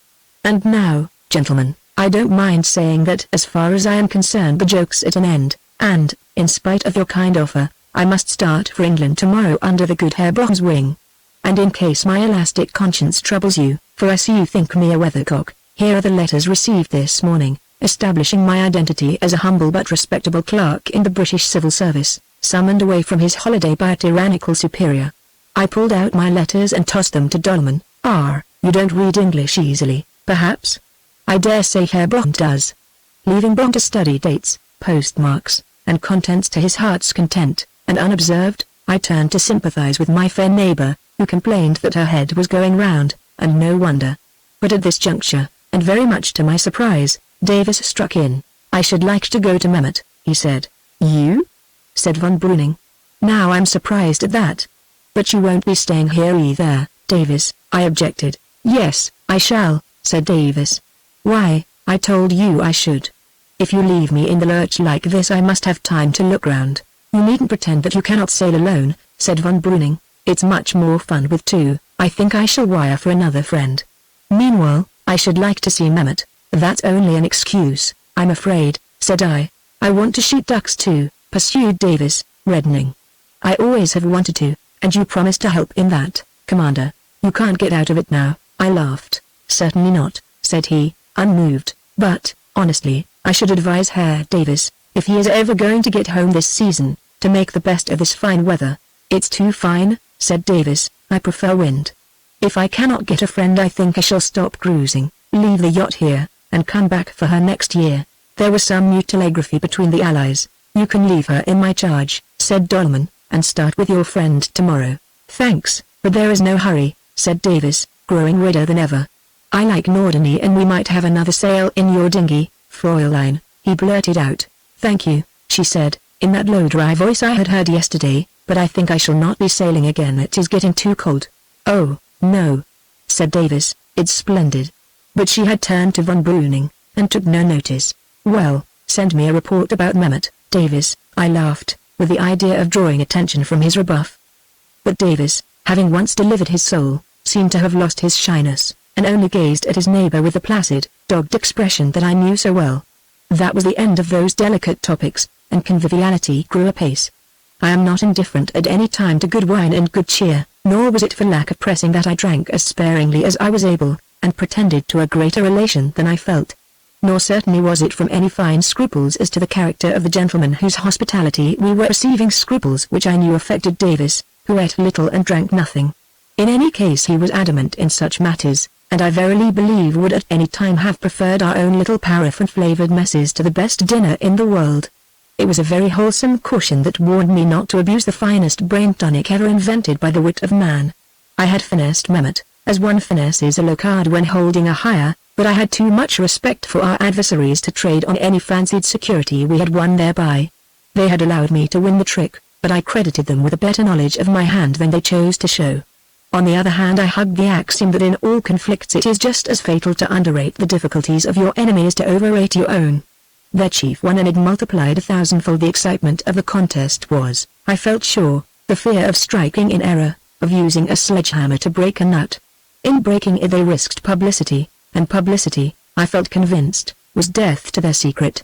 So, even supposing they had detected the finesse, and guessed that we had in fact got wind of imperial designs, yet, even so, I counted on immunity so long as they thought we were on the wrong scent, with Mehmet, and Mehmet alone, as the source of our suspicions. Had it been necessary I was prepared to encourage such a view, admitting that the cloth von Breuning wore had made his connection with Mehmet curious, and had suggested to Davis, for I should have put it on him, with his naval enthusiasms, that the wreck works were really naval defense works. If they went farther, and suspected that we had tried to go to Mehmet that very day, the position was worse, but not desperate, for the fear that they would take the final step and suppose that we had actually got there and overheard their talk, I flatly refused to entertain, until I should find myself under arrest. Precisely how near we came to it I shall never rightly know, but I have good reason to believe that we trembled on the verge. The main issue was fully enough for me, and it was only in passing flashes that I followed the play of the warring undercurrents. And yet, looking back on the scene, I would warrant there was no party of 7 in Europe that evening where a student of human documents would have found so rich a field, such noble and ignoble ambitions, such base and holy fears, aye, and such pitiful agonies of the spirit. Roughly divided though we were into separate camps, no two of us were wholly at one. Each wore a mask in the grand imposture, excepting, I am inclined to think, the lady on my left, who, outside her own well-being, which she cultivated without reserve, had, as far as I could see, but one axe to grind the intimacy of von Breuning and her stepdaughter and ground it openly. Not even Brock and von Breuning were wholly at one, and as moral distances are reckoned, Davis and I were leagues apart.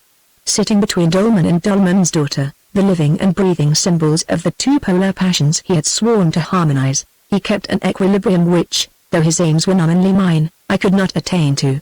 For me the man was the central figure. If I had attention to spare it was on him that I bestowed it, groping disgustfully after his hidden springs of action, noting the evidences of great gifts squandered and prostituted, questioning where he was most vulnerable, whom he feared most, us or his colleagues, whether he was open to remorse or shame, or whether he meditated further crime.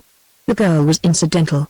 After the first shock of surprise I had soon enough discovered that she, like the rest, had assumed a disguise, for she was far too innocent to sustain the deception, and yesterday was fresh in my memory. I was forced to continue turning her assumed character to account, but it would be pharisaical in me to say that I rose to any moral heights in her regard. Wine and excitement had deadened my better nature to that extent. I thought she looked prettier than ever, and, as time passed, I fell into a cynical carelessness about her. This glimpse of her home life, and the desperate expedients to which she was driven, whether by compulsion or from her own regard for Davis, to repel and dismiss him, did not strike me as they might have done as the crowning argument in favor of the course we had adopted the night before, that of compassing our end without noise and scandal, disarming Dolman, but aiding him to escape from the allies he had betrayed. To Davis, the man, if not a pure abstraction, was at most noxious vermin to be trampled on for the public good, while the girl, in her blackguardly surroundings, and with her sinister future, has become the very source of his impulse. And the other players? Bomb was my abstraction, the fortress whose foundations we were sapping, the embodiment of that systematized force which is congenital to the German people. In von Breuning, the personal factor was uppermost. Callous as I was this evening, I could not help wondering occasionally, as he talked and laughed with Clara Dolman, what in his innermost thoughts, knowing her father, he felt and meant. It is a point I cannot and would not pursue, and, thank heaven, it does not matter now, yet, with fuller knowledge of the facts, and, I trust, a mellower judgment, I often return to the same debate, and, by I know not what illogical bypaths, always arrive at the same conclusion, that I liked the man and like him still. We behaved as sportsmen in the matter of time, giving them over 2 hours to make up their minds about us. It was only when tobacco smoke and heat brought back my faintness, and a twinge of cramp warned me that human strength has limits, that I rose and said we must go, that I had to make an early start tomorrow. I am hazy about the farewells, but I think that Dolman was the most cordial, to me at any rate, and I augured good therefrom. Bob said he should see me again. Von Breuning, though bound for the harbour also, considered it was far too early to be going yet, and said goodbye. You want to talk us over, I remember saying, with the last flicker of gaiety I could muster. We were in the streets again, under a silver, breathless night, dizzily footing the greasy ladder again, in the cabin again, where I collapsed on a sofa just as I was, and slept such a deep and stringent sleep that the men of the Blitz's launch might have handcuffed and trussed and carried me away, without incommoding me in the least. Chapter 25. I double back. Goodbye, old chap, called Davis. Goodbye. The whistle blew and the ferry steamer forged ahead, leaving Davis on the quay, bareheaded and wearing his old Norfolk jacket and stained grey flannels, as at our first meeting in Flensburg station. There was no bandaged hand this time, but he looked pinched and depressed, his eyes had black circles round them, and again I felt that same indefinable pathos in him. Your friend is in low spirits, said Bob, who was installed on a seat beside me, voluminously caped and rugged against the biting air. It was a still, sunless day. So am I grunted, and it was the literal truth. I was only half awake, felt unwashed and dissipated, heavy in head and limbs. But for Davis I should never have been where I was. It was he who had patiently coaxed me out of my bunk, packed my bag, fed me with tea and an omelette, to which I believe he had devoted peculiarly tender care, and generally mothered me for departure. While I swallowed my second cup he was brushing the mold and smoothing the dents from my felt hat, which had been entombed for a month in the sail locker, working at it with a remorseful concern in his face. The only initiative I am conscious of having shown was in the matter of my bag. Put in my sea clothes, oils, and all, I had said, I may want them again. There was mortal need of a thorough consultation, but this was out of the question. Davis did not badger or complain, but only timidly asked me how we were to meet and communicate, a question on which my mind was an absolute blank. Look out for me about the 26th, I suggested feebly. Before we left the cabin he gave me a scrap of penciled paper and saw that it went safely into my pocketbook. Look at it in the train, he said. Unable to cope with Boch, I paced the deck aimlessly as we swung round the Seagat into the Buse Taif, trying to identify the point where we crossed it yesterday blindfold. But the tide was full, and the waters blank for miles round till they merged in haze. Soon I drifted down into the saloon, and crouching over a stove pulled out that scrap of paper. In a crabbed, boyish hand, and much besmudged with tobacco ashes, I found the following notes. 1. Your journey. Nordage 8.58, Emden 10.32, Lear 11.16, Bonn changes for Bremen, Rhine 1.8, change, Amsterdam 7.17 p.m. leave again via Hook 8.52, London 9 a.m. 2. The coast station there rendezvous query is in Norden? You pass it 9.13, there is a tidal creek up to it. High water there on 25th, say 10.30 to 11 p.m. It cannot be Norddeich, which I find has a dredged out low water channel for the steamer, so tide serves would not apply. 3. Your other clues, tugs, pilots, depths, railway, Essens, 7 of something. Query, scheme of defense by land and sea for North Sea coast, _ sea 7 islands, 7 channels between, counting West Thames, very small depths, what you said, in most of them. Tugs and pilots for patrol work behind islands, as I always said. Query, rendezvous is for inspecting channels, _ land a look at railway, map in Ulster pocket, running in a loop all round Friesland, a few miles from coast. Query, to be used as line of communication for Army Corps. Troops could be quickly sent to any threatened point. Essens the base? It is in top center of loop. Von Breuning dished us fairly over that at Benser's Yale, _ Chatham D. Was spying after our naval plans for war with Germany. Von Breuning runs naval part over here. Where does Burma come in? Query, you go to Bremen and find out about him? I nodded stupidly over this document, so stupidly that I found myself wondering whether Burma was a place or a person. Then I dozed, to wake with a violent start and find the paper on the floor. Panic-stricken, I hid it away, and went on deck, when I found we were close to Norddeich, running up to the bleakest of bleak jetties thrown out from the dike-bound polders of the mainland. Boch and I landed together, and he was at my elbow as I asked for a ticket for Amsterdam, and was given one as far as Rhine, a junction near the Dutch frontier. He was ensconced in an opposite corner to me in the railway carriage, looking like an Indian idol. Where do you come in? I pondered, dreamily. Too sleepy to talk, I could only blink at him, sitting bolt upright with my arms folded over my precious pocketbook. Finally, I gave up the struggle, buttoned my ulster tightly up, and turning my back upon him with an apology, lay down to sleep, the precious pocket nethermost. He was at liberty to rifle my bag if he chose, and I dare say he did. I cannot say, for from this point till Rhine, for the best part of 4 hours, that is, I had only 2 lucid intervals. The first was at Emden, where we both had to change. Here, as we pushed our way down the crowded platform, Boch, after being greeted respectfully by several persons, was at last buttonholed without means of escape by an obsequious gentleman, whose description is of no moment, but whose conversation is. It was about a canal, what canal I did not gather, though, from the name dropped, I afterwards identified it as one in course of construction as a feeder to the Ems. The point is that the subject was canals. At the moment it was seed dropped in unreceptive soil, but it germinated later. I passed on, mingling with the crowd, and was soon asleep again in another carriage where Boch this time did not follow me. The second occasion was at Lear, where I heard myself called by name, and woke to find him at the window. He had to change trains, and had come to say goodbye. Don't forget to go to Lloyd's, he grated in my ear. I expect it was a wan smile that I returned, for I was at a very low ebb, and my fortress looked sarcastically impregnable. But the sapper was free was my last conscious thought.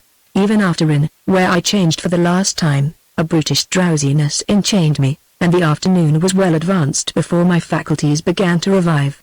The train crept like a snail from station to station. I might, so a fellow passenger told me, have waited 3 hours at Rhine for an express which would have brought me to Amsterdam at about the same time, or, if I had chosen to break the journey further back, 2 hours at either Emden or Lear would still have enabled me to catch the said express at Rhine. These alternatives had escaped Davis, and, I surmised, had been suppressed by Boch, who doubtless did not want me behind him, free either to double back or to follow him to Bremen. The pace, then, was execrable, and there were delays. We were behind time at Hengelo, 30 minutes later tabled on, so that I might well have grown nervous about my connections at Amsterdam, which were in some jeopardy. But as I battled out of my lethargy and began to take account of our position and prospects, quite a different thought at the outset affected me. Anxiety to reach London was swamped in reluctance to quit Germany, so that I found myself grudging every mile that I placed between me and the frontier. It was the old question of urgency. Today was the 23rd. The visit to London meant a minimum absence of 48 hours, counting from Amsterdam, that is to say, that by travelling for 2 nights and 1 day, and devoting the other day to investigating Dolman's past, it was humanly possible for me to be back on the Frisian coast on the evening of the 25th. Yes, I could be at Norden, if that was the rendezvous, at 7 p.m. but what a scramble. No margin for delays, no physical respite. Some pasts take a deal of raking up other persons may be affected, men are cautious. They trip you up with red tape, or the man who knows is out at lunch a protracted lunch, or in the country a protracted weekend. Will you see Mr. So-and-so, or leave a note? Oh, I know those public departments from the inside. And the Admiralty.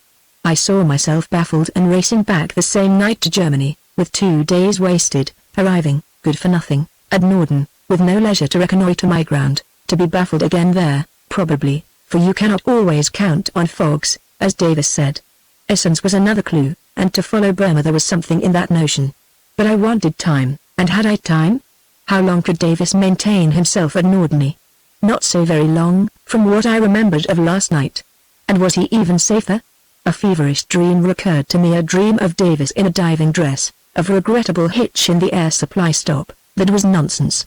Let us be sane. What matter if he had to go? What matter if I took my time in London?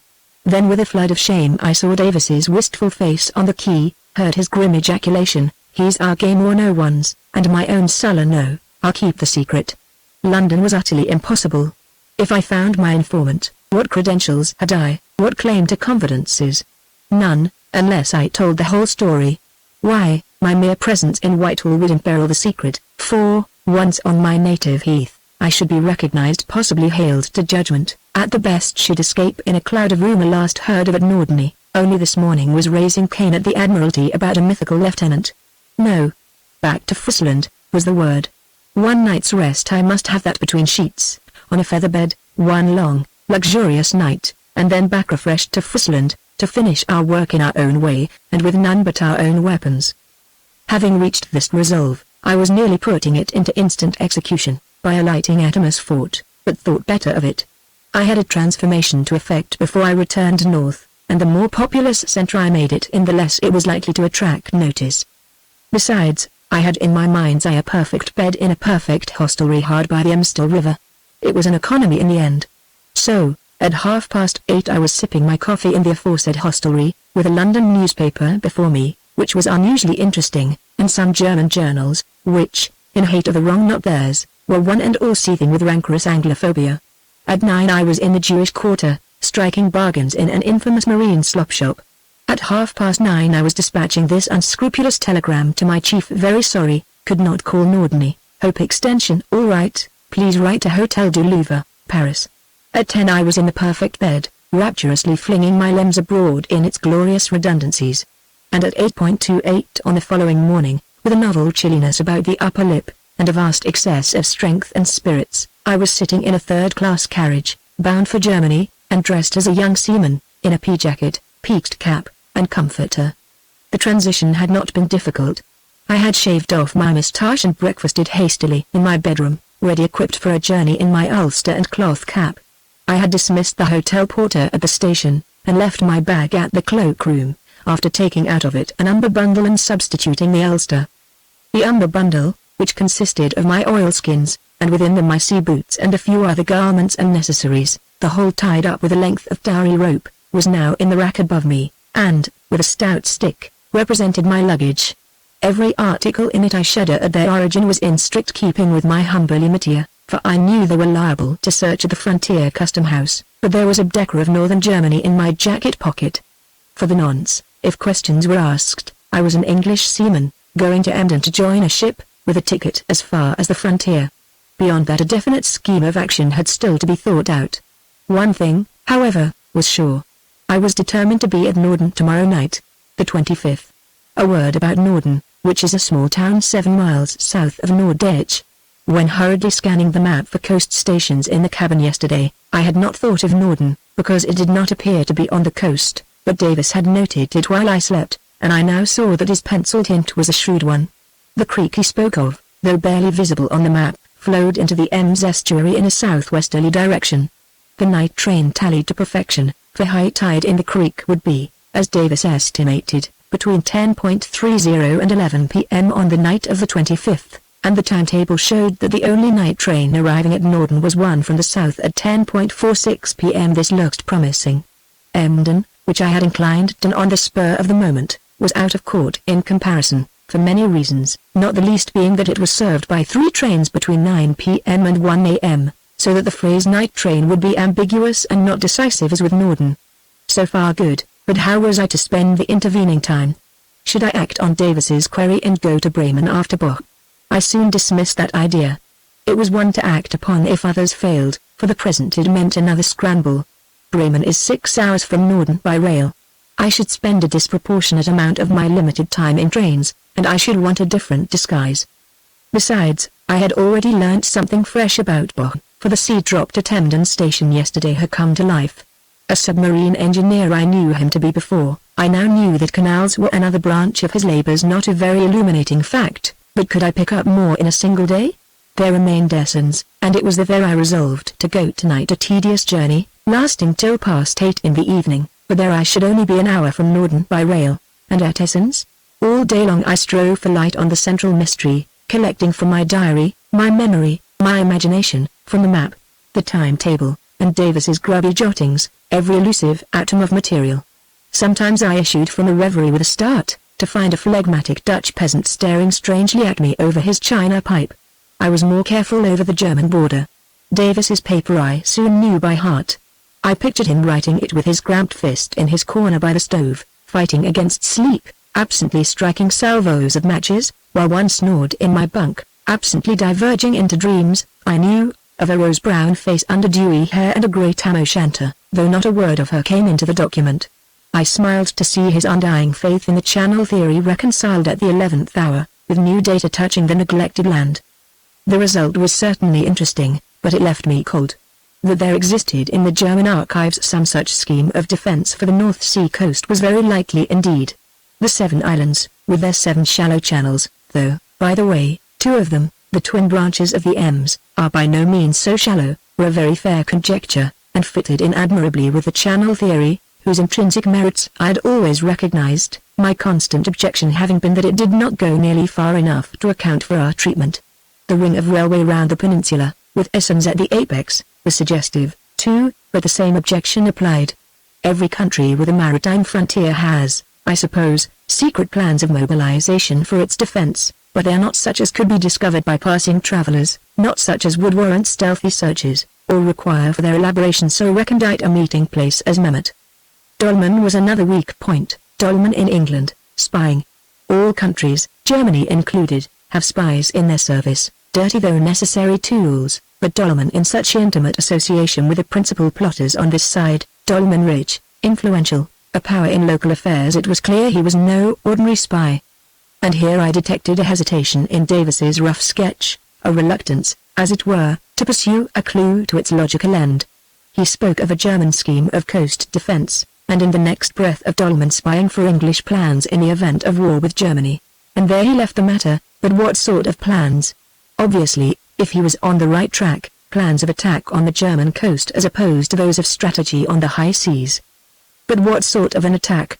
Obviously again, if his railway ring meant anything, an attack by invasion on that remote and desolate littoral which he had so often himself declared to be impregnably secure behind its web of sands and shallows.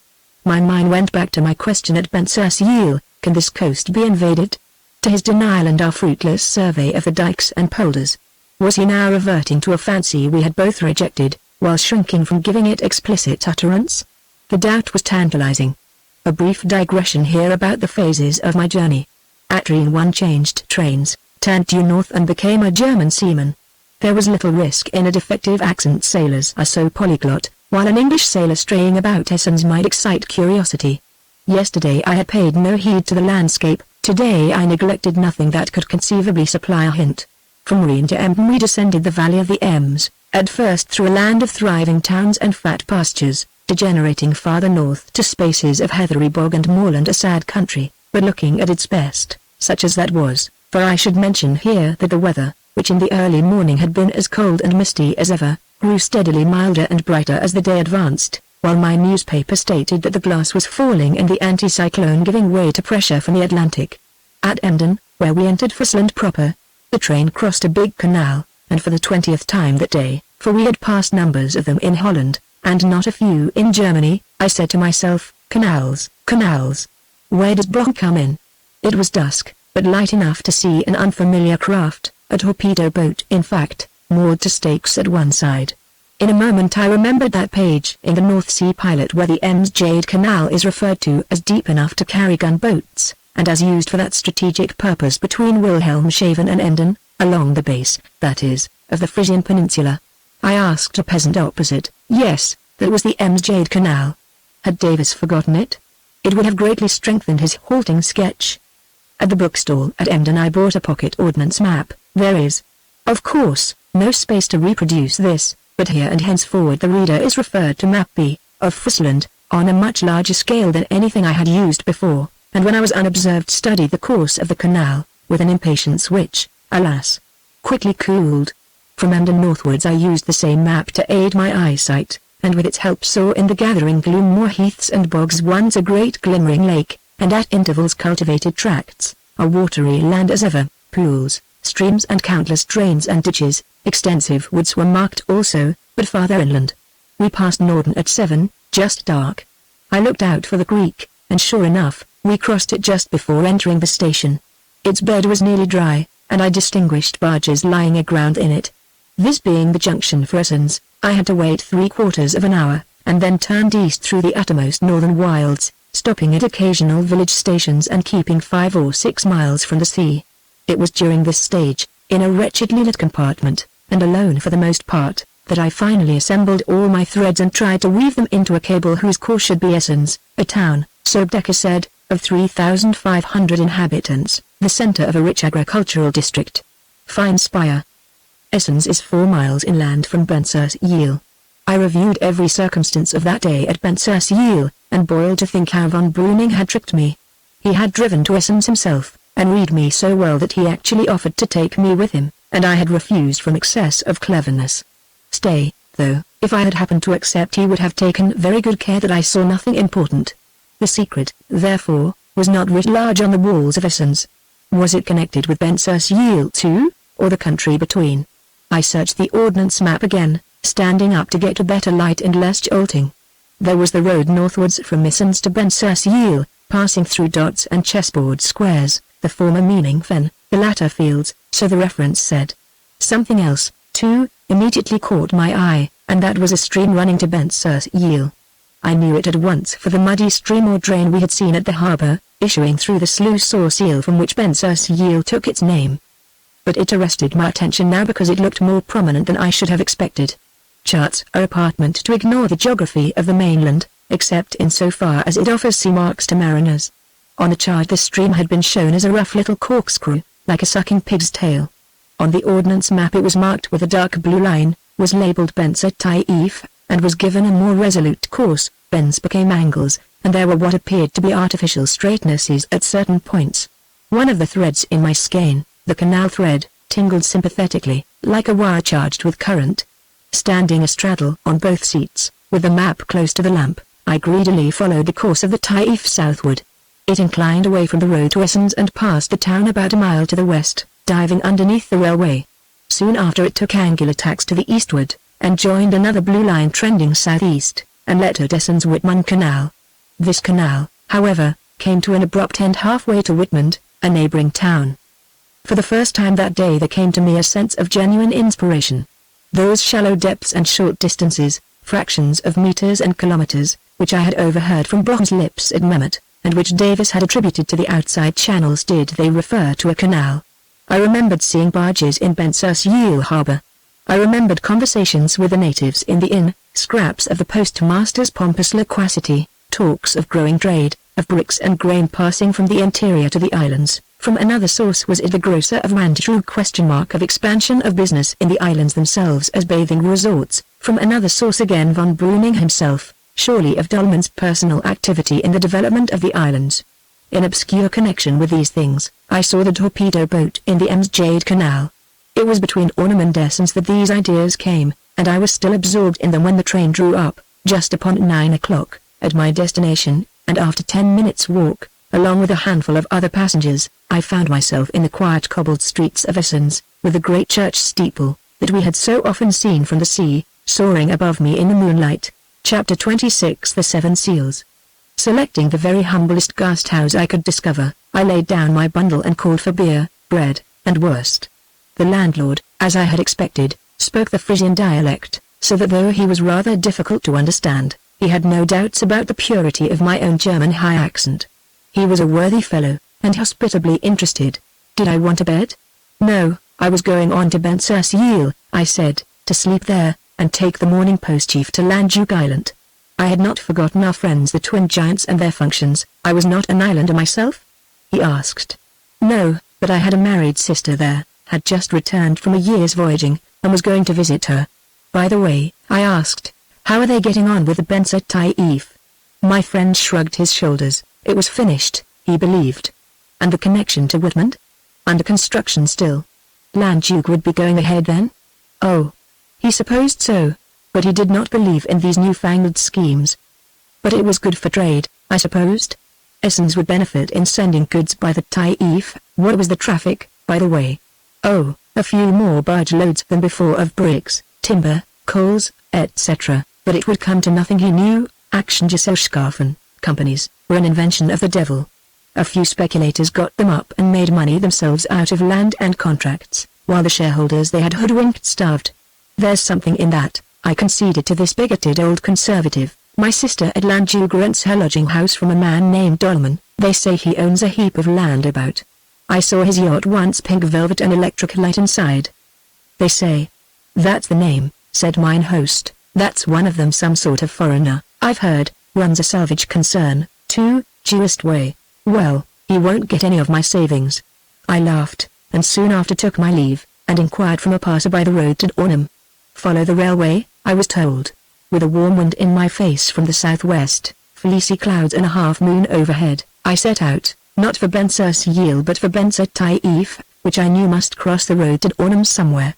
A mile or so of cobbled causeway flanked with ditches and willows, and running cheek by jowl with a railway track, then a bridge, and below me the Taif, which was, in fact, a small canal.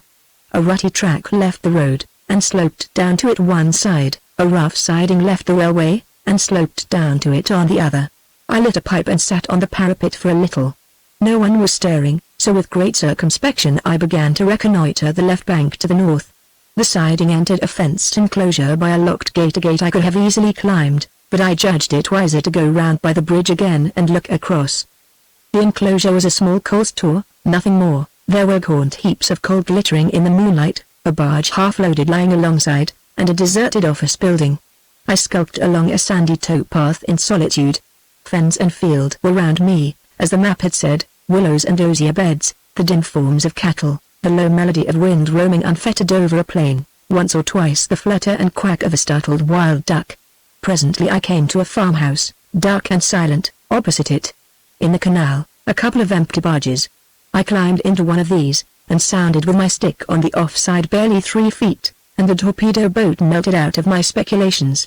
The stream, I observed also, was only just wide enough for 2 barges to pass with comfort.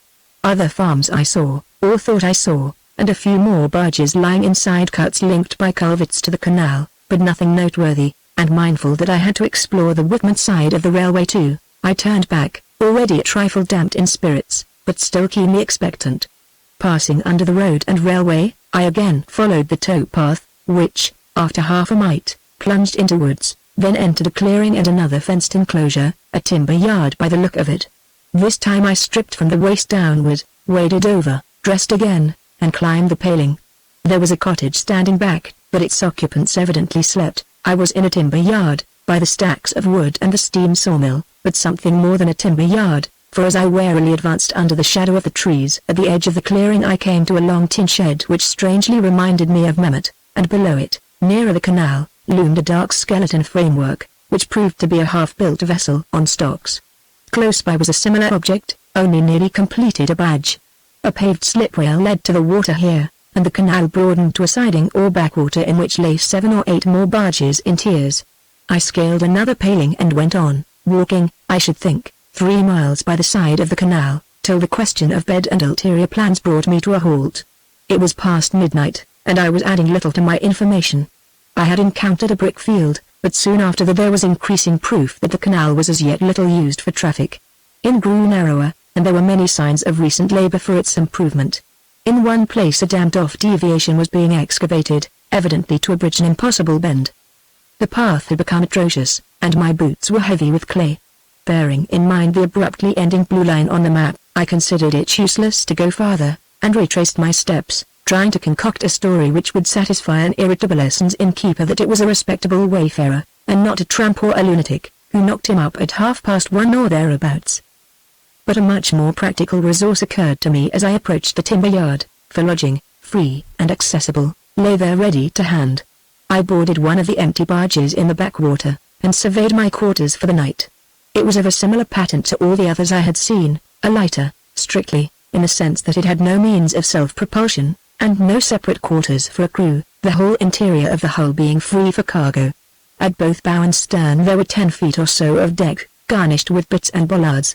The rest was an open well, flanked by waterways of substantial breadth, the whole of stout construction and, for a humble lighter, of well-proportioned and even graceful design, with a marked forward sheer, and, as I had observed in the specimen on the stocks, easy lines at the stern.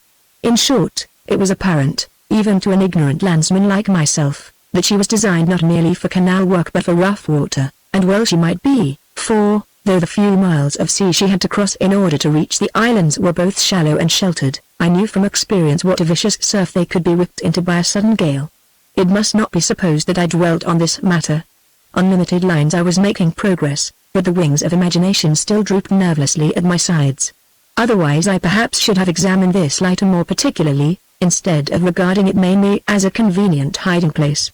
Under the stern deck was stored a massive roll of tarpaulin, a corner of which made an excellent blanket, and my bundle a good pillow. It was a descent from the luxury of last night, but a spy, I reflected philosophically, cannot expect a feather bed 2 nights running, and this one was at any rate hairier and roomier than the coffin-like bunk of the Dulcibella, and not so very much harder. When snugly ensconced, I studied the map by intermittent matchlight. It had been dawning on me in the last half hour that this canal was only one of several, that in concentrating myself on Erskine and Bensersiel, I had forgotten that there were other villages ending in Seal, also furnished on the chart with corkscrew streams, and, moreover, that Bond's statistics of depth and distance had been marshalled in 7 categories, at to G. The very first match brought full recollection as to the villages. The suffix Seal repeated itself all round the coastline.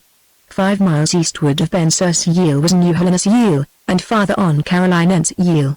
4 miles westward was Ornummersiel, and farther on Nesmersiel and Hilgenriedersiel.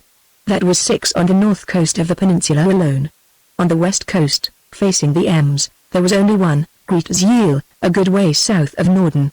But on the east, facing the Jade, there were no less than 8, at very close intervals.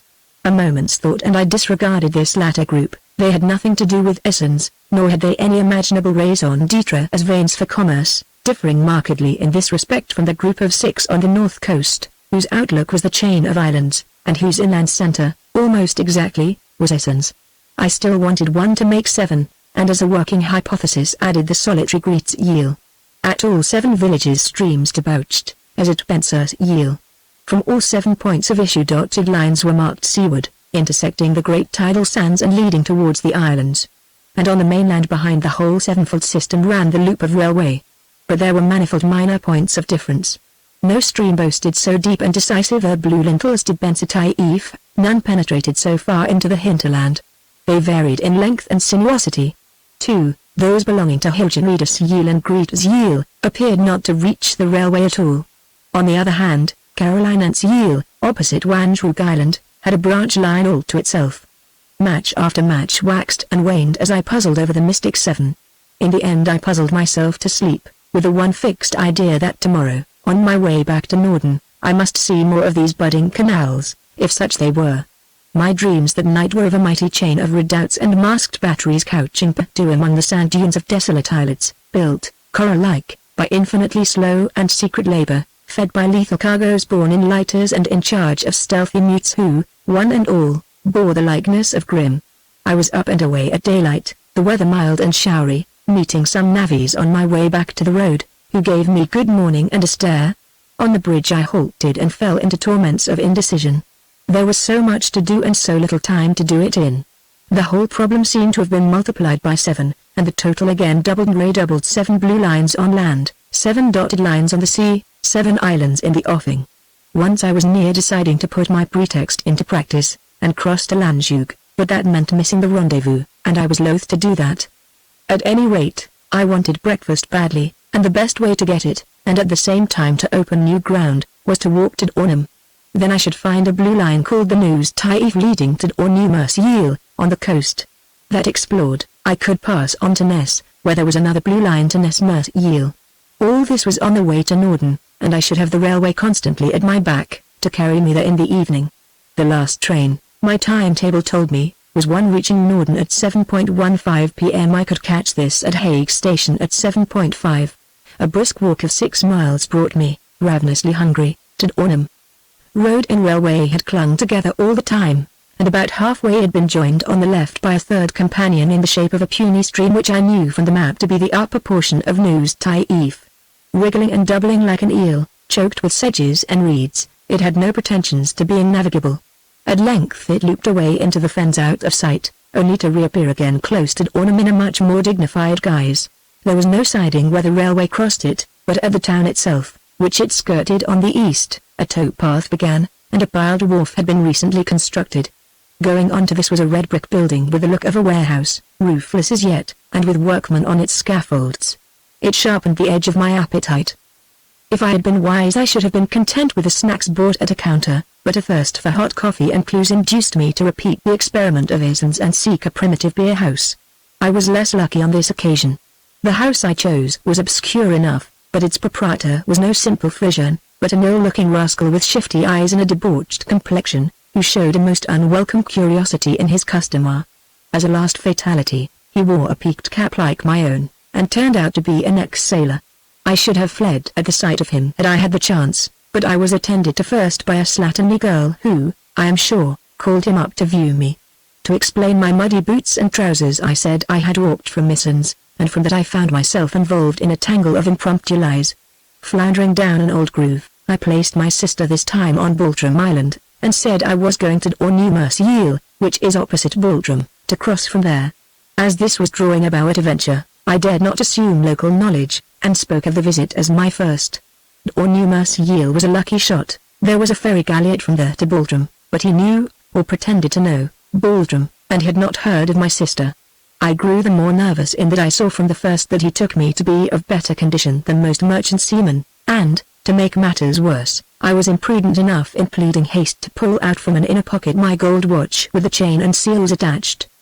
He told me there was no hurry, that I should miss the tide at Dornumersiel, and then fell to pressing strong waters on me, and asking questions whose insinuating grossness gave me the key to his biography. He must have been at one stage in his career a dockside crimp, one of those foul sharks who prey on discharged seamen, and as often as not are wreck-seamen themselves, versed in the weaknesses of the tribe. He was now keeping his hand in with me, who, unhappily, purported to belong to the very class he was used to victimize, and, moreover, had a gold watch, and, doubtless, a full purse. Nothing more ridiculously inopportune could have befallen me, or more dangerous, for his class are as cosmopolitan as waiters and concierges, with as facile a gift for language and as unerring a scent for nationality. Sure enough, the fellow recognized mine, and positively challenged me with it in fairly fluent English with a Yankee twang. Encumbered with a mythical sister, of course I stuck to my lie, said I had been on an English ship so long that I had picked up the accent, and also gave him some words in broken English. At the same time I showed I thought him an impertinent nuisance, paid my score and walked out quit of him. Not a bit of it. He insisted on showing me the way to Dornumersiel, and followed me down the street. Perceiving that he was in liquor, in spite of the early hour, I dared not risk a quarrelsome scene with a man who already knew so much about me, and might at any moment elicit more. So I melted, and humored him, treated him in a gin shop in the hope of giving him the slip, a disastrous resource, which was made a precedent for further potations elsewhere. I would gladly draw a veil over our scandalous progress through peaceable Ornum, of the terrors I experienced when he introduced me as his friend, and as his English friend, and of the abasement I felt, too, as, linked arm in arm, we trod the 3 miles of road coastwards. It was his malicious whim that we should talk English, a fortunate whim, as it turned out, because I knew no Foxhall German, but had a smattering of Foxhall English, gathered from Kirklough Hine and Kipling. With these I extemporized a disreputable hybrid, mostly consisting of oaths and blasphemies, and so yarned of imaginary voyages. Of course he knew every port in the world, but happily was none too critical, owing to repeated schnapsen. Nevertheless, it was a deplorable contretemps from every point of view. I was wasting my time, for the road took a different direction to the Neuse Taif, so that I had not even the advantage of inspecting the canal and only met with it when we reached the sea. Here it split into 2 mouths, both furnished with locks, and emptying into 2 little mudhole harbours, replicas of Bensersiel, each owning its cluster of houses. I made straight for the Gasthaus at Ornum-Mersiel, primed my companion well, and asked him to wait while I saw about a boat in the harbour, but, needless to say, I never rejoined him.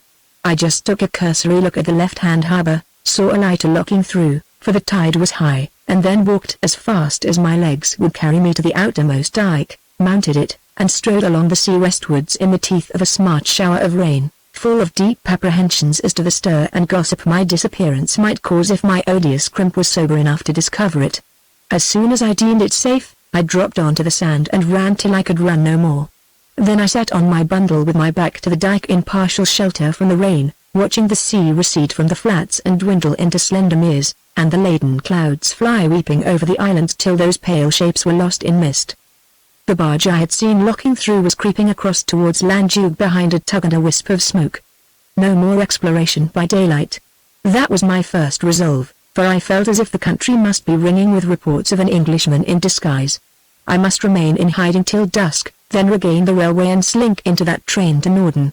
Now directly I began to resign myself to temporary inaction, and to centre my thoughts on the rendezvous, a new doubt assailed me. Nothing had seemed more certain yesterday than that Norden was the scene of the rendezvous, but that was before the 7 seals had come into prominence. The name Norden now sounded naked and unconvincing. As I wondered why, it suddenly occurred to me that all the stations along this northern line, though further inland than Norden, were equally coast stations, in the sense that they were in touch with harbours, of a sort, on the coast. Norden had its tidal creek, but Erskine and Ornum had their taifs or canals. Fool that I had been to put such a narrow and literal construction on the phrase the tide serves. Which was it more likely that my conspirators would visit Norden, whose intrusion into our theories was purely hypothetical, or one of Theseus yields to whose sevenfold systems all my latest observations gave such transcendent significance? There was only one answer, and it filled me with profound discouragement. 7 possible rendezvous! 8, counting Norden. Which to make for? Out came the timetable and map, and with them hope. The case was not so bad after all. It demanded no immediate change of plan, though it imported grave uncertainties and risks. Norden was still the objective, but mainly as a railway junction, only remotely as a seaport. Though the possible rendezvous were 8, the possible stations were reduced to 5: Norden, Hague, Ornum, Essens, Whitman, all on one single line. Trains from east to west along this line were negligible, because there were none that could be called night trains, the latest being the one I had this morning fixed on to bring me to Norden, where it arrived at 7:15. Of trains from west to east there was only one that need be considered, the same one that I had travelled by last night, leaving Norden at 7:43 and reaching Essens at 8:50, and Whitman at 9:13. This train, as the reader who was with me in it knows, was in correspondence with another from Emden and the south, and also, I now found, with services from Hanover, Bremen, and Berlin. He will also remember that I had to wait 3/4 of an hour at Norden, from 7 to 7:43. The platform at Norden Junction, therefore, between 7:15, when I should arrive at it from the east, and 7:43 when Bloch and his unknown friend should leave it for the east, there, and in that half hour, was my opportunity for recognizing and shadowing 2 at least of the conspirators. I must take the train they took, and alight where they alighted. If I could not find them at all, I should be thrown back on the rejected view that Norden itself was the rendezvous, and should wait till 10.46. In the meantime it was all very well to resolve on an action till dusk, but after an hour's rest, damp clothes and feet, and the absence of pursuers, tempted me to take the field again. Avoiding roads and villages as long as it was light, I cut across country southwestwards, a dismal and laborious journey, with oozy fens and knee-deep drains to course, with circuits to be made to pass clear of peasants, and many furtive crouchings behind dikes and willows. What little I learned was in harmony with previous explorations, for my track cut at right angles the line of the Harktai-Eef, the stream issuing at Nesmert-Yeel. It, too, was in the nature of a canal, but only in embryo at the point I touched it, south of Ness. Works on a deviation were in progress, and in a short digression downstream I sighted another lighter building yard. As for Hilgenriedersjeel, the fourth of the 7, I had no time to see anything of it at all. At 7 o'clock I was at Hague Station, very tired, wet, and footsore, after covering nearly 20 miles all told since I left my bed in the lighter. From here to Norden it was a run in the train of 10 minutes, which I spent in eating some bright bread and smoked eel, and in scraping the mud off my boots and trousers. Fatigue vanished when the train drew up at the station, and the momentous 28 minutes began to run their course. Having donned a bulky muffler and turned up the collar of my pea jacket, I crossed over immediately to the up platform, walked boldly to the booking office, and at once sighted von Breuning. Yes, von Breuning in mufti, but there was no mistaking his tall athletic figure, pleasant features, and neat brown beard. He was just leaving the window, gathering up a ticket and some coins. I joined a queue of 3 or 4 persons who were waiting their turn, flattened myself between them and the partition till I heard him walk out. Not having heard what station he had booked for, I took a 4th-class ticket to Whitmond, which covered all chances. Then, with my chin buried in my muffler, I sought the darkest corner of the ill-lit combination of bar and waiting room where, by the tiresome custom in Germany, would-be travellers are penned till their train is ready. Von Breuning I perceived sitting in another corner, with his hat over his eyes and a cigar between his lips. A boy brought me a tankard of tawny Munich beer, and, sipping it, I watched. People passed in and out, but nobody spoke to the sailor in mufti. When a quarter of an hour elapsed, a platform door opened, and a raucous voice shouted, "Hague, Dornum, Essens, Whitmond." A knot of passengers jostled out to the platform, showing their tickets. I was slow over my beer, and was last of the knot, with von Breuning immediately ahead of me, so close that his cigar smoke curled into my face. I looked over his shoulder at the ticket he showed, missed the name, but caught a muttered double sibilant from the official who checked it, ran over the stations in my head, and pounced on Essens. That was as much I wanted to know for the present, so I made my way to a 4th-class compartment, and lost sight of my quarry, not venturing, till the last door had banged, to look out of the window. When I did so 2 late arrivals were hurrying up to a carriage, one tall, one of middle height, both in cloaks and comforters. Their features I could not distinguish, but certainly neither of them was Bob. They had not come through the waiting-room door, but, plainly, from the dark end of the platform, where they had been waiting. A guard, with some surly remonstrances, shut them in, and the train started. Essens, the name had not surprised me, it fulfilled a presentiment that had been growing in strength all the afternoon. For the last time I referred to the map, pulpy and blurred with a day's exposure, and tried to etch it into my brain. I marked the road to Bensersiel, and how it converged by degrees on the Bensertief until they met at the sea. The tide serves. Longing for Davis to help me, I reckoned, by the aid of my diary, that high tide at Bensersiel would be about 11, and for 2 hours, I remembered, say from 10 to 12 tonight, there were from 5 to 6 feet of water in the harbour. We should reach Essens at 8.50. Would they drive, as von Breuning had done a week ago? I tightened my belt, stamped my mud-burdened boots, and thanked God for the Munich beer. Whither were they going from Bensersiel, and in what? And how was I to follow them? These were nebulous questions, but I was unfettle for anything. Boat stealing was a bagatelle. Fortune, I thought, smiled, romance beckoned, even the sea looked kind. And I do not know but that imagination was already beginning to unstiffen and flutter those nerveless wings. Chapter 27 The Luck of the Stowaway. At Essens station I reversed my Norden tactics, jumped out smartly, and got to the door of egress first of all, gave up my ticket, and hung about the gate of the station under cover of darkness. Fortune smiled still, there was no vehicle in waiting at all, and there were only half a dozen passengers. Two of these were the cloaked gentlemen who had been so nearly left behind at Norden, and another was von Breuning. The latter walked well in advance of the first pair, but at the gate onto the high road the three showed a common purpose, in that, unlike the rest, who turned towards Essen's town, they turned southwards, much to my perplexity, for this was the contrary direction to Ben Sur-Ciel and the sea. I, with my bundle on my shoulder, had been bringing up the rear, and, as their faithful shadow, turned to the right too, without foreseeing the consequence. When it was too late to turn back I saw that, 50 yards ahead, the road was barred by the gates of a level crossing, and that the four of us must inevitably accumulate at the barrier till the train had steamed away. This, in fact, happened, and for a minute or two we were all in a group, elaborately indifferent to one another, silent, but I am sure very conscious. As for me, secret laughter tickled all my soul. When the gates were opened the three seemed disposed to lag, so I tactfully took my cue, trudged briskly on ahead, and stopped after a few minutes to listen. Hearing nothing I went cautiously back and found that they had disappeared, in which direction was not long in doubt, for I came on a grassy path leading into the fields on the left or west of the road, and though I could see no one I heard the distant murmur of receding voices. I took my bearings collectedly, placed one foot on the path, thought better of it, and turned back towards Essen's. I knew without reference to the map that that path would bring them to the Benser-Taif at a point somewhere near the timber yard. In a fog I might have followed them there, as it was. The night was none too dark, and I had my strength to husband, and stamped on my memory were the words the tide serves. I judged it a wiser use of time and sinew to anticipate them at Ben-Sur-Ciel by the shortest road, leaving them to reach it by way of the devious Taif, to examine which was, I felt convinced, one of their objects. It was 9 o'clock of a fresh wild night, a halo round the beclouded moon. I passed through quiet Essen's, and in an hour I was close to Ben-Sur-Ciel, and could hear the sea.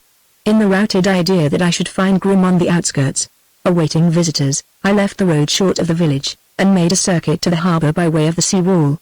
The lower windows of the inn shed a warm glow into the night, and within I could see the village circle gathered over cards, and dominated as of old by the assertive little postmaster, whose high-pitched, excitable voice I could clearly distinguish, as he sat with his cap on the back of his head and a feigned schnapps at his elbow. The harbour itself looked exactly the same as I remembered it a week ago. The post-boat lay in her old berth at the eastern jetty, her mainsail set and her twin giants spitting over the rail. I hailed them boldly from the shore, without showing them who I was, and was told they were starting for Landjug in a few minutes. The wind was offshore, the mails aboard, and the water just high enough. Did I want a passage? No, I thought I would wait.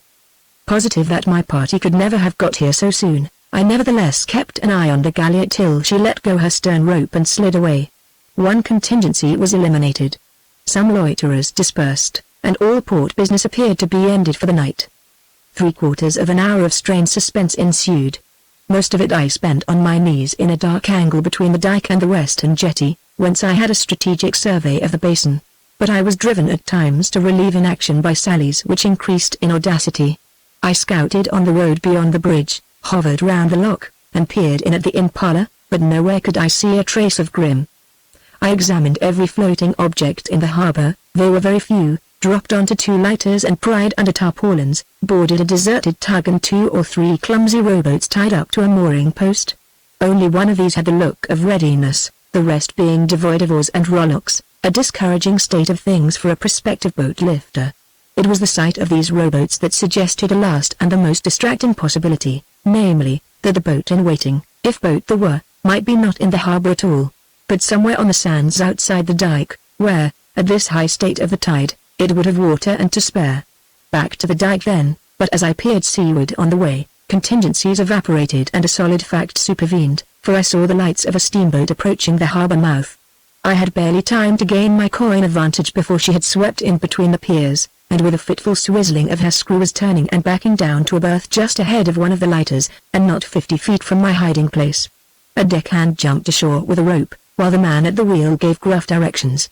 The vessel was a small tug, and the man at the wheel disclosed his identity when, having rung off his engines, he jumped ashore also, looked at his watch in the beam of the sidelight, and walked towards the village. It was Grimm, by the height and build Grimm clad in a long tarpaulin coat and a sou'wester. I watched him cross the shaft of light from the inn window and disappear in the direction of the canal. Another sailor now appeared and helped his fellow to tie up the tug. The two together then went aft and began to set about some job whose nature I could not determine. To emerge was perilous, so I set about a job of my own, tearing open my bundle and pulling an oilskin jacket and trousers over my clothes, and discarding my peaked cap for a sou'wester. This operation was prompted instantaneously by the garb of two sailors, who in hauling on the forward warp came into the field of the masthead light.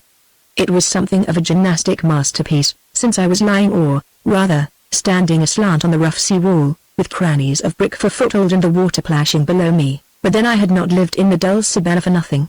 My chain of thought, I fancy, was this: the tug is to carry my party. I cannot shadow a tug in a rowboat, yet I intend to shadow my party. I must therefore go with them in the tug, and the first and soundest step is to mimic her crew. But the next step was a hard matter, for the crew, having finished their job, sat side by side on the bulwarks and lit their pipes. However, a little pantomime soon occurred, as amusing as it was inspiriting. They seemed to consult together, looking from the tug to the inn and from the inn to the tug. One of them walked a few paces inwards and beckoned to the other, who in his turn called something down the engine-room skylight, and then joined his mate in a scuttle to the inn. Even while I watched the pantomime I was sliding off my boots, and it had not been consummated a second before I had them in my arms and was tripping over the mud in my stocking feet. A dozen noiseless steps and I was over the bulwarks between the wheel and the smokestack, casting about for a hiding place. The conventional stowaway hides in the hold, but there was only a stokehold here, occupied moreover, nor was there an empty apple barrel, such as Jim of Treasure Island found so useful. As far as I could see, and I dared not venture far for fear of the skylight, the surface of the deck offered nothing secure. But on the farther or starboard side, rather abaft the beam, there was a small boat in davits, swung outboard, to which common sense, and perhaps a vague prescience of its after utility, pointed irresistibly. In any case, discrimination was out of place, so I mounted the bulwark and gently entered my refuge. The tackles creaked a trifle, oars and seats impeded me. But well before the thirsty truants had returned I was settled on the floorboards between two thwarts, so placed that I could, if necessary, peep over the gunwale. The two sailors returned at a run, and very soon after voices approached, and I recognized that of Herr Senkel chattering volubly. He and Grim boarded the tug and went down a companionway aft, near which, as I peeped over, I saw a second skylight, no bigger than the Dulcibella's, illuminated from below. Then I heard a cork drawn, and the kiss of glasses, and in a minute or two they re-emerged. It was apparent that Herr Senkel was inclined to stay and make merry, and that Grim was anxious to get rid of him, and none too courteous in showing it. The former urged that tomorrow's tide would do, the latter gave orders to cast off, and at length observed with an angry oath that the water was falling, and he must start, and, to clinch matters, with a curt good night, he went to the wheel and rang up his engines. Herr Senkel landed and strutted off in high dudgeon, while the tug's screw began to revolve. We had only glided a few yards on when the engines stopped, a short blast of the whistle sounded, and, before I had had time to recast the future, I heard a scurry of footsteps from the direction of the dike, first on the bank, next on the deck. The last of these new arrivals panted audibly as he got aboard and dropped on the planks with an unelastic thud. Her complement made up, the tug left the harbour, but not alone. While slowly gathering way the hull checked all at once with a sharp jerk, recovered, and increased its speed. We had something in tow. What? The lighter, of course, that had been lying astern of us. Now I knew what was in that lighter, because I had been to sea, half an hour ago. It was no lethal cargo, but coal, common household coal, not a full load of it. I remembered just a good-sized mound amidships, trimmed with battens fore and aft to prevent shifting. Well, thought I, this is intelligible enough. Grim was ostensibly there to call for a load of coal for Mehmet. But does that mean we are going to Mehmet? At the same time I recalled a phrase overheard at the depot, only one half a load. Why half a load? For some few minutes there was a good deal of movement on deck, and of orders shouted by Grim and answered by a voice from far astern on the lighter. Presently, however, the tug warmed to her work, the hull vibrated with energy, and an ordered peace reigned on board. I also realized that having issued from the boom channel we had turned westward, for the wind, which had been blowing us fair, now blew strongly over the port beam. I peeped out of my eyrie and was satisfied in a moment that as long as I made no noise, and observed proper prudence, I was perfectly safe until the boat was wanted. There were no deck lamps. The two skylights diffused but a sickly radiance, and I was abaft the side lights. I was abaft the wheel also, though thrillingly near it in point of distance about 12 feet, I should say, and Grim was steering. The wheel, I should mention here, was raised, as you often see them, on a sort of pulpit, approached by 2 or 3 steps and fenced by a breast-high arc of boarding. Only one of the crew was visible, and he was acting as lookout in the extreme bows. The rays of the masthead lights for a second had been hoisted in sign of towage glistening on his oilskin back. The other man, I concluded, was steering the lighter, which I could dimly locate by the pale foam at her bow. And the passengers? They were all together aft, 3 of them, leaning over the taffrail, with their backs turned to me. One was short and stout, but unquestionably, the panting and the thud on the planks had prepared me for that, though where he had sprung from I did not know. 2 were tall, and one of these must be von Breuning. There ought to be 4, I reckoned, but 3 were all I could see. And what of the third? It must be he who insists on coming, the unknown superior at whose instance and for whose behoof this secret expedition had been planned. And who could he be? Many times, needless to say, I had asked myself that question, but never till now, when I had found the rendezvous and joined the expedition, did it become one of burning import. Anyway, there was another of those stored-up phrases that were apropos. It was a dirty, squally night, not very cold, for the wind still hung in the S.S.W. An offshore wind on this coast, causing no appreciable sea on the shoal spaces we were traversing. In the matter of our bearings, I set myself doggedly to overcome that paralyzing perplexity, always induced in me by night or fog in these intricate waters, and, by screwing round and round, succeeded so far as to discover and identify 2 flashing lights, one alternately red and white, far and faint astern, the other right ahead and rather stronger, giving white flashes only. The first and least familiar was, I made out, from the lighthouse on Wancherooge. The second, well known to me as our beacon star in the race from Mehmet, was the light on the center of Norderney Island, about 10 miles away. I had no accurate idea of the time, for I could not see my watch, but I thought we must have started about 11:15. We were traveling fast, the funnel belching out smoke and the bow wave curling high, for the tug appeared to be a powerful little craft, and her load was comparatively light. So much for the general situation. As for my own predicament, I was in no mood to brood on the hazards of this mad adventure, 100-fold more hazardous than my fog-smothered eavesdropping at Mehmet. The crisis, I knew, had come, and the reckless impudence that had brought me here must serve me still and extricate me. Fortune loves rough wooing. I backed my luck and watched. The behavior of the passengers struck me as odd. They remained in a row at the taffrail, gazing astern like regretful emigrants, and sometimes, gesticulating and pointing. Now no vestige of the lowland was visible, so I was driven to the conclusion that it was the lighter they were discussing, and I date my awakening from the moment that I realized this. But the thread broke prematurely, for the passengers took to pacing the deck, and I had to lie low. When next I was able to raise my head, they were round Grim at the wheel, engaged, as far as I could discover from their gestures, in an argument about our course and the time, for Grim looked at his watch by the light of a hand lantern. We were heading north, and I knew by the swell that we must be near the Achimary, the gap between Landjuke and Baldrum. Were we going out to open sea? It came over me with a rush that we must, if we were to drop this lighter at Mehmet. Had I been Davis, I should have been quicker to see certain rigid conditions of this cruise, which no human power could modify. We had left after high tide. The water therefore was falling everywhere, and the tributary channels in rear of the islands were slowly growing impassable. It was quite 30 miles to Mehmet, with 3 watersheds to pass, behind Baldrum, Norderney, and Juist. A skipper with nerve and perfect confidence might take us over one of these in the dark, but most of the run would infallibly have to be made outside. I now better understood the protests of Herr Senkel to Grim. Never once had we seen a lighter in tow in the open sea, though plenty behind the barrier of islands. Indeed, it was the very existence of the sheltered byways that created such traffic as there was. It was only Grim's métier and the incubus of the lighter that had suggested Mehmet as our destination at all, and I began to doubt it now.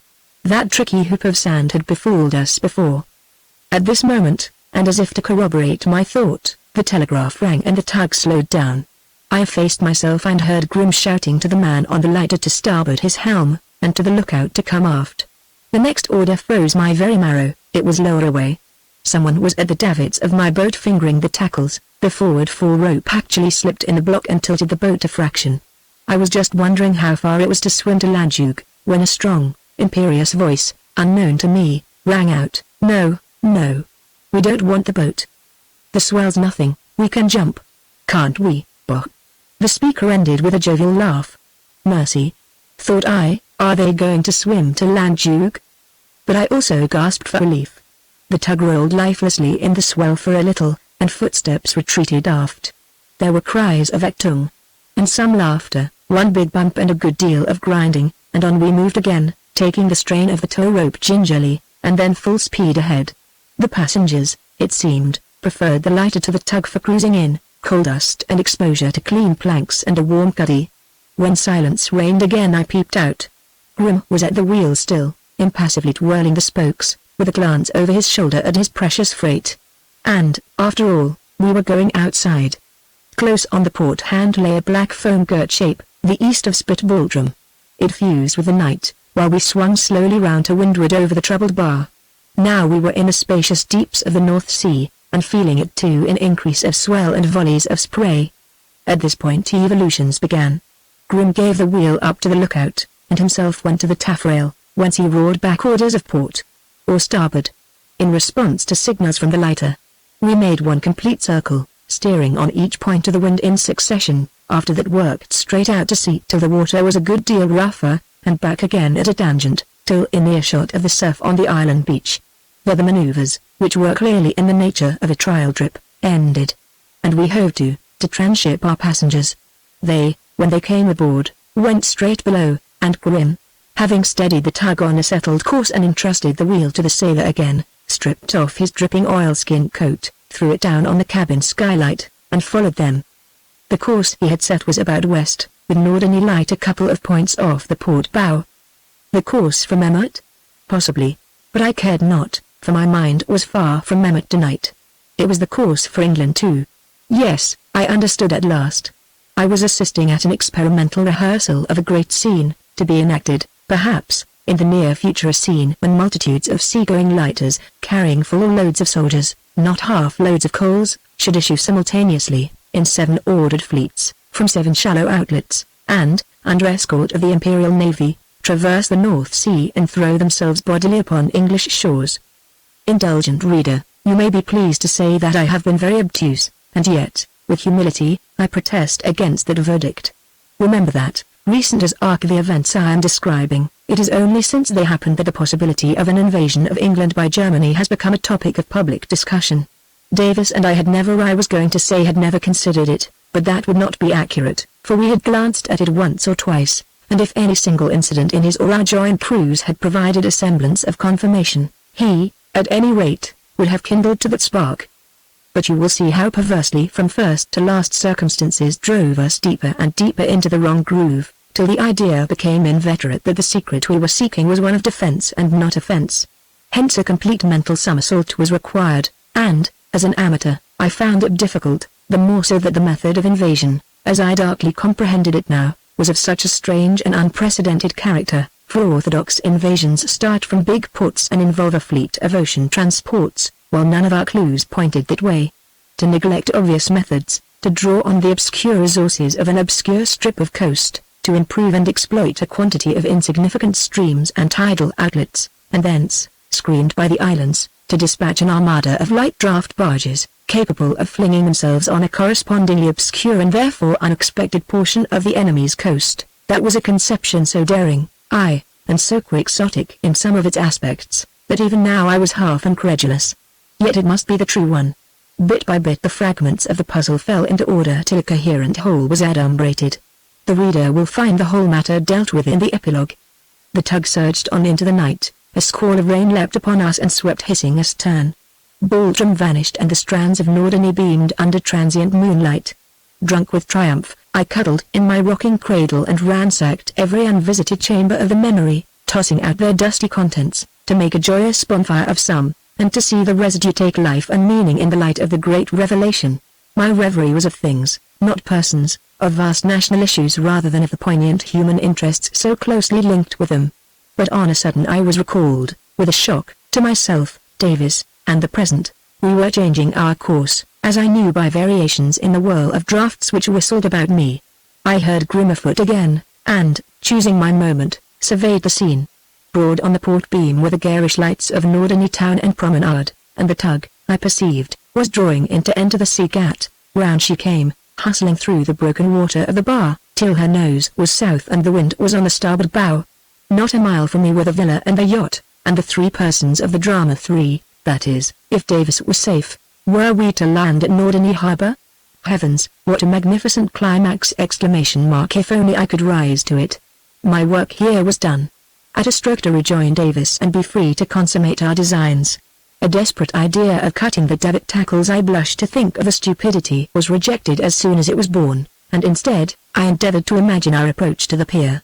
My boat hung on the starboard side, that would be the side away from the quay, and the tide would be low.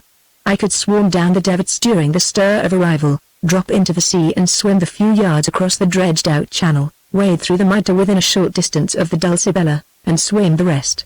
I rubbed the salt out of my eyes and wriggled my cramped legs. Hello. Why was Grim leaving the helm again? Back he went to the cabin, leaving the sailor at the helm. We ought to be turning to port now, but no, on we went, south, for the mainland. Though one plan was frustrated, the longing to get to Davis, once implanted, waxed apace. Our destination was at last beyond dispute. The channel we were in was the same that we had cut across on our blind voyage to Mehmet, and the same my ferry steamer had followed 2 days ago. It was a cul-de-sac leading to one place only, the landing stage at Norddeich. The only place on the whole coast, now I came to think of it, where the tug could land at this tide. The quay would be on the starboard side, and I saw myself tied to my eyrie while the passengers landed and the tug and lighter turned back for Mehmet. At Mehmet, Dawn, and Discovery. There was some way out, I repeated to myself, some way to reap the fruit of Davis's long tutelage in the law of this strange region. What would do? For answer there came the familiar frou-frou of gentle surf on drying sands. The swell was dying away. The channel narrowing, dusky and weird on the starboard hand stretched leagues of new-risen sand. 2 men only were on deck. The moon was quenched under the vanguard clouds of a fresh squall. A madcap scheme danced before me. The time, I must know the time. Crouching low and cloaking the flame with my jacket, I struck a match. 2.30 a.m. The tide had been ebbing for about 3 hours and a half. Low water about 5, they would be aground till 7.30. Danger to life? None. Flares and rescuers? Not likely, with him who insists on board. Besides, no one could come, there being no danger. I should have a fair wind and a fair tide for my trip. Grim's coat was on the skylight, we were both clean-shaved. The helmsman gazed ahead, intent on his difficult course, and the wind howled to perfection. I knelt up and examined one of the davit tackles. There was nothing remarkable about it, a double and a single block, like our own peak halyards, the lower one hooked into a ring in the boat. The hauling part made fast to a cleat on the davit itself. Something there must be to give lateral support, or the boat would have racketed abroad in the roll outside. The support, I found, consisted of 2 lanyards spliced to the davits and rove through holes in the keel. These I lean over and cut with my pocket knife. The result being a barely perceptible swaying of the boat, for the tug was under the lee of sands and on an even keel. Then I left my hiding place, climbing out of the stern sheets by the after davit, and preparing every successive motion with exquisite tenderness, till I stood on the deck. In another moment I was at the cabin skylight, lifting Grim's long oilskin coat. A second's yielding to temptation here, but no, the skylight was ground glass, fastened from below. So, on with the coat, up with the collar, and forward to the wheel on tiptoe. As soon as I was up to the engine room skylight, that is to say, well ahead of the cabin roof, I assumed a natural step, went up to the pulpit and touched the helmsman on the arm, as I had seen Grim do. The man stepped aside, grunting something about a light, and I took the wheel from him. Grim was a man of few words, so I just jogged his satellite, and pointed forward. He went off like a lamb to his customary place in the bows, not having dreamt why should he of examining me, but in him I had instantly recognized one of the crew of the Cormoran. My ruse developed in all its delicious simplicity. We were, I estimated, about halfway to Norddeich, in the Buse Taif, a channel of a navigable breadth, at the utmost of 200 yards at this period of the tide. 2 faint lights, one above the other, twinkled far ahead. What they meant I neither knew nor cared, since the only use I put them to was to test the effect of the wheel, for this was the first time I had ever tasted the sweets of command on a steamboat. A few cautious essays taught me the rudiments, and nothing could hinder the catastrophe now. I edged over to starboard, it was the side I had selected, and again a little more, till the glistening back of the lookout gave a slight movement, but he was a well-drilled minion, with implicit trust in the old man. Now, hard over. And spoke by spoke I gave her the full pressure of the helm. The lookout shouted a warning, and I raised my arm in calm acknowledgement. A cry came from the lighter, and I remember I was just thinking what the dickens will happen to her? When the end came, a euthanasia so mild and gradual, for the sands are fringed with mud, that the disaster was on us before I was aware of it. There was just the tiniest premonitory shuddering as our keel clove the buttery medium, a cascade of ripples from either beam, and the wheel jammed to rigidity in my hands, as the tug nestled up to her resting place. In the scene of panic that followed, it is safe to say that I was the only soul on board who acted with methodical tranquility. The lookout flew astern like an arrow, bawling to the lighter. Grim, with the passengers tumbling up after him, was on deck in an instant, storming and cursing, flung himself on the wheel which I had respectfully abandoned, jangled the telegraph, and wrenched at the spokes. The tug listed over under the force of the tide, wind, darkness, and rain aggravated the confusion. For my part, I stepped back behind the smokestack, threw off my robe of office, and made for the boat. Long and bitter experience of running aground had told me that that was sure to be wanted. On the way I cannoned into one of the passengers and pressed him into my service, incidentally seeing his face, and verifying an old conjecture. It was one who, in Germany, has a better right to insist than anyone else. As we reached the davits there was a report like a pistol shot from the port side, the tow rope parting, I believe, as the lighter with her shallower draft swung on past the tug. Fresh tumult arose, in which I heard, "Lower the boat," from Grim, but the order was already executed. My ally the passenger and I had each cast off a tackle, and slacked away with a run. That done, I promptly clutched the wire guide to steady myself, and tumbled in. It was not far to tumble, for the tug listed heavily to starboard. Think of our course, and the set of the ebb stream, and you will see why. The forward fall unhooked sweetly, but the after one lost play. "Slack away," I called, peremptorily, and felt for my knife. My helper above obeyed, the hook yielded, I flipped away the loose tackle, and the boat floated away. Chapter 28. We achieve our double aim. When, exactly, the atmosphere of misunderstanding on the stranded tug was dissipated, I do not know, for by the time I had fitted the rowlocks and shipped sculls, tide and wind had caught me, and were sweeping me merrily back on the road to Norderney, whose lights twinkled through the scud in the north. With my first few strokes I made towards the lighter which I could see sagging helplessly to leeward, but as soon as I thought I was out of sight of the tug, I pulled round and worked out my own salvation. There was an outburst of shouting which soon died away. Full speed. On a falling tide. They were pinned there for 5 hours sure. It was impossible to miss the way, and with my stout allies heaving me forward, I made short work of the 2-mile passage.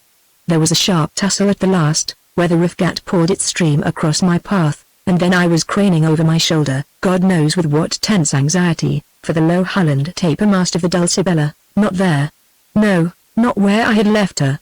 I pulled furiously up the harbour past a sleeping ferry steamer and praise heaven came on her warped alongside the jetty. "Who's that?" came from below, as I stepped on board. "Hush. It's me." And Davis and I were pawing one another in the dark of the cabin. "Are you all right, old chap?" said he. "Yes, are you?" "A match. What's the time?" "Quick, good heavens, Carruthers, what the blazes have you done to yourself?" I suspect I cut a pretty figure after my 2 days outing. 3:10. It's the invasion of England. Is Dolman at the villa? Invasion? Is Dolman at the villa? Yes. Is the Medusa afloat? No, on the mud. The devil. Are we afloat? I think so still, but they made me shift. Think.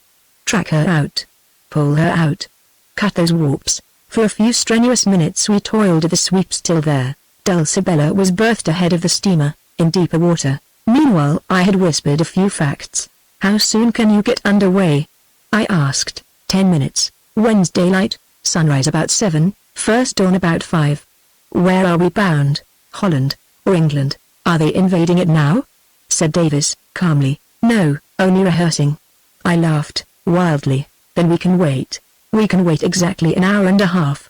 Come ashore and knock up Dolman. We must denounce him, and get them both aboard. It's now or never. Holy saints. Man, not as you are. He was in pajamas, sea clothes. While he put on Christian attire, I resumed my facts and sketched a plan. "Are you watched?" I asked. "I think so, by the Cormoran's men." "Is the Cormoran here?" "Yes, the men, not tonight. Grim called for them in that tug. I was watching. And, Carruthers. The Blitz is here." Where? In the roads outside. Didn't you see her? Wasn't looking. Her skipper's safe anyway, so's Bohn, so's the tertium quid, and so are the Cormoran's men. The coast's clear, it's now or never. Once more we were traversing the long jetty and the silent streets, rain driving at our backs. We trod on air, I think. I remember no fatigue. Davis sometimes broke into a little run, muttering "scoundrel" to himself. I was right, only upside down, he murmured more than once. Always really right. Those channels are the key to the whole concern. Chatham, our only eastern base, no North Sea base or squadron. They'd landed one of those god-forsaken flats off the Crouch and Blackwater. It seems a wild scheme, I observed. Wild? In a way. So is any invasion. But it's thorough, it's German. No other country could do it. It's all dawning on me, by Jove. It will be at the Wash, much the nearest, and as sandy as this side. How's Dolman been? I asked, polite, but queer and jumpy. It's too long a story, Clara, she's all right. By Jove. Carruthers, never mind. We found a night bell at the villa door and rang it lustily. A window aloft opened, and a message from Commander von Breuning, urgent. I called up. The window shut, and soon after the hall was lighted and the door opened by Dolman in a dressing gown. "Good morning, Lieutenant X," I said, in English. "Stop, we're friends, you fool." As the door was flung nearly to, it opened very slowly again, and we walked in. Silence. He hissed. The sweat stood on his steep forehead and a hectic flush on either cheek, but there was a smile. What a smile! Exclamation mark on his lips. Motioning us to tread noiselessly, a vain ideal for me, he led the way to the sitting room we knew, switched on the light, and faced us. "Well?" he said, in English, still smiling. I consulted my watch, and I may say that if my hand was an index to my general appearance, I must have looked the most abject ruffian under heaven. "We probably understand one another," I said, "and to explain is to lose time. We sail for Holland, or perhaps England, at 5 at the latest, and we want the pleasure of your company. We promise you immunity on certain conditions, which can wait. We have only 2 berths, so that we can only accommodate Miss Clara besides yourself." He smiled on through this terse harangue, but the smile froze, as though beneath it raged some crucial debate. Suddenly he laughed, a low, ironical laugh. "You fools," he said, "you confounded meddlesome young idiots, I thought I had done with you. Promise me immunity. Give me till 5? By God, I'll give you 5 minutes to be off to England and be damned to you, or else to be locked up for spies. What the devil do you take me for? A traitor in German service," said Davis, none too firmly. We were both taken aback by this slashing attack. "A DR? You pig-headed young marplots. I'm in British service. You're wrecking the work of years and on the very threshold of success." For an instant Davis and I looked at one another in stupefaction. He lied, I could swear he lied, but how make sure? "Why did you try to wreck Davis?" said I, mechanically. "Sure. They made me clear him out. I knew he was safe, and safe he is. There was only one thing for it to last: finesse, to put him to the proof." "Very well," I said, after a moment or two. "We'll clear out." Silence. Davis! Exclamation mark. "As it appears we have acted in error, but it's right to tell you that we know everything." "Not so loud, curse you." "What do you know?" "I was taking notes at Mehmet the other night." "Impossible." "Thanks to Davis." "Under difficulties, of course, but I heard quite enough." "You were reporting your English to Chatham, you know, and the English scheme of attack, a mythical one, no doubt, as you're on the right side. Bohm and the rest were dealing with the German scheme of defense A to G. I heard it all, the 7 islands and the 7 channels between them. Davis knows every one of them by heart, and then on land, the ring of railway, Essen's the center, the army corps to mobilize and entrench all nugatory, wasted, ha. Ha! Exclamation mark. "As you're on the rights." "Not so loud, you fiend of mischief." He turned his back, and made an irresolute pace or two towards the door, his hands kneading the folds of his dressing gown as they had kneaded the curtain at Mehmet. Twice he began a question and twice broke off. "I congratulate you, gentlemen," he said, finally, and with more composure, facing us again. "You have done marvels in your misplaced zeal. But you have compromised me too much already. I shall have to have you arrested purely for form's sake." "Thank you," I broke in. "We have wasted 5 minutes, and time presses. We sail at 5, and purely for form's sake would rather have you with us." "What do you mean?" he snarled. "I had the advantage of you at Mehmet, in spite of acoustic obstacles. Your friends made an appointment behind your back, and I, in my misplaced zeal, have taken some trouble to attend it, so that I've had a working demonstration on another matter, the invasion of England from the Seven Seals. Davis nudged me. No, I should let that pistol alone, and no, I wouldn't ring the bell. You can arrest us if you like, but the secret's in safe hands. You lie. He was right there, but he could not know it. Do you suppose I haven't taken that precaution? But no names are mentioned. He gave a sort of groan, sank into a chair, and seemed to age and grizzle before our very eyes. What did you say about immunity, and Clara? He muttered. We're friends, burst out Davis, with a gulp in his voice. We want to help you both. Through a sudden mist that filled my eyes I saw him impetuously walk over and lay his hand on the other's shoulder. Those chaps are on our track and yours. Come with us. Wake her, tell her.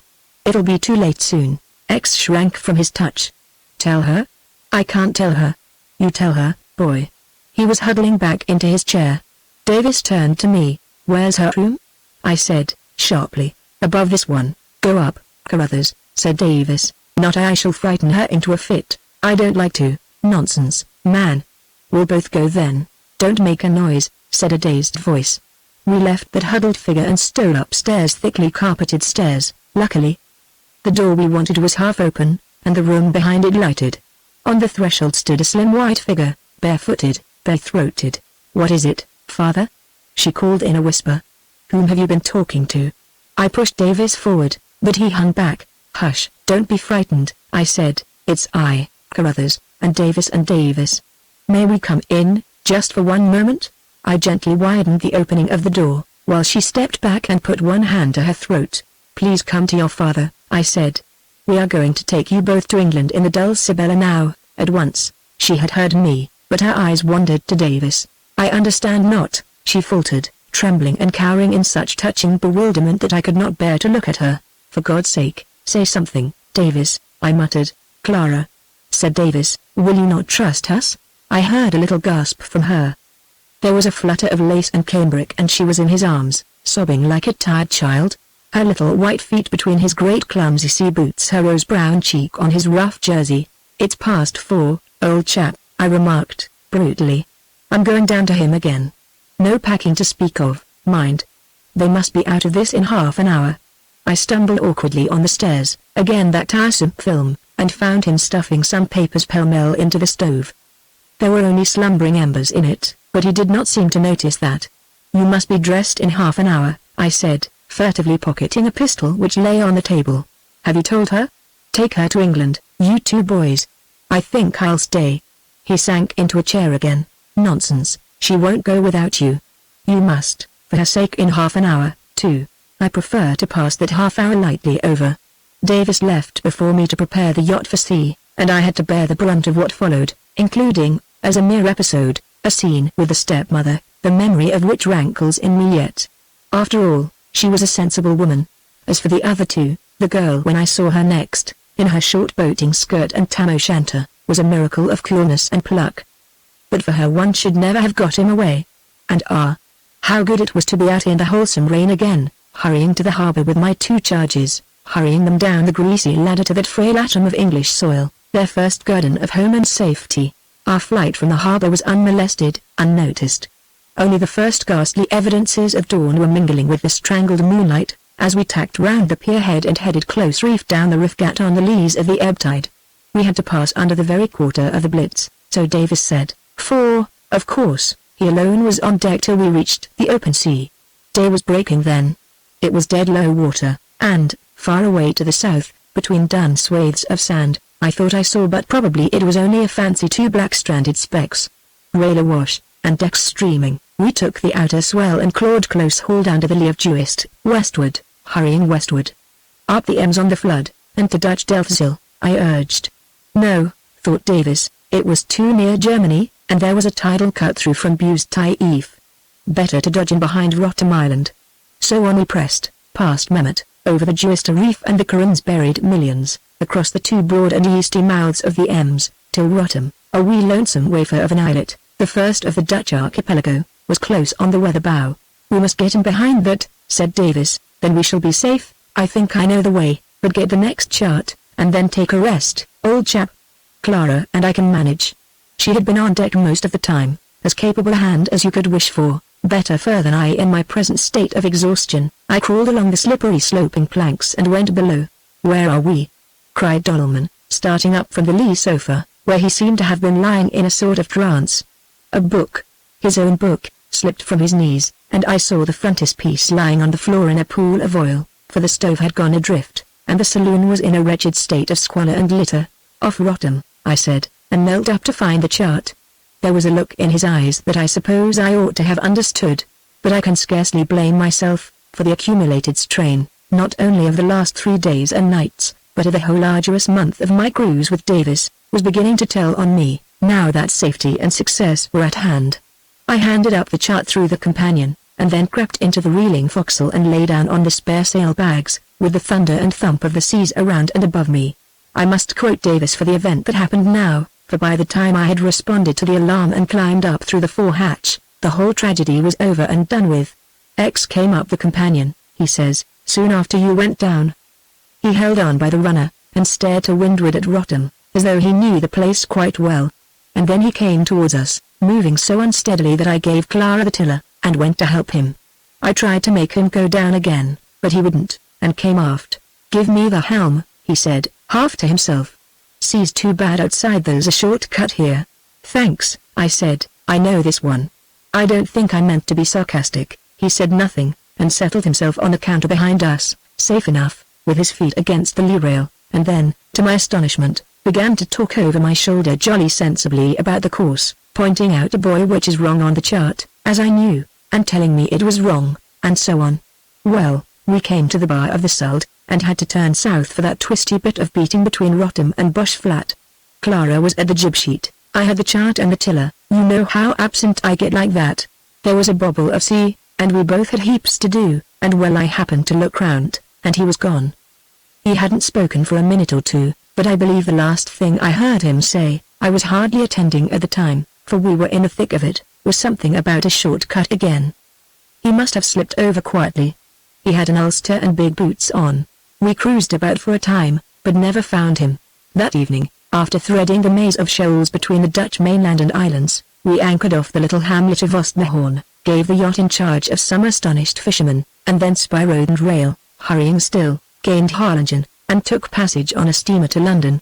From that point our personal history is of no concern to the outside world, and here, therefore, I bring this narrative to an end. Epilogue. An interesting document, somewhat damaged by fire, lies on my study table. It is a copy, in cipher, of a confidential memorandum to the German government embodying a scheme for the invasion of England by Germany. It is unsigned, but internal evidence, and the fact that it was taken by Mr. Carruthers from the stove at the villa at Norderney, leave no doubt as to its authorship. For many reasons it is out of the question to print the textual translation of it, as deciphered, but I propose to give an outline of its contents. Even this must strain discretion to its uttermost limits, and had I only to consider the instructed few who follow the trend of professional opinion on such subjects, I should leave the foregoing narrative to speak for itself. But, as was stated in the preface, our primary purpose is to reach everyone, and there may be many who, in spite of able and authoritative warnings frequently uttered since these events occurred, are still prone to treat the German danger as an idle bogey, and may be disposed, in this case, to imagine that a baseless romance has been foisted on them. A few persons, English as well as German, hold that Germany is strong enough now to meet us single-handed, and throw an army on our shores. The memorandum rejects this view, deferring isolated action for at least a decade, and supposing, for present purposes, a coalition of 3 powers against Great Britain. And subsequent researches through the usual channels place it beyond dispute that this condition was relied on by the German government in adopting the scheme. They realized that even if, owing to our widely scattered forces, they gained that temporary command of the North Sea which would be essential for a successful landing, they would inevitably lose it when our standing fleets were concentrated and our reserve ships mobilized. With its sea communications cut, the prospects of the invading army would be too dubious. I state it in that mild way, for it seems not to have been held that failure was absolutely certain, and rightly, I think, in spite of the dogmas of the strategists, for the East transcends all experience. No man can calculate the effect on our delicate economic fabric of a well-timed, well-planned blow at the industrial heart of the kingdom, the great northern and midland towns, with their teeming populations of peaceful wage earners. In this instance, however, joint action, the occasion for which is perhaps not difficult to guess, was distinctly contemplated, and Germany's role in the coalition was exclusively that of invader. Her fleet was to be kept intact, and she herself to remain ostensibly neutral until the first shock was over, and our own battle fleets either beaten, or, the much more likely event, so crippled by a hard-won victory as to be incapable of withstanding compact and unscathed forces. Then, holding the balance of power, she would strike. And the blow? It was not till I read this memorandum that I grasped the full merits of that daring scheme, under which every advantage, moral, material, and geographical, possessed by Germany, is utilized to the utmost, and every disadvantage of our own turned to account against us. Two root principles pervade it: perfect organization, perfect secrecy. Under the first head come some general considerations. The writer, who is intimately conversant with conditions on both sides of the North Sea, argued that Germany is preeminently fitted to undertake an invasion of Great Britain. She has a great army, a mere fraction of which would suffice, in a state of high efficiency, but a useless weapon, as against us, unless transported overseas. She has a peculiar genius for organization, not only in elaborating minute detail, but in the grasp of a coherent whole. She knows the art of giving a brain to a machine, of transmitting power to the uttermost cogwheel, and at the same time of concentrating responsibility in a supreme center. She has a small navy, but very effective for its purpose, built, trained, and manned on methodical principles, for defined ends, and backed by an inexhaustible reserve of men from her maritime conscription. She studies and practices cooperation between her army and navy. Her hands are free for offense in home waters, since she has no distant network of coveted colonies and dependencies on which to dissipate her defensive energies. Finally, she is, compared with ourselves, economically independent, having commercial access through her land frontiers to the whole of Europe. She has little to lose and much to gain. The writer pauses here to contrast our own situation, and I summarize his points. We have a small army, dispersed over the whole globe, and administered on a gravely defective system. We have no settled theory of national defense, and no competent authority whose business it is to give us one. The matter is still at the stage of civilian controversy. Cooperation between the army and navy is not studied and practiced, much less do there exist any plans, worthy of the name, for the repulse of an invasion, or any readiness worth considering for the prompt equipment and direction of our home forces to meet a sudden emergency. We have a great and, in many respects, a magnificent navy, but not great enough for the interests it ensures, and with equally defective institutions, not built or manned methodically, having an utterly inadequate reserve of men, all classes of which would be absorbed at the very outset, without a vestige of preparation for the enrollment of volunteers, distracted by the multiplicity of its functions in guarding our colossal empire and commerce, and conspicuously lacking a brain, not merely for the smooth control of its own unwieldy mechanism, but for the study of rival aims and systems. We have no North Sea naval base, no North Sea fleet, and no North Sea policy. Lastly, we stand in a highly dangerous economical position. The writer then deals with the method of invasion, and rejects the obvious one at once, that of sending forth a fleet of transports from one or more of the North Sea ports. He combats especially the idea of making Emden, the nearest to our shores, the port of departure. I mention this because, since his own scheme was adopted, it is instructive to note that Emden had been used, with caution, as a red herring by the inspired German press, when the subject was mentioned at all, and industriously dragged across the trail. His objections to the North Sea port supply, he remarks, in reality to all schemes of invasion, whether the conditions be favorable or not. One is that secrecy is rendered impossible, and secrecy is vital. The collection of the transports would be known in England weeks before the hour was ripe for striking, for all large ports are cosmopolitan and swarm with potential spies. In Germany's case, moreover, suitable ships are none too plentiful, and the number required would entail a large deduction from her mercantile marine. The other reason concerns the actual landing. This must take place on an open part of the east coast of England. No other objective is even considered. Now the difficulty of transshipping and landing troops by boats from transports anchored in deep water, in a safe, swift, and orderly fashion, on an open beach, is enormous. The most hastily improvised resistance might cause a humiliating disaster. Yet the first stage is the most important of all. It is imperative that the invaders should seize and promptly entrench a prearranged line of country, to serve as an initial base. This once done, they can use other resources, they can bring up transports, land cavalry and heavy guns, pour in stores, and advance. But unless this is done, they are impotent, be their sea communications never so secure. The only logical alternative is then propounded, to dispatch an army of infantry with the lightest type of field guns in big seagoing lighters, towed by powerful but shallow draft tugs, under escort of a powerful composite squadron of warships, and to fling the flotilla, at high tide, if possible, straight upon the shore. Such an expedition could be prepared in absolute secrecy, by turning to account the natural features of the German coast. No great port was to be concerned in any way. All that was required was sufficient depth of water to float the lighters and tugs, and this is supplied by 7 insignificant streams, issuing from the Frisian littoral, and already furnished with small harbours and sluice gates, with one exception, namely, the tidal creek at Norden. For this, it appeared, was one of the chosen 7, and not, as Carruthers supposed, Hilgen Reedus Yeel, which, if you remember, he had no time to visit, and which has, in fact, no stream of any value at all, and no harbour. All of these streams would have to be improved, deepened, and generally canalized, ostensibly with a commercial end, for purposes of traffic with the islands, which are growing health resorts during a limited summer season. The whole expedition would be organized under 7 distinct subdivisions, not too great a number in view of its cumbrous character. Seawards, the whole of the coast is veiled by the fringe of islands and the zone of shoals. Landwards, the loop of railway round the Frisian peninsula would form the line of communication in rear of the 7 streams. Essence was to be the local center of administration when the scheme grew to maturity, but not till then. Every detail for the movement of troops under the 7 different heads was to be arranged for with secrecy and exactitude many months in advance, and from headquarters at Berlin. It was not expected that nothing would leak out, but care was to be taken that anything that did do so should be attributed to defensive measures. A standing feature in German mobilization being the establishment of a corps of observation along the Frisian coast. In fact, the same machinery was to be used, and its conversion for offense concealed up to the latest possible moment.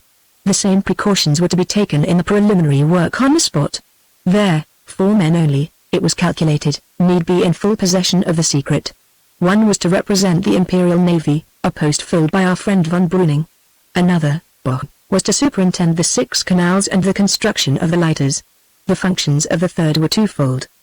He was to organize what I may call the local labor, that is, the helpers required for embarkation, the crews of the tugs, and, most important of all, the service of pilots for the navigation of the 7 flotillas through the corresponding channels to the open sea.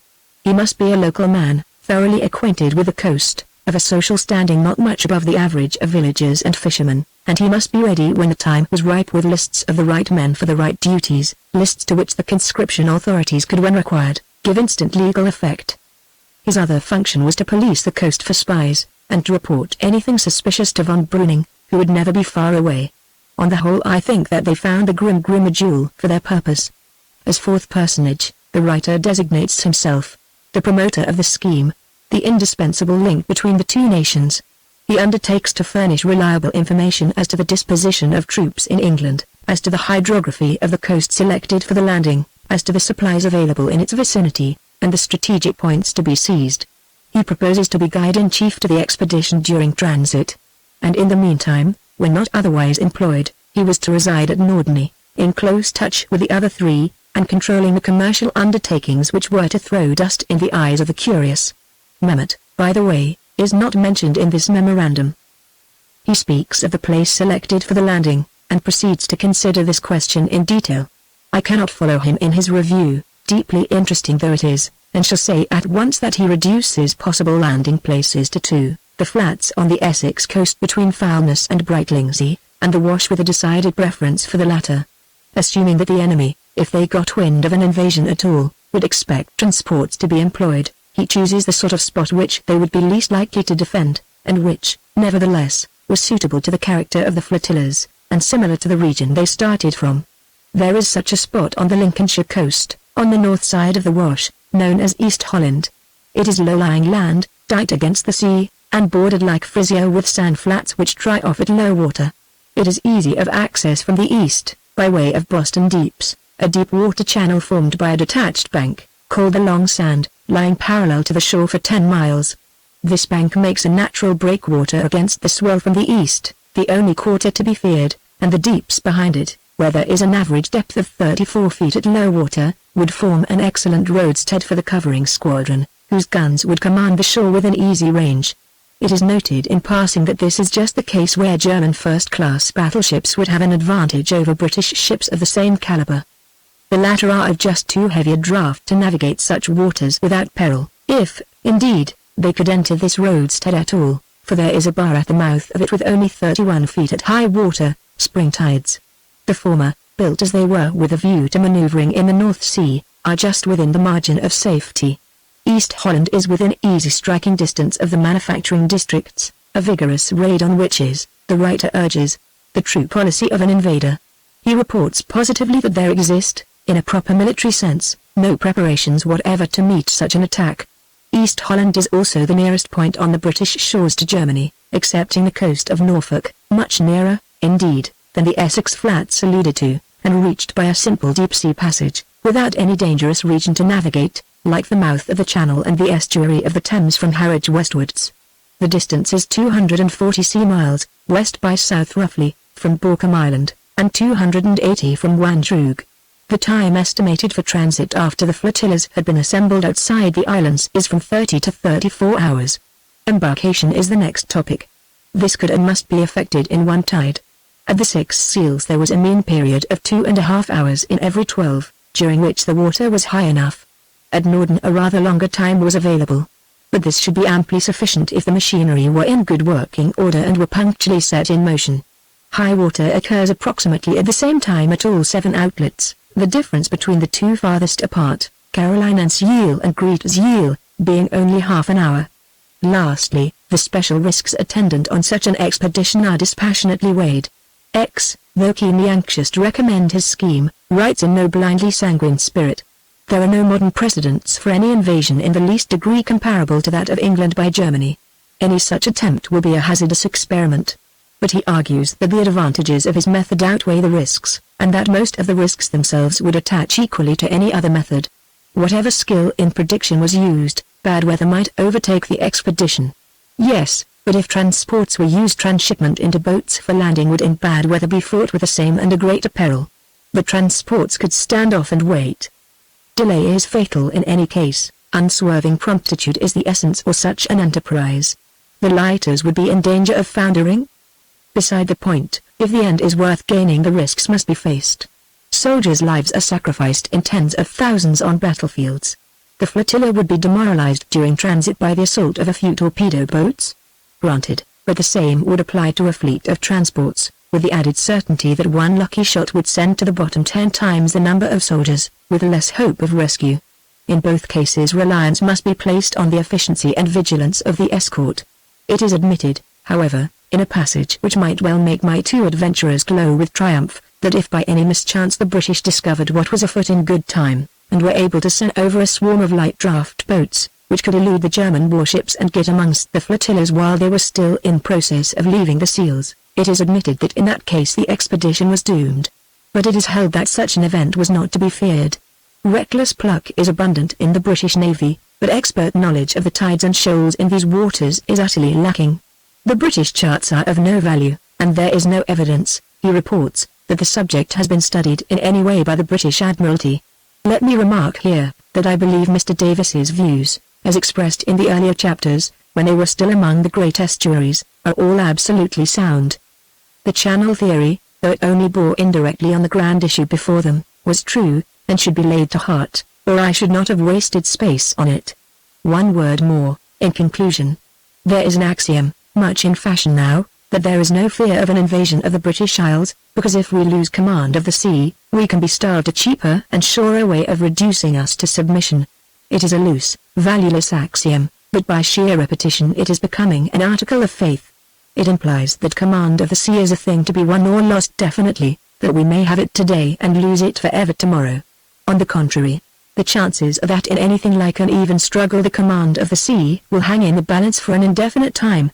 And even against great odds, it would probably be impossible for our enemies so to bar the avenues of our commerce, so to blockade the ports of our extensive coastline, and so to overcome the interest which neutrals will have in supplying us, as to bring us to our knees in less than 2 years, during which time we can be recuperating and rebuilding from our unique internal resources, and endeavoring to regain command.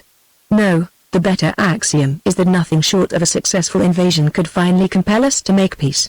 Our hearts are stout, we hope, but facts are facts, and a successful raid, such as that here sketched, if you will think out its consequences, must appall the stoutest heart.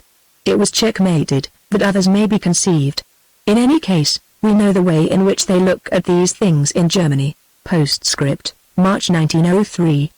It so happens that while this book was in the press a number of measures have been taken by the government to counteract some of the very weaknesses and dangers which are alluded to above.